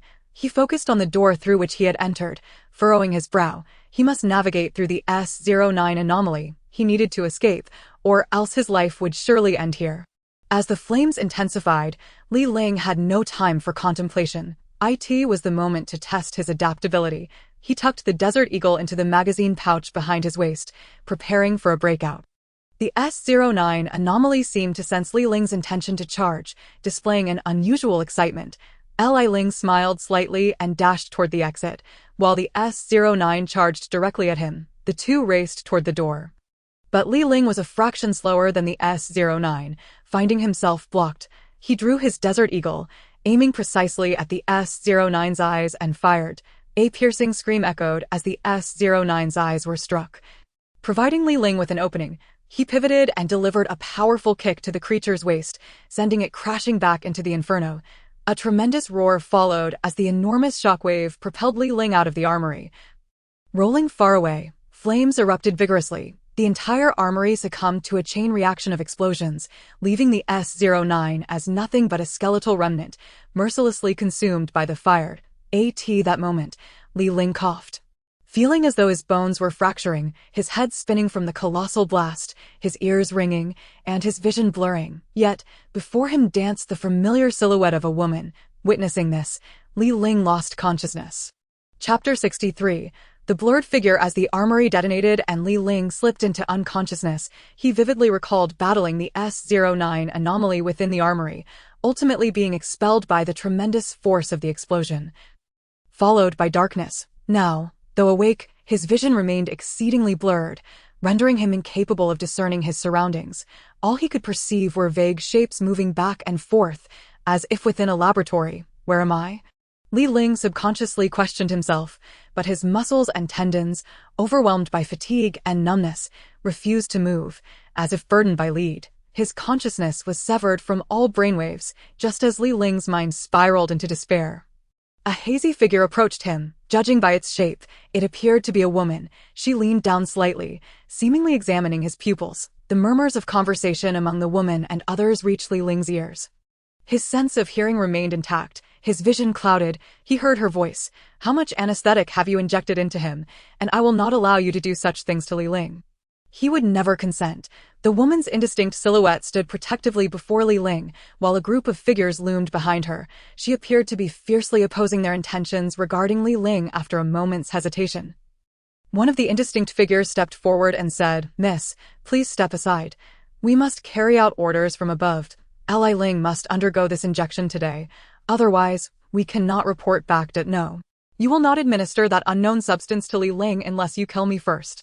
The woman protested vehemently, even willing to sacrifice her own life to ensure Li Ling's safety. "But miss, you are in extreme danger. Someone must be willing to make a sacrifice. If we do not inject Li Ling with the cellular core of the divine arm, he will lack the ability to protect you. Do you understand the strength of those individuals?" The other researchers fervently urged her. Though Li Ling had lost his other senses, he recognized the voice. It was the unique, husky tone of Jing, a voice he would never forget. While he could hear, Li Ling, deprived of his other four senses, was utterly incapable of responding to the world around him. Unable even to move a finger, let alone stand. I do not need anyone's protection. If they want to take me, let them. I have not lived a day in peace for 10 years, rather than suffer like this. It's better to let them have their way.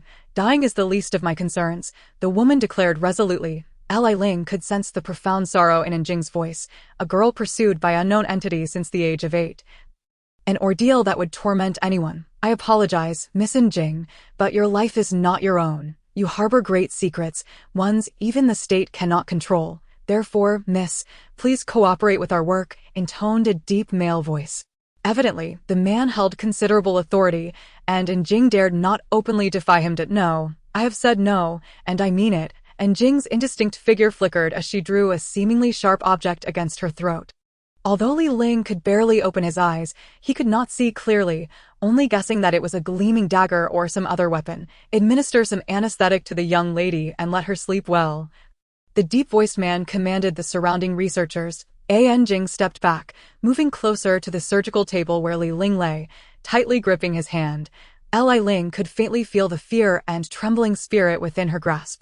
"If anyone dares to approach, I will slit my own throat," Jing threatened, pressing the blade against her neck, blood trickling down to her shoulder and dripping onto Li Ling's arm. Jing. Li Ling half opened his eyes, gazing at the blurred figure before him, feeling a swell of emotion. This girl was desperately trying to protect him. "Miss Jing, it would be best not to act rashly," the deep-voiced man coughed twice, his voice heavy with what seemed like a severe illness. "Uncle Jing, please tell my father that Jing no longer wishes to continue living like this. I beg him for liberation." Her words evoked sympathy in everyone present. How much suffering must a person endure to reach such a point of despair? "Miss Jing, if you would simply allow us to inject Li Ling with the cell core of the divine arm, I believe Li Ling would attain the power of an SSS-class anomaly. Such beings are rarely found in the world and would undoubtedly ensure your safety," the deep-voiced man continued, his words punctuated by fits of coughing. "I would rather take my own life than sacrifice Li Ling for a few decades of peace." Jing's bitter smile mirrored her resolve. Li Ling furrowed his brow at her words, a surge of urgency compelling him to rise and protect her, struggling to restore his faculties. Yet, the pervasive numbness held him captive, thwarting his every effort. He attempted to summon his internal energy, but his meridians were entirely sealed by some form of acupuncture, rendering him immobile. "They have employed such a potent anesthetic and acupuncture technique to subdue me," Li Ling mused, a bitter smile creeping across his face. He pondered whether the 12 stages of Yusu Guiqi held any secrets to restore his bodily movements. Rather than struggle with sheer willpower, Li Ling delved deeply into the study of all 12 methods within the 12 stages of Yusu Guiqi. The first 3 stages, Jing, Qi, and Xin, composed one phase, collectively termed the human realm, with the Xin stage being the final stage within this realm. Since Li Ling had only reached the second stage, the Qi stage, he had been unable to grasp the profundities of the third stage, the Xin stage, for over a decade. Yet, in this moment of complete physical incapacitation, Li Ling began to glean a preliminary understanding of the third stage, the Xin stage. The so-called divine realm signifies a total abandonment of all bodily consciousness, including what is often referred to as the subconscious. It is a formidable mental force that solely relies on pure spiritual power to govern one's own functions. This is the most potent force in the human realm. Those who have comprehended this are no longer merely masters of internal martial arts. They transcend even that, reaching a higher echelon often spoken of in the martial world as the unity of heaven and man. In Chapter 64, The Divine Realm, one might ponder, for a stranger, Miss Anjing, is all that you are doing truly worthwhile? The man, whose voice was low and resonant, coughed violently, evidently shaken by Anjing's profoundly emotional display. His breath becoming erratic, with blood surging to his lungs, triggering bouts of intense coughing. Anjing clenched her jaw, pressed her lips together, and held tightly onto Li Ling's warm hands, her gaze unwavering as she addressed those around her, resolutely declaring, "It is worth it, absolutely worth it. No one in this world deserves my protection more than he does, for Li Ling, like me, is one of the most solitary souls in existence." Li Ling felt a sudden warmth in his heart, a tremor coursing through him. For the first time, someone was willing to protect him. Anjing's words deeply resonated within him, igniting a warmth that nearly brought tears to his eyes. For so many years, not even his closest master had truly understood him. In truth, no one had ever grasped the depth of Li Ling's loneliness and helplessness. Yet this woman, this girl of merely 18, whom he had known for less than 2 weeks, seemed to perceive him with uncanny clarity, as if she were his guardian angel. Anjing, Li Jing's eyes softened with a hint of affection, but such is fate, it cannot be altered, accompanied by his persistent coughing. He spoke in a deep, somber tone, lowering his eyelids, coldly commanding, "Anjing, step aside, quickly make way." No, Anjing's eyes darted warily around at the onlookers, while her other hand pressed a dagger firmly against her throat, resolutely asserting, S01. "Ensure Miss Anjing's safe removal from this place." Li Jing coughed again, his complexion paling slightly, as he instructed a silent man clad in black beside him. The man nodded, moving with the swiftness of teleportation to Anjing's side. He gently tapped her hand, and at that instant, her fingers convulsed as if struck by electricity, causing the dagger to slip from her grasp. The man deftly seized the weapon midair. Anjing's eyes flashed with terror, but the speed of her assailant was so great that she could not react in time. "Miss Anjing has offended," the man in black stated, raising his arm and delivering a swift strike to the nape of her neck. Anjing's head jolted, and an overwhelming dizziness enveloped her, eliciting a muffled groan before she lost consciousness. As she collapsed, the man in black casually scooped her up and approached Li Jing, bowing respectfully to await orders. This was a masterpiece of an S-class aberrant. "Well done," Li Jing remarked, "truly worthy of being our most exceptional aberrant. Remove Anjing from here and secure the 3 layers of locks. We are commencing the injection experiment with the Divine Arm cellular nucleus. Remember to keep a close watch on Miss Anjing. There must not be a single oversight." Li Jing's expression was grave, issuing a command that brooked no dissent. "Understood, Commander," the man in black replied dutifully. Carrying the unconscious Anjing past Li Jing and exiting the laboratory, Li Jing closed his eyes, letting out a faint sigh before reopening them, revealing a glimmer of resignation. He then spoke in a low tone, "Li Ling, I am truly sorry. This is beyond my control. The major powers have launched a full-scale offensive to protect Anjing. Someone must be sacrificed. This is your personal mission. Activate all defense systems and prepare the cellular nucleus of the Divine Arm for the injection experiment." Li Jing commanded those around him as they began preparations. Approximately 10 researchers clad in white lab coats busily attended to the tasks preceding the injection. One researcher, appearing flustered, approached Li Jing and said, "Commander, the lead researcher Guanxiao has yet to arrive. Should we proceed? Do not wait for him. Commence at once. I fear the longer we delay, the more unfavorable it becomes for us. Moreover, Li Ling is no ordinary individual. Your anesthetics and acupuncture techniques may soon prove ineffective," Li Jing asserted, his calm demeanor reflecting a keen intellect. He was indeed an exceptional commander, fully aware that mishandling Li Ling, who belonged to the nine-tailed fox, could lead to dire consequences. "Oh no, it's not a matter of soon. Those anesthetics and needles have already lost their efficacy." Li Ling's eyes flickered open, revealing a glint of awareness as he removed the acupuncture needles from his body. Coldly surveying the researchers around him, Li Jing, who was no fool, remained composed upon witnessing Li Ling's awakening, exuding the air of a seasoned leader. "Activate the protective measures," he commanded, a glimmer of cold light in his eyes. As he coughed violently, Li Ling frowned slightly. Although his physical capabilities had returned, he found himself bound tightly by a special alloy. "Inject triple the dosage of anesthetic," Li Jing directed, his gaze narrowing as he observed Li Ling's struggles. Li Ling smiled faintly, glancing at Li Jing with a hint of mockery. A surge of true energy erupted from him, instantly shattering the metal bindings. With a slow exhale, he shook his wrists, liberating himself. Li Jing and the researchers stepped back, astonished by Li Ling's formidable strength. "Activate the second line of defense," Li Jing commanded, a flicker of panic in his eyes as he struggled to maintain his composure. His chest heaving and blood seeping from his mouth, just as Li Ling prepared to rise from the operating table, a reinforced bulletproof glass canopy descended upon him, sealing him within. Such advanced defensive measures. Li Ling thought, his eyes brightening as an immense, invisible force erupted from him, shaking the glass canopy, which began to crack under the pressure. "This is..." Li Jing's expression turned to one of horror. "This is pure spiritual power." Li Jing's brow beaded with sweat. Many years prior, he had witnessed such power firsthand when the nine-tailed fox had used it to devastate a base. "You guessed correctly. This is the primary form of pure spiritual power," Li Ling replied with a slight smile, and in an instant, the bulletproof glass shattered outward, exploding into countless fragments. Stepping beyond the protective barrier, he advanced toward the retreating Li Jing. Suddenly, a shadow darted past. A cold blade swiftly aimed at Li Ling's neck. Li Ling tilted his body slightly, the blade grazing his neck. When he turned to look, he was taken aback to find the emotionless woman who had accompanied him earlier. "Oh, H.S.O. it's you. I didn't expect to see you again so soon, Miss A05. Li Ling seized the woman's wrist, prying open her palm to reveal the mark A05, offering her a faint smile. IN Chapter 65.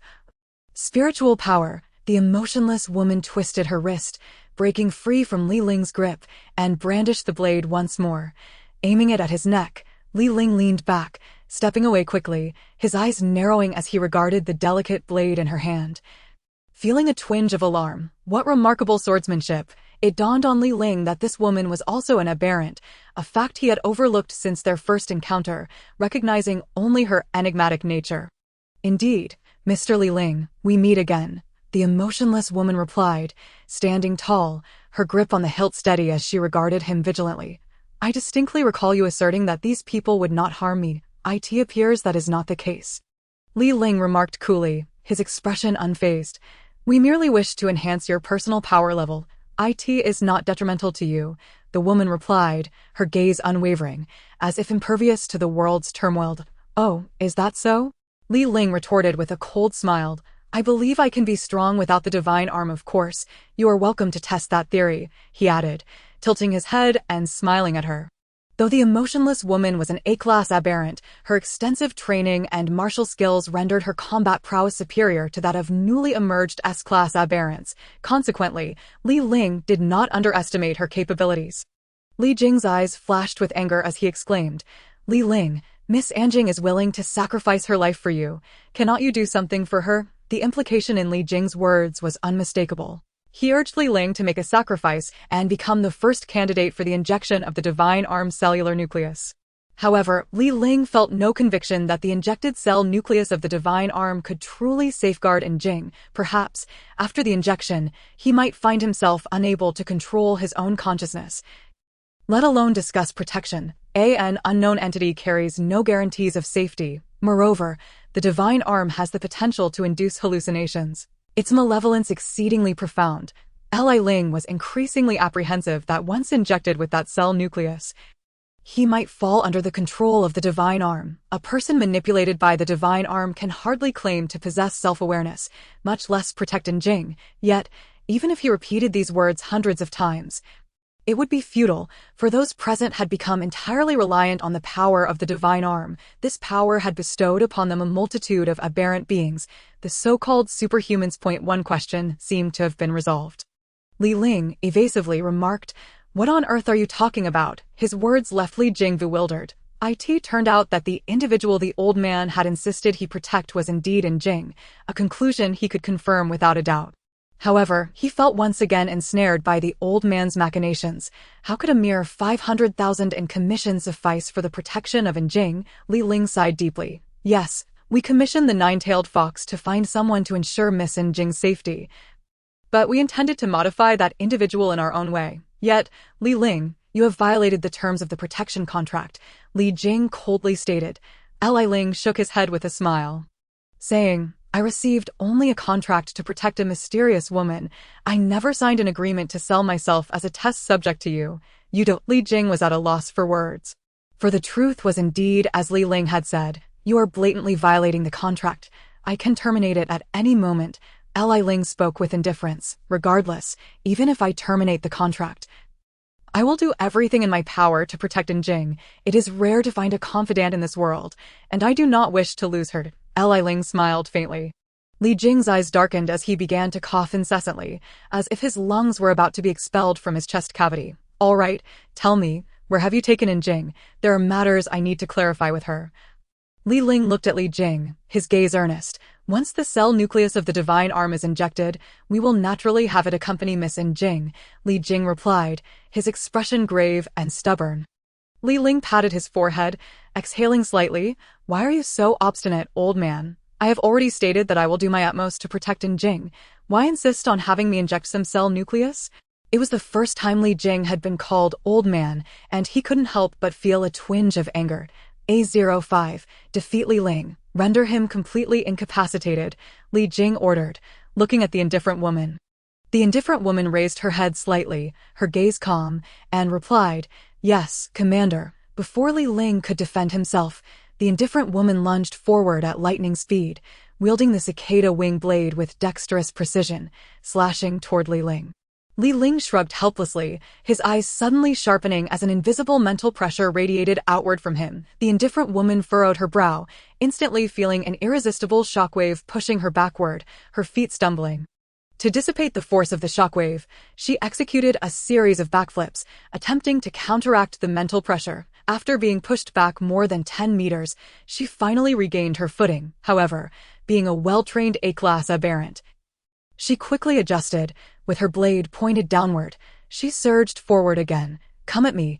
Li Ling had already comprehended the third stage of the Jade Void return to Qi, the divine realm, though his mastery of mental power was still at an elementary stage. It was more than sufficient to deal with an A-class aberrant. As the indifferent woman approached, seeing that Li Ling had not utilized the mental power from before, she was momentarily taken aback. Attacking him from various angles with her cicada wing blade, Li Ling's mental power was already tenfold higher than that of an ordinary person, and although the indifferent woman's technique was swift as lightning, it appeared to Li Ling as if it could be dissected into several distinct movements. You will never land a hit on me like this. Li Ling evaded each of the indifferent woman's strikes with ease. The most intolerable aspect was that amidst the fierce battle, Li Ling even yawned casually, his finger flicking slightly, and with a soft sound, an invisible surge of true energy struck the blade's edge. The indifferent woman's hands trembled, her grip faltering, causing the cicada wing blade to slip from her grasp. Although surprised, the indifferent woman remained composed, catching the falling blade with her other hand, swiftly turning to strike at Li Ling's abdomen. Li Ling smiled slightly and flicked his finger once more, sending another surge of true energy to strike her other hand, causing the cicada wing blade to slip from her grasp again. Gritting her teeth, the indifferent woman bent her knee and slammed it against the blade's handle, propelling it toward Li Ling's waist. Li Ling felt a surge of alarm. The close-range attack displayed the indifferent woman's formidable combat skills. Earning his respect, his eyes widened as he unleashed another powerful wave of mental energy, which bent the cicada wing blade into a twisted mass of scrap metal. The indifferent woman, too, was thrown back by the force, spitting out a mouthful of blood as she fell and rolled away. Chapter 66. The Commander. The indifferent woman coughed up another crimson spout of blood, her internal organs shaken, and in immense pain.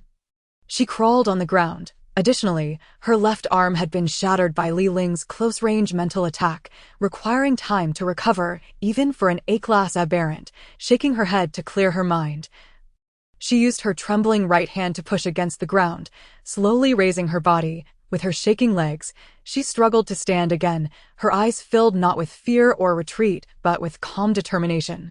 She was an unwavering warrior who would not rest until her mission was accomplished. Li Ling was slightly taken aback, secretly astonished by the indifferent woman's formidable willpower and her unyielding resolve. The indifferent woman steadied her breathing, suppressing the agony from her shattered arm, maintaining her composure and clarity as beads of sweat dripped from her beautiful face due to the pain. Li Ling felt a twinge of compassion. He had not anticipated that his instinctive attempt to deflect the cicada wing blade would inflict such severe harm on her. I advise you not to approach again. Otherwise, I cannot guarantee your safety next time.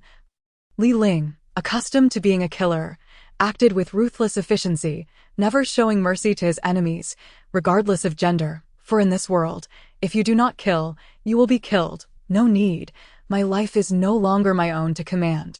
It belongs to the organization, the indifferent woman replied coldly, tearing her white shirt to fashion a makeshift bandage, revealing only a simple undergarment beneath, which barely concealed her ample bosom. Her slender waist exuded an enticing vigor, her streamlined figure showcasing remarkable allure and athleticism. Coughing up blood, she used her functional right hand to secure her left arm to her waist to prevent it from hindering her right hand attacks.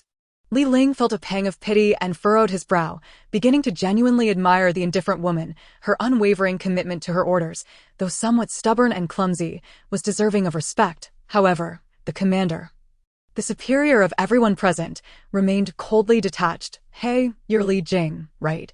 Li Jing, the old man. Do you truly have such a capable subordinate and yet allow her to risk her life here? Li Ling regarded Li Jing with disdain. Shaking his head in disbelief, Li Jing snorted derisively, coughed a few times, his eyes filled with ruthless anger as he sneered. She herself has said her life belongs to the organization.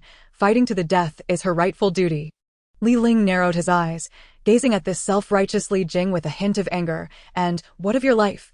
Li Jing's eyes glinted with a fierce light as he replied, my life has long been given to the nation. What a joke. Since you care so little for your own life, would you fear if I were to take it? Let me see how fearless you truly are. Li Ling's eyes glinted coldly as he focused on the now warped cicada wing blade on the ground. A powerful, invisible mental force lifted the blade into the air, and with a series of sharp cracks, the cicada wing blade was gradually restored to a lethal weapon. Li Jing, if this blade, as thin as a cicada's wing, were to swiftly slice your throat, what do you think you would feel? Li Ling asked, tilting his head with a cold detachment. You dare. Li Jing's eyes reflected a hint of trepidation, his teeth clenched tightly, and his brow furrowed deeply. Faced with the threat to his life, he hesitated momentarily, as the conviction that life serves the nation crumbled in an instant.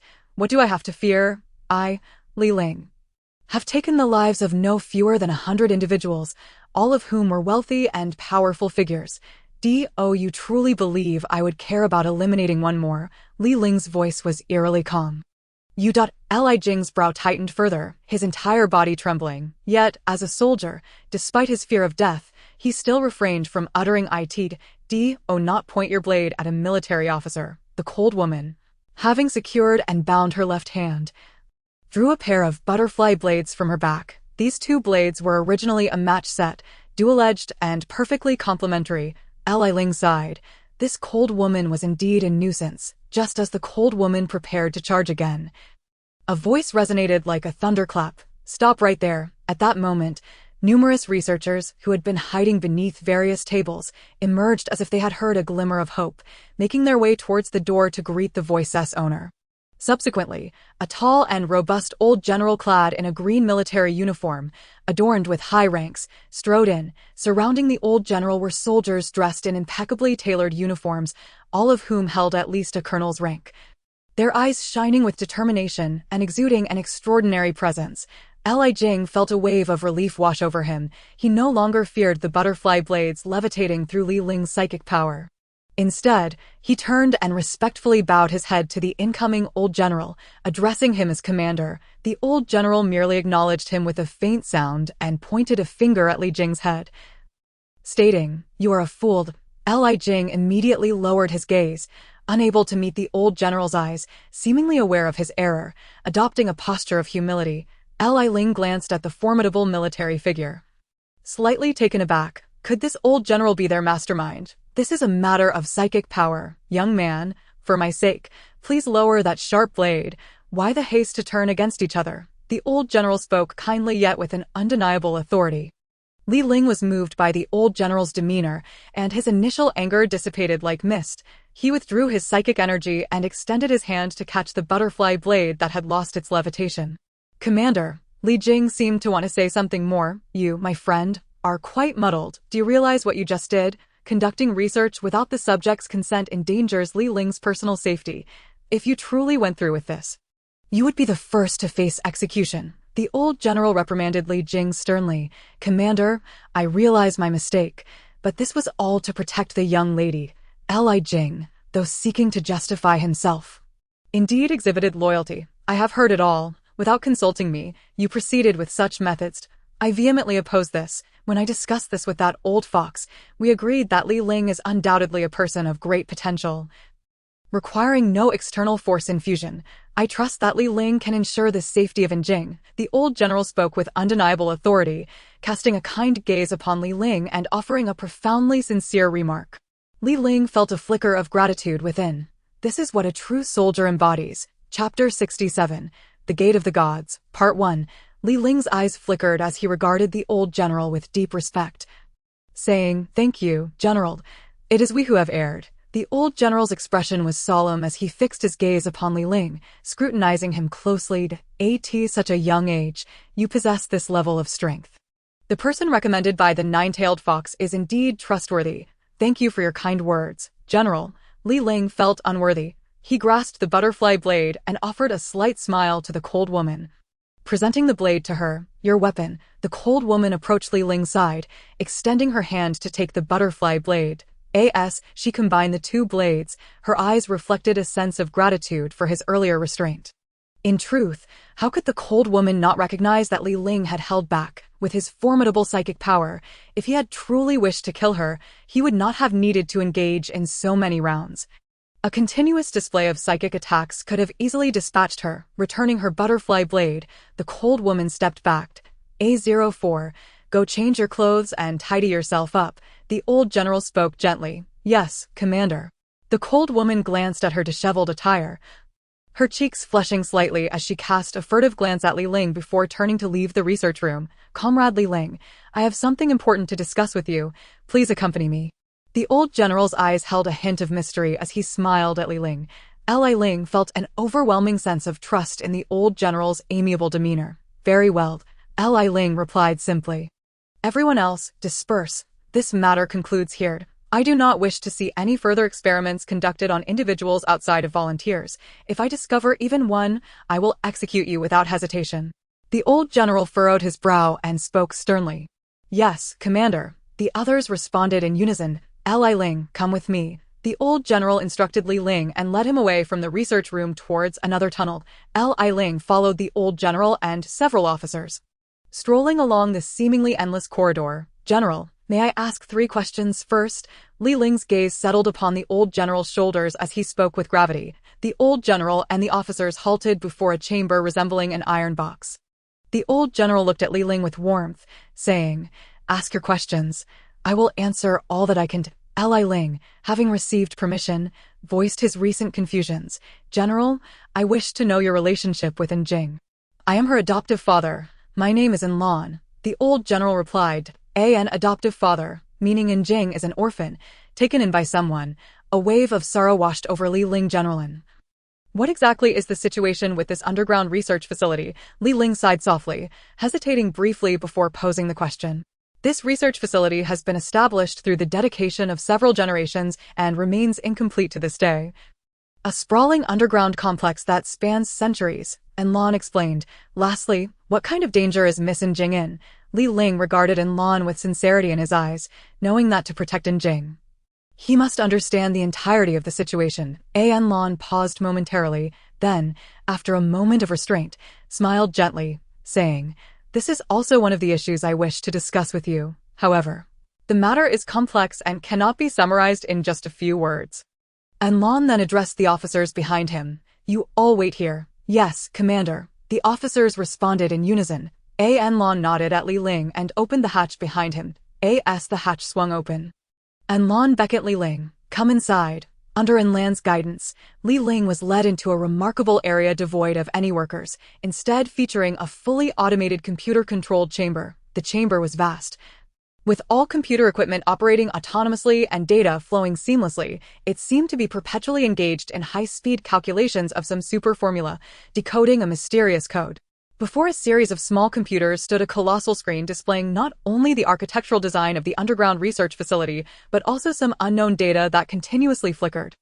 This is the most advanced computer in the world. Li Ling's eyes widened in astonishment. He had never encountered such rapid computational machines before. Indeed, yet even so, it cannot decipher these formulas. Anlan handed Li Ling some peculiar sheets of paper. These papers contain mysterious symbols that resembled separate formulas, interlinked to form a cohesive decoding group. Although Li Ling could not comprehend them, the shapes of the symbols seemed oddly familiar. What does this mean? Li Ling sensed that something beyond human understanding was manifesting. These symbols derive from ancient data. We are all preparing for a singular purpose. Anlan gazed at the flowing data with a slight sigh. What purpose? Li Ling listened intently, missing not a word of the old general's account, the key to unlocking the gate of time and space, also known as the gate of the gods, and Lan calmly revealed a secret that was difficult to truly accept. The gate of the gods, the gate of time and space. There exists much controversy and speculation surrounding it. Some say it is influenced by magnetic fields affecting the surrounding environment. Others claim it leads to the divine realm, while some argue that it is merely a fabrication by those seeking to deceive the masses. You are aware of the 30th parallel north, correct? Anlan inquired, looking at Li Ling while holding the manuscript. The 30th parallel north encompasses the Bermuda Triangle, the pyramids, Mount Everest, and the legendary gate of time and space, all situated within this dimensional plane. Although Li Ling was largely ignorant of modern knowledge, he had accumulated considerable information about these wondrous places in the world. Moreover, all phenomena occurring along the 30th parallel north are notably unique. Anlan pressed one of the computers and, with a flurry of keystrokes, decrypted its contents. Suddenly, the large screen illuminated with a shocking image. All regions within this dimension were engulfed in a tumultuous period of extreme magnetic instability. Furthermore, the geographical features presented in this dimension, if traced back 30 to 40,000 years, revealed a striking contrast. With another tap of his fingers on the keyboard, the landscapes began to morph. Li Ling, what do you discern? Anlan inquired. The difference between the geographical features of 30 to 40,000 years ago and those of today is astonishing. They are fundamentally different tectonic structures, Li Ling responded, his voice filled with astonishment. Indeed, one theory posits that human civilization extends far beyond 5,000 years, potentially reaching back tens of thousands, or even hundreds of thousands of years, though these remain mere conjectures. Anlan elaborated, if this is the case, it leads to a profound question. Where does civilization disappear to? Could it be that it ascends to a higher tier of existence? However, if a temporal gateway could be instantaneously opened, it might unravel the mystery of a civilization vanishing overnight. Anlan's hypothesis sent a chill down Li Ling's spine. Ancient sages once spoke of achieving immortality through cultivation, ascending to divinity, and subsequently vanishing from this world. Yet, in contemporary times, it is inconceivable for an individual to simply disappear without reason. This leaves but one possibility. The individual has not ascended, but rather comprehended the celestial mysteries and deciphered the code to the temporal gateway. Venturing into another realm, Anlan's assertions grew increasingly enigmatic. Could such musings truly emanate from the lips of a military man? Li Ling found it utterly inconceivable. Chapter 68, The Gateway of the Gods, Part 2. Gazing into Anlan's sincere eyes, his serious yet unpretentious demeanor compelled Li Ling to trust the old general implicitly. After all, these esoteric formulas were being processed by hundreds of the fastest supercomputers in the world. Are you suggesting that the area at 30 degrees north latitude is a gateway to a higher civilization? Li Ling furrowed his brow, following Anlan's line of reasoning. Correct, but this remains mere speculation. Nothing can be confirmed unless these rudimentary computers can unlock the ancient formulas. Until then, any conjecture lacks compelling evidence. A flicker of helplessness crossed Anlan's gaze as he sighed softly, laying down his manuscripts, embodying a profound sense of loss, as if life itself was beyond his control. After quietly absorbing Anlan's words, Li Ling was not disheartened by the inability to unlock the gateway of the gods. Rather, he felt a slight chill run down his spine, a sense of foreboding. Yet, a genuine thought persisted in his mind. After a moment's hesitation, he fixed his gaze on Anlin with newfound resolve and said, "General Lin, I have a rather terrifying hypothesis. Would you care to hear it?" "What sort of hypothesis?" Anlin raised his head, curiosity illuminating his eyes. Li Ling hesitated momentarily before continuing. "I believe it would be prudent for you to cease efforts to decode the password to the temporal gateway." His voice carried a hint of concern as he regarded the rapidly processing data, unease creeping into his heart. A glimmer of surprise flickered in Anlin's eyes, his curiosity piqued. "What leads you to such a conclusion?" "Because of an overwhelming sense of dread, particularly regarding the implications of this gateway of the gods.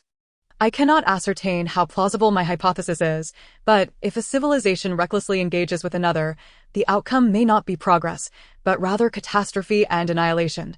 Li Ling's voice trembled as he glanced at Anlin. Anlin did not interrupt Li Ling's thoughts.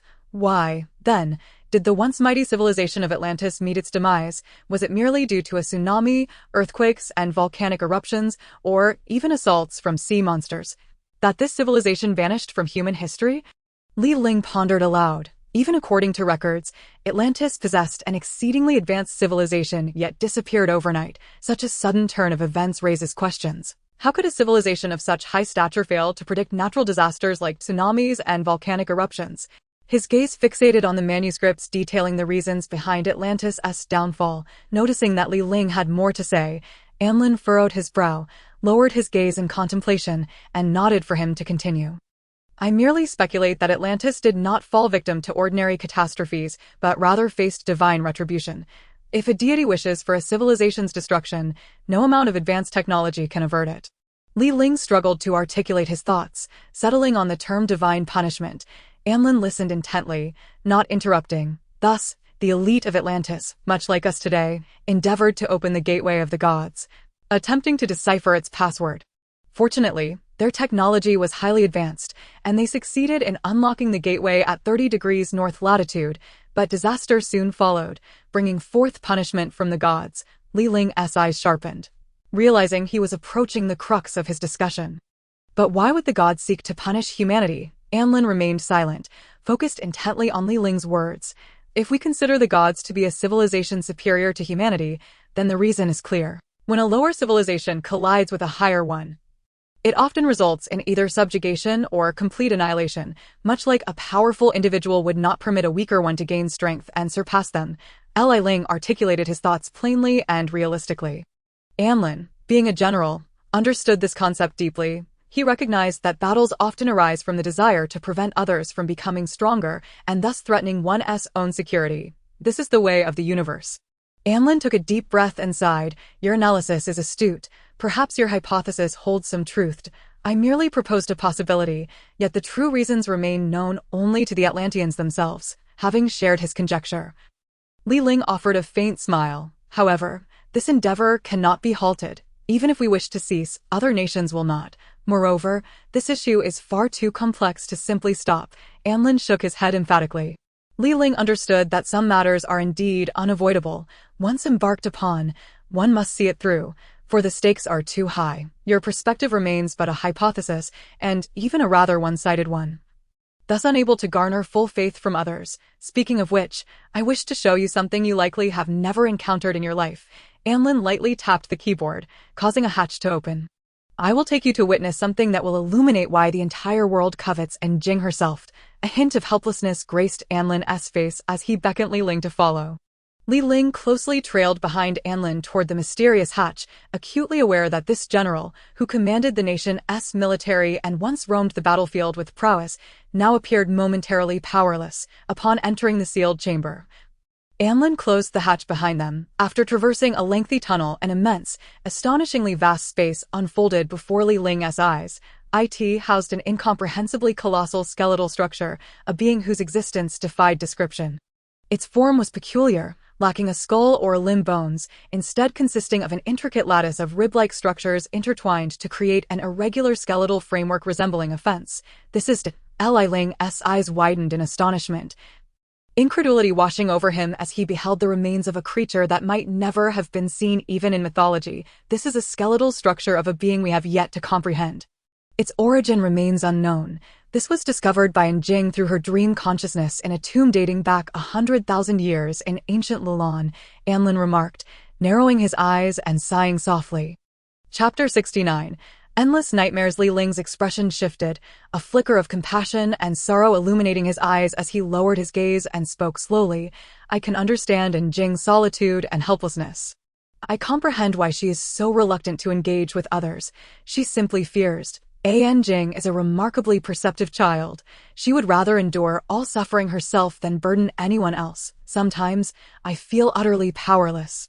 Although I have triumphed on the battlefield, I am unable to protect even a little girl now. A sense of helplessness enveloped Anlin, his once erect posture seemingly aging him by a decade in an instant. How could this be? Li Ling gently patted the old general's back and smiled slightly, saying, "Isn't it fortunate that I'm here? I can ensure that Jing is well protected." Anlin gazed into Li Ling's confident eyes, and his previously disheartened heart suddenly brightened. He let out a hearty laugh, saying, I consider myself an optimist, yet here I am, bested by a mere child. Very well, I entrust Jing to you." Li Ling withdrew his hand from Anlan's back, touched his nose, and chuckled. "By the way, why does Jing have such peculiar dreams? It's astonishing that a nightmare could accurately predict the whereabouts of such a colossal creature." He gestured towards the skeletal structure that resembled a heap of fences. When Jing was 8 years old, she suffered a severe blow to her head, and ever since, she has been plagued by strange nightmares almost weekly, nightmares that are hauntingly vivid. Thus, an endless cycle of nightmares has tormented Jing. Casting a shadow of suffering over her life, Anlin sighed softly as he recalled the past. What kind of head injury did she sustain? Li Ling inquired thoughtfully, lowering his head in contemplation. At that time, Jing was right beside me when a rock, about the size of a palm, fell from the sky and struck her head. The origin of this rock remains a mystery. Anlan's expression hinted at a tinge of guilt as he reminisced. In the end, after several examinations, the doctors could not determine the cause. They merely speculated that it was a slight injury to certain nerve endings in her brain, which triggered the nightmares. Anlan continued. Li Ling furrowed his brow and shook his head, stating, "Perhaps the impact of that rock unleashed Jing's latent subconscious, awakening a peculiar ability within her. In the past, we had also consulted paranormal scientists to examine Jing, and their conclusion was that a seal was gradually being lifted. Even a battle-hardened general was momentarily moved when discussing this. The seal is being lifted." Li Ling exclaimed, astonished. "After all, this is not a myth. Where do these seals come from? Do you truly believe we are in a realm of immortality?" "Indeed. A former feng shui master discreetly informed me of this during Jing's diagnosis, cautioning me to keep it confidential, lest chaos ensue," and Lan sighed softly. However, when Jing turned 12, she had an extraordinarily vivid dream. Stubborn as she was, she insisted on venturing to a very mysterious location. To keep things under wraps, my son, and Xiangyu, along with a few elite soldiers, set off for the area that Jing had indicated. A hint of sorrow flickered in Anlan's eyes, as if something tragic had transpired.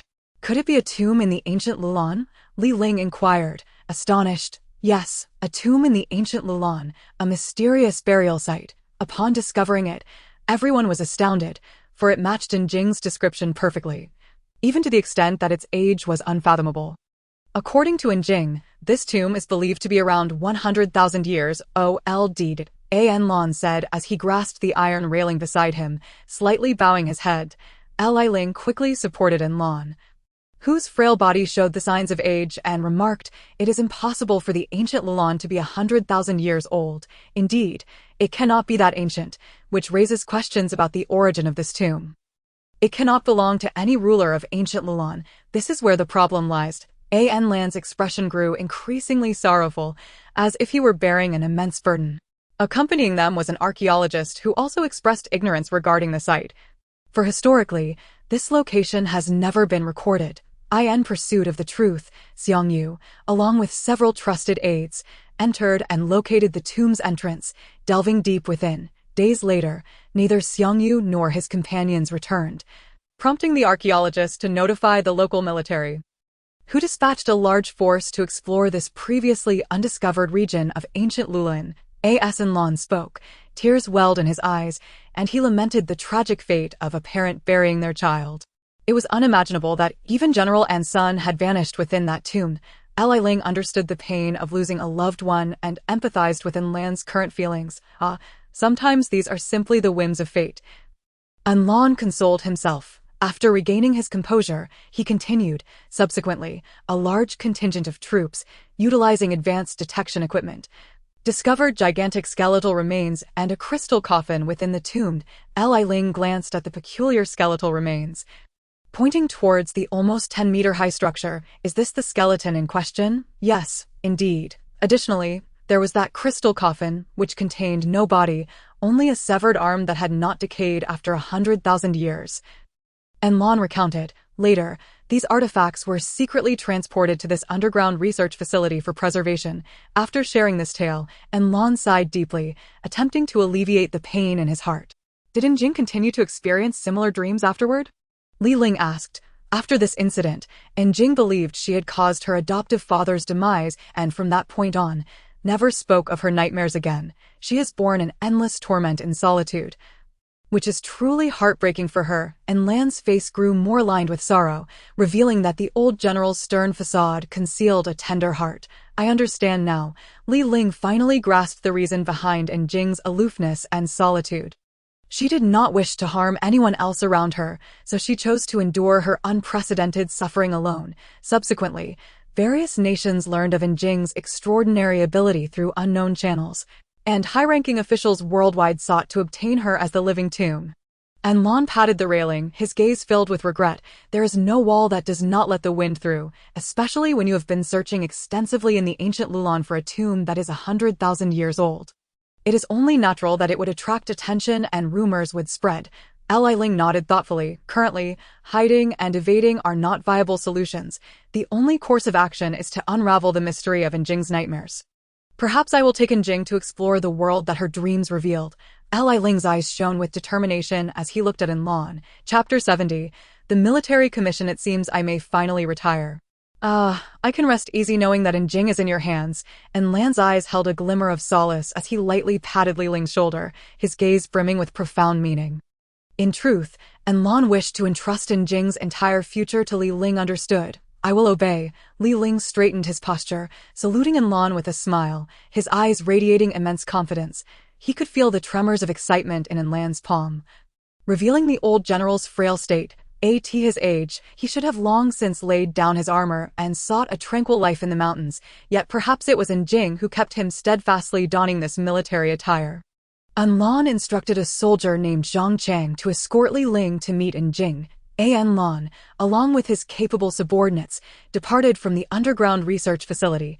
Throughout the journey, Zhang Chang, though stern, treated Li Ling with great courtesy. After all, Li Ling was the first, and likely the last, person to receive such hospitality from an LAN. At times, everyone believed that Miss Enjing was enduring great suffering. Yet when the critical moment arrived, none could alleviate her burdens. It seemed that Li Ling was the only person capable of relieving her distress, leaving Zhang Chang to reflect on his own perceived ineffectiveness as a soldier. Zhang Chang particularly enjoyed spending time with Enjing. During her youth, he would carry the melancholic yet serene girl to the military district's open areas to enjoy the fresh air and appreciate the breathtaking landscapes. Sharing dreams and tales of military life with her, Colonel Zhang, that is not how you should view it. Everyone has their own duty. Isn't it your duty as soldiers to protect the homeland? If you soldiers are deemed ineffective, then who can this world rely upon? Li Ling smiled gently, his eyes reflecting a hint of respect. He genuinely held deep admiration for soldiers, as their spirit is one of integrity and selflessness. Thank you. Zhang Chang's gaze softened, his demeanor towards Li Ling growing increasingly friendly as he replied joyfully. After traversing a lengthy underground tunnel and passing through several areas, they arrived at a region that did not belong to any research institution, revealing an array of guest-room-like quarters, essentially an underground residential area. Miss Enjing, Zhang Chang announced, leading Li Ling to room A11, where he knocked on the door. Inside, Enjing's voice could be heard. Let me go.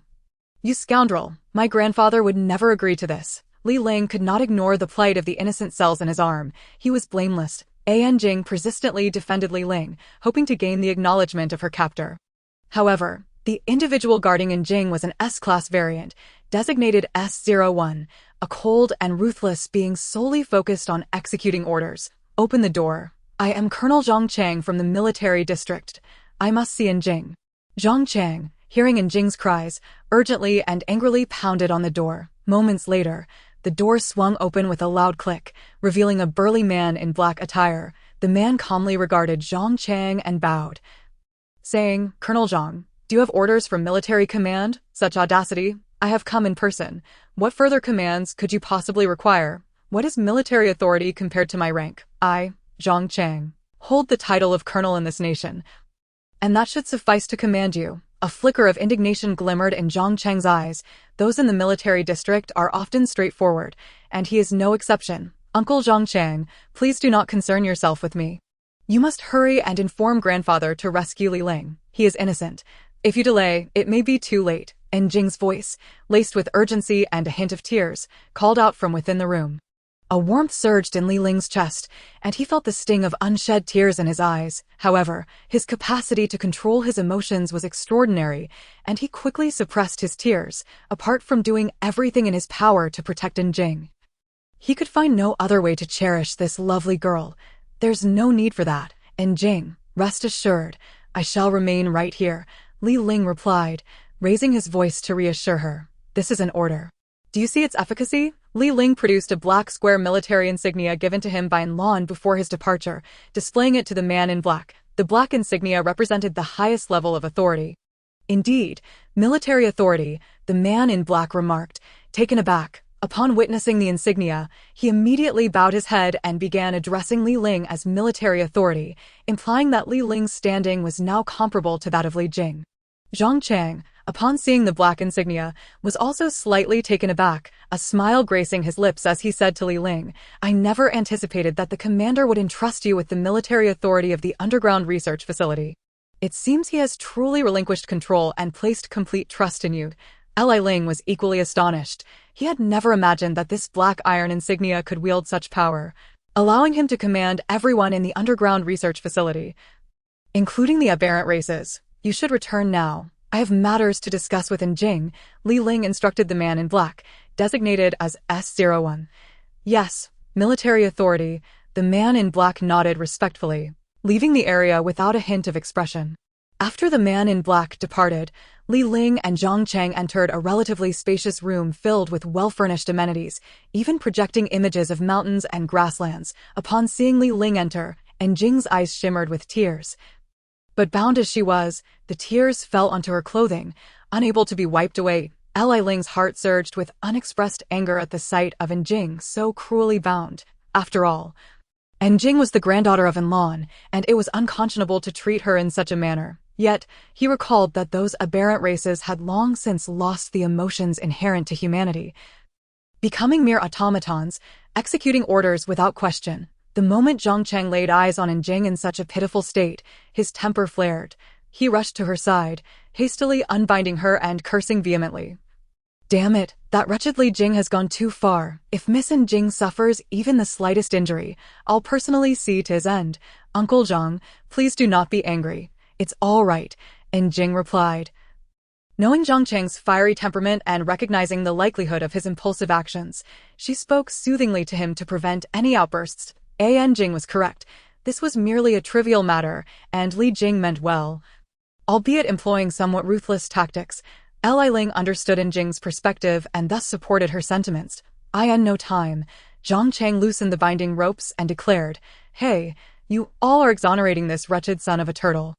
If he dares to treat Miss Jing like this again, you tell me, and I will put him down without hesitation. There won't be a next time, Li Ling replied calmly, a gentle smile gracing his lips. For Li Ling, Jing was of utmost importance, and he would not allow anyone to bully her, just as she fiercely protected herself.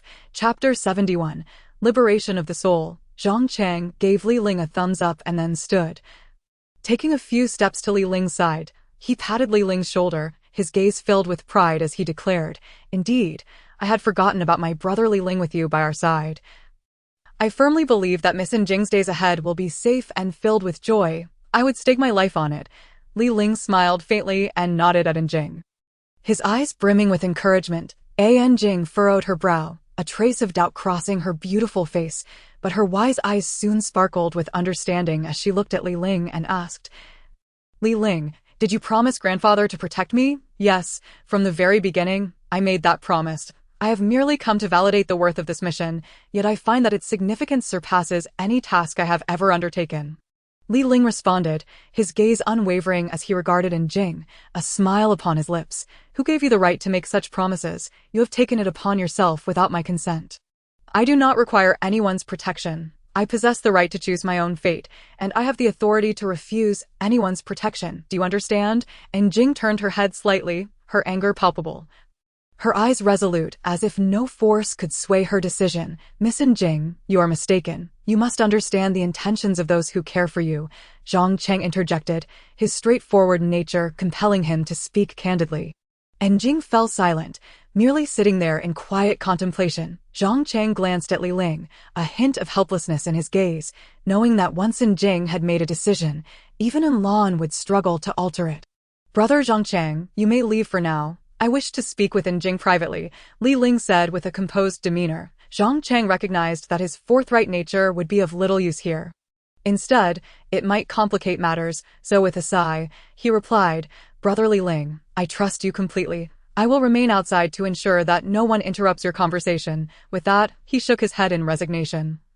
Casting a meaningful glance at Li Ling before stepping outside and closing the door behind him, after Zhang Cheng's departure, Li Ling turned to face the still-turned Jing. He could empathize with her feelings at this moment. For Jing's impulsive actions had inadvertently caused the death of her adoptive father, a burden of guilt that weighed heavily on her heart and led her to avoid entangling anyone else in her misfortunes. Jing, Li Ling spoke gently, you need not say anything further. I will not consent to your staying by my side. No amount of persuasion will change my mind, Jing declared with unwavering conviction. I am not here to persistently demand you keep me by your side. I am not so desperate.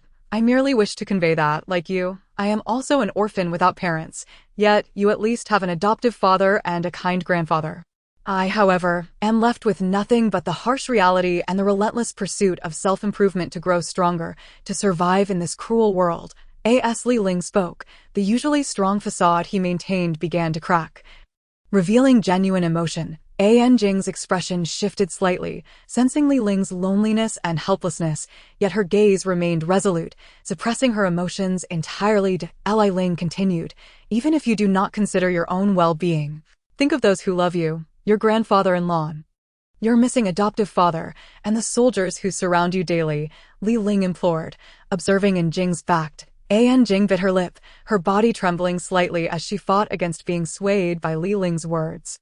However, as he mentioned her adoptive father, her emotions clearly surged. Jing's eyes filled with tears of guilt in an instant. Do you not wish to find your adoptive father, the one who once cherished you the most? Li Ling felt Jing's heart beginning to open, gently moving closer to her side and sitting down, brushing his fingers through her long hair. Perhaps you feel immense guilt, believing you have wronged your adoptive father. But would he ever blame you? Even if he has passed on to the heavens, his only wish would be for you to live well in this world, enjoying each day, would it not? Do not speak any further. If it were not for me, my father would still be alive. It is all my fault. I am the cause of all this. I am a disaster. Anyone who comes near me will meet with misfortune. Jing cried out, biting her lip until it bled, desperately covering her ears to block out Li Ling's words, weeping uncontrollably as she stifled her emotions. Li Ling seized Jing's arms, pulling her hands away from her ears without hesitation, enveloping her in a comforting embrace. You are not a disaster. You are simply a girl in need of protection. His eyes were filled with unwavering determination as he understood his duty to shield this girl from any harm. Jing's eyes widened, tears streaming uncontrollably as she buried her face in Li Ling's embrace, sobbing heart-wrenchingly, soaking his clothes with her tears. How long had it been since this girl had cried so freely? Let it out. It will ease the burden. Li Ling vowed to Jing that he would certainly find her father. I believe your father is alive, that he has not perished. He is merely trapped in the ancient ruins, unable to escape for the time being. We simply need to rescue him, do we not? Li Ling smiled gently, softly whispering into Jing's quiet ear, her hands tenderly patting Jing's back, which heaved with sobs. Much like an elder brother comforting a sister who had suffered great grievances, Jing raised her head, her tear-filled eyes gazing at Li Ling, and said, "It's impossible. The Luolan ancient tomb is exceedingly complex. Those who fall into it can never return. My father cannot still be alive. Based on General Ant's description, I am quite certain that Jing's father is merely trapped within the Luolan ancient tomb." Jing, consider this. Would an ancient tomb have only one exit? In ancient times, numerous exits were constructed for the very purpose of allowing those who built the tomb to exit freely and to transport materials needed for the construction of the burial site. Li Ling was fabricating this narrative, as he was not well-versed in tombs himself. He merely wished to temporarily soothe Jing's heart.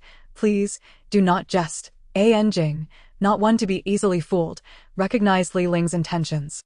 After wiping away her tears, she propped herself up using her hands against Li Ling's sturdy chest and gradually rose, her cheeks flushing slightly. How could I be joking? So many soldiers entered and exited the tomb, transporting a multitude of skeletal remains, yet none discovered Jing's father's body. This suggests that the assumption of his demise is unfounded.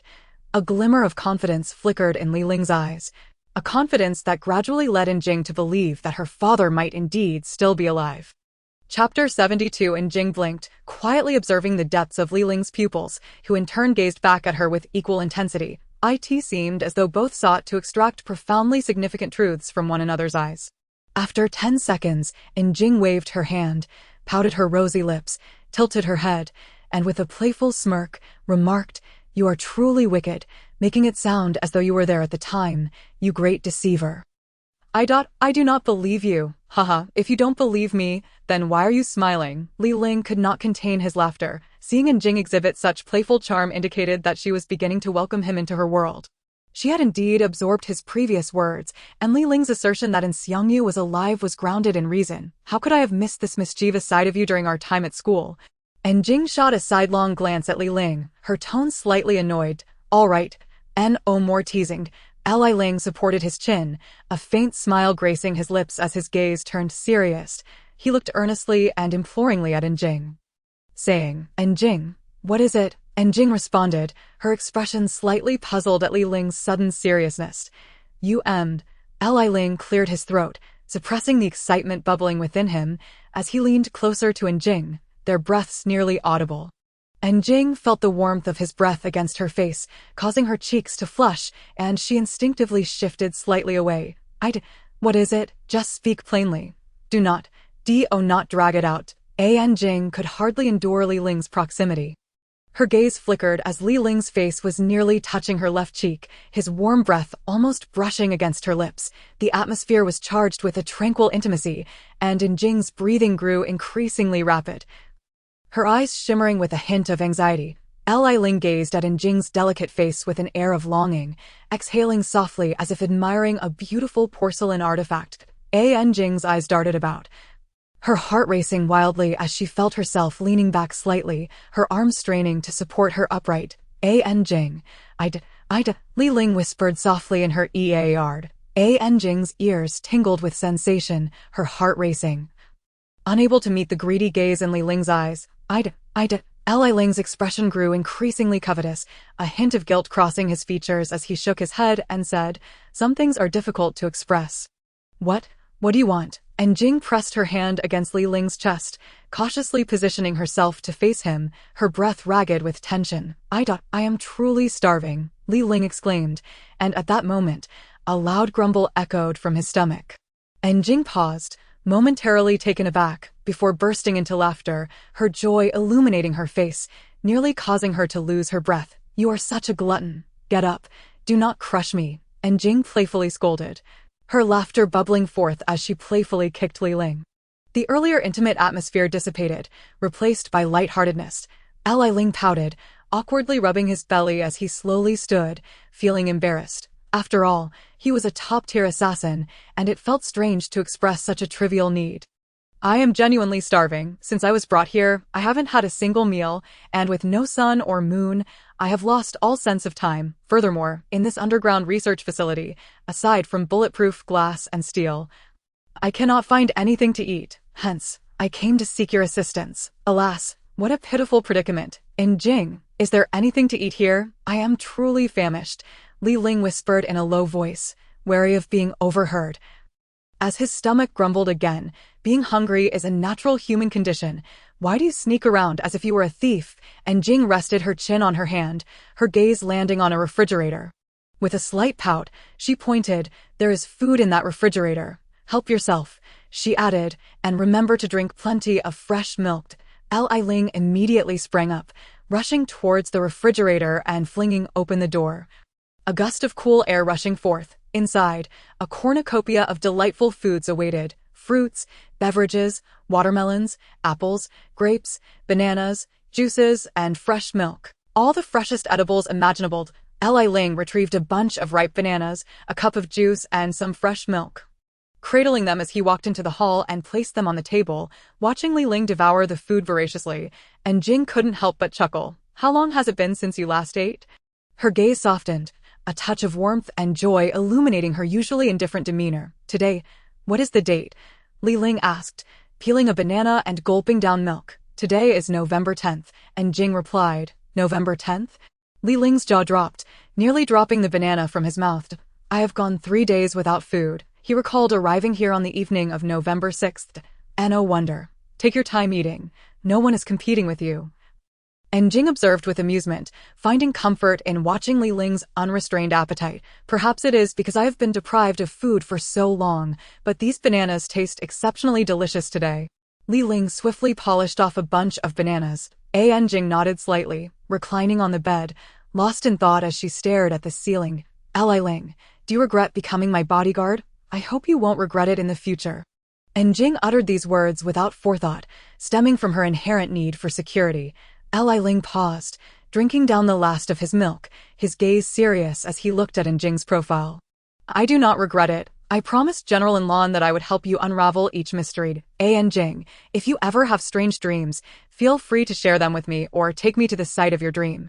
Perhaps I can assist you in solving these enigmas. You must understand that once you associate with me, there is no turning back. You will be pitted against the most extraordinary individuals in the world, battling unknown foes and contending with the mysterious forces of nature. You may even find yourself facing the divine.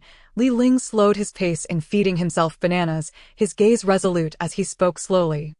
So what? Compared to living alone in this world, I would rather have a companion by my side through the tumultuous journey, even if it means confronting the entire world, nature, or the divine. I will not flinch. And Jing turned her head to look at Li Ling, a sweet smile gracing her lips. Chapter 73. If one were to inquire about the largest desert in China, it would undoubtedly be the Taklamakan Desert. Situated within the Darim Basin of Xinjiang, spanning an area of 337,600 square kilometers, it stretches over 1,000 kilometers from east to west and more than 400 kilometers from north to south, equivalent to the size of an entire province. The Taklamakan once served as a prominent section of the historic Silk Road, home to the renowned Naya ruins, amidst the swirling sands and the endless golden expanse of the desert, for gray figures, accompanied by 2 camels, trudged slowly through the arid terrain, each step appearing to require immense effort. In pursuit of Jing's father, Li Ling had taken a military leave from school, having secured a 6-month hiatus from Tian Shujing. Although surprised, Tian Shujing reported it to the school, which granted approval, given Li Ling's military rank, as soldiers often embark on various missions. As Li Ling surveyed the vast, sandy landscape, he cracked his parched lips and took a hearty swig from his leather water pouch. Feeling a refreshing coolness wash over his lungs, a wave of relief. This was Li Ling's first visit to the Taklamakan Desert, and as he beheld the unending expanse of sand, he felt only a profound sense of wonder at the marvels of nature. Silence. How much longer must we walk to reach the ruins of ancient Lulan? Li Ling shielded his eyes with his hand, tilting his head upward to gaze at the clear sky, which indeed stretched infinitely without a cloud in sight. Holding onto a camel that towered above him, he surveyed the boundless desert sky. We were still about 10 miles away from the remnants of the ancient city of Lulan, but our destination lay not at the ruins themselves, but deep within the heart of the Taklamakan Desert, 300 miles further. Jing's demeanor had grown somewhat melancholic since our arrival at Taklamakan, as it was here that she had once lost her adoptive father. 200 miles in, I found myself doubting whether our water supply would suffice. Li Ling observed the water pouch in his hand growing lighter, expressing his concern. After all, he was strapped with 3 water pouches, while 2 camels carried a dozen more, averaging only 4 to 5 pouches of water per person. Yet, under the scorching sun of the desert, such a supply would hardly be adequate. Not worry about the water. With Uncle Xiao Yuan around, we are in good hands. He is a renowned survivalist and archaeologist, and with him leading, we need not fear running out of water or food. Jing cast a confident glance at a middle-aged man clad in a leather jacket, black boots, and a cowboy hat. This man, known as Xiao Yuan, was a close friend of Xiang Yu. Together, they had traversed the Taklamakan and scaled Mount Everest, enduring many arduous journeys in the wilderness. Xiao Yuan, a somewhat lean middle-aged man, bore a visage that seemed to have been weathered by countless years of hardship, resembling an ancient sculpture. Up ahead lies the ancient ruins of Lulan. Once we arrive, let us take a moment to rest and eat. There's a small oasis nearby where we can replenish our drinking water, and do not give the camels water. They will instinctively seek out other sources, such as underground water, when thirsty. Indeed, Xiao Yuan was a man of considerable experience in the wild. That makes sense, Li Ling replied, patting the head of the camel beside him, which responded by extending its tongue and licking his face, leaving it damp. Those people are still following us. The cold, indifferent woman classified as A04 had also been summoned by Li Ling to tag along. Since that incident, he had given her the name Mandala, symbolizing a flower both beautiful and toxic. Let them follow. Since we departed from Yanjing, they have taken pleasure in being our shadows. Having come this far, it would feel unusual to deny them companionship, Li Ling remarked, patting the camel's face.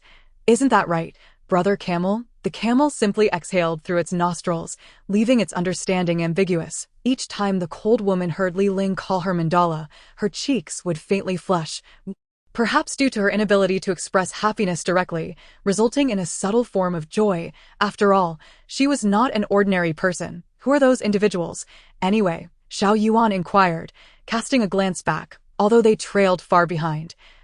2 or 3 dark figures could still be discerned against the endless expanse of sand. They appear to be foreign operatives or assassins, fixated on Miss Jing, the indifferent woman speculated. Xiao Yuan, evidently unaware of Jing's significant value to the world, was taken aback. What business do they have with Miss Jing? He asked, tension creeping into his voice. Initially, he had assumed them to be tourists crossing the desert, but he now recognized the gravity of the situation. Some matters are too complex to explain, Li Ling replied, well aware of the circumstances after 3 days of travel, while Xiao Yuan remained oblivious. After an hour of walking, the silhouette of the ancient city of Lulan became faintly visible, resembling a mysterious metropolis slumbering amidst the desolate sands, the remnants of a once great kingdom slowly eroded by time. As twilight approached, let us spend the night at the ruins of Lulan. We still have 300 miles ahead, and I fear we might not reach the ancient tomb in less than 2 months, Xiao Yuan said, his gaze heavy as he looked toward the true desert regions beyond, where sand dunes and storms awaited. 2 months, Li Ling exclaimed in astonishment, holding up 2 fingers. The indifferent woman fell silent. Li Ling's eyes scanned the water pouches, realizing that relying solely on their own supply would not sustain them until the tomb. Xiao Yuan, our sustenance depends entirely on you, he sighed. Rest assured. I've been to the vicinity of that ancient tomb several times in recent years, but I have yet to uncover anything of significance, Xiao Yuan replied, his expression shadowed by regret, as if reproaching himself for the past abandonment of his brother. In Xiangyu, Uncle Xiao Yuan, you've done your best. And Jing comforted him. Are you here to seek news of your father? Xiao Yuan had never broached this topic until now, eager to understand Jing's intentions. I suspect my father is still alive. Even if he has perished, I must find his remains to give him a proper burial, and Jing declared with unwavering resolve. You are a good daughter, Xiao Yuan remarked, taking a hearty swig from his water pouch, only to cough as the water caught in his throat, as if he had mistaken it for wine. Upon reaching the outskirts of the ancient city of Lulan, the remnants of this once majestic site, now reduced to mere mounds of earth, spoke volumes of its former glory. It was evident that much of the city lay buried beneath the sands. Chapter 74. The evening assault beholding the once luxurious desert city from 3,000 years ago.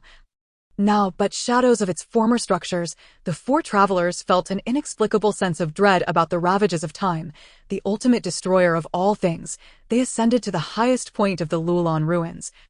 The remnants of what was once a royal palace, its grand architecture still evident. Tonight, let us rest here. Tomorrow we shall officially venture into the heart of the desert, where the nights can be quite cold.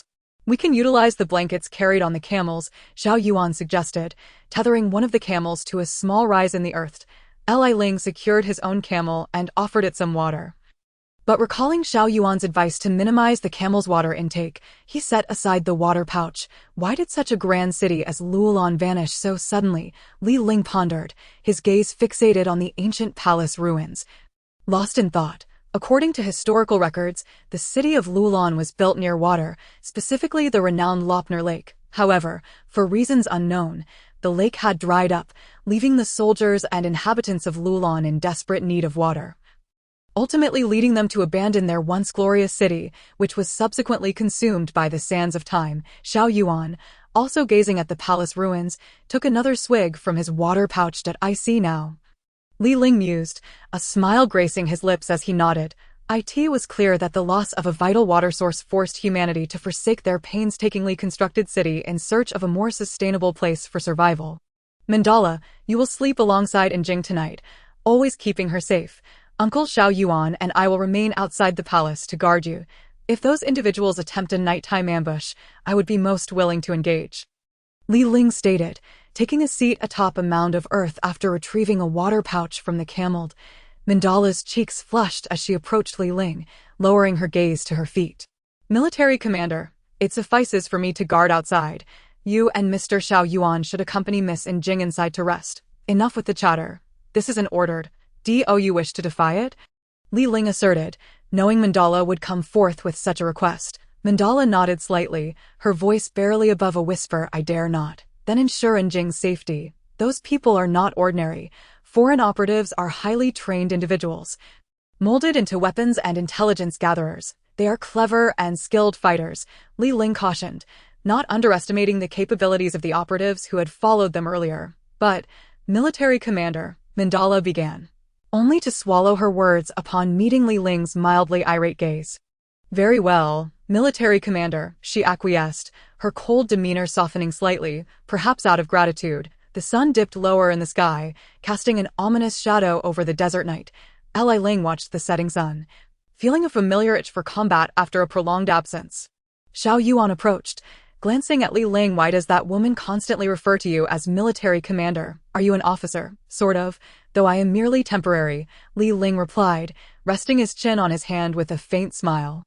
Even temporarily, I am still considered an officer, and my role as an archaeologist is only a hobby. Xiao Yuan chuckled heartily. The two shared a moment of camaraderie, exchanging glances and smiles as they retrieved their water pouches, clinking them together before indulging in the refreshing liquid. Delightful, Xiao Yuan exclaimed, tilting his head back with laughter. Indeed, Li Ling responded, sealing his water pouch. However, he soon adopted a serious expression, sensing trouble on the horizon. We may soon encounter some troublesome individuals who could pose a challenge for us. Uncle Xiao Yuan, what are your combat skills like? Li Ling inquired, his gaze provocatively fixed on the middle-aged man. Xiao Yuan recalled the figures that had trailed him during the day, his gaze betraying a hint of confusion. He paused momentarily, pointing a finger at Li Ling while shaking his head repeatedly, saying, I am an outdoor survival expert and an adventurer, so of course I possess considerable skills. If you do not believe me, let us have a demonstration. He set down his water bag and assumed a fighting stance, ready to engage in a spar with Li Ling. No need for that. We will have plenty of time to practice later. However, those who followed us are not only adept at combat, but are also seasoned killers. Their specialty lies in gathering intelligence and taking lives. Li Ling leaned closer to Xiao Yuan, draping an arm over his shoulder and giving it a reassuring pat. Xiao Yuan's eyes widened in surprise, and he responded with a slight shift of expression. So, are their killing techniques superior to those of an African lion or a Siberian tiger? How can I even begin to compare? Li Ling replied, A trace of resignation evident in his eyes, there was an unspoken thought lingering in his mind. The killing skills of those agents might well surpass even 10 African lions. Back in the day, I ventured into the African wilderness alone, and though I had to fight an African lion bare-handed, I ultimately managed to escape with my life. Xiao Yuan recounted his past exploits. And indeed, for an ordinary person to survive an encounter with an African lion was quite extraordinary. Li Ling chuckled heartily, lifting his water bag and saying, "Let us toast to our bags." Xiao Yuan laughed in response. Grabbing his own water bag and clinking it against Li Ling's, the two found that their personalities were quite compatible. As night descended, the ancient city of Lulan appeared especially desolate and forlorn beneath the star-studded sky. A stark contrast to the time when throngs of people gathered here to converse and enjoy the breeze. In the deep of night, a gentle breeze drifted by, yet the chill was unmistakably pronounced. Xiao Yuan gradually succumbed to fatigue, wrapping himself in a blanket and falling into a deep sleep without a hint of vigilance. Perhaps it was the exhaustion from the day that rendered him unable to resist the overwhelming drowsiness that enveloped him. At this rate, he might as well be dead several times over, Li Ling mused, casting a careful glance around, yet finding not a single sign of movement. The agents were evidently waiting for Li Ling and the others to fall into a deep slumber before they executed their plan to kill and abduct the Quiet One. However, they had overlooked one individual, the genius assassin, Li Ling. He meticulously surveyed the palace, noting that the surroundings were encased by walls, with only a single entrance available. Unless they could burrow through the palace, which was unlikely, they would still have to contend with the Mandala, an atypical guardian, and it seemed improbable that the agents could match her prowess. Descending from the earthen mound, Li Ling settled himself on a flat surface.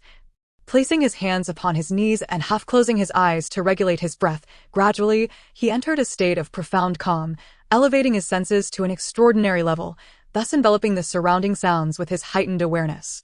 Outside the ancient city of Lulan, 4 figures clad in black began to converge upon the palace from various directions, utilizing the moonlight and starlight to conceal their approach.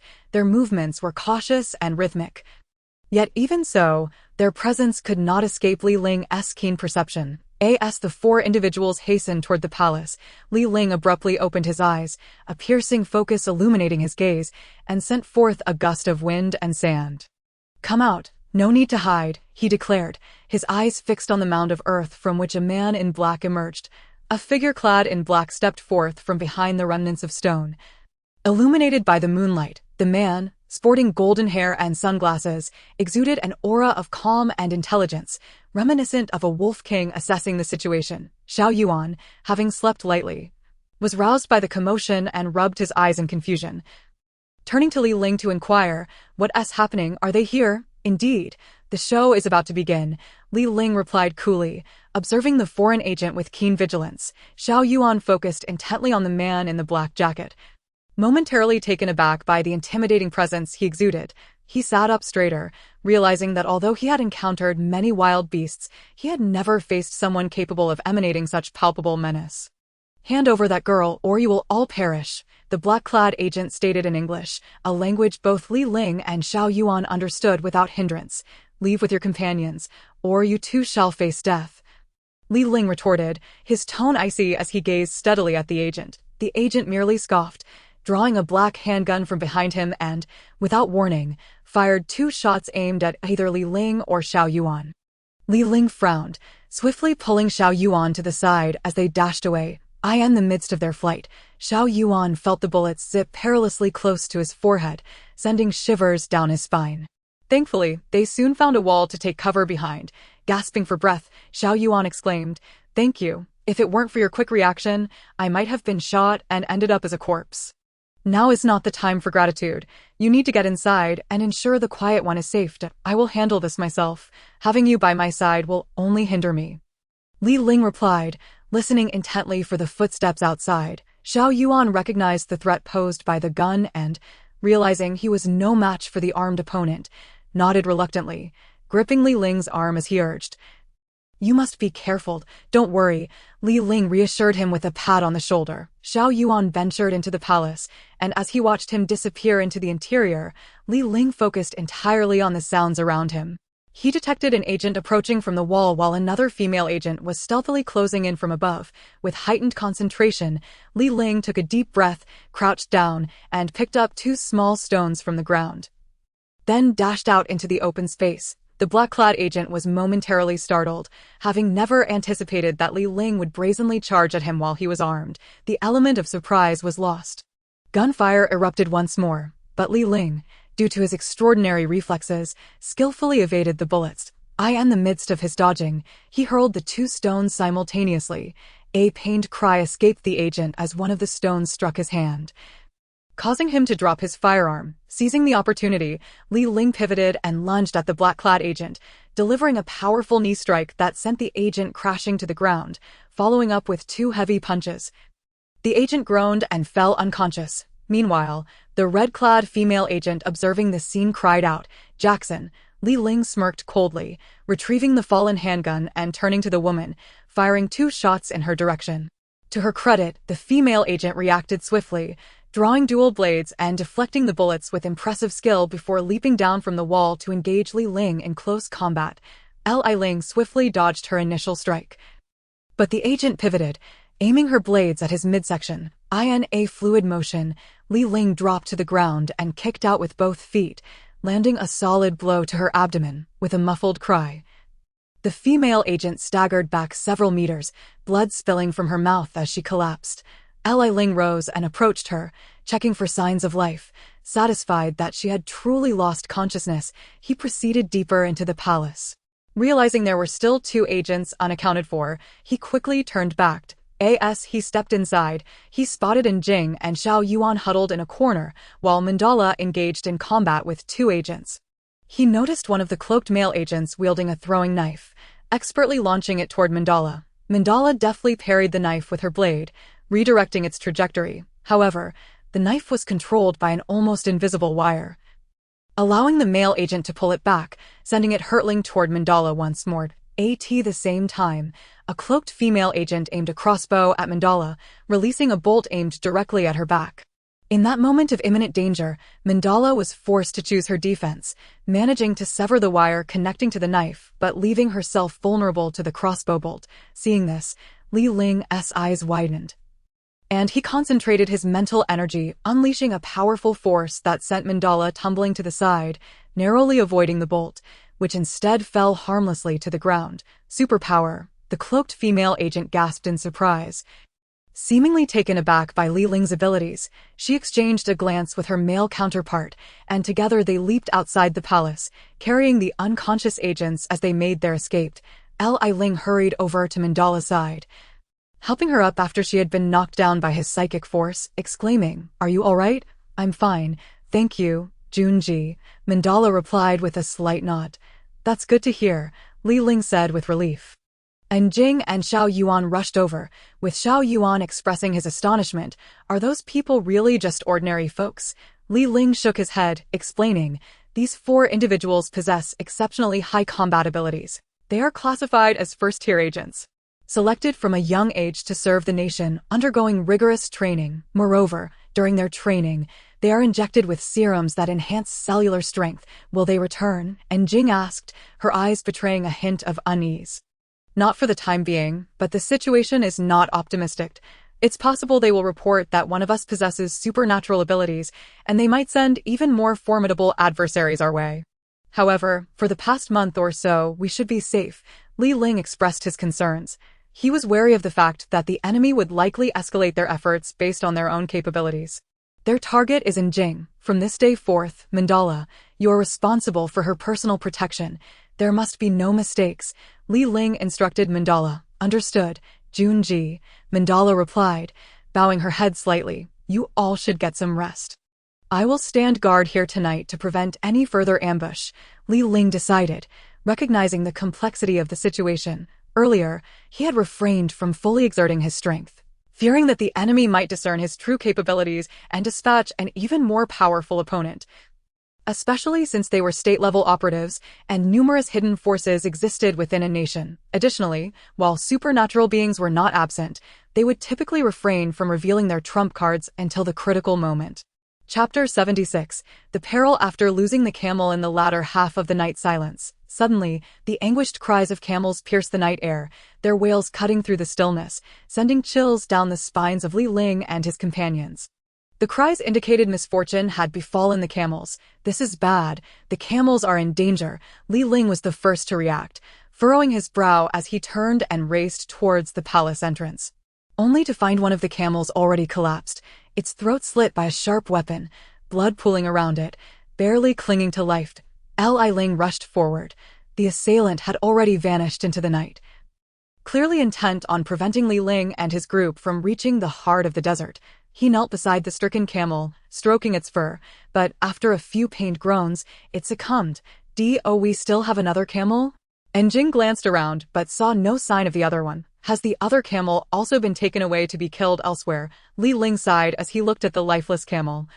Lamenting, "A moment's negligence has allowed the enemy to exploit our vulnerability. It appears this camel was swiftly dispatched with a precise strike to the throat. The attacker was remarkably quick, and the camel barely had time to cry out before collapsing into its own blood."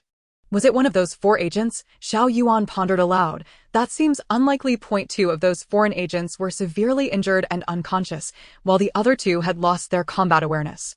They were fleeing for their lives, and wouldn't have had the opportunity to return and kill the camel. "I suspect there is someone else who is also targeting in Jing," Li Ling analyzed, shaking his head in frustration as the situation grew increasingly complicated. Mandala's eyes sparkled with insight as she crouched down to examine the camel's wounds. After collecting some blood on her fingers and sniffing it, she scrutinized the camel's fur and eventually discovered a star-shaped hidden dart embedded in its abdomen with a flick of her finger. Mandala tore a strip of cloth from her garment to wrap the dart, her brow knitting slightly. "This is a plum blossom dart," Li Ling exclaimed in astonishment as he observed Mandala retrieve it from the camel's fur. "Indeed, this dart is no ordinary weapon. It is coated with a potent poison that, at first glance, resembles blooming blood flowers, emitting a faint glow under the moonlight. I suspect it is a plum blossom dart smeared with snake venom," Mandala explained, inspecting the dart wrapped in cloth. "So, the assailants, hiding in the shadows, aim to incapacitate our camel to disrupt our means of transport and its ability to find water. This is truly dire. What should we do now?" Xiao Yuan sighed, acknowledging that despite his extensive survival experience, losing the camel in the desert would equate to losing a vital navigator and opportunity for survival. Li Ling took the dart from Mandala, examining it from various angles, stating, "At present, we still have one camel whose fate remains uncertain. However, it is highly likely that the enemy has taken it away, suggesting they also need the camel to navigate the desert." "I agree, but how do we go about finding them?" Mandala inquired. "We need to ascertain their whereabouts. Are they still in the ancient city of Lulan or far from us?" And Jing calmly suggested. "They shouldn't be too far, at the very least. They won't be within our immediate detection range, but they won't stray too far either. The desert easily reveals footprints, and they will likely track ours. We must bide our time and seize the opportunity to reclaim the camel when they are unaware," Li Ling reflected, analyzing the current predicament and plotting their next course of action. "However, there exists a significant danger. What if they wait until we are on the verge of collapse from dehydration before launching another ambush?" "What then?" Xiao Yuan astutely raised this plausible concern. "Even if that happens, we have no choice but to gamble, and we shall not lose, for we possess a perfect trump card that they could never foresee." Li Ling replied with a mysterious smile before turning to Xiao Yuan and asking, "Uncle Xiao, based on your experience, how long could you endure in the desert?" Xiao Yuan understood the weight of the question and fell silent as he contemplated. "At most, a month and a half. Beyond that, I would succumb to exhaustion or malnutrition, rendering me powerless. After all, we are in the Taklamakan Desert, fraught with hidden sand currents and sandstorms, far more perilous than typical deserts. As far as I know, there are only a few oases," he said with a heavy sigh, his expression far from relaxed. "Without the camel, we must rely solely on ourselves, carrying our own water and food, which will significantly burden us." Li Ling gathered the water pouch and several bags of jerky from the deceased camel, bearing them alone. Mandala seized one of the water pouches from Li Ling's hands, lowering her head and glancing at her toes, saying, "Junji, allow me to carry these 2 water pouches." "All right," Li Ling replied with a faint smile, handing the pouches to Mandala, knowing her constitution was far superior to that of the average person.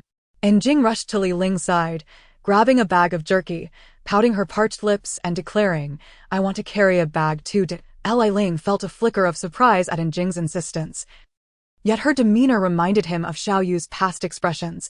Was she perhaps feeling jealous? He found himself at a loss on how to refuse Jing. "Miss Jing, your constitution is frail. It would be wise to travel light, especially since those individuals are targeting you. Your primary concern should be your own safety," Mandala advised gently. "It seems I am the most useless one in the group. I only serve to burden everyone," and Jing lamented, feeling disheartened as she had always believed herself to be a liability. "Not at all. We still need you to guide us. Without you, we would lack a compass." Li Ling reassured her with a warm smile, his gaze offering solace. Jing nodded slightly, staring into the endless desert, lost in thought. Chapter 77. Mirage. 7 days later, sweltering and windless, under the scorching sun. The sand grains on the ground became unbearably hot. If a fresh chicken egg were buried in the scorching sand, it would surely be cooked within 10 minutes. The undulating sand dunes, varying in height, stretched endlessly before the group, resembling giant dragons buried beneath the sand. After traversing the desert for 7 days, the amount of water they carried steadily diminished, with only one piece of jerky left. At this juncture, the harsh environment posed a grave threat to their water and food supply. "I am the desert. A person without water is but a step away from death." Li Ling wiped the beads of sweat from his forehead, lifted his gaze, and beheld the endless expanse of desert before him. The arid environment was harsh beyond measure, devoid of water, with scant life forms barely making their presence known. To add to this torment, the region was frequently beset by violent sandstorms, rendering existence a veritable hell. Jing leaned against a desiccated branch, taking a few faltering steps before her legs suddenly gave way, her head spinning. As she collapsed to the ground, Miss Jing, upon discovering this, felt a pang of concern and hurriedly knelt beside her, pressing on the bridge of Jing's nose to rouse her from unconsciousness. Jing let out a soft groan, inhaling a breath of air, her head throbbing painfully as she gradually regained consciousness. However, her eyes were dull and lifeless, her mind clouded and unfocused, clearly a result of the prolonged deprivation of food and water that had plunged her into this state of shock. The temperature today soared above 40 degrees Celsius, and lacking sufficient water and food, Jing, being the weakest among them, could not endure much longer in such dire conditions. Xiao Yuan removed his cowboy hat and fanned himself vigorously. Analyzing their recent predicament, Li Ling crouched down, retrieving his water pouch from his waist. He carefully opened the pouch and gently brought it to Jing's parched lips, moistening her cracked mouth before slowly pouring water into her mouth. Fearful that even a single drop might spilled, at this moment, water was more precious than gold. One drop lost was one drop forever gone. As Jing received the soothing liquid, her senses began to awaken. Her gaze sharpening as she looked into Li Ling's concerned eyes, she smiled faintly and said, "I am fine. This is your water. You should keep it for yourself." With a gentle motion, she pushed the water pouch away, fearful of spilling it. "I am fine. I am a martial artist, in excellent health. I can survive without water." "Surely, you have read stories of martial practitioners who can meditate in the mountains for months without food or water. I am just like them." Li Ling's eyes softened as he tenderly brushed Jing's forehead, combing her dry hair with his fingers. Jing couldn't help but chuckle, but the laughter triggered a coughing fit as she gasped for breath. Correcting herself, "What you mean to say are cultivators, not martial practitioners." "Yes, cultivators," Li Ling replied with a forced smile. Xiao Yuan sighed softly, his brow furrowed tightly since 3 days prior when he had noticed the oases in the desert dwindling significantly. Many of the oases he once remembered were now buried beneath relentless sands, leading the 4 of them to their current state of desperate thirst. "What are we to do?" Xiao Yuan mused, tapping his forehead with his fingers, worry etched deeper into his brow. He turned to Jing with a forced smile. "Just wait until nightfall. I will surely find water. Everyone, have faith. I believe in you." "Uncle Xiao," Jing said gently. "Yes." Xiao Yuan acknowledged with a smile, lifting his gaze to scrutinize the nearby sand dunes. "Look ahead, a sea appears," Mandala exclaimed, her eyes sparkling with a glimmer of surprise, her face betraying an unusual thrill. A testament to her yearning for water, Li Ling was equally taken aback. How could there be a sea in the desert? He raised his head, squinting into the distance, and sighed. "That is a mirage."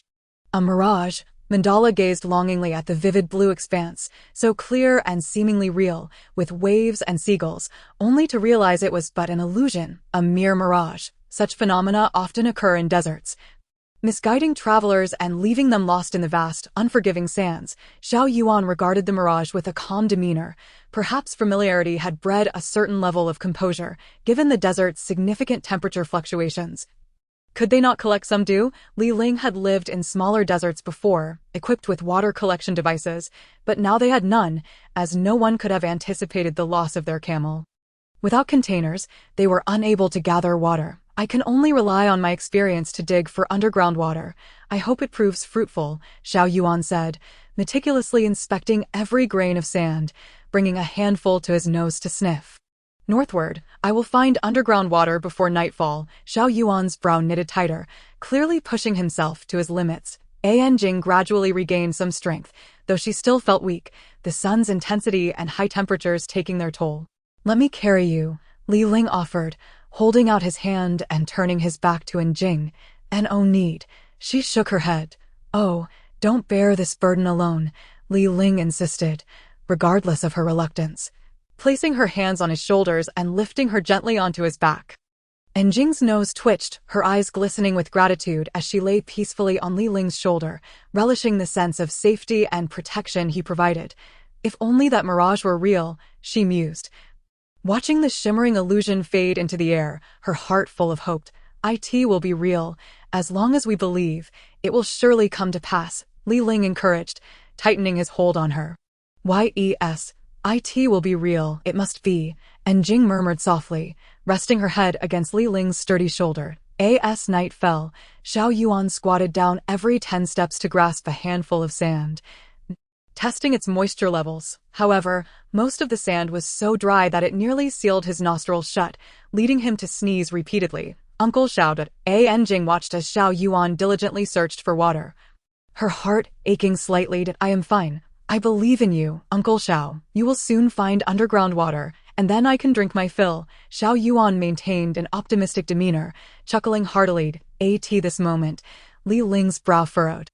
Mandala, you feel it too, he whispered as she approached him. Yes, they can no longer hold out, he replied coldly, sensing 2 individuals closely trailing them from 10 miles behind. Chapter 78. The Oasis of the Desert. After thorough analysis, I observed that the moisture content of the sand ahead was gradually increasing. If my predictions hold true, I shall certainly find a source of drinkable water before nightfall. Xiao Yuan clenched his fist confidently, a smile of delight illuminating his face as he quickened his pace, now taking 20 steps before squatting to sniff the yellow sand beneath his feet. Li Ling breathed a sigh of relief at Xiao Yuan's assured analysis and predictions, feeling as though a great weight had been lifted from his heart. In this desolate wilderness, finding underground water could sustain them for 10 days or even half a month. Uncle Xiao, are you thirsty? You've been searching for water. It must be exhausting. Please, have some of my water, Li Ling said, approaching Xiao Yuan and nudging his shoulder while offering his water pouch. Since leaving the ancient city of Lulan, Li Ling had not taken a single sip, reserving all the water for Jing and Xiao Yuan. After studying the moisture content of the sand for a while, Xiao Yuan slowly stood up and waved his hand at Li Ling. No need, I can still hold out. I must focus on finding water. Based on my estimations, I suspect there is a vast oasis within 10 to 20 miles. Once we locate the oasis, water and food will no longer be a concern. Uncle Xiao, if your guess is correct, then we will all be saved. Li Ling's eyes sparkled with hope as he slowly retracted his water pouch, feeling for the first time that this was indeed monumental news. Yes, it's true. The moisture in the sand is noticeably increasing, and as long as we head in the right direction, we will reach the oasis. I am utterly confident, Xiao Yuan proclaimed, holding a handful of sand with a triumphant grin.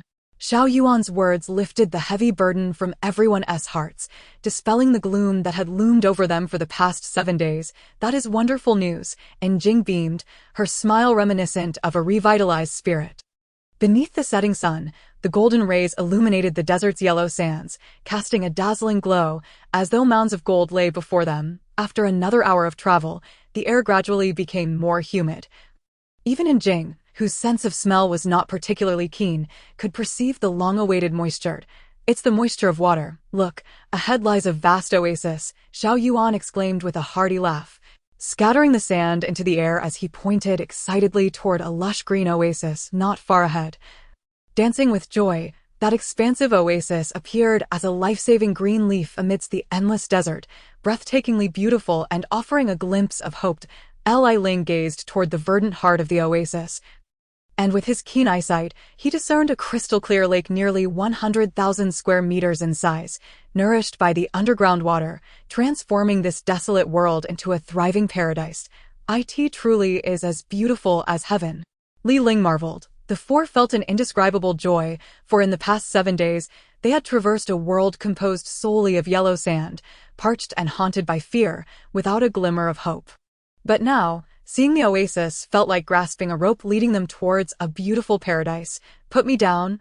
I wished to walk step by step towards the oasis, towards hope. The tranquil gaze of Anjing curved into a crescent moon shape, revealing the profound joy she felt. Among the four, only Mandala remained untouched by such elation. She was an anomaly, her DNA having been infused with the essence of the divine arm, rendering her immune to the need for sustenance or water, allowing her to survive indefinitely. Hence, her reaction to the emergence of the oasis was one of profound indifference, leaving her perplexed by the exuberance of the others. Li Ling gradually crouched down, allowing Anjing to descend from his back. Supporting herself with his arm, she limped towards the oasis. Commander, we now face a dilemma. Just as everyone else reveled in joy, Mandala approached Li Ling, glancing back at the two figures trailing behind them. I understand. I will not permit them the opportunity to reach the oasis and replenish their supplies. Those who once put us in such dire straits shall not find respite. A trace of coldness edged Li Ling's smile. What do you see? Are those the individuals who stole our camels? Anjing paused to look back, but with her and Xiao Yuan's limited vision, they could discern little of the shadows following them. After all, Li Ling and Mandala possessed extraordinary eyesight, far exceeding that of ordinary folk. Indeed, I suspect they not only stole our camels, but also intend to engage us in battle before we can reach the oasis, for they are more desperate than we to prevent us from replenishing our water supply and regaining our strength to confront them. Li Ling calmly deduced. Mandala, hand over all your water bags to me. He smiled as he extended his hand towards her. Of course, Commander. Mandala removed the 3 water bags affixed to her body and placed them into Li Ling's hands. He weighed them lightly, noting they were almost empty. Having been drained by Anjing, as for Mandala, she had no need for water to survive. Li Ling then removed 2 of his own water bags and half a bag of beef jerky, combining them before approaching Xiao Yuan. Uncle Xiao, please keep these empty water bags and half a bag of jerky for now. Mandala and I will deal with those 2 tailing us. He entrusted the 5 water bags and the jerky to Xiao Yuan. All right, Xiao Yuan smiled faintly as he accepted the items. Take Anjing to the oasis. We will follow shortly, Li Ling instructed. Xiao Yuan sighed softly, aware of his limited abilities, realizing he would only be a burden here. He thus moved to support Anjing, who turned back to Li Ling and, lowering her head slightly, implored, You must join us for the reunion. Rest assured, I will. Li Ling gently ruffled Anjing's hair, smiling reassuringly. Anjing returned this smile faintly. Go now. The oasis lies ahead. Remember to catch plenty of fish and shrimp in the lake, for we await a grand feast. Li Ling pointed towards the distant oasis, laughing heartily. No problem, Brother Li Ling and Sister Mandala. Upon your victorious return, we shall treat you both as valiant warriors. Xiao Yuan and Li Ling clasped hands in camaraderie as the sun dipped below the horizon. With that, Xiao Yuan assisted Anjing towards the oasis, while Li Ling and Mandala set off to confront the 2 shadowy figures. Chapter 79. The splendor and strife beneath the starry sky as twilight descended following the sunset. The night sky unveiled itself, adorned with twinkling stars and a pale crescent moon, resembling a grand chessboard. Xiao Yuan gently supported Anjing, who repeatedly glanced back, understanding her concerns. He asked, Anjing, are you worried about Brother Li Ling and Sister Mandala? Is that why you keep looking back, hoping to see them safe? Yes, Uncle Xiao. After all, we are unaware of the enemy's true strength. Li Ling and Sister Mandala's foray could be perilous. My heart is restless in their absence. Anjing's gaze wavered, her slender brows furrowing in worry, stirring Xiao Yuan's heart. He tightened his grip on her arm and pointed towards the starry sky, his eyes shimmering with hope. Look, the stars above us hang like benevolent guardians, watching over the kind-hearted souls below. Their existence is meaningful. Each one serves as a protector for the virtuous. In ancient desert lore, it is said that those who are good shall receive guidance from the stars, leading them safely home. Anjing lifted her gaze, following Xiao Yuan's gesture, and beheld the night sky, a vast chessboard strewn with countless star-like pieces, breathtaking in its beauty. The inky expanse above resembled a dark tapestry, studded with diamonds. Thank you, Uncle Xiao. I believe that Li Ling and Mandala are inherently good and will surely be safeguarded by all the stars. Thus, they will return to us safely. Anjing's eyes sparkled with joy as she gazed dreamily at the stars. And in that moment, a brilliant shooting star streaked across the sky. She clasped her hands together, closed her eyes, and made a fleeting wish to, a shooting star. Xiao Yuan smiled at Anjing's swift gesture, slightly taken aback. For shooting stars were not uncommon in the desert's night sky. Anjing nodded quietly, her face aglow with a smile as she looked ahead toward the oasis. Just 100 meters more, and they would step fully into that verdant haven, soaking in its pure moisture, the fragrant grass, the verdant ancient vines, and the gently rippling water, all enveloping them in serenity. We have arrived, at last, at the oasis, Xiao Yuan exclaimed excitedly, guiding Anjing to the edge of the lush expanse. He laughed heartily, feeling his spirit lift considerably. This oasis, nestled within the desert, spanned at least 5 kilometers, making it a relatively vast and bountiful green paradise amidst the Taklamakan desert. Uncle Xiao, you needn't support me any longer.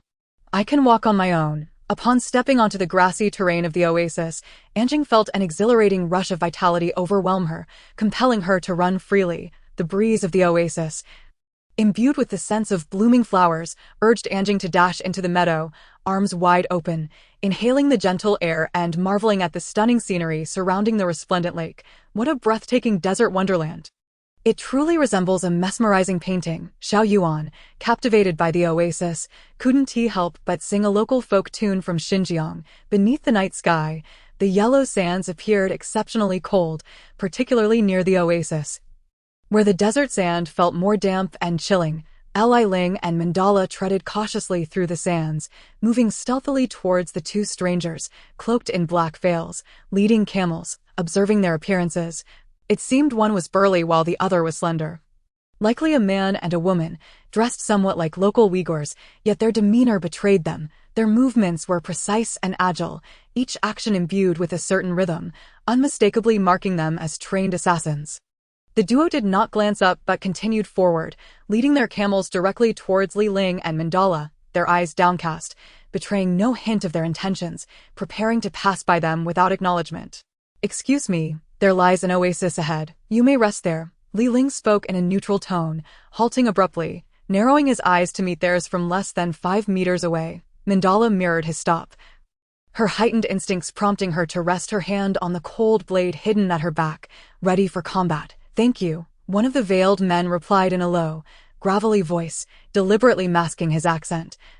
Yet it leaked through. His Chinese was heavily accented. Your accent does not seem local. Where do you hail from? Li Ling inquired, his expression impassive, a cold smile gracing his lips as he scrutinized the peculiar couple shrouded in black. The masked man halted, casting a sidelong glance at Li Ling, a fleeting glimmer of menace flashing in his eyes, while the woman grasped his hand, signaling him to remain composed. I have one more thing to inform you. This oasis is our sanctuary. You may enjoy its resources, but the camels must be returned to us as mounts. Li Ling's gaze turned icy as he regarded the camels that rightfully belonged to him, then shifted to the man and woman. I am afraid, sir, I do not comprehend your words. The woman spoke again, her tone still harsh, tinged with an Eastern accent. It appears you are not locals. You hail from the eastern shores across the sea. Do you not? Li Ling discerned their origins from their accents, addressing the matter directly. The two figures draped in black veils exchanged a cold snort, halting their advance. Li Ling and Mandala silently observed these peculiar individuals. At times, inquiring into another's secrets can lead to significant trouble. The black-clad man seemed to find a semblance of calm, closing his eyes to breathe in the relatively humid air. Yet, there are occasions when encountering a thief who has absconded with a camel, Without attempting to reclaim it and failing to confront the thief, one cannot truly convey the anxiety of the camel's owner or the dismay that follows the loss of the camel. Li Ling had long since radiated an aura of murderous intent, which reverberated and clashed in the air. The atmosphere abruptly thickened, and the temperature seemed to plummet to freezing amidst the four individuals in different gazes. Chapter 80. The Duel of Ninja Arts. Without warning, a cloud of black smoke enveloped the area, causing the man and woman to vanish from Li Ling and Mandala's sight, while the unfortunate camel was brutally beheaded. Blood splattering everywhere, such cruelty, devoid of mercy. These adversaries were Eastern ninjas. Li Ling seethed with anger, his eyes glinting with lethal intent, his brow furrowing slightly. Years prior, during an assignment in the East, he had encountered a ninja. But their confrontation had been brief and inconclusive, leaving him unfamiliar with the ultimate principles of Japanese ninjutsu. Mandala unsheathed her cicada wing blade, narrowing her eyes as she turned, scanning the surroundings for the two ninjas who had just vanished. This is the earth escape technique of Japan. They've burrowed away, she deduced. Pay attention to the sand beneath our feet. Li Ling focused his mind, gazing at the tranquil desert, lost in thought, but in a fleeting glance, he noticed a whirlwind of yellow sand rising without a breeze. They are over there. Let us pursue, Li Ling declared, springing forth towards the swirling sand. He cast a cold smile towards the inexplicably rising dust and leapt forward. Mandala followed closely behind. The sound of rushing wind filled the air as Li Ling moved like a gust, employing the celestial steps, his form a mere shadow, swift as a startled swan, mere breaths. He caught up to the ninjas who were hastily retreating through the earth escape. With a decisive step, he landed atop the rising dust, channeling his inner energy, causing an inexplicable surge of crimson flames to erupt from the ground. Li Ling's brow furrowed as he swiftly pivoted to evade the searing flames. Before he could regain his footing, several star-shaped projectiles shot forth from the sand. Reacting urgently, he struck the ground with one palm, unleashing a wave of energy that deflected dozens of poisoned shurikens. Mandala arrived just in time, gripping her cicada wing blade with one hand, thrusting it into the swirling sand. With a low shout, the sand erupted, revealing a towering ninja clad in black, his face obscured, who leapt into the air and unleashed a flurry of ice needles. Mandala deftly dodged, the needles embedding themselves in the sand, emitting a sizzling sound as they released plumes of black smoke. The needles were laced with deadly poison. Li Ling and Mandala realized simultaneously. The black-clad ninja, gripping a long blade, retreated with an uncanny grace, his gaze coldly fixed on Li Ling and Mandala. Wait, where has the female ninja gone? Li Ling pondered, momentarily distracted from the pursuit of the male ninja, thereby falling into the trap of the enemy's diversion. Mandala, hurry to the oasis and protect Anjing and Xiao Yuan, Li Ling commanded urgently. Understood, Commander, Mandala replied.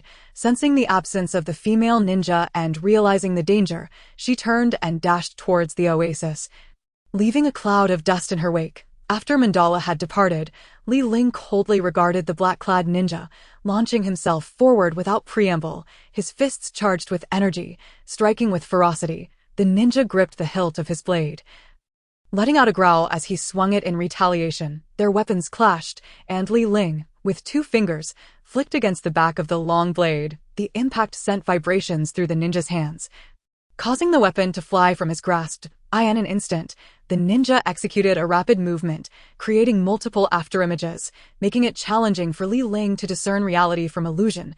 Li Ling crossed his hands before his chest, gathering energy in his dantian as the swirling dust around him coalesced, transforming into countless hidden projectiles that erupted forth. The barrage, akin to a rain of bullets, obliterated all the shadowy figures, dissipating them into the air.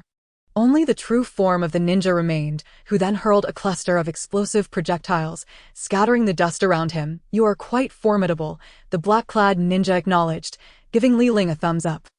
I do not require your acknowledgement to know my own strength, Li Ling retorted with a cold smile, channeling energy into a Tai Chi pattern, the surrounding yellow sand drawn into the yin-yang formation. The Tai Chi 8 trigrams palm. The ninja recognized the esteemed Wudong technique, acknowledging its profound principles. Ultimate art, the dance of the heavenly demon. The ninja split into multiple forms, doubling, then quadrupling, until he was surrounded by 100 manifestations, trapping Li Ling within their midst. Ultimate art. Thunderous roar of the heavens.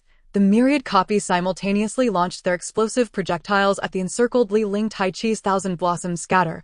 Li Ling, unable to conjure a more poetic name, whimsically dubbed it thus. With agile footsteps, he centered his palms, using Tai Chi to direct the gathered yellow sand, dispersing it with the force of countless artillery rounds. Under the night sky, a dazzling explosion illuminated the scene, akin to a myriad of fireworks bursting forth in brilliance. You're strong. Until next time. With that, the black-clad ninja vanished into the earth once more.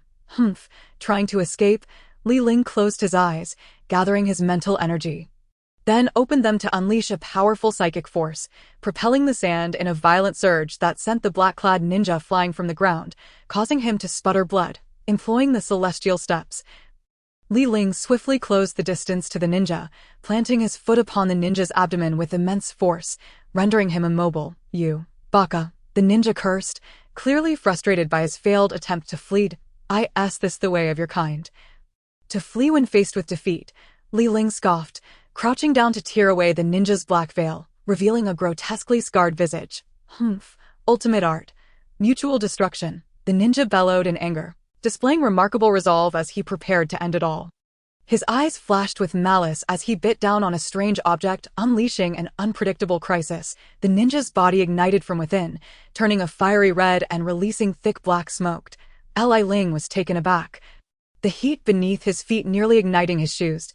He withdrew his foot just in time, darting back as a thunderous roar echoed, a caustic liquid erupting from the ninja's body. Li Ling quickly shed his outer garment, using it to shield himself from the corrosive substance, which rapidly eroded the fabric. In an instant, the black-clad ninja was reduced to a mere puddle of remains. Li Ling sighed softly, contemplating the reckless nature of such a desperate tactic. Had he not reacted swiftly, he too might have met the same fate as the ninja. Anjing, wait for me. Li Ling turned towards the verdant oasis, swiftly employing his light-footed techniques to traverse the sands. Chapter 81.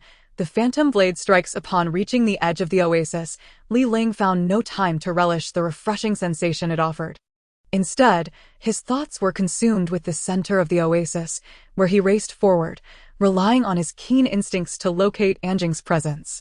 The fact that the female ninja had managed to elude him despite his vigilance suggested her prowess surpassed that of her male counterpart. Thus, confronting her would not be an easy task for Mandala. Suddenly, near a water body within the oasis, Li Ling sensed two powerful auras of murderous intent clashing, confirming one belonged to Mandala while the other was that of the female ninja. The two were engaged in a fierce battle 1,000 meters away.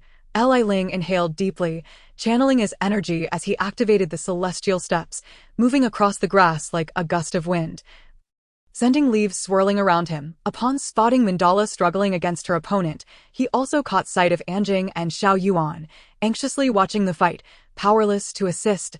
Li Ling, Sister Mandala is about to be overwhelmed. You must help her, Anjing urged, her face filled with concern. Li Ling nodded, observing Mandala's struggle to fend off the onslaught of the malevolent blade. The cursed weapon gleamed ominously in the moonlight, said to draw power from the life force of its wielder and adversaries alike, a unique demonic sword from Japan. You have killed Watanabe, the black-clad female ninja accused, her voice laced with accusation. I regret to inform you, he took his own life, Li Ling replied coolly, analyzing the rogue swordsmanship. Watanabe. The dark-clad female ninja let out a piercing cry towards the heavens, her demon blade tightening in her grip, its eerie luminescence swelling in intensity in an instant. Mandala was forcefully sent flying by the surge of power emanating from her opponent, stumbling back several paces before barely regaining her footing. I shall avenge Watanabe-kun. Save for that woman, all of you must perish, the dark-clad ninja declared, pointing accusingly to Is that so? Li Ling replied coolly. The ability of this dark-clad female ninja to push Mandala into such a disarray revealed her extraordinary prowess. Throughout the annals of Eastern history, many formidable ninjas have emerged, such as Hattori Hanzo, revered as the god of ninjas, rumored to possess unparalleled strength. Military commander, I will handle this, Mandala said, her gaze steady upon the female ninja as she raised a hand to halt Li Ling's advance. Li Ling hesitated for a moment, concern etching his features as he looked at Mandala, who bore numerous wounds from the battle, clearly indicating that in terms of combat skill, she was not a match for this dark-clad ninja. Very well, he acquiesced, silently stepping aside to observe. Li Ling and Jing turned towards him, understanding that his actions were intended to allow Mandala to confront her adversary alone. True growth in battle comes only through victory achieved by one's own strength. Trust her, Li Ling said with a faint smile. If you do not attack together now, you will soon find yourselves with no opportunity, the dark-clad female ninja proclaimed, plunging her demon blade into the earth, instantly withering the lush green grass above. What kind of sorcery is this? And Jing gasped, her eyes wide with fear at the blade's malevolent aura. This is a demon sword from the east. As the name suggests, it is a blade of wickedness. According to ancient Eastern legends, a demon sword can augment its power by consuming the life force of the world around it. I suspect this female ninja is absorbing the surrounding energy. Li Ling explained, sharing his knowledge of the demon sword. Although Mandala found this revelation surprising, it did not astonish her too greatly. After all, she herself was an existence even more sinister than the demon sword. As the dark-clad ninja drew the blade, the black light transformed into a vibrant green glow, a change that left everyone present in AWE. Be cautious of the blade's edge. It may be coated with a deadly poison. Li Ling analyzed based on his combat experience. Typically, a blade would emit only a dark glint under the moonlight, but if a sword radiated green light, it likely contained luminescent powder and poison. Haha, poison? I disdain such things. This is the ultimate secret of our Eastern swordsmanship, the phantom blade strike. Prepare to descend into hell, the dark-clad ninja declared, slashing through the air, unleashing an eerie green blade that cut through the void. The green blade vanished after traveling a mere meter. Could that be blade aura? Li Ling pondered, aware that some Eastern masters imbue their blades with aura. This female ninja's aura, however, seemed to be confined to a meter's range. Mandala remained vigilant against the blade aura. Li Ling sent a silent message to Mandala, who nodded slightly, focusing her attention on her opponent. Phantom blade strike, the dark-clad ninja shouted, her form suddenly accelerating with remarkable speed. To Li Ling and Mandala, her movements appeared astonishingly swift, but to Jing and Xiao Yuan, she was but a blur, her actions obscured. The air crackled with a sharp sound as the dark-clad ninja struck, leaving only a shadow of her blade in its wake. Mandala struggled to discern her opponent's strike, crossing her dual blades before her chest as the demon blade's aura collided with her own. The force was akin to a bullet fired from a powerful sniper, causing one of her blades to slip from her grip, spiraling towards a withered tree, embedding itself deep within the wood. Phantom blade strike. The dark-clad ninja seized the moment to strike again. Due to her opponent's incredible speed and the unpredictable nature of the attack, Mandala was forced to rely on instinct, narrowly dodging the incoming strike. Yet, the blade aura still grazed her shoulder. What a swift blade, Li Ling remarked, his brow furrowing slightly, though he was not overly concerned for Mandala's injuries. As long as her head and heart remained intact, she would recover. The dark-clad ninja stood poised under the moonlight, her weapon and form exuding an otherworldly aura. After absorbing Mandala's blood, the blade began to change color, shifting from green to crimson, while the ninja's pupils transformed into a vivid scarlet. It became evident that this demon blade altered its luminescence based on the colors it absorbed. Li Ling, intrigued, yearned to uncover the true nature of this extraordinary weapon. Dual blade technique, the dark-clad ninja exclaimed, her hands deftly splitting the demon blade into two halves. Sweat beaded on Mandala's forehead as she contemplated how to counter the dual blades. Chapter 83. No pain. The night deepened to a sanguine hue, seemingly resonating with some malevolent energy. A low growl escaped the dark-clad ninja as she closed her eyes, then opened them to reveal flickering crimson points of light. The blood-red demon blade in her grip emitted an overlapping glow, intensifying with each whispered incantation. In a heartbeat, the blood-red blade split into two, one in each hand, transforming into the Eastern dual blade style. The dual blade technique is an elite form of swordsmanship in the East. Most Eastern swordsmen wield a single blade, with few capable of mastering two simultaneously, as controlling two blades is significantly more challenging and carries the risk of self-injury. Dual blades. Mandala's gaze remained serene, her calm demeanor betraying no hint of anxiety as she observed the dark-clad ninja wielding the fearsome red blades. Her tranquil eyes appeared to search for any potential flaw in her opponent's technique. For even the slightest opening would not escape her notice, as she possessed heightened instincts far surpassing those of ordinary beings. A flash of blood light crossed the dark-clad ninja's face, a cruel smile forming as her crimson eyes locked onto the unmoving mandala. Regarding her as prey, standing still, have you perhaps come to a realization? Do you intend to face me alone, even under the dual blade technique? Indeed, I have reached an understanding. I have the resolve to kill you. To confront you, I need no assistance from military commander. His strength is not something you are worthy to contend with, Mandala replied, her voice steady, gripping her blade with unwavering determination, seemingly unfazed by whether the demon blade struck once or twice. The dark-clad ninja smirked with a chilling self-assurance, her brow furrowing slightly as she muttered an insult in Eastern tongue. Gripping her blood-red blades tightly, she thrust them skyward with great force, unleashing a tremendous roar that reverberated in the air. With a swift motion, she spun her body, executing a series of rapid attacks with the dual blades, slicing through the air and converging upon Mandala in a vicious downward strike. Clang! The two engaged once more, producing a faint sound wave that rippled through the air. Unfazed, Mandala held her ground, gripping her blade firmly, bracing herself against the ferocious downward slash. The sound of their weapons clashing echoed in the expansive oasis, and to Mandala's dismay, her blade began to show signs of damage under the relentless assault. Yet, Mandala remained focused on the dark-clad ninja. In their eyes, there was nothing but the intent to slay one another. The dark-clad ninja let out a low growl, increasing the force of her attack, only to be astonished as Mandala's strength began to rise as well. Crack! The edge of Mandala's blade split further.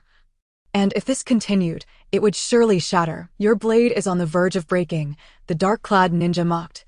It will not break, Mandala replied, her voice calm and resolute. With a cold, detached demeanor, she shouted, thrusting her other hand forward with immense force, driving it towards the shoulder of the dark-clad ninja. An irresistible impact sent her flying back several paces before she managed to stabilize herself. The dark-clad ninja, taken aback, had never anticipated that under such immense pressure, Mandala would still possess the strength to counterattack. Regaining her composure, she slashed her dual blades towards the ground, unleashing a powerful aura that caused the earth to tremble. Dual blade technique, aura blade break. The dark-clad ninja executed her attack with an unusual stance and angle, sending 10 red energy blades bursting from the ground in various directions towards Mandala. Mandala retreated, her brow furrowing as she calmly ignored the oncoming energy blades, sacrificing an arm that bled profusely as she dashed past one of the blades. In an instant, she closed the distance to the dark-clad ninja, who, in a moment of panic, swung her blades. However, due to the depletion of her energy from the previous attack, Mandala effortlessly deflected the dual blades with a single strike, extending her remaining hand to grasp the dark-clad ninja by the throat, lifting her effortlessly. The cloaked female ninja was engulfed in sheer panic, flailing in the air. You are simply inhuman. Approached me despite having severed an arm. How could you? Struggling, the black-clad ninja cast a sidelong glance at the dismembered arm of Mandala and, with considerable effort, managed to utter these words from her throat. Losing an arm means nothing to me. As for your assertion that I am not human, you have come to that realization far too late. Mandala's gaze remained calm as she exerted force. With a sharp crack, she instantly snapped the ninja's neck. The ninja gasped, her eyes widening in shock, and then she gasped her last breath. The wickedly glowing demonic blade she held slipped from her fingers, embedding itself into the ground, its malevolent light vanishing in an instant. Mandala released her grip on the ninja's neck, seized the body, and flung it away, causing it to roll a considerable distance across the ground. Then, Mandala approached the severed arm and picked it up, casting it into the lake, where it created ripples, as if it were not even her own limb. Quiet, covering her mouth, felt a pang of anguish, her eyes betraying a hint of concern. She hurried to Mandala's side, observing the blood still dripping from the severed right arm, which had been cut off at the shoulder. Tears welled in Quiet's eyes as she removed her outer garment and meticulously bandaged the wound on Mandala's shoulder, miraculously stopping the bleeding in an instant. It's all right, it will grow back, Mandala said calmly as she looked at Quiet. Doesn't it hurt? Quiet inquired through her tears. Doesn't hurt, I feel no pain. Mandala replied, though her calm demeanor masked an indescribable emotion. Li Ling sighed softly, aware that the aberrant beings were a unique race infused with the DNA of the divine arm, rendering them impervious to pain. Their heartbeats remained perpetually steady, their thought patterns rigidly fixed. They felt no pain, no acceleration of the heartbeat, nor any semblance of human emotion. If this is what divinity entails, who would wish to assume the mantle of a god? Li Ling gazed at the star-studded night sky, sighing once more as he glanced at the corpse of the black-clad ninja, slain by Mandala. Soon after, a wisp of green smoke emerged from the underbrush, and the ninja's body gradually transformed into a pool of blood. It appeared that these ninjas had injected themselves with a corrosive substance that would activate upon death, thus safeguarding their secrets. Chapter 84. The persistence of belief. Li Ling approached the pool of dark blood where the ninja had fallen, observing the noxious liquid with a faint sigh. This is a potent toxin capable of decomposing corpses. I never anticipated that ninjas would possess such resolve. We have barely entered the desert and have already encountered 2 inexplicable skirmishes. The journey ahead remains arduous. The potential dangers are indeed substantial. Mandala coldly observed the puddle of blood, her expression unchanging as she conducted a calm analysis of the current situation. Yes, it appears that no one will strike before we reach the ancient tomb. Alternatively, there may be a large number of individuals lying in wait within the tomb, anticipating our arrival like moths to a flame. Li Ling glanced at the night sky, resembling a celestial map, suddenly realizing that they were now deep in the heart of the desert. That is unlikely. Only I and Uncle Xiao know the location of the tomb. If we do not lead the way, no one could possibly find it, Quiet stated. That is reassuring, Li Ling replied. Commander, I have a question I wish to pose to you. Mandala stepped behind Li Ling, lowering her head slightly, her eyes fixed on his back with an air of tranquility. What question? Li Ling turned to face her. Commander, in the research facility, I would not consider my abilities particularly strong. Why did you choose to bring me along? Mandala was unsure how to articulate her feelings at that moment. Her words quickening slightly, Li Ling did not respond immediately, instead contemplating. Mandala did not rush for an answer, patiently awaiting his response. Because you are unique. After a moment of reflection, Li Ling offered an abstract reply. Perhaps he sensed a distinctive belief residing within her. Quiet, emerging from the side, interjected, unsure when she had arrived. Belief? Mandala inquired. The persistence in regard to a particular matter constitutes a form of belief. The sole motivation for enduring life is sustained by belief. Quiet explained with a smile. Mandala gazed at the outer garment that Quiet had used to dress her severed arm, contemplating. Could it be that my belief is? Yet Mandala refrained from voicing the thought. The following morning, golden sunlight bathed the verdant oasis, illuminating the sparse forest where a few birds took flight. Despite their scarcity, the birds breathed life into the surroundings, after a night spent fishing, only to discover that the local avian population had devoured his catch. Xiao Yuan lamented, rubbing his head in frustration.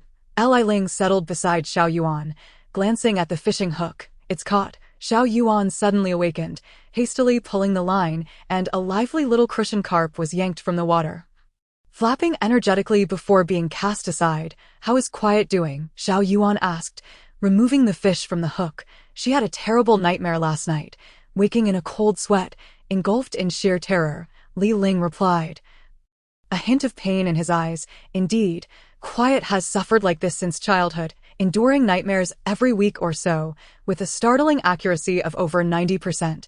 Xiao Yuan continued, casting the baited hook into the water. Yes, Li Ling nodded, observing the ripples on the lake's surface. So, you should be more attentive to Quiet, Xiao Yuan advised, patting Li Ling's shoulder. Li Ling remained silent, his gaze fixed on the lake. I will put an end to Quiet's baseless nightmares. He reclined on the grass, gazing at the white clouds and blue sky, savoring the tranquility of the moment. A gentle breeze swept by, leaving him momentarily speechless. After a day of gathering food, that evening, they gathered around to roast the dozen or so crucian carp they had caught, transforming them into dried fish. 15 pieces of dried fish, 9 bags of water. Xiao Yuan counted their meager resources. If this is meant for 2 people, how long can it last? Li Ling inquired, examining the fish and water bags laid before him. This can last us 10 days, Xiao Yuan asserted confidently. Then, Uncle Xiao, do you have faith in finding the next oasis within those 10 days? Li Ling continued to question. I will certainly do my best, but the deeper we venture into the desert, the more dangers we will encounter, such as sandstorms and quicksand. Xiao Yuan replied. Li Ling was untroubled by sandstorms or quicksand. His greatest fear was the scarcity of food and water, for the absence of either would mean certain death for Quiet and Xiao Yuan. Two ordinary individuals. Very well, we shall set off tomorrow morning, Li Ling declared. Quiet, come with me for a moment, Li Ling said, beckoning her. Quiet nodded silently and followed him to a more tranquil part of the forest. Quiet, what did you dream about last night? Li Ling asked, facing her. The mention of her dream, Quiet's eyes widened in terror, as though recalling an exceedingly dreadful event. It was a world shrouded in darkness, devoid of anything, only countless pairs of green, glimmering eyes fixated upon me, as if I were mere prey. I kept running, yet could not escape the darkness, Quiet said, clutching her head in sheer horror. Enough, do not dwell on it any further. Li Ling gently removed her hands from her head, offering comfort. It was a pitch-black cave, an unfathomable void, where chilling sounds echoed, and the ground was littered with bones, sending shivers down one's spine. Quiet seemed unable to stop reliving the memories. Drenched in cold sweat. All right, look at me. Do not think about it anymore, Li Ling urged, cradling Quiet's head, directing her gaze to his eyes. Look at me. Right now, my eyes harbor only one objective: to completely cure Quiet of her nightmare affliction and restore her to a normal life. Thus, we are diligently searching for every place Quiet dreams of, hoping to uncover a clue. Therefore, Quiet, do not worry any longer, Li Ling said, his gaze focused intently on her. Quiet scrutinized Li Ling's eyes and pupils, finding her own reflection within the depths of his dark gaze, which appeared so serene and tranquil. Yes, I understand, Quiet nodded silently. Consequently, the task of guiding us to the ancient tomb must fall to Quiet, for only she knows the correct direction, Li Ling stated. Yes, I understand. Both Uncle Xiao and I have been there once before, so we won't go astray. However, the tomb is from 100,000 years ago, and we have no idea what dangers lie within. Quiet finally managed to calm herself. I believe that only upon reaching the depths of that ancient tomb will we uncover the answers to the mysteries of 100,000 years past. Li Ling mused, his eyes half-closed in quiet contemplation. Chapter 85. The Lost Ancient City. A month later, beneath the dim, yellow sandstorm, for figures trudged forward like ants. What is the nature of this sandstorm? Li Ling struggled against the fierce gusts of sand, managing to utter a few words, only to find his mouth filled with grit. Is this how it always is around here? Xiao Yuan pulled his cowboy hat low to shield himself from the sand. When will we reach the entrance to the ancient tomb? Li Ling, with sand swirling around him, exclaimed with determination. We are almost there. Just ahead lies the entrance to the ancient tomb. We must traverse this tumultuous, storm-ridden area swiftly, or we shall soon face an even more ferocious tempest, Xiao Yuan shouted, clutching his cowboy hat tightly to prevent the fierce winds from whisking it away. Is this a jest? The entrance to the tomb is amidst such bizarre weather in the desert. It is no wonder that it has eluded seekers for so long, Li Ling shouted, as another mouthful of sand found its way into his mouth. In truth, there is a significant reason for this. Since ancient times, this region has been prone to the shifting of hills, compounded by the effects of powerful magnetic storms, Xiao Yuan elucidated. Magnetic storms.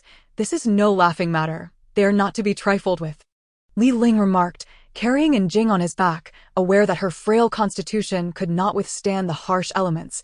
The intensity of the sandstorm rendered the four companions mute, their faces grimy with dust as they pressed onward. Each step a laborious challenge. After more than an hour of relentless effort, they finally arrived at a mysterious ancient city. This enigmatic city, standing resilient amidst the storm, remained unburied, its marvels defying comprehension. Curiously, the sand seemed to swirl around the city as if it were protected by a natural barrier against the tempest.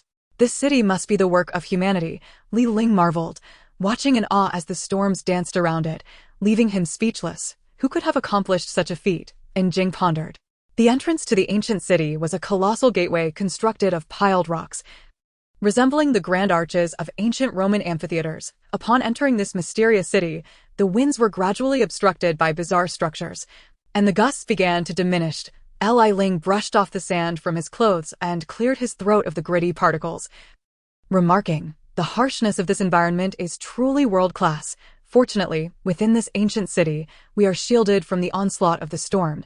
He continued, "The severity of the conditions here stems from the unique magnetic field, which creates swirling vortices, causing the storms to perpetually encircle the city." Xiao Yuan removed his cowboy hat and dusted it off.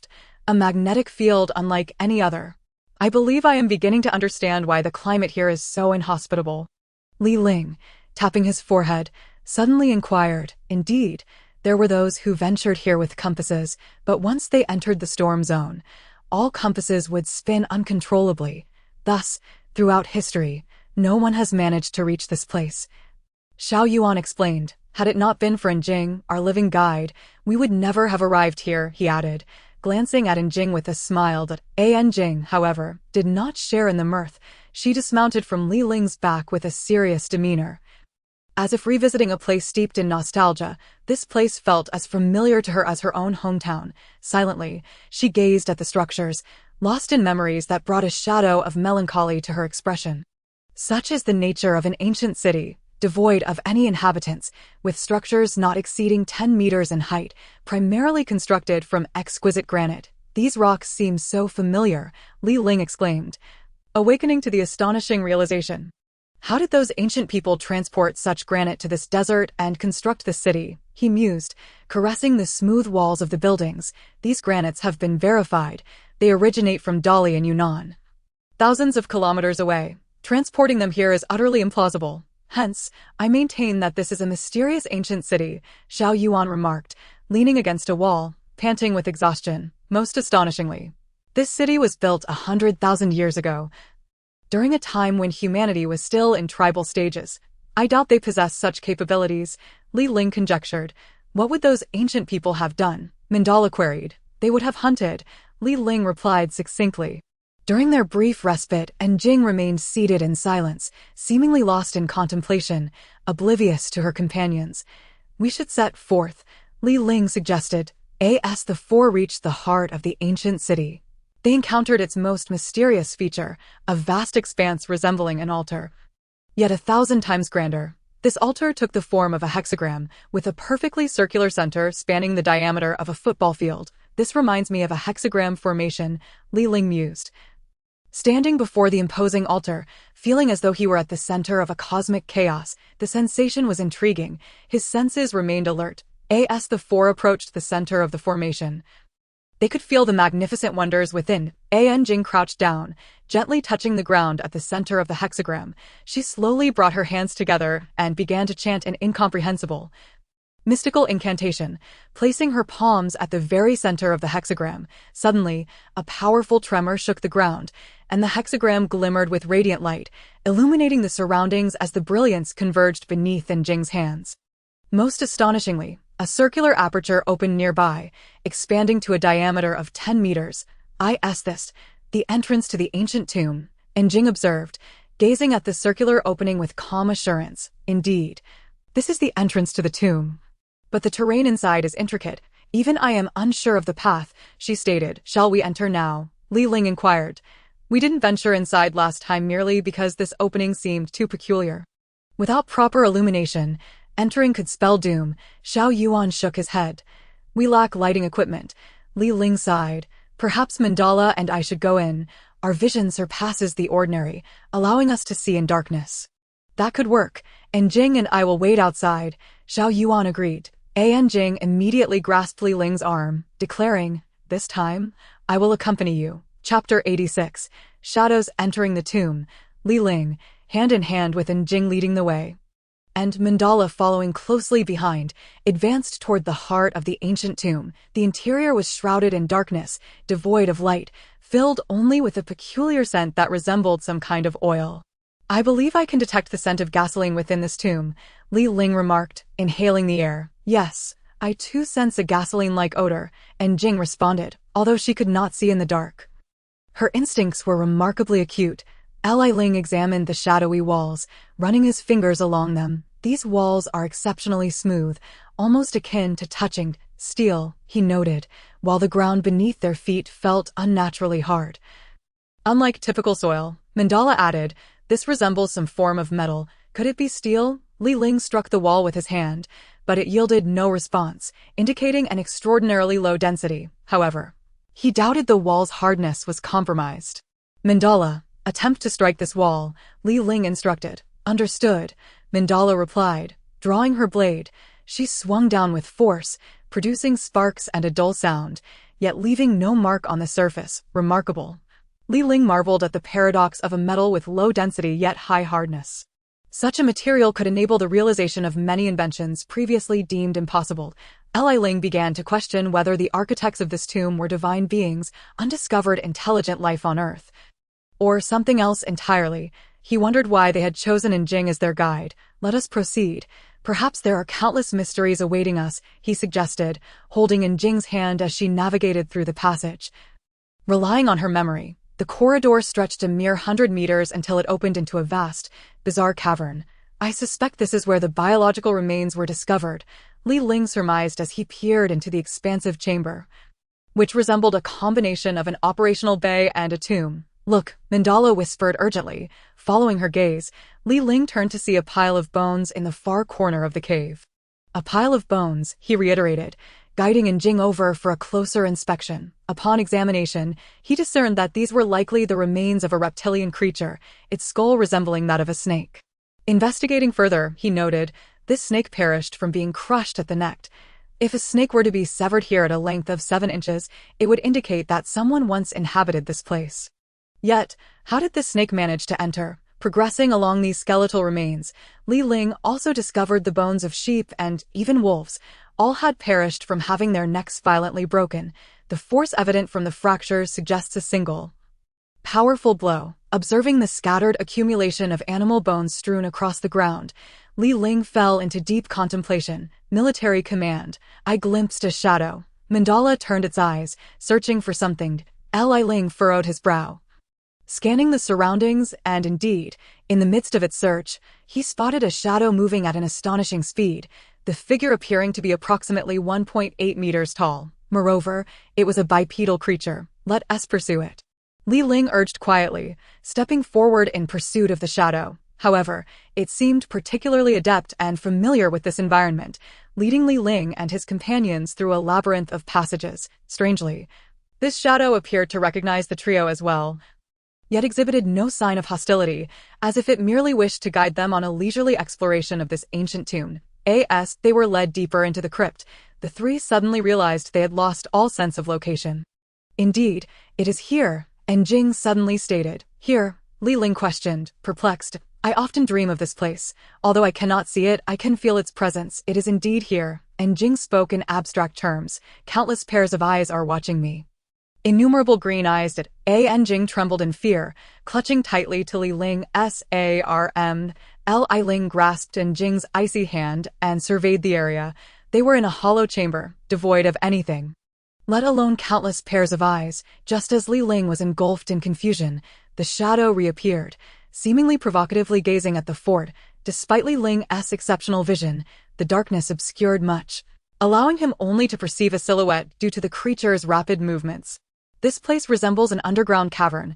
We are being led around in circles while it exploits its familiarity with the surroundings to guide us through the ancient tomb. Li Ling sighed. Do you still believe this is an ancient tomb? Mandala inquired skeptically. Truthfully, from the moment I entered this place, it felt less like a tomb and more akin to a colossal spacecraft, Li Ling confessed, unsure why such a thought had arisen. However, upon entering this ancient tomb, his first impression was that it resembled an enormous spacecraft, one that could not possibly have been constructed with human technology. What it is shall reveal itself once we have explored every corner, Li Ling remarked, gazing at the shadow weaving through the darkness. But before that, we must ascertain the true nature of the shadow, Li Ling stated, observing the figure concealed behind a pillar. This shadow bears no malice. It appears to be merely circling us to determine whether we are a threat. Mandala analyzed the situation. Li Ling found Mandala's assessment to hold merit and deemed it worth attempting. We are the indigenous people of this planet, Li Ling began, though he was uncertain why he introduced himself as an indigenous earthling. Perhaps deep down, he sensed that this shadow was not of earthly origin. We have come here to investigate certain matters and hope to gain your assistance, Li Ling continued. His voice echoed ominously in the tomb, resonating with a chilling depth. We hold no animosity. We merely seek to uncover the truth surrounding the colossal non-earthly being S remains and that ancient. Undeterred Li Ling continued. He wished to say more, but the shadow emerged from behind a wall, gradually approaching the trio. Chapter 87. Trapped in the ancient tomb as the shadow drew near. Its furry form slowly materialized before Li Ling and Mandala. The shadow possessed long, unkempt hair cascading chaotically over its shoulders, and its gaze reflected a hint of trepidation as it cautiously advanced toward them, yet hesitated to draw too close.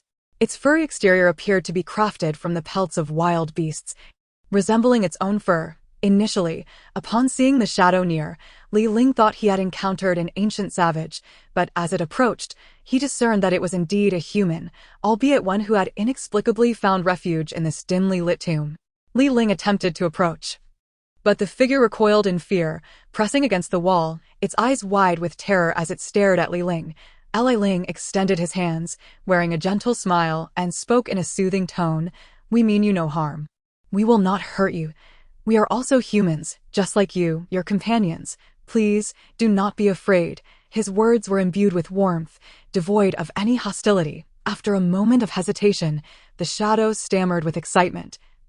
"Why, you truly are humans." Its voice trembled, rife with stuttering and mispronunciations, yet it was evident the individual could speak Chinese, and quite fluently at that, perhaps due to prolonged isolation within this place. Its linguistic capabilities had begun to deteriorate, threatening its ability to communicate. "Yes, you can absolutely trust us. We are humans, and we can assist you," Li Ling asserted, tentatively concluding that this was a person who had been trapped here for an extended period.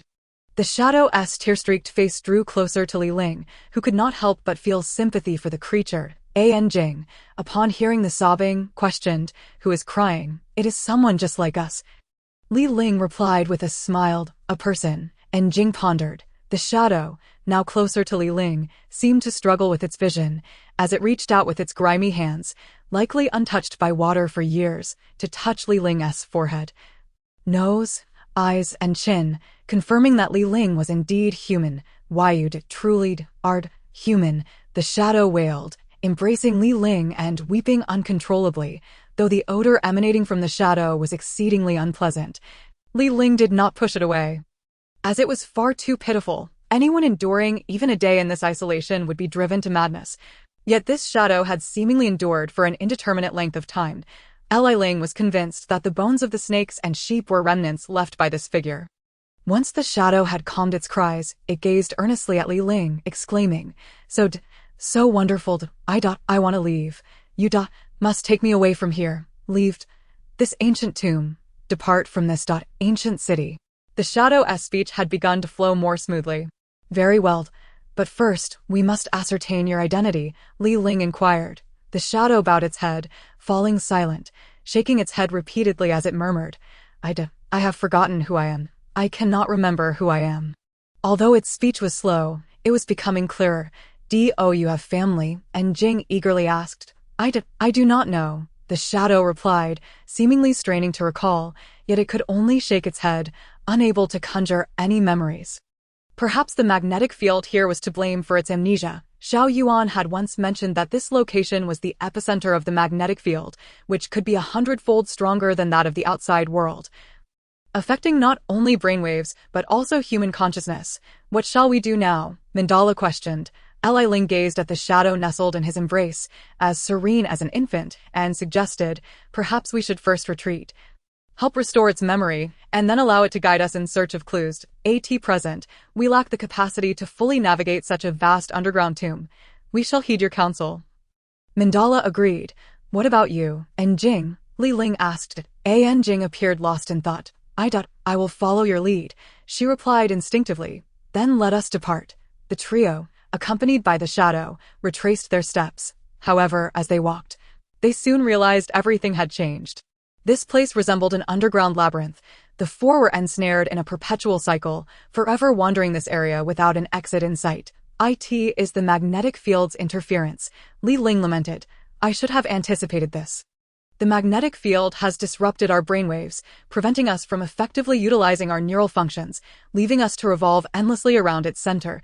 No wonder this individual had been trapped here all along."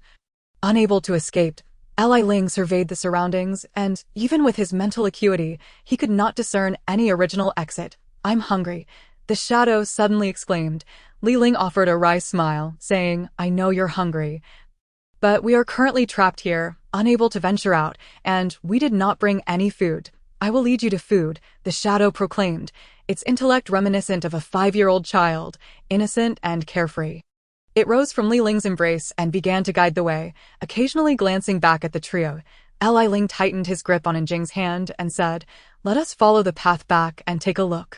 The three of them trailed behind the shadow, winding around the ancient tomb for approximately an hour, until they arrived at a rather extraordinary location. Here, amidst the labyrinth of underground passages resembling a cavern, there was an unexpected source of light, emanating from a series of mesh-like vents that connected directly to the outside world. To their astonishment, beyond these vents lay a vast desert, engulfed in fierce winds and swirling sands. Shielding his eyes from the long-lost sunlight, Li Ling gradually acclimated to the brightness. Once he adjusted, gazing at the vent, Li Ling was momentarily taken aback. He was not the only one caught off guard. Mandala was equally astonished. For the vent resembled a colossal propulsion system with an astonishing 10-meter diameter. The enormity of this apparatus was simply unfathomable, just as Li Ling and Mandala were mesmerized by the sight before them. A voice of surprise and joy rang out from behind. "Father, is that you? Father." Chapter 88. Living off the land. Upon hearing Enjing call out for her father, Li Ling felt a sudden jolt of surprise. Though his heart brimmed with joy rather than fear, "Father, it truly is you," Enjing, illuminated by the rays of sunlight streaming through the top of the propulsion system, caught a glimpse of the shadow's features. The shadow's face, having long been shrouded in darkness, had taken on a ghostly pallor, yet its countenance remained unchanged, a square-shaped face, obscured by an abundance of hair and a beard that concealed roughly 70% of it.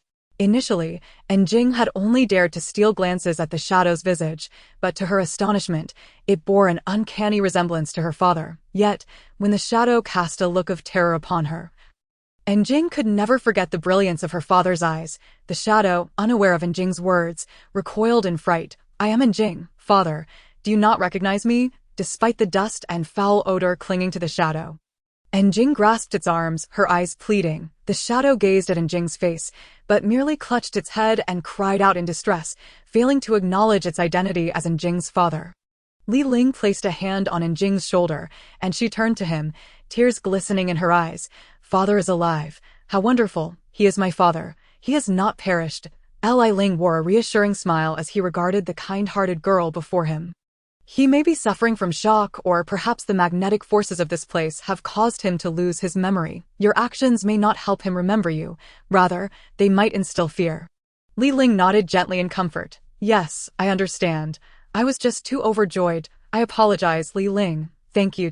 Enjing's apology stemmed from her earlier impulsive behavior, while her gratitude was directed towards Li Ling for aiding her in locating her father.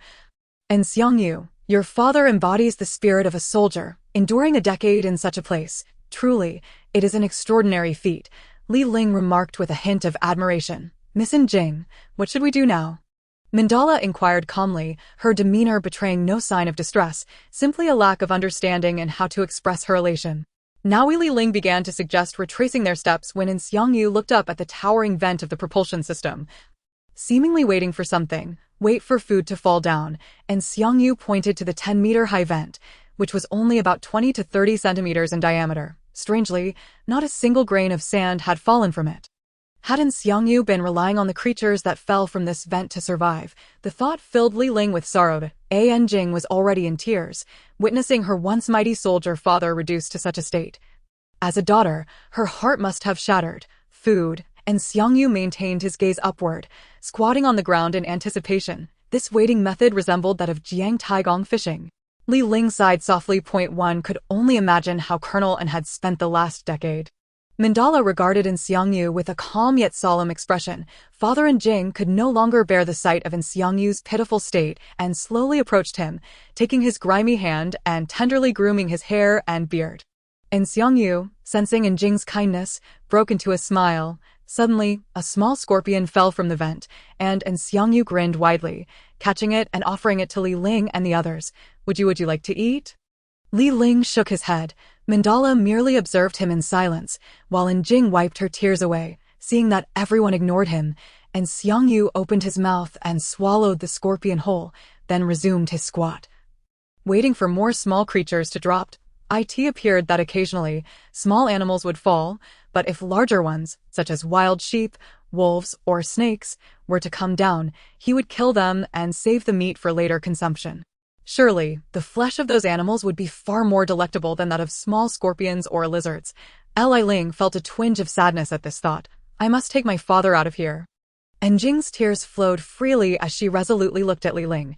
Li Ling, I will definitely take my father out. The proud girl and Jing had for the first time referred to Li Ling as brother. It was a sign of reliance and trust. Li Ling forced a smile and replied, yes, we will certainly find a way out. Soon after, a few more lizards and scorpions, even a mouse, tumbled down, all swallowed in one go by Xiangyu. This was a life of living off the land. I am full, and Xiangyu said, patting his belly as he turned to Li Ling, taking his hand. Li Ling found it peculiar that he would seek to hold his hand. Was it because he found some semblance of security in him? Yet Li Ling chose not to dwell on these thoughts, simply offering a gentle smile. He then addressed Jing and Mandala, saying, let us return. Wait, Commander, we could destroy the mesh of this propulsion system and escape. Mandala suggested. Li Ling gazed at the 10-meter height and shook his head. It's too high. It's not feasible. How would we know without trying? Mandala's eyes remained fixed on the vent. Commander, you can lift me to 10 meters, and I shall attempt to slice through it with my Chai-E blade, Mandala proposed. Li Ling had considered this, but reasoned that it was unlikely to work, as every metal object in this place was incredibly hard. A fact proven upon their entry. Nevertheless, it still provided a glimmer of hope, and Li Ling nodded, not dismissing Mandala's suggestion. Li Ling smiled warmly at Xiangyu, gently releasing his hand and instructing Jing. Please take care of your father. Jing nodded earnestly, grasping Xiangyu's hand, who seemed a bit fearful of her due to her earlier roughness. Li Ling crouched down, crossing his hands on the ground. I apologize, Commander, for putting you in this position, Mandala said, lowering her head in apology. It's quite all right. It's merely providing you a springboard, Li Ling replied with a slight smile. Now, step onto my hands. Yes, Commander, Mandala responded promptly, understanding the urgency of the situation. Once she stepped onto his crossed hands, Li Ling let out a mighty shout, channeling his energy into his arms, propelling Mandala upwards with tremendous force. In midair, Mandala drew her Chai-E blade, executing a swift and powerful slash. With a resounding crack, the blade struck the vent, snapping cleanly in two, an outcome that Li Ling had anticipated. Mandala descended rapidly, landing with a knee bend to soften the impact, standing firmly on the ground. I'm sorry, Commander. I failed, Mandala said, discarding the remaining half of her blade, her voice calm despite the disappointment. It's all right. At least we now know that this is the end of the ancient tomb, not an exit, Li Ling remarked with a faint smile at Mandala. What should we do now? Mandala still held onto her remaining Chai-E blade, her sole means of defense. We should retrace our steps and hope to find a way out, Li Ling suggested. Jing's gaze grew somber as she looked at her father's disheveled state.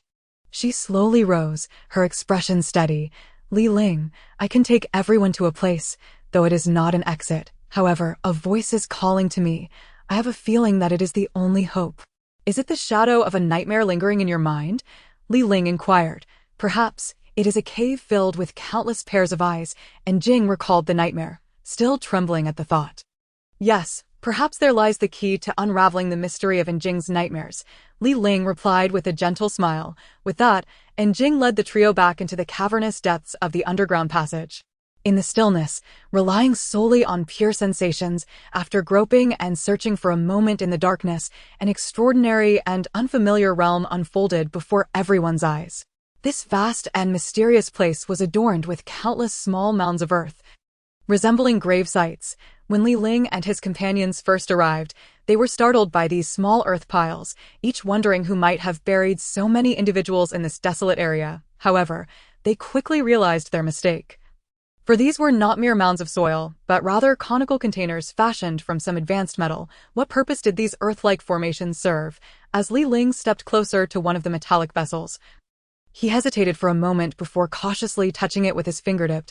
To his astonishment, his finger instantly froze, enveloped by an indescribable chill that penetrated to the very marrow of his bones. Were it not for the protective barrier of his true energy, he would likely have been transformed into a frozen statue. Withdrawing hastily, he warned his companions, "Do not touch these containers. Their surface temperature is exceedingly low. At least below 200 degrees Celsius. I suspect these vessels have reached absolute zero." But Jing was taken aback. If she recalled correctly, absolute zero was minus 273 degrees. What sort of entity required such frigid temperatures for preservation? As the four of them, along with Xiangyu, approached the center of these containers, an astonishing event transpired.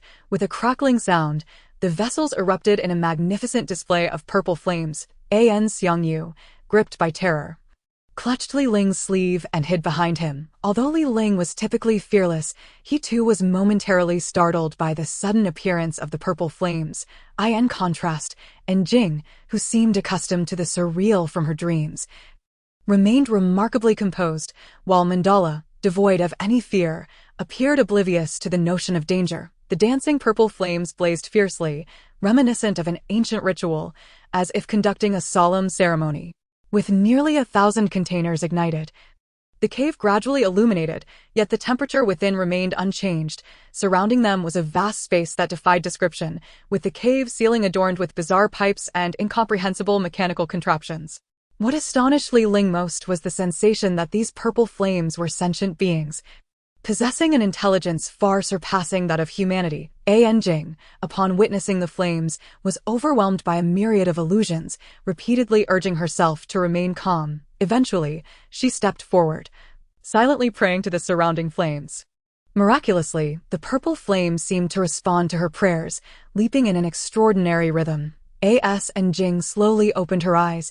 They sparkled with wonder. "I believe I can communicate with these flames," she declared. Li Ling gazed at Jing in disbelief. "Indeed, I can converse with these flames. I can hear their voices and comprehend their thoughts," she continued, her words becoming increasingly enigmatic.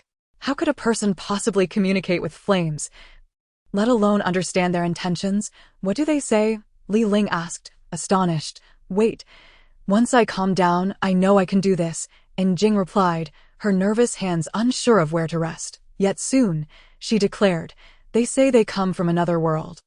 Their spacecraft malfunctioned, forcing them to land on this planet. However, they have been unable to repair it and have remained here for 100,000 years. As of now, all their machinery is fully restored. And if they can eliminate their mortal enemies, they shall take flight in 3 days." Li Ling was incredulous, observing Jing's eyes glimmering with excitement while glancing at the flickering purple flames. Struggling to accept this as reality, while he believed in extraterrestrial existence, the notion that these aliens were represented by dancing flames was too much for him to fathom. "What enemies? What spacecraft? What else did they say?" he asked, sensing that there was more to uncover. Jing grew increasingly anxious, even squatting down and covering her ears, unwilling to hear more of the purple flame's revelations. "No, it can't be true," she insisted repeatedly. Li Ling exchanged concerned glances with Mandala, while Xiangyu, still frightened, began to regain some composure. Jing, Li Ling called out, but she kept her head bowed, mumbling words in a language unknown to Earth. They also mentioned that 10,000 years ago, a group of Earthlings regarded this place as a shrine for worship. The exterior of their spacecraft was transformed into an ancient city, a city of sacrifices, with tombs beneath to bury what humanity referred to as gods. Hence, the presence of colossal skeletal remains and the eternally preserved arms within crystal coffins. Jing cradled her head, her once jet-black hair began to turn white. Eyes closed and voice trembling, it seemed that communicating with the flames demanded an immense mental toll. "Jing, your hair," Li Ling said, alarmed as he embraced her. "Stop listening. Please, cease this at once." Yet Jing continued to tremble, as if she had encountered something profoundly terrifying. Standing tall, Li Ling shouted at the flames surrounding them, "Can you understand my words? If you can hear me, please stop. Jing cannot endure this any longer." Perhaps his plea resonated, for the purple flames extinguished in an instant. The surroundings were shrouded once more in darkness. "Do not extinguish. Please tell me. The way to eliminate them, no. And Jing suddenly opened her eyes wide and screamed, as if comprehending the existence of something exceedingly dreadful. Chapter 90. The sealed Tout-Eye. The purple flames extinguished in an instant. Regardless of Jing's frantic calls, the flames refused to reignite. Her mournful cries echoed throughout the empty cavern, pleading for the flames to reveal more of their enigmatic secrets, yet they remained dormant. It was a fleeting nightmare. I and that dream. All who entered the ancient tomb would lose their lives, beneath a gleaming scythe. A scythe radiating an unbearable chill, and Jing was on the brink of collapse, gazing at the metallic containers that had grown cold in the absence of the purple flames. Her eyes lost all hope. For the vision had been too vivid, the images too clear. She longed to touch the icy vessels, to summon the purple flames once more, but was forcibly restrained by Li Ling, for the absolute zero temperatures were beyond her endurance. Tout-Eye, and Jing cried, collapsing to the ground, kneeling as if completely numb, her palms pressed against the earth. Slowly, she regained her footing, her head bowed, the pale strands of hair obscuring her face, gradually returning to their original dark hue. Tout-Eye, the ancient beast, she uttered, voicing an extraordinary name. Jing slowly lifted her gaze to meet Li Ling's frantic eyes, gradually finding her composure. He provided her with hope and a sense of security. In her eyes, a newfound tranquility emerged as she gently caressed Li Ling's cheek, tears welling in her eyes, before pointing towards the depths of the cave, saying, "Li Ling, brother, I am here." Li Ling was momentarily taken aback, his expression one of shocked. "We will surely survive and escape this place, won't we?" The sorrow and disappointment reflected in Jing's gaze. "Yes," Li Ling replied with a smile. "Come, follow me." Jing rose, resembling a goddess poised to embrace death.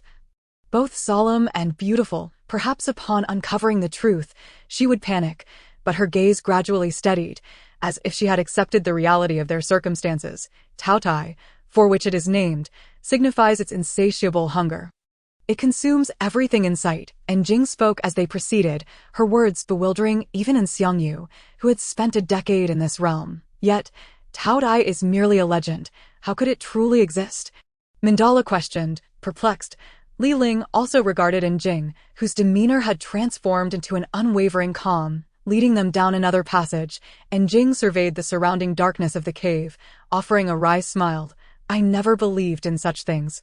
But since 10 years ago, when an inexplicable stone struck my head, I have been ensnared in nightmares, encountering phenomena beyond scientific explanation. The voices I hear come from extraterrestrial civilizations. Initially, I thought it mere nightmare. But to my astonishment, the entities from those dreams are indeed real, tangible beyond scientific rationale. Only upon arriving at the dream site did I realize that the cave within my dreams was genuine, and the occurrences therein were veritable. Moreover, the purple flames emerging from this cave can communicate with me." And Jing's eyes appeared composed, yet her mind was far from tranquil. With a soft sigh, she remarked, "And Jing, do not be alarmed. This world is full of wonders, and the Tout-Eye you speak of may only be a type of beast. Whether it truly exists is impossible to ascertain." Li Ling responded calmly. "Indeed, what Brother Li Ling has said may hold a semblance of truth. However, the phantoms revealed to me by the purple flames, that colossal creature from antiquity, and the damaged spacecraft, whose repair has consumed all of its energy, are of grave concern. The residual power within the vessel dwindles perilously close to nullity, yet the strength sealing the Tout-Eye also wanes. This so-called Tout-Eye shall soon emerge into our realm to wreak havoc. Millennia ago, in a bid to save this Earth, the purple flames imparted upon humanity certain formations and sealing techniques, perhaps better described as methodologies of spatial division and parallel dimensional manipulation, temporarily binding the Tout-Eye. Nevertheless, despite these measures, the Tout-Eye has trespassed thrice upon our world." Jing continued, her tone reminiscent of storytelling, yet those present understood that she spoke of experiences witnessed firsthand, or perhaps visions perceived within her own realm of illusion. But, Li Ling interjected, "Does this Tout-Eye even qualify as a creature of Earth? The Tout-Eye belongs neither to Earth nor to the realm of the purple flames. It is a denizen of the cosmos.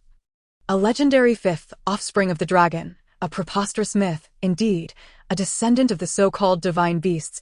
And Jing replied calmly. "How enigmatic." Li Ling furrowed his brow. "I cannot elucidate further. Perhaps the universe is boundless and its mysteries infinite. As for these purple flames, they hail from a celestial body known as Zifu. Their spacecraft, having encountered a malfunction, was compelled to descend upon Earth, where, unbeknownst to them, the Tao-Dai infiltrated their vessel, resulting in its arrival on our planet.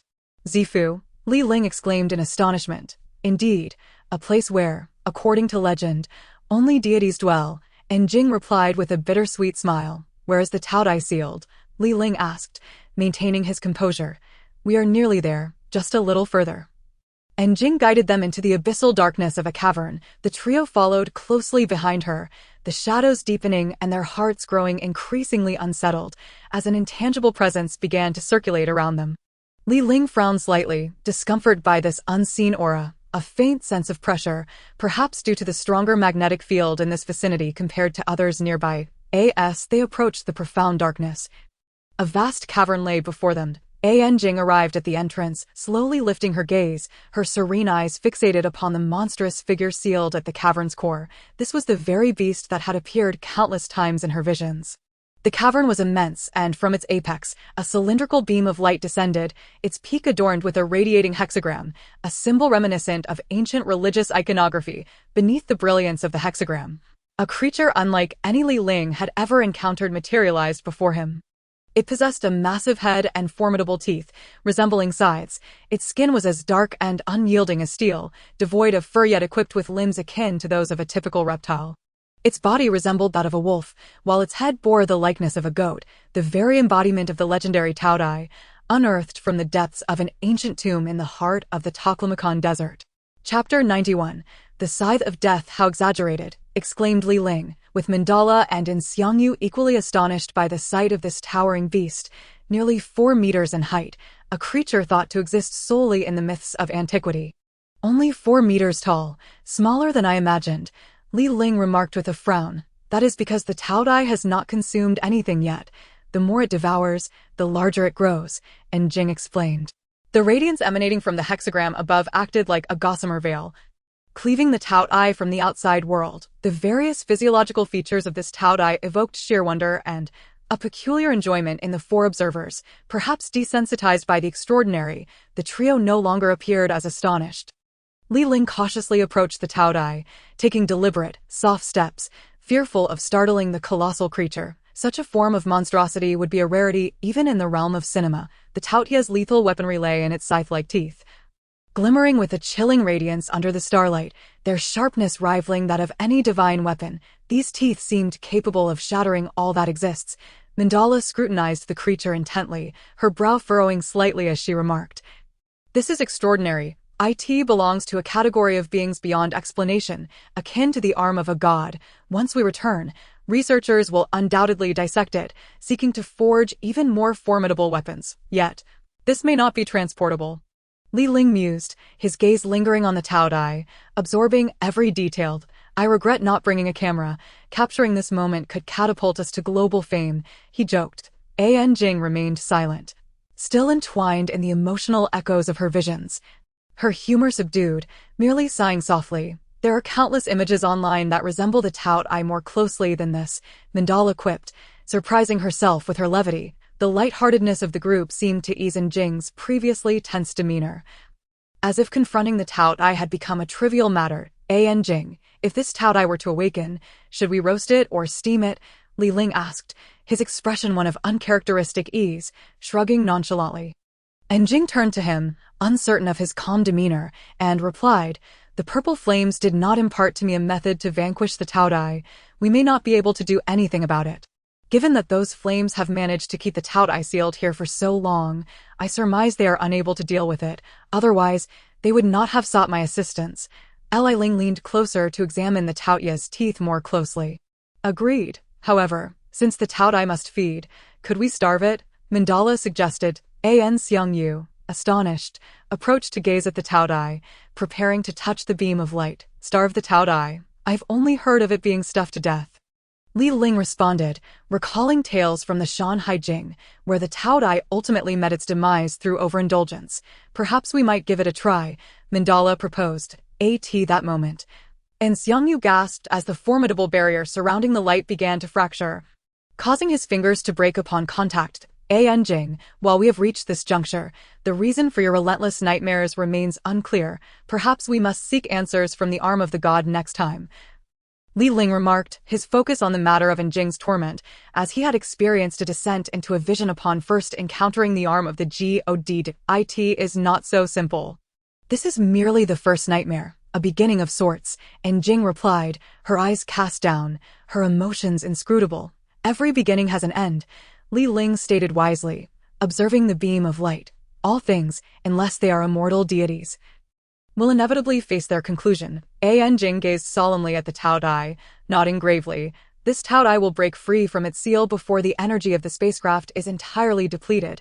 Perhaps this marks our final day in this world. Not necessarily, Li Ling countered. As long as we draw breath, we must live fully. When will this spacecraft take flight? He inquired. According to the purple flames, in 3 days, and Jing replied. Then we must stave off this Tao Dai for 3 days. Allowing the spacecraft to carry it far from Earth, Li Ling resolved, can we truly accomplish such a feat? And Jing questioned, her confidence wavering, for this was an ancient beast. A sharp crack echoed throughout the cavern.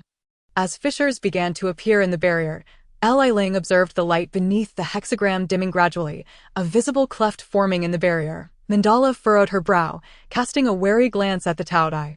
We must depart immediately, Li Ling urged, grasping An Jing's arm as the four began to flee toward the cave entrance. With a rumble, the ancient tomb trembled, the once resilient metal now fracturing under immense power.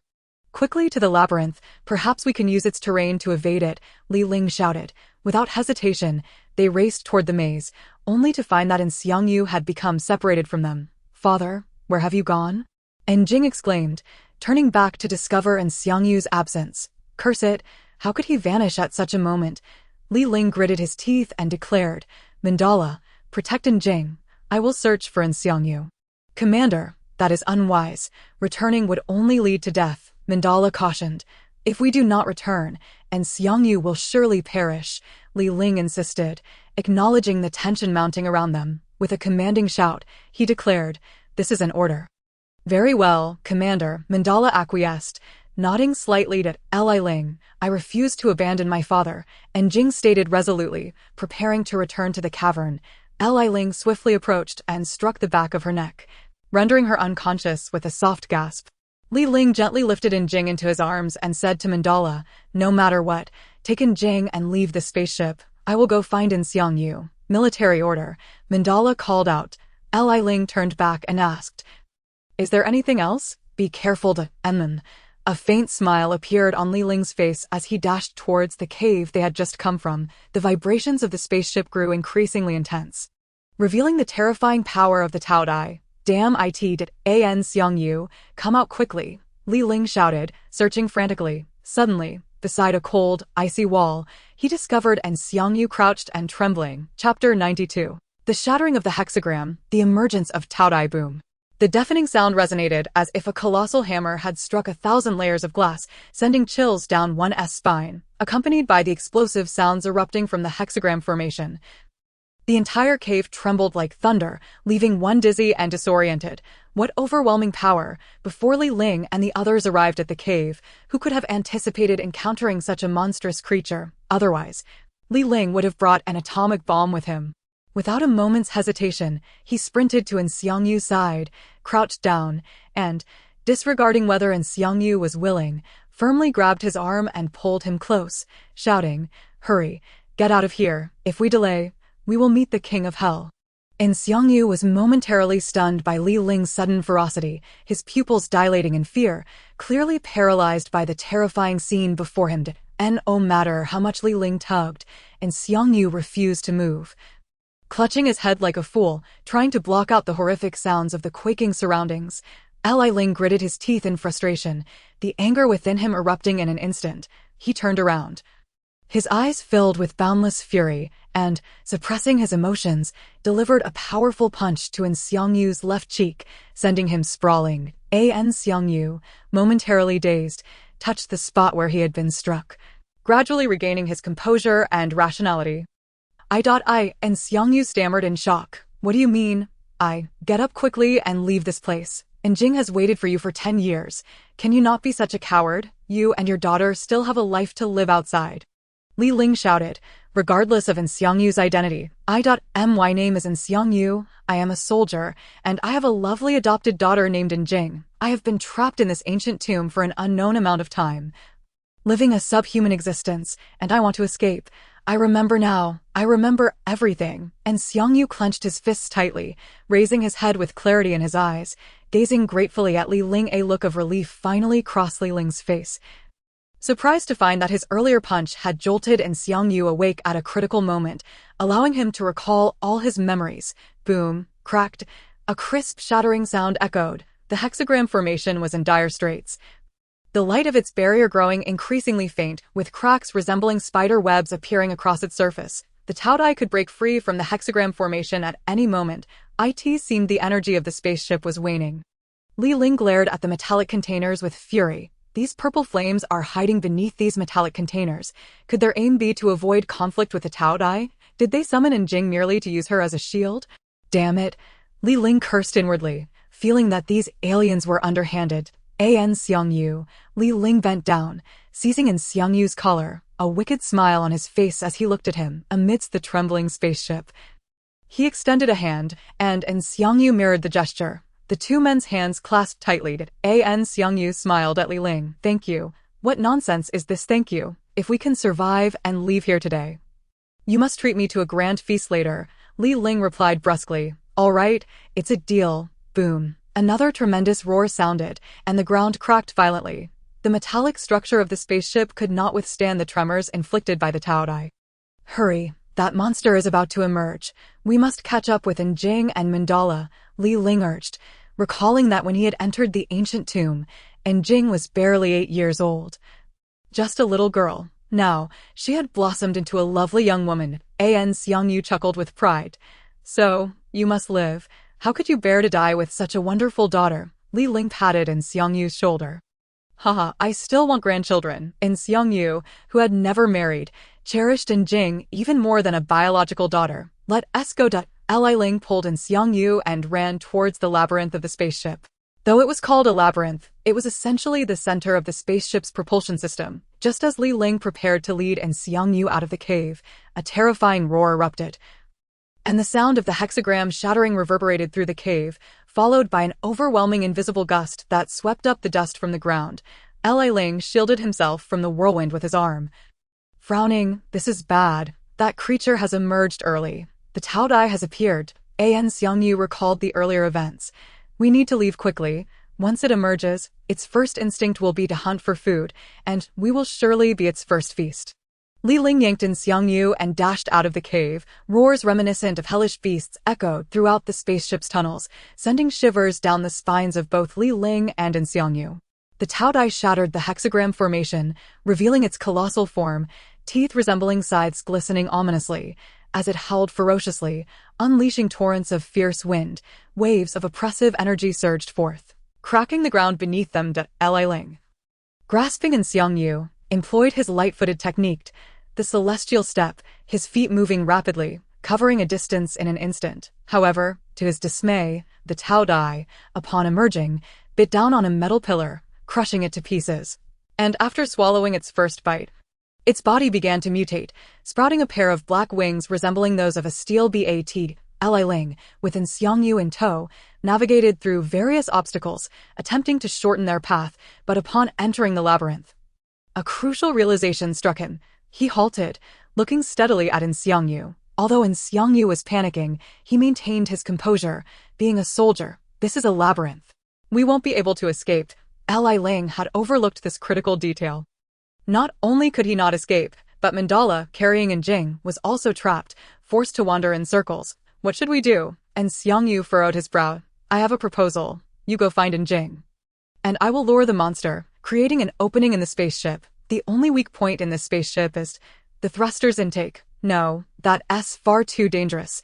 This Taodai is beyond human strength to contend with. Xiangyu attempted to argue further, but Li Ling's calm yet resolute gaze silenced him, making him feel the weight of Li Ling's determination. If we don't do this, no one will survive here. Someone must lead the Taodai to the thruster's location. I am the strongest here. No one else can take on this role. You must understand. This is our only chance at survival. Li Ling grasped in Xiang Yu's shoulders.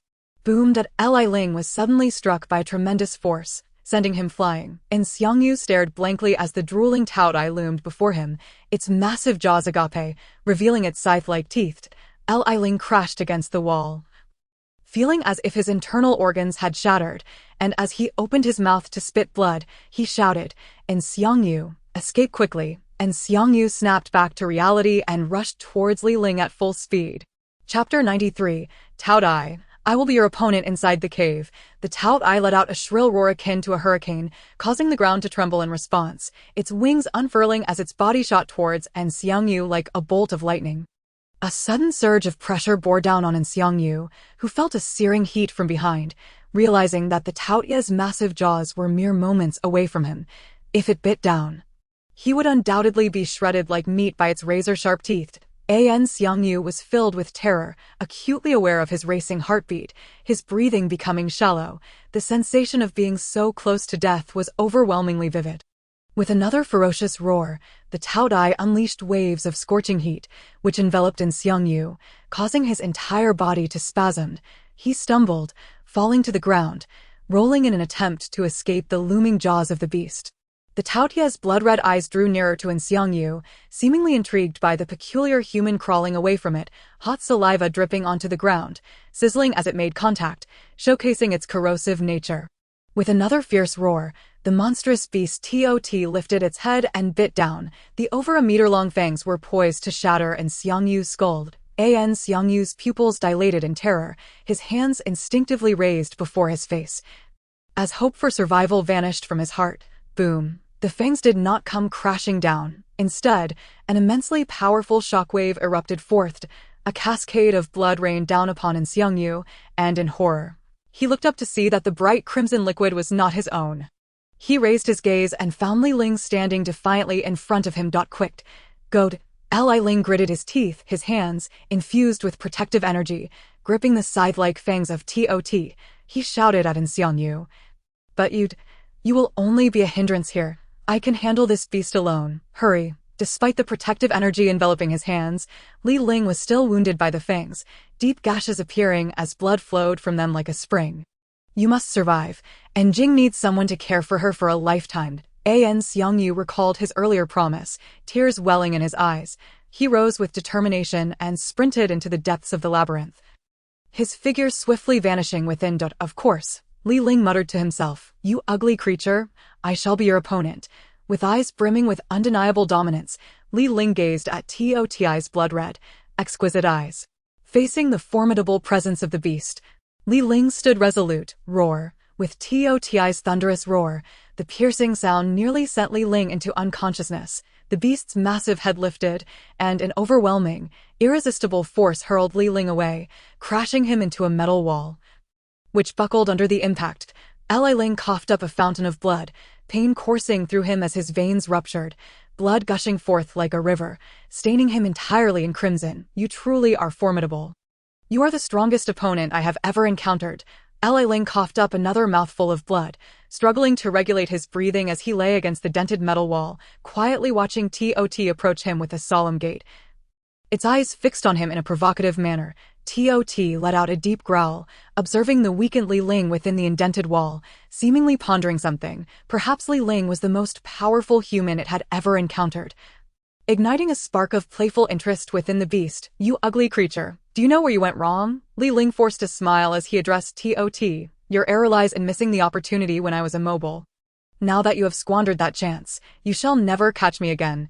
Li Ling's smile took on a sinister quality. Suddenly, an invisible, tremendous force surged forth, striking Tot's head with a sharp crack, pushing the beast back over 10 meters, its claws digging deep into the metal floor. Li Ling rose from the dented wall, focusing his mental energy on Tot. The taste of mental energy is quite delectable, is it not? He fixed his gaze upon Tot, unleashing another wave of powerful mental force aimed directly at the beast, which was still growling in defiance. Tot let out a piercing roar, charging forward to meet the mental assault head-on. Boom! With a burst of strength, Tot remarkably broke through the mental energy that Li Ling had conjured. Damn! You monstrous creature! Li Ling leaped out from behind the dented wall just as Tot lunged, demolishing the wall in a single bite, devouring it whole. I certainly do not wish to be caught by such teeth. Li Ling taunted with a smile, having already utilized the chi stage of the Jade Void return to seamlessly reconnect his meridians, restoring his nerve function. If you have the ability, then come chase me, little kitty. With a swift movement, Li Ling executed the heavenly gang step, dashing into the labyrinth, leading Tot toward the propulsion device as planned.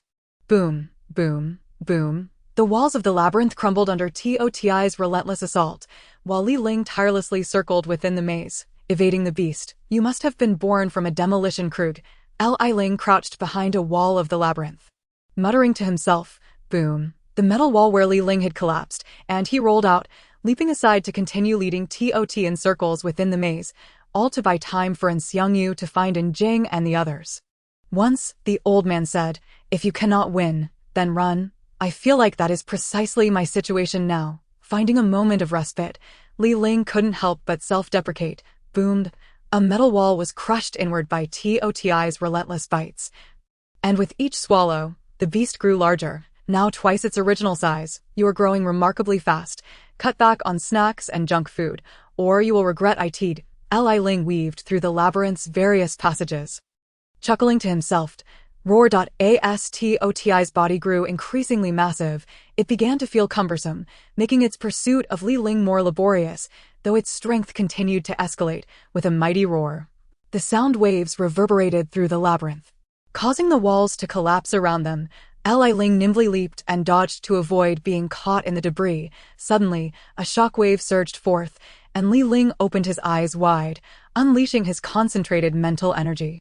Boomed. Li Ling's mental force was utterly shattered by Tot's roar, sending him flying, his feet carving deep grooves into the ground as he struggled to regain his balance, the soles of his shoes reduced to ash. Li Ling, big brother, command. Li Ling turned to see Jing, Mandala, and Xiangyu rushing toward him. Xiangyu, quickly lead everyone to the propulsion device, Li Ling shouted, his chest heaving with labored breaths, his strength and energy rapidly depleting from evading the beast. Go. Xiangyu grasped Jing's arm tightly, preparing to head toward the propulsion device, his gaze fixed on Li Ling's retreating figure. I won't leave. It's too dangerous for you to face Tot alone. In the pitch-black cave, Jing's eyes were wide with fear as she struggled against Xiangyu's grip, rushing toward the sound of Li Ling's voice. Meanwhile, the ground trembled violently as Tot unleashed another ferocious roar, charging directly at Li Ling. I in the darkness, Jing, with the weakest eyesight, could not perceive the imminent threat of Tot's charge. Li Ling, glancing back, furrowed his brow, gritting his teeth in frustration. With a low growl, he swiftly dashed toward Jing, seizing her arm and using his momentum and energy to accurately throw her toward Mandala. Mandala, take Jing to the propulsion device and wait for me. Jing trembled as she realized Li Ling intended to send her to Mandala's side. Her body was lifted into the air, and with her peripheral vision, she caught a glimpse of Li Ling's familiar silhouette, longing and concern filling her eyes as tears streamed down her cheeks. Li Ling, big brother, she called out as she was thrown. You mustn't come to harm. Li Ling's heart swelled with emotion as he glanced back at Jing before turning resolutely, his gaze sharpening as he concentrated a powerful wave of mental energy, charging directly at Tot, block Tot, and buy time for Jing. This was Li Ling's singular resolve at that moment. Odd Tot roar. The confrontation between man and beast reached a fever pitch. Jing was securely caught by Mandala, who held her firmly, pressing her hands against Jing's pulse points to prevent her from moving. You must not interfere with the commander. That will only endanger him further. Mandala spoke calmly, her eyes steady. We must go. Though Xiangyu's vision was poor, having lived in darkness for a decade, he could still discern the way and led them out. As they turned a corner, Jing glanced back at the radiant light, catching sight of Li Ling and Tot clashing, a powerful shockwave erupting, sending dust swirling and obscuring them from view. Li Ling, big brother, you must survive. I pray to the heavens. Jing closed her eyes in tears as they entered the next section of the labyrinth. As the dust settled, Li Ling and Tot collided once more, Mere meters apart, but during their last exchange, Li Ling's shoulder had been sliced open by Toti's fangs, a deep wound that nearly incapacitated his arm. Blood trickled down his arm as he gasped for breath. Barely holding himself together, his body racked with pain, Tot turned, lifting its head to gaze arrogantly at Li Ling, slowly approaching him, its eyes filled with disdain as if to impose its dominance upon him. Compelling Li Ling to submit, it seemed Tot had no intention of devouring Li Ling, but rather sought to claim him. Your gaze reminds me of a phrase, to reign supreme over the world. Li Ling, with an indomitable will, leaned against the wall behind him, a blood-splattered smile gracing his lips. Alas, this so-called ruler, is not about consumption, but rather tolerance. It is about protection. Leaning against the wall, Li Ling slowly rose to his feet. It is not for one's own benefit, but to safeguard the interests of those dear to him. Humphed. The gluttonous beast, with blood-red eyes, abruptly stood up, extending its sharp claws, swiping at Li Ling, lifting him high and pinning him against the wall. Its gaze piercing into Li Ling's eyes. You expect me to submit to you with that gaze? Li Ling scoffed coldly, a mocking smile on his lips. However, you are not worthy of such. Despite being gripped by the beast's claws, Li Ling still managed to raise his arm and grasp the beast's lower limb. You know, there exists a technique known as storing energy, Li Ling continued. Fixing his gaze upon the glutton's blood-red eyes, it is a method of completely internalizing one's power, contracting, compressing, and enduring, until it ultimately condenses into a single point, unleashing the entirety of one's strength in an explosive release. Just like emotions, bloodied yet unyielding, Li Ling could not conceal the contemptuous smile directed at the beast. You will never comprehend, for you are merely a beast, yet this single point of power possesses the might of 1,000 June. Li Ling's eyes shone with a fierce light, radiating an unusual brilliance. It was taught to me by my master, the old man. Slowly lifting his arm, he clenched his fist, extending his index finger. Suddenly, a torrent of scorching energy began to coalesce at the tip of his finger. The process of this accumulation had just reached completion. I shall name it the 1,000 June power. Li Ling raised his head defiantly, as a force capable of disturbing the very fabric of space came to a head. And then, with a resounding boom, it erupted. The glutton had always sought Li Ling's submission, but never anticipated that such a sudden strike could. With a tremendous roar, the beast was pierced through the head by an incredibly swift, condensed beam of light, shattering its scythe-like fangs in an instant. With a wretched howl, the glutton released Li Ling, stepping back while clutching its shattered teeth, which rapidly regrew sharper than before. Li Ling coughed up a mouthful of blood. Damn it, I've lost too much blood this time. His mind swam with dizziness. However, now is not the time to faint. Glutton, the game of cat and mouse is far from over. Come forth, Li Ling, considering himself the mouse, swiftly dashed towards the direction of the thruster. The glutton, enraged after having its teeth shattered, was completely incensed, its primal instincts fully unleashed, its strength rapidly escalating. As it pursued Li Ling, it tore and devoured any metal in its path. Its body swelling in size, gritting his teeth, Li Ling fought to maintain his clarity, sprinting at breakneck speed, with the glutton hot on his heels, navigating through one corridor after another. Suddenly, the path opened wide, revealing the thruster, the weakest point of the ship, just 10 meters ahead. Come now, my dear, it is time for you to showcase your formidable strength and break through here. Li Ling straightened his posture, turning to face the towering glutton, now standing 10 meters tall, revealing a faint smile. Chapter 95. Born of rage turning to another space. Within the vast thruster chamber, the glutton's astonishing roar echoed. The decibels of this roar threatened to engulf the area, obliterating everything in a maelstrom of sound. Li Ling's elder brother, a familiar voice of concern resonated from behind him. Li Ling furrowed his brow, unable to turn and acknowledge the quiet, worried expressions of Jing and Man Duo. For a colossal challenge and danger lay before him. In the face of a creature only spoken of in legends, even the slightest misstep could lead to being devoured in an instant.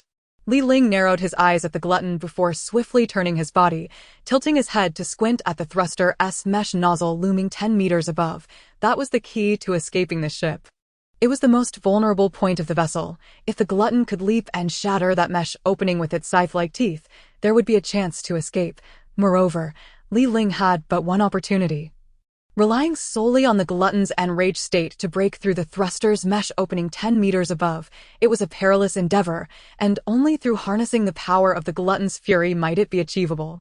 In the labyrinth, the glutton's furious roars reverberated, scorching heat venting forth, searing the surrounding metal. It was akin to steam billowing from a volcanic crater, causing even diamond-hard metals to nearly soften. There was no retreat left. It all rested upon you, little kitty. Whether we can escape lies entirely in your hands, of course. If you manage to shatter that opening, I wouldn't mind offering you an arm for your efforts. A cold smile curled upon Li Ling's lips, his eyes sharpening in an instant. A surge of impact, fueled by all of Li Ling's mental energy, radiated outward. Ancient legendary beasts, unleash your fury, reveal your ultimate power. The impact surged dramatically, sending metallic shards skimming across the ground like a colossal tidal wave, yet Li Ling understood that even such a mental force would inflict no harm upon the glutton. At most, it would only serve to amplify the beast's rage, rendering it even more irrational and primal, thus easier to control. The glutton's blood-red eyes perceived the immense power before it, and with a roar, it lowered its colossal, razor-sharp claws, striking the diamond-hard ground, cleaving it as it charged fearlessly toward the oncoming impact. A collision ensued. Boom! Waves of power rippled through the air. The impact manifested in 3 waves. And the glutton, leveraging its formidable strength, barreled through the first 2 waves unscathed. As the 3rd wave approached, the creature raised a claw and swatted down at the intangible force in midair. Boom! With a ripping sound. The 3rd wave of impact was brutally torn asunder, dispersing into 2 separate forces that crashed against the metallic wall, producing a distant echo of collision. Truly monstrous. Li Ling had no time for hesitation. Pivoting and racing toward the thruster, Man Duo, provide support. Li Ling made a swift decision, shouting at Man Duo, who stood against the wall by the thruster. Instantly comprehending, Man Duo understood that without a platform, it was impossible for a human to leap 10 meters high, equivalent to a 10-story building. Following Li Ling's command, Man Duo released her grip on Enjing's shoulders and swiftly dashed toward Li Ling. Enjing and Xiangyu were drenched in cold sweat at the prospect of what these two were about to undertake, for the consequences were utterly unpredictable. In midair, the lack of mobility rendered the risk exceedingly high. Meanwhile, the glutton, still pursuing Li Ling in its enraged state, bore bloodshot eyes, utterly terrifying, resembling a beast that had completely lost its reason, knowing only to devour. Its primal nature laid bare in that moment. Just as it should be, Li Ling took a deep breath, accelerating his run, each stride spanning over 5 meters, his legs infused with nearly all the true energy from his dantian. With a mighty roar, he concentrated all his power in his core and leaped 5 meters high, just as Man Duo positioned herself perfectly beneath him, crouching low, gripping tightly to form a launching point. Li Ling let out a low shout, his feet connecting with the platform Man Duo had created, and with the powerful thrust of her throw combined with his charged legs, he shot forth like an arrow released from its bow towards the thruster's mesh opening. 10 meters high, the 6-meter-tall glutton pursued closely behind, letting out a triumphant roar upon witnessing Li Ling's daring leap, its body soaring, revealing its 2-meter-long scythe-like fangs, aiming to bite down upon him. The massive shadow of its maw, stained with dark red, loomed just below Li Ling. Remaining calm, he inhaled sharply, and with split-second reflexes, he infused his palms with true energy, delivering a swift strike toward the enormous fangs that threatened him from 5 meters below. Propelling himself toward the thruster's mesh opening, grasping the netting, he felt a chill as he clutched the thick, rope-like strands, each as thick as an arm. Gazing out from the opening, Li Ling was awestruck by the long-lost sight of the world outside. But there was no time to admire the landscape, as behind him loomed the glutton's dark maw. Crack! The glutton's massive mouth opened wide, mercilessly lunging toward Li Ling, who was suspended by one hand from the thruster. No, brother Li Ling. Enjing could no longer remain calm, leaping toward the spot where the glutton was about to land. Quickly, leave this place. Man Duo, realizing the imminent danger of Enjing's trajectory, sprang to her feet and rushed toward her. For Enjing's intended landing point was precisely where the glutton would fall. Boom! The thruster's mesh opening was violently torn, leaving it gaping wide, yet Li Ling's figure had vanished. The only possibility was that he had failed to evade the glutton's maw and had been swallowed whole by that 4-meter-high abyss. No matter who was present, No one would believe this to be true. The once godlike figure, Li Ling, who effortlessly traversed the desert with 3 companions and dealt with any enemy as a brilliant assassin, was just moments ago devoured by the monstrous Tao Dai as Junji. Mandala, in a fleeting moment of stillness, witnessed Li Ling being entirely consumed by the beast. Was there any chance of survival after being swallowed by such a colossal creature? As Jing and Mandala succumbed to an abyss of terror, a familiar voice echoed from the depths of the Taotia's maw. I certainly do not wish to be consumed by you here. The voice of Li Ling reverberated throughout the surrounding space. Chapter 96. Resolution. That familiar voice instantly brought a glimmer of hope to Jing and Mandala below, seizing the fleeting opportunity amidst the descending mass of the Tao Dai. Mandala yanked Jing into her embrace, holding her slender form tightly. With all her might, she propelled herself forward, rolling out of the range of the Taotia's fall. Boom! The Tao Dai landed with a thud, its chilling claws carving deep gouges into the diamond-hard ground. It became frenzied, opening its 4-meter-wide maw and flapping its black wings, letting out a deafening roar that nearly shattered the heavens. The sheer force of the roar nearly knocked Li Ling unconscious. Yet his face bore no trace of fear. It was a mysterious power that allowed a faint, almost mocking smile to grace his lips as he channeled protective energy from his dantian. Gripping the razor-sharp fangs of the Tao Dai with unwavering strength, he stood firm against the crushing force of the beast's jaws, pushing them apart with sheer willpower. Such an act was nothing short of astonishing. The biting force of the Tao Dai was so immense that even diamond-like metals could not withstand it, yet Li Ling managed to wedge himself within the creature's gaping mouth. There were no words to describe this phenomenon other than a miracle. Mandala paused for a moment, rolling with Jing to the back of the Tao Dai. Upon hearing Li Ling's voice, she regained her composure and assessed their predicament. However, the Taotia's towering form still loomed over them, imposing great pressure. Mandala's gaze sharpened, her chest rising and falling as if gathering tremendous strength. Within Mandala's embrace, Jing experienced significantly less turbulence. Her shock outweighed her harm, and her primary concern became whether Li Ling was still alive. Li Ling, big brother, Jing silently prayed, feeling the insignificance of human strength before such a behemoth. Mandala's eyes glinted with a fierce determination, and in that moment, she held only one conviction: to vanquish the beast before them and save Li Ling. Before the Tao Dai, she felt no fear. Despite the creature's enormous size, as an extraordinary being, she resolutely drew the last remaining cicada wing blade from her back sheath. Even if she were to be defeated, she would fight with all her might. But at that moment, a voice resounded. Mandala, the exit of the thruster is open. Quickly take Jing and Xiangyu and leave the ship. I will hold it back. Li Ling had closed his eyes, blood trickling down his forehead, nearly obscuring his vision. He did not know what kind of willpower sustained him as he held the Taotia's massive jaws apart. Perhaps this will was shocking even to Li Ling himself. This potential surged forth in an instant, and he was unaware of when it would dissipate. Yet, he had no time for further contemplation. For the survival of all depended on their ability to escape the ship. Junji. Mandala took a deep breath. Her right hand, which had been tightly gripping the cicada wing blade, abruptly ceased its action. After a brief moment of hesitation, she made her decision. Junji's words were infallible. Everything must proceed according to his wishes. Mandala did not defy Li Ling. Instead, she sheathed her blade and clasped Jing's hand. However, Jing, with her ordinary human perspective, was filled with concern and shook her head, saying, "No, we cannot leave Li Ling behind. You and Xiangyu must go. This is Junji's command." Mandala's voice was cold, as though she were a machine programmed solely to execute orders. "I will not go. Why are you so heartless? Do you not realize how many times Li Ling has saved us?" Jing pulled against Mandala's grasp, yet could not break free. "Let me go. I must save my big brother Li Ling." "You heartless woman." Despite Jing's frantic efforts, she could not escape Mandala's grip, and her face turned crimson with frustration. "I'm sorry, Miss Jing, but this is Junji's command." Mandala turned her back, resolutely dragging Jing towards Xiangyu.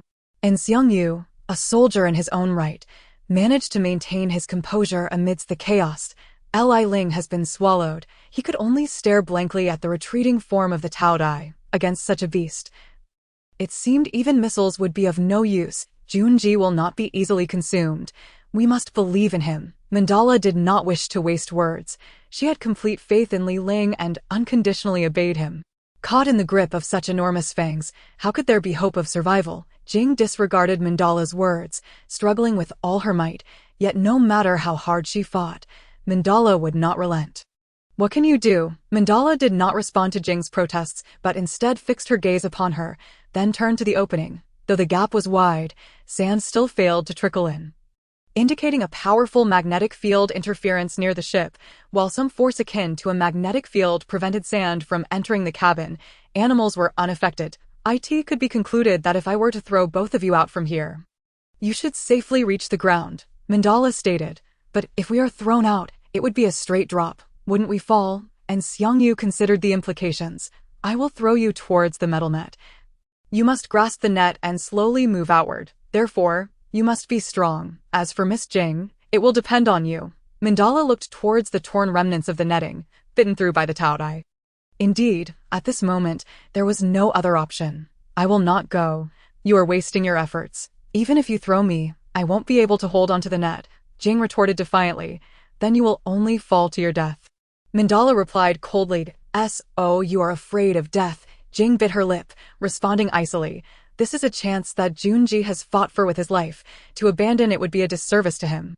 Mandala spoke these words with a sense of weighing the cost. Jing was momentarily stunned, turning to see the Taodai furiously thrashing its massive head, seemingly exerting all its strength to crush Li Ling, who remained resolute with closed eyes, holding the jaws of the beast at bay, impervious to its relentless force. In that moment, Jing awakened to the truth. Yes, this was her big brother Li Ling, who had fought for this chance with everything he had. I agree. Chapter 97. Unknown power. Seeing Jing acquiesce, Mandala gritted her teeth and swiftly seized in Xiangyu's arm, utilizing her powerful rotational momentum to hurl him outward. The sudden force caught and Xiangyu unprepared. Yet he reacted quickly, extending his arms to grasp the upper net. After throwing Xiangyu out, Mandala did not hesitate. She grasped Jing's hand and offered her a calm yet encouraging glance. Jing, inspired by Mandala's gaze, nodded in affirmation. Mandala took hold of Jing's arm and, without delay, used her formidable rotational strength to propel Jing into the air as well. The two figures soared towards the thruster's net opening, with Xiangyu reaching it first. Upon his arrival, the upward force significantly diminished, momentarily suspending him in midair, making it easy for him to grasp the net. Xiangyu silently admired Mandala's precision in her throw, and at that moment, he firmly held onto the netting. Jing arrived at the opening a second later. In her nervousness, she extended her hand, but could only grasp the net with one hand, the other falling empty. Without a solid grip, she nearly fell, but Xiangyu, close by, caught her in time. "Father," Jing exclaimed. "Yes, let's go. We need to climb out." Xiangyu encouraged her with a reassuring glance. "Yes," Jing bit her lip and nodded. Then with both hands, she gripped the cold netting tightly. Having successfully sent the two to the net opening, Mandala turned her gaze back to the Taodai, which was shaking its head in agitation, as if something was lodged in its throat. It seemed extremely restless. "I hope Junji is all right." With a burst of speed, Mandala dashed forward and leaped over 3 meters, landing atop the Taotia's tail, which felt as cold and unyielding as steel. Without a moment's hesitation, Mandala swiftly began to climb up the back of the Taodai. Amidst the arduous ascent, the ever-swaying form of the Taodai rendered Mandala's footing exceedingly unstable, causing her to sway perilously from side to side. A single misstep could result in her plummeting to the ground below. To regain her balance, Mandala resorted to taking 3 cautious steps, crouching to grasp the protruding scales of the creature, and patiently awaiting the stabilization of its body before rising again to repeat the process. In this manner, within a mere 10 minutes, she found herself approaching the beast's back, where its dark, expansive wings evoked a profound sense of awe within her. With the intent to seize its eyes, Mandala leapt with remarkable agility, landing atop the Taotia's forehead. The violent shaking of its brow compelled her to clutch one of its horns, hanging precariously in midair. The Taotia's colossal, jewel-like eye, now fixated on the suspended Mandala, reflected a mixture of curiosity and bewilderment. Without hesitation, Mandala swiftly drew the cicada wing blade from her waist, positioning it defensively across her chest. After a brief moment of hesitation, she directed a cold smile towards the Taotia's eye, remarking, "This might sting a little." With that, a glimmer of cold light flashed as the blade pierced the beast's eye. A sickening squelch resonating as it punctured through, unleashing a foul, green ichor that erupted in a cloud of acrid smoke. Mandala recoiled instinctively, her body shivering violently as the blade was nearly dissolved by the viscous fluid. Undoubtedly a substance akin to the Taotia's very blood. In a fit of frenzied rage from the grievous injury inflicted upon its eye, the Taotai howled in agony, its massive head thrashing violently from side to side. After a deep inhalation, it unleashed a tremendous sneeze, propelling two figures through the air. Thanks to Mandala's effective strike, which had blinded the creature, it forsook its intent to devour Li Ling, opting instead to expel him with the force of its sneeze. Li Ling was hurled through the air with the force of a gust, his body soaring several dozen meters before crashing against a wall as unyielding as diamond, subsequently plummeting from a height of 10 meters to the ground below. Mandala, too, was violently ejected, skidding along the ground for several dozen meters. The friction had nearly rendered her entire arm incapacitated. However, endowed with the genetic enhancements of the divine arm, Mandala possessed formidable regenerative abilities.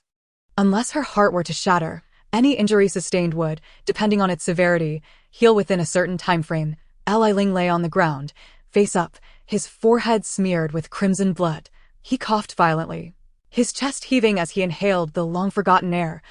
A faint smile gracing his lips, for within the Taotia's gaping maw lay only putrid decay. "Commander, how are Anjing and In Xiangyu?" Li Ling asked weakly, barely able to turn his head to glance at Mandala. "I have sent them to safety. I believe they will make it out," Mandala replied calmly, her eyes steady. "That's good." Li Ling's voice grew weaker, his body succumbing to fatigue after the prolonged battle, his temperature plummeting. "Commander, hold on. We need to find a safe place to hide." Mandala supported Li Ling's gradually cooling form as they ventured deeper into the maze. "This vast spacecraft surely has somewhere to take refuge," she mused, glancing back at the Taotai, which, having been injured in its eye, its most vulnerable point, chose to abandon its pursuit of Mandala and Li Ling, instead turning to devour vast amounts of metal. Within half an hour of searching, Mandala guided the unconscious Li Ling to the enormous platform they had first entered upon boarding the spacecraft. Beneath this platform lay a sprawling control room filled with incomprehensible equipment. Among them were intricate formations, integral to the operation of the ship. Mandala settled Li Ling against a wall and, after a meticulous examination of his injuries, discovered 10 shattered bones and a fatal wound to his head. The latter continued to bleed profusely, staining half of his face a vivid red. Tearing a strip from her own clothing, Mandala paid no heed to the exposure of her midriff as she diligently wrapped the fabric around Li Ling's forehead, staunching the relentless flow of blood. A faint cough escaped Li Ling, and gradually, he began to regain consciousness. In the boundless darkness, he finally allowed himself to breathe a sigh of relief. Yet, this release only invited a wave of exhaustion to wash over him. "This ship will launch in 3 days. If we cannot remove this creature from Earth, the consequences will be unfathomable," Li Ling stated gravely. "Commander, you ought to be more concerned about your own condition. Set aside other matters for now," Mandala urged. Trained as an operative from her youth and infused with the genetic lineage of the divine arm at the tender age of 10, she was, in essence, a human-engineered killing machine devoid of emotion. Yet, in this moment, she found herself fearful of Li Ling's sudden demise. "My condition is inconsequential. My master once said that in the harshest of environments, one must possess an unwavering will to survive to transcend their physical limitations," Li Ling replied with a faint smile. Mandala remained silent, her gaze fixed on Li Ling. "Anjing and Xiangyu have safely escaped. Aside from you, I have no further concerns," Li Ling added. Mandala said nothing, but an inexplicable ache stirred within her heart. "Let us seek out the purple flames.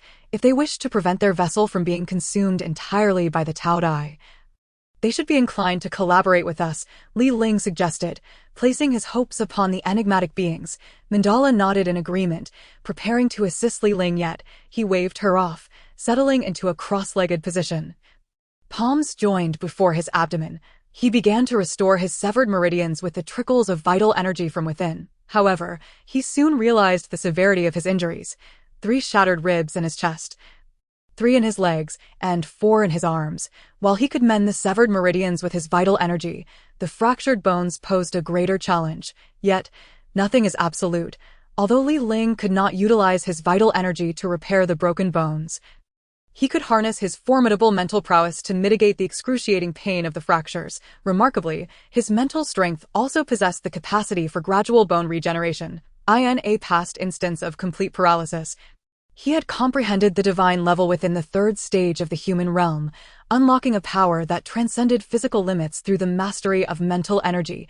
Now, in the wake of his shattered bones, he suddenly discovered a mysterious force within the marrow of the fractured bones, an unknown essence reminiscent of a life-giving source. At that moment, when Li Ling had managed to withstand the Taotia's monstrous maw, he had drawn upon a strength that was not his own, but rather a latent power hidden deep within him, akin to the mysteries of life itself. Regrettably, the urgency of the situation had left him no time to delve deeper into this newfound strength.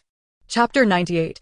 Millennia of shadows. On the arid edge of the spacecraft's control room, Li Ling relaxed his entire being, assuming a cross-legged position to circulate his vital energy. He harnessed the energy within his dantian, allowing it to flow slowly through his muscles and veins for 10 complete cycles. The invigorating effects of his vital energy significantly enhanced his regenerative capabilities, allowing him to restore the damaged meridians to their former state. An hour later, Li Ling inhaled deeply, exhaling a cloud of stagnant blood. He parted his palms, which he had held before his abdomen, and rested them gently upon his knees, calming his breath. Slowly, he opened his eyes, which sparkled with vitality. The therapeutic effects of the vital energy had greatly revitalized his bodily functions. Having reversed the flow of his vital energy for 10 cycles, Li Ling had nearly restored his meridians to their original condition. Though his shattered bones remained in disarray, unbeknownst to him, an hour had passed, and he mistakenly believed only a few minutes had elapsed. Thus, when he turned to Mandala, he felt no sense of temporal loss. Offering her a gentle smile, Mandala was momentarily taken aback by Li Ling's sudden address. Having spent the duration in silent companionship, her gaze unwaveringly fixed upon his face as he focused intently on his recovery. The intensity of her concentration was disrupted by his unexpected eye contact, stirring a sense of inexplicable awkwardness within her. Her cheeks flushed slightly, for Mandala, being unfamiliar with emotional nuances, could not discern the meaning behind this newfound sensation.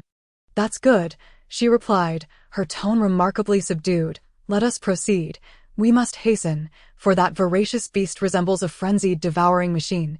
We must seek out those with the purple flames for counsel, but above all, we must take every precaution to avoid the voracious creature. Otherwise, we may find ourselves in grave peril."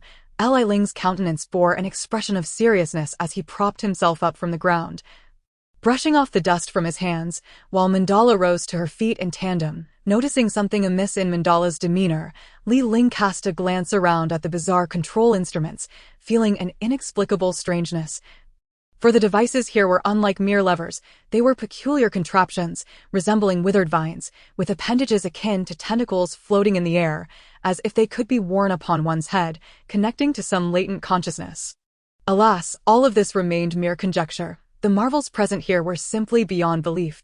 Li Ling's gaze fell upon the slender, vine-like tentacles, feeling a jolt of astonishment, accompanied by a tingling sensation within. It was evident that this location housed visual records, suggesting that it ought to be a control room, a detail we overlooked in our haste upon entering. Mandala's words were enigmatic, yet her gaze remained unnaturally composed, fixating upon a vast, membrane-like screen in the distance. Following her line of sight, Li Ling beheld this exceedingly thin membrane, which, at first glance, resembled an extraordinarily advanced computer screen. However, unlike a conventional screen, this membrane was entirely transparent, allowing one to see through it to the shadowy wall behind. "How could you know there are visual records here?" A glimmer of understanding flickered in Li Ling's eyes as he grasped the essence of Mandala's words, astonished as he turned his attention to the membranes. Hoping to glean some insight, perhaps due to the influence of the arm of the divine, I seem to possess the ability to perceive this place's past, albeit from eons ago. Mandala's gaze turned resolute as she regarded the tentacles, appearing transformed, imbued with heightened rationality. During the hour that Li Ling focused on his breathing, Mandala had meticulously examined everything in this locale, even daring to touch some of the devices, yielding unexpected results. Initially, her curiosity about the peculiar shapes of the tentacles had led to many questions, but upon contact, it was as if she had been electrified, her consciousness suddenly expanding, revealing astonishing illusions. These visions indicated that approximately 10,000 years prior, the indigenous humans of Earth had transported a mysterious crystal coffin, crafted from a crystalline substance, into the interior of this spacecraft. However, due to the labyrinthine complexities of the control room, they had, constrained by their intellect, placed the coffin within, leading to the subsequent mobilization of military forces to retrieve the crystal coffin to an underground research facility. What did you see? Li Ling understood the critical nature of this information and inquired urgently. I witnessed the crystal coffin containing the arm of the divine being situated here, beneath the control apparatus. Mandala pointed towards a platform above the control room, where several tentacles floated.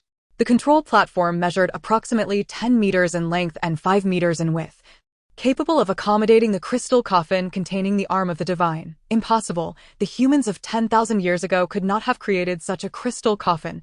Li Ling furrowed his brow, pressing for clarity, for the origins of the arm of the divine were entwined with numerous mysteries. Indeed, the humans of that era were at best in the Stone Age. They had not yet mastered metalworking, let alone the refinement of crystal. Mandala replied, thus, it stands to reason that the crystal coffin may not be of terrestrial origin, but rather from some unknown realm. Li Ling had once touched the arm of the divine, which had the power to plunge a person into a vivid illusion, transporting their consciousness from the body to an extraordinary world. Mandala's eyes suddenly grew serene as she gazed down at her hands and remarked, this implies that the crystal coffin is not a product of this extraterrestrial spacecraft, but rather something brought here by humans from another location. Yet, from whence did it come? The trail has grown cold. It is highly probable that if this is indeed the case, the pursuit of the crystal coffin and the arm of the divine reaches a dead end here. Li Ling sighed softly. Often, seemingly unrelated elements intertwine, giving rise to enigmatic occurrences. Nevertheless, despite the cessation of leads, I can invoke the residual genetic consciousness of the arm of the divine to access the visual records on the screen. This is a method imparted by the purple flames aboard the spacecraft, intended to solicit the assistance of humans from 10 millennia ago. Mandala gazed silently at the membrane. Li Ling's eyes held a glimmer of unease as he observed Mandala, whose expression was oddly detached, as if confronted with an unfathomable truth. Her eyes had not blinked for what felt like 10 minutes. Concerned, Li Ling placed a hand on Mandala's shoulder, only to find that a numbing energy radiated from her, repelling his hand as if it were an electric current, yet more formidable than mere electricity, serving to shield Mandala from disturbance at that moment. Captivated by the membranes, Mandala advanced toward the screens with a gait reminiscent of one entranced. Li Ling stood behind her, helplessly watching, for he was ignorant of what transpired in that fleeting moment of Mandala's trance. As Mandala gradually approached the membrane of absolute transparency, she slowly lifted her hands, extending them outward, pressing against the membrane, producing a crackling sound. The membrane yielded slightly beneath her touch, but did not rupture. Its elasticity was extraordinary, akin to a form of rubber. Mandala's arms progressively penetrated the membrane. Golden light spots resembling circuit board signals manifested upon its surface. These shimmering signals wove intricate patterns like electric serpents, traversing the membrane as if a circuit board had suddenly been energized. In an instant, a scene that could only be witnessed on a genuine screen materialized upon the membrane. With a flash, brilliant light flickered, and an image appeared. Li Ling gasped in astonishment, furrowing his brow as he scrutinized the membrane-like display. Upon the screen, an invaluable visual record emerged, a roulette. This was the first phrase uttered upon the screen's activation. The display revealed a swirling mass of purple flames, yet these flames communicated in the vernacular of Earthlings, and in Mandarin at that. Perhaps this is a manifestation of exceptionally advanced intelligence, capable of translating based on the viewer's linguistic style. Alert! Energy depletion. The roulette has lost power. Absorb geomagnetic energy from the planet to replenish the magnetic field energy. Awaiting the next launch, the system is entering hibernation mode.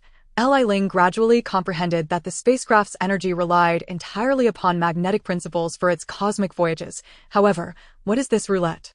The roulette replenishes the geomagnetic energy.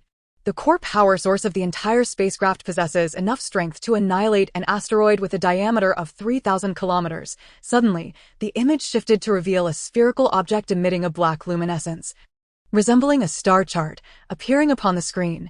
This roulette resembled a divination star chart, albeit spherical. Roulette. Li Ling scrutinized the shape of the roulette closely, committing this wondrous source of power to memory. This implies that the energy core of this spacecraft has absorbed geomagnetic power for 100,000 years. No wonder the external magnetic field is exceedingly unstable. It is the roulette that is responsible. However, where exactly is this roulette located? At the very heart of the spacecraft, perhaps. Li Ling sought to pose this question, curious if the intelligent screen possessed the capability to respond. Roulette, where is it located? Knowing this was a fleeting opportunity, Li Ling understood the significance of the roulette's position. The roulette lies at the core of the spacecraft. In the lower hold, is the power of the roulette sufficient to obliterate anything? Li Ling inquired once more. The power of the roulette is overwhelmingly formidable. It possesses a substantial magnetic retention capacity. Anything approaching the roulette will be consumed by the immense magnetic force at its center, akin to the principle of a black hole. Its maximum power could obliterate and crush an asteroid with a diameter of 3,000 kilometers. A black hole. Beads of sweat began to form on Li Ling's brow. He was not a fool and understood the implications of a black hole. Chapter 99. A pulsar. Upon realizing that this so-called roulette possessed the capacity to annihilate an asteroid with a diameter of 3,000 kilometers, Li Ling was overwhelmed with perspiration. By comparison, the might of atomic bombs and hydrogen bombs, even the latest antimatter weapons, paled in significance against the power of this roulette. Just consider, 3,000 kilometers, what a staggering concept. The diameter of the moon is approximately 3,476 kilometers. This means that if the roulette were to concentrate all its power, it could indeed obliterate a planet akin to the moon. My heavens. Li Ling's temples once again began to perspire, not due to an overwhelming sense of astonishment, but rather a vague sensation of palpitations. Initially, he had thought that the creature known as Tao Tai was the epitome of terror. Yet now it seemed that there existed entities in this vast universe that were 1,000-fold more frightening. This ancient tomb exploration had truly broadened Li Ling's horizons, in an effort to retain crucial information. He seized the opportunity to inquire with Mandala about the conditions under which the wheel could unleash a force capable of annihilating a planet. With excitement, he turned his gaze towards the colossal screen. Posing his question, the wheel itself harbored the power to obliterate any material. The reason it had not erupted with immense force was due to our constraints on its power, directing it instead to propel the spaceship through the cosmos. The screen abruptly shifted to display an image of the wheel rotating, its central axis resembling the tilt of the Earth's axis. Both ends of the support axis were formidable magnetic pulses and intense radiation, rendering the wheel reminiscent of a miniature planet. It spun rapidly around this axis, its speed astonishing. It was undeniably a planet. Upon observing the internal structure and operational dynamics of the wheel, Li Ling could not suppress a gasp of awe. Instinctively comparing it to human technology, in comparison, human advancements appeared utterly trivial, akin to that of an ant. Moreover, this wheel bore an uncanny resemblance to a celestial body, albeit on a vastly reduced scale. A planet. It truly resembled a planet. Li Ling repeatedly reminded himself, subconsciously fixating on this notion, understanding that some individuals might never encounter such a wondrous entity in their lifetime. The screen seemed to possess a form of telepathy, capable of discerning Li Ling's thoughts through his expressions and subtle movements, thus responding, "Indeed, astute human, this is a planet." Ancient humans believed it to be a manifestation of divinity. However, in reality, it is a neutron star, formed from the compression of a planet with a diameter of 6,000 kilometers as our spacecraft traversed the previous star system, and repurposed as our energy source, compressing a planet with a diameter of 6,000 kilometers. What an inconceivable concept! Li Ling was utterly astounded. Although he had never attended formal schooling, the teachings of the nine-tailed fox had imparted him with considerable knowledge of astronomy and geography, fueling an obsession with cosmology. Given his understanding, compressing a planet of such size into a neutron star just 1 meter in diameter was an extraordinary challenge. It was akin to possessing a steel ball the size of one's palm and needing to compress it to a fraction of 2.16 times 10 to the power of 20 smaller. One could only imagine the astronomical figures, the immense power, and the cutting-edge technology required. Everyone understands that as the density of any object approaches infinity, The power it carries becomes unfathomable. A doubling of density results in a multiplication of power by several times. No wonder the screen claimed that this will possess the capability to obliterate a planet measuring 3,000 kilometers in diameter. No wonder this spacecraft had sufficient energy to traverse the cosmos, eventually depleting its power and necessitating a landing on Earth. This was far beyond the realm of nuclear energy. However, a significant dilemma loomed before Li Ling. The neutron star's inherent ability to induce collapse in surrounding objects, coupled with its unparalleled strength and radiation.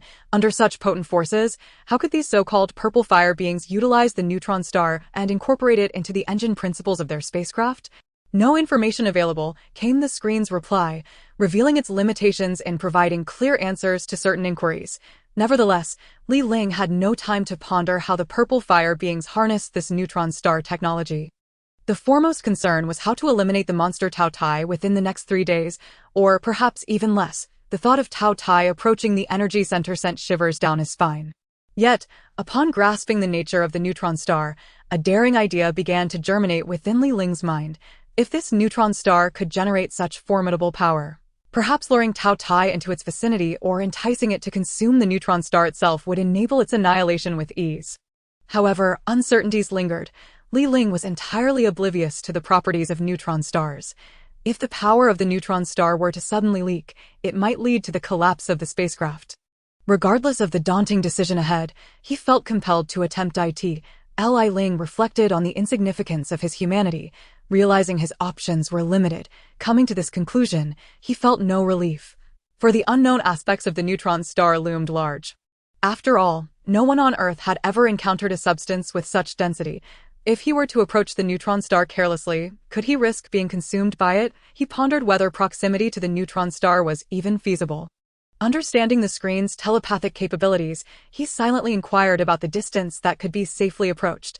The neutron star was enveloped by a layer of special material that isolated it from the outside world, leaving only that material accessible. What exactly is this substance? Li Ling's heart raced. If a layer of material shielded the neutron star's power, even if Tao Tai managed to consume it, it would do little good. No information available, the screen replied. It appeared that technical inquiries were met with silence. Suddenly, a chime sounded as Mandala was pushed back by the thin membrane, and the screen darkened. Mandala fell to the ground, shaking her head to regain her senses, seemingly unaware of the conversation that had just transpired between Li Ling and the screen. What happened to me? She asked, feeling as though she had been trapped in a state of complete mental disarray. Li Ling approached her, helping her to her feet, his expression conveying helplessness and confusion, rendering any explanation futile. Mandala cast a glance at the thin membrane, her heart filled with an inexplicable sense of strangeness. Mandala, may I ask a foolish question? How much do you know about neutron stars? Li Ling posed the query, perhaps uncertain of how to proceed. Mandala paused, shaking her head. Not much. Even the world's leading scientists struggle to fully investigate and explain neutron stars. They can currently only be monitored through telescopes. Li Ling recognized the truth in Mandala's words. Within this spacecraft lay a neutron star-like entity of exceedingly high density, faced with the vast and mysterious cosmos. Li Ling could only sigh softly. Neutron star-like, Mandala questioned, bewildered by his terminology. Because this neutron star is formed from the compression of planets like Earth, perhaps it's not solely the domain of stars. Li Ling mused, incredulous at his own statements, offering a bitter smile as he expressed his awe for the universe's wonders. Mandala, too, felt a tremor within her heart, even as an otherworldly being. A peculiar sensation began to blossom within her. So, what should we do now? She inquired. Let me speculate for a moment. If this neutron star serves as the driving force of our spacecraft, then we need a powerful drive to propel it. The power of neutrons arises from their immense density. This density originates from the compression of a planet into a neutron star, which requires an absolute and concentrated magnetic force. This magnetic force comes from Earth, accumulated over 100,000 years, and can be replenished within 3 days. Ultimately, he concluded that despite the presence of a special substance isolating the neutron star, immense magnetic forces would still surround it. Utilizing these powerful magnetic forces might just be our sole method to eliminate the monster Tao Tai. Li Ling shared his thoughts candidly, though the enormity of this idea was almost too staggering to accept. Yet, Lacking alternatives, he felt compelled to boldly hypothesize and cautiously deduce. Fortunately, Mandala grasped the essence of Li Ling's words, shaking her head. There is a significant factor to consider. Could the neutron star enter an automatic alarm or self-destruct state due to external intrusion? Li Ling felt a wave of dread wash over him, grappling with the enormity of such a complex issue. This was merely the first of many mysteries within this quiet nightmare, and he could hardly fathom the enigmas that lay ahead. Then, is it merely Earth's misfortune? He uttered, a careless remark, which elicited an amused laugh from Mandala. Chapter 100. The assistance of Purple Fire. It appears that according to the information provided on the screen, the tasks that lie ahead may be somewhat excessively thrilling. In Li Ling's eyes, there was only a myriad of uncertainties, yet he helped Mandala to her feet. Mandala, once supported by Li Ling, merely shook her head in bewilderment and said, "Commander, perhaps the situation is not as dire as we imagined. Do you believe that such words signify a stroke of luck? Alas, it may be that this matter is even worse than we presume. It's not that I am being pessimistic. The reality is simply as it stands." Li Ling glanced at Mandala with a sense of resignation, shrugging his shoulders. "Let us first locate the lower deck and discuss further."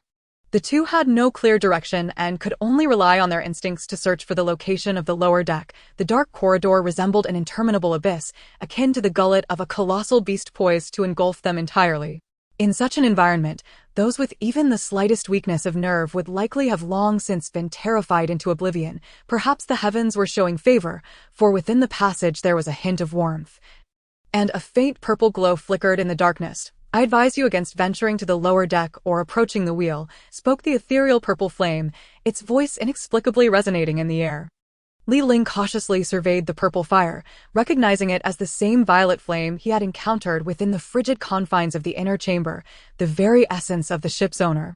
The purple fire could articulate words. Without the presence of this diplomat, it seemed willing to engage in verbal discourse with Li Ling. Mandala, upon spotting the purple flame, also became wary, her gaze fixed on the floating ember.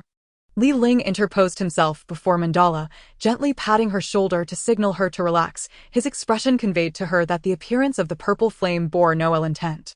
The purpose of the purple fire was evidently akin to that of a negotiator, seeking to deliberate on matters of mutual concern, for they shared a common enemy, Tao Dai. "Truthfully, we have no desire to descend to the lower deck," Li Ling stated with sincere candor, acknowledging the exceedingly low survival rate associated with such an endeavor. Moreover, do not underestimate the power of a neutron star's magnetic pulse. It can obliterate anything in an instant, leaving not even a single cell in its wake, merely reducing one to mere molecules upon demise. Yet, we must ascertain a means to eliminate Tao Dai. I assume you would not wish for it to devour your ship before it even takes flight, leaving you with naught but ruins. Or worse, to destroy your wheel while it feasts. In truth, Li Ling remained remarkably composed. At the very least, the fact that the purple fire had dispatched a representative to negotiate indicated that these flames recognized the gravity of the situation. "The girl is not present." The purple fire appeared to scan its surroundings, posing a query. Naturally, the girl referred to as Jing, as she was the sole earthling capable of communicating with extraterrestrial beings. "Indeed, she should have safely departed this vessel by now," Li Ling responded. The purple flame fell into silence. However, Li Ling and Mandala remained perpetually vigilant, their senses heightened, acutely aware that the purple fire might suddenly enact something dreadful. Flames can extinguish a being in mere moments. During the purple fire's silence, its flickering seemed tranquil, as if it were engaging in some form of communication with its fellow flames, though Li Ling and Mandala could not decipher the exchange. "We agree to cooperate with you, but we have a prerequisite. You must assist us in halting that beast from continuing to consume our ship," the purple fire suddenly declared. Both Li Ling and Mandala exhaled in relief. With the assistance of the ship's owner, confronting Tao Dai would become significantly more manageable. "We will do our utmost," Li Ling replied with a slight smile, feeling a sense of ease as long as they were not adversaries. "What assistance do you require from us?" Now that the door to collaboration had swung wide open, the purple fire was prepared to extend its aid to Li Ling after a moment of contemplation. Li Ling began to ponder. "Could we harness your energy, specifically the power of the wheel, to eradicate Tao Dai? Perhaps this is the sole means of annihilating it." He cautiously eyed the purple fire, uncertainty flickering in his gaze, for he harbored doubts regarding whether this alien entity would acquiesce. As anticipated, the purple fire fell silent upon hearing Li Ling's suggestion, seemingly engaging in remote deliberations with its counterparts. We sincerely apologize. But we cannot acquiesce to your request. Had we been able to employ the wheel to vanquish Tao Tai, we would have done so long ago, rather than waiting until now, the purple fire explained.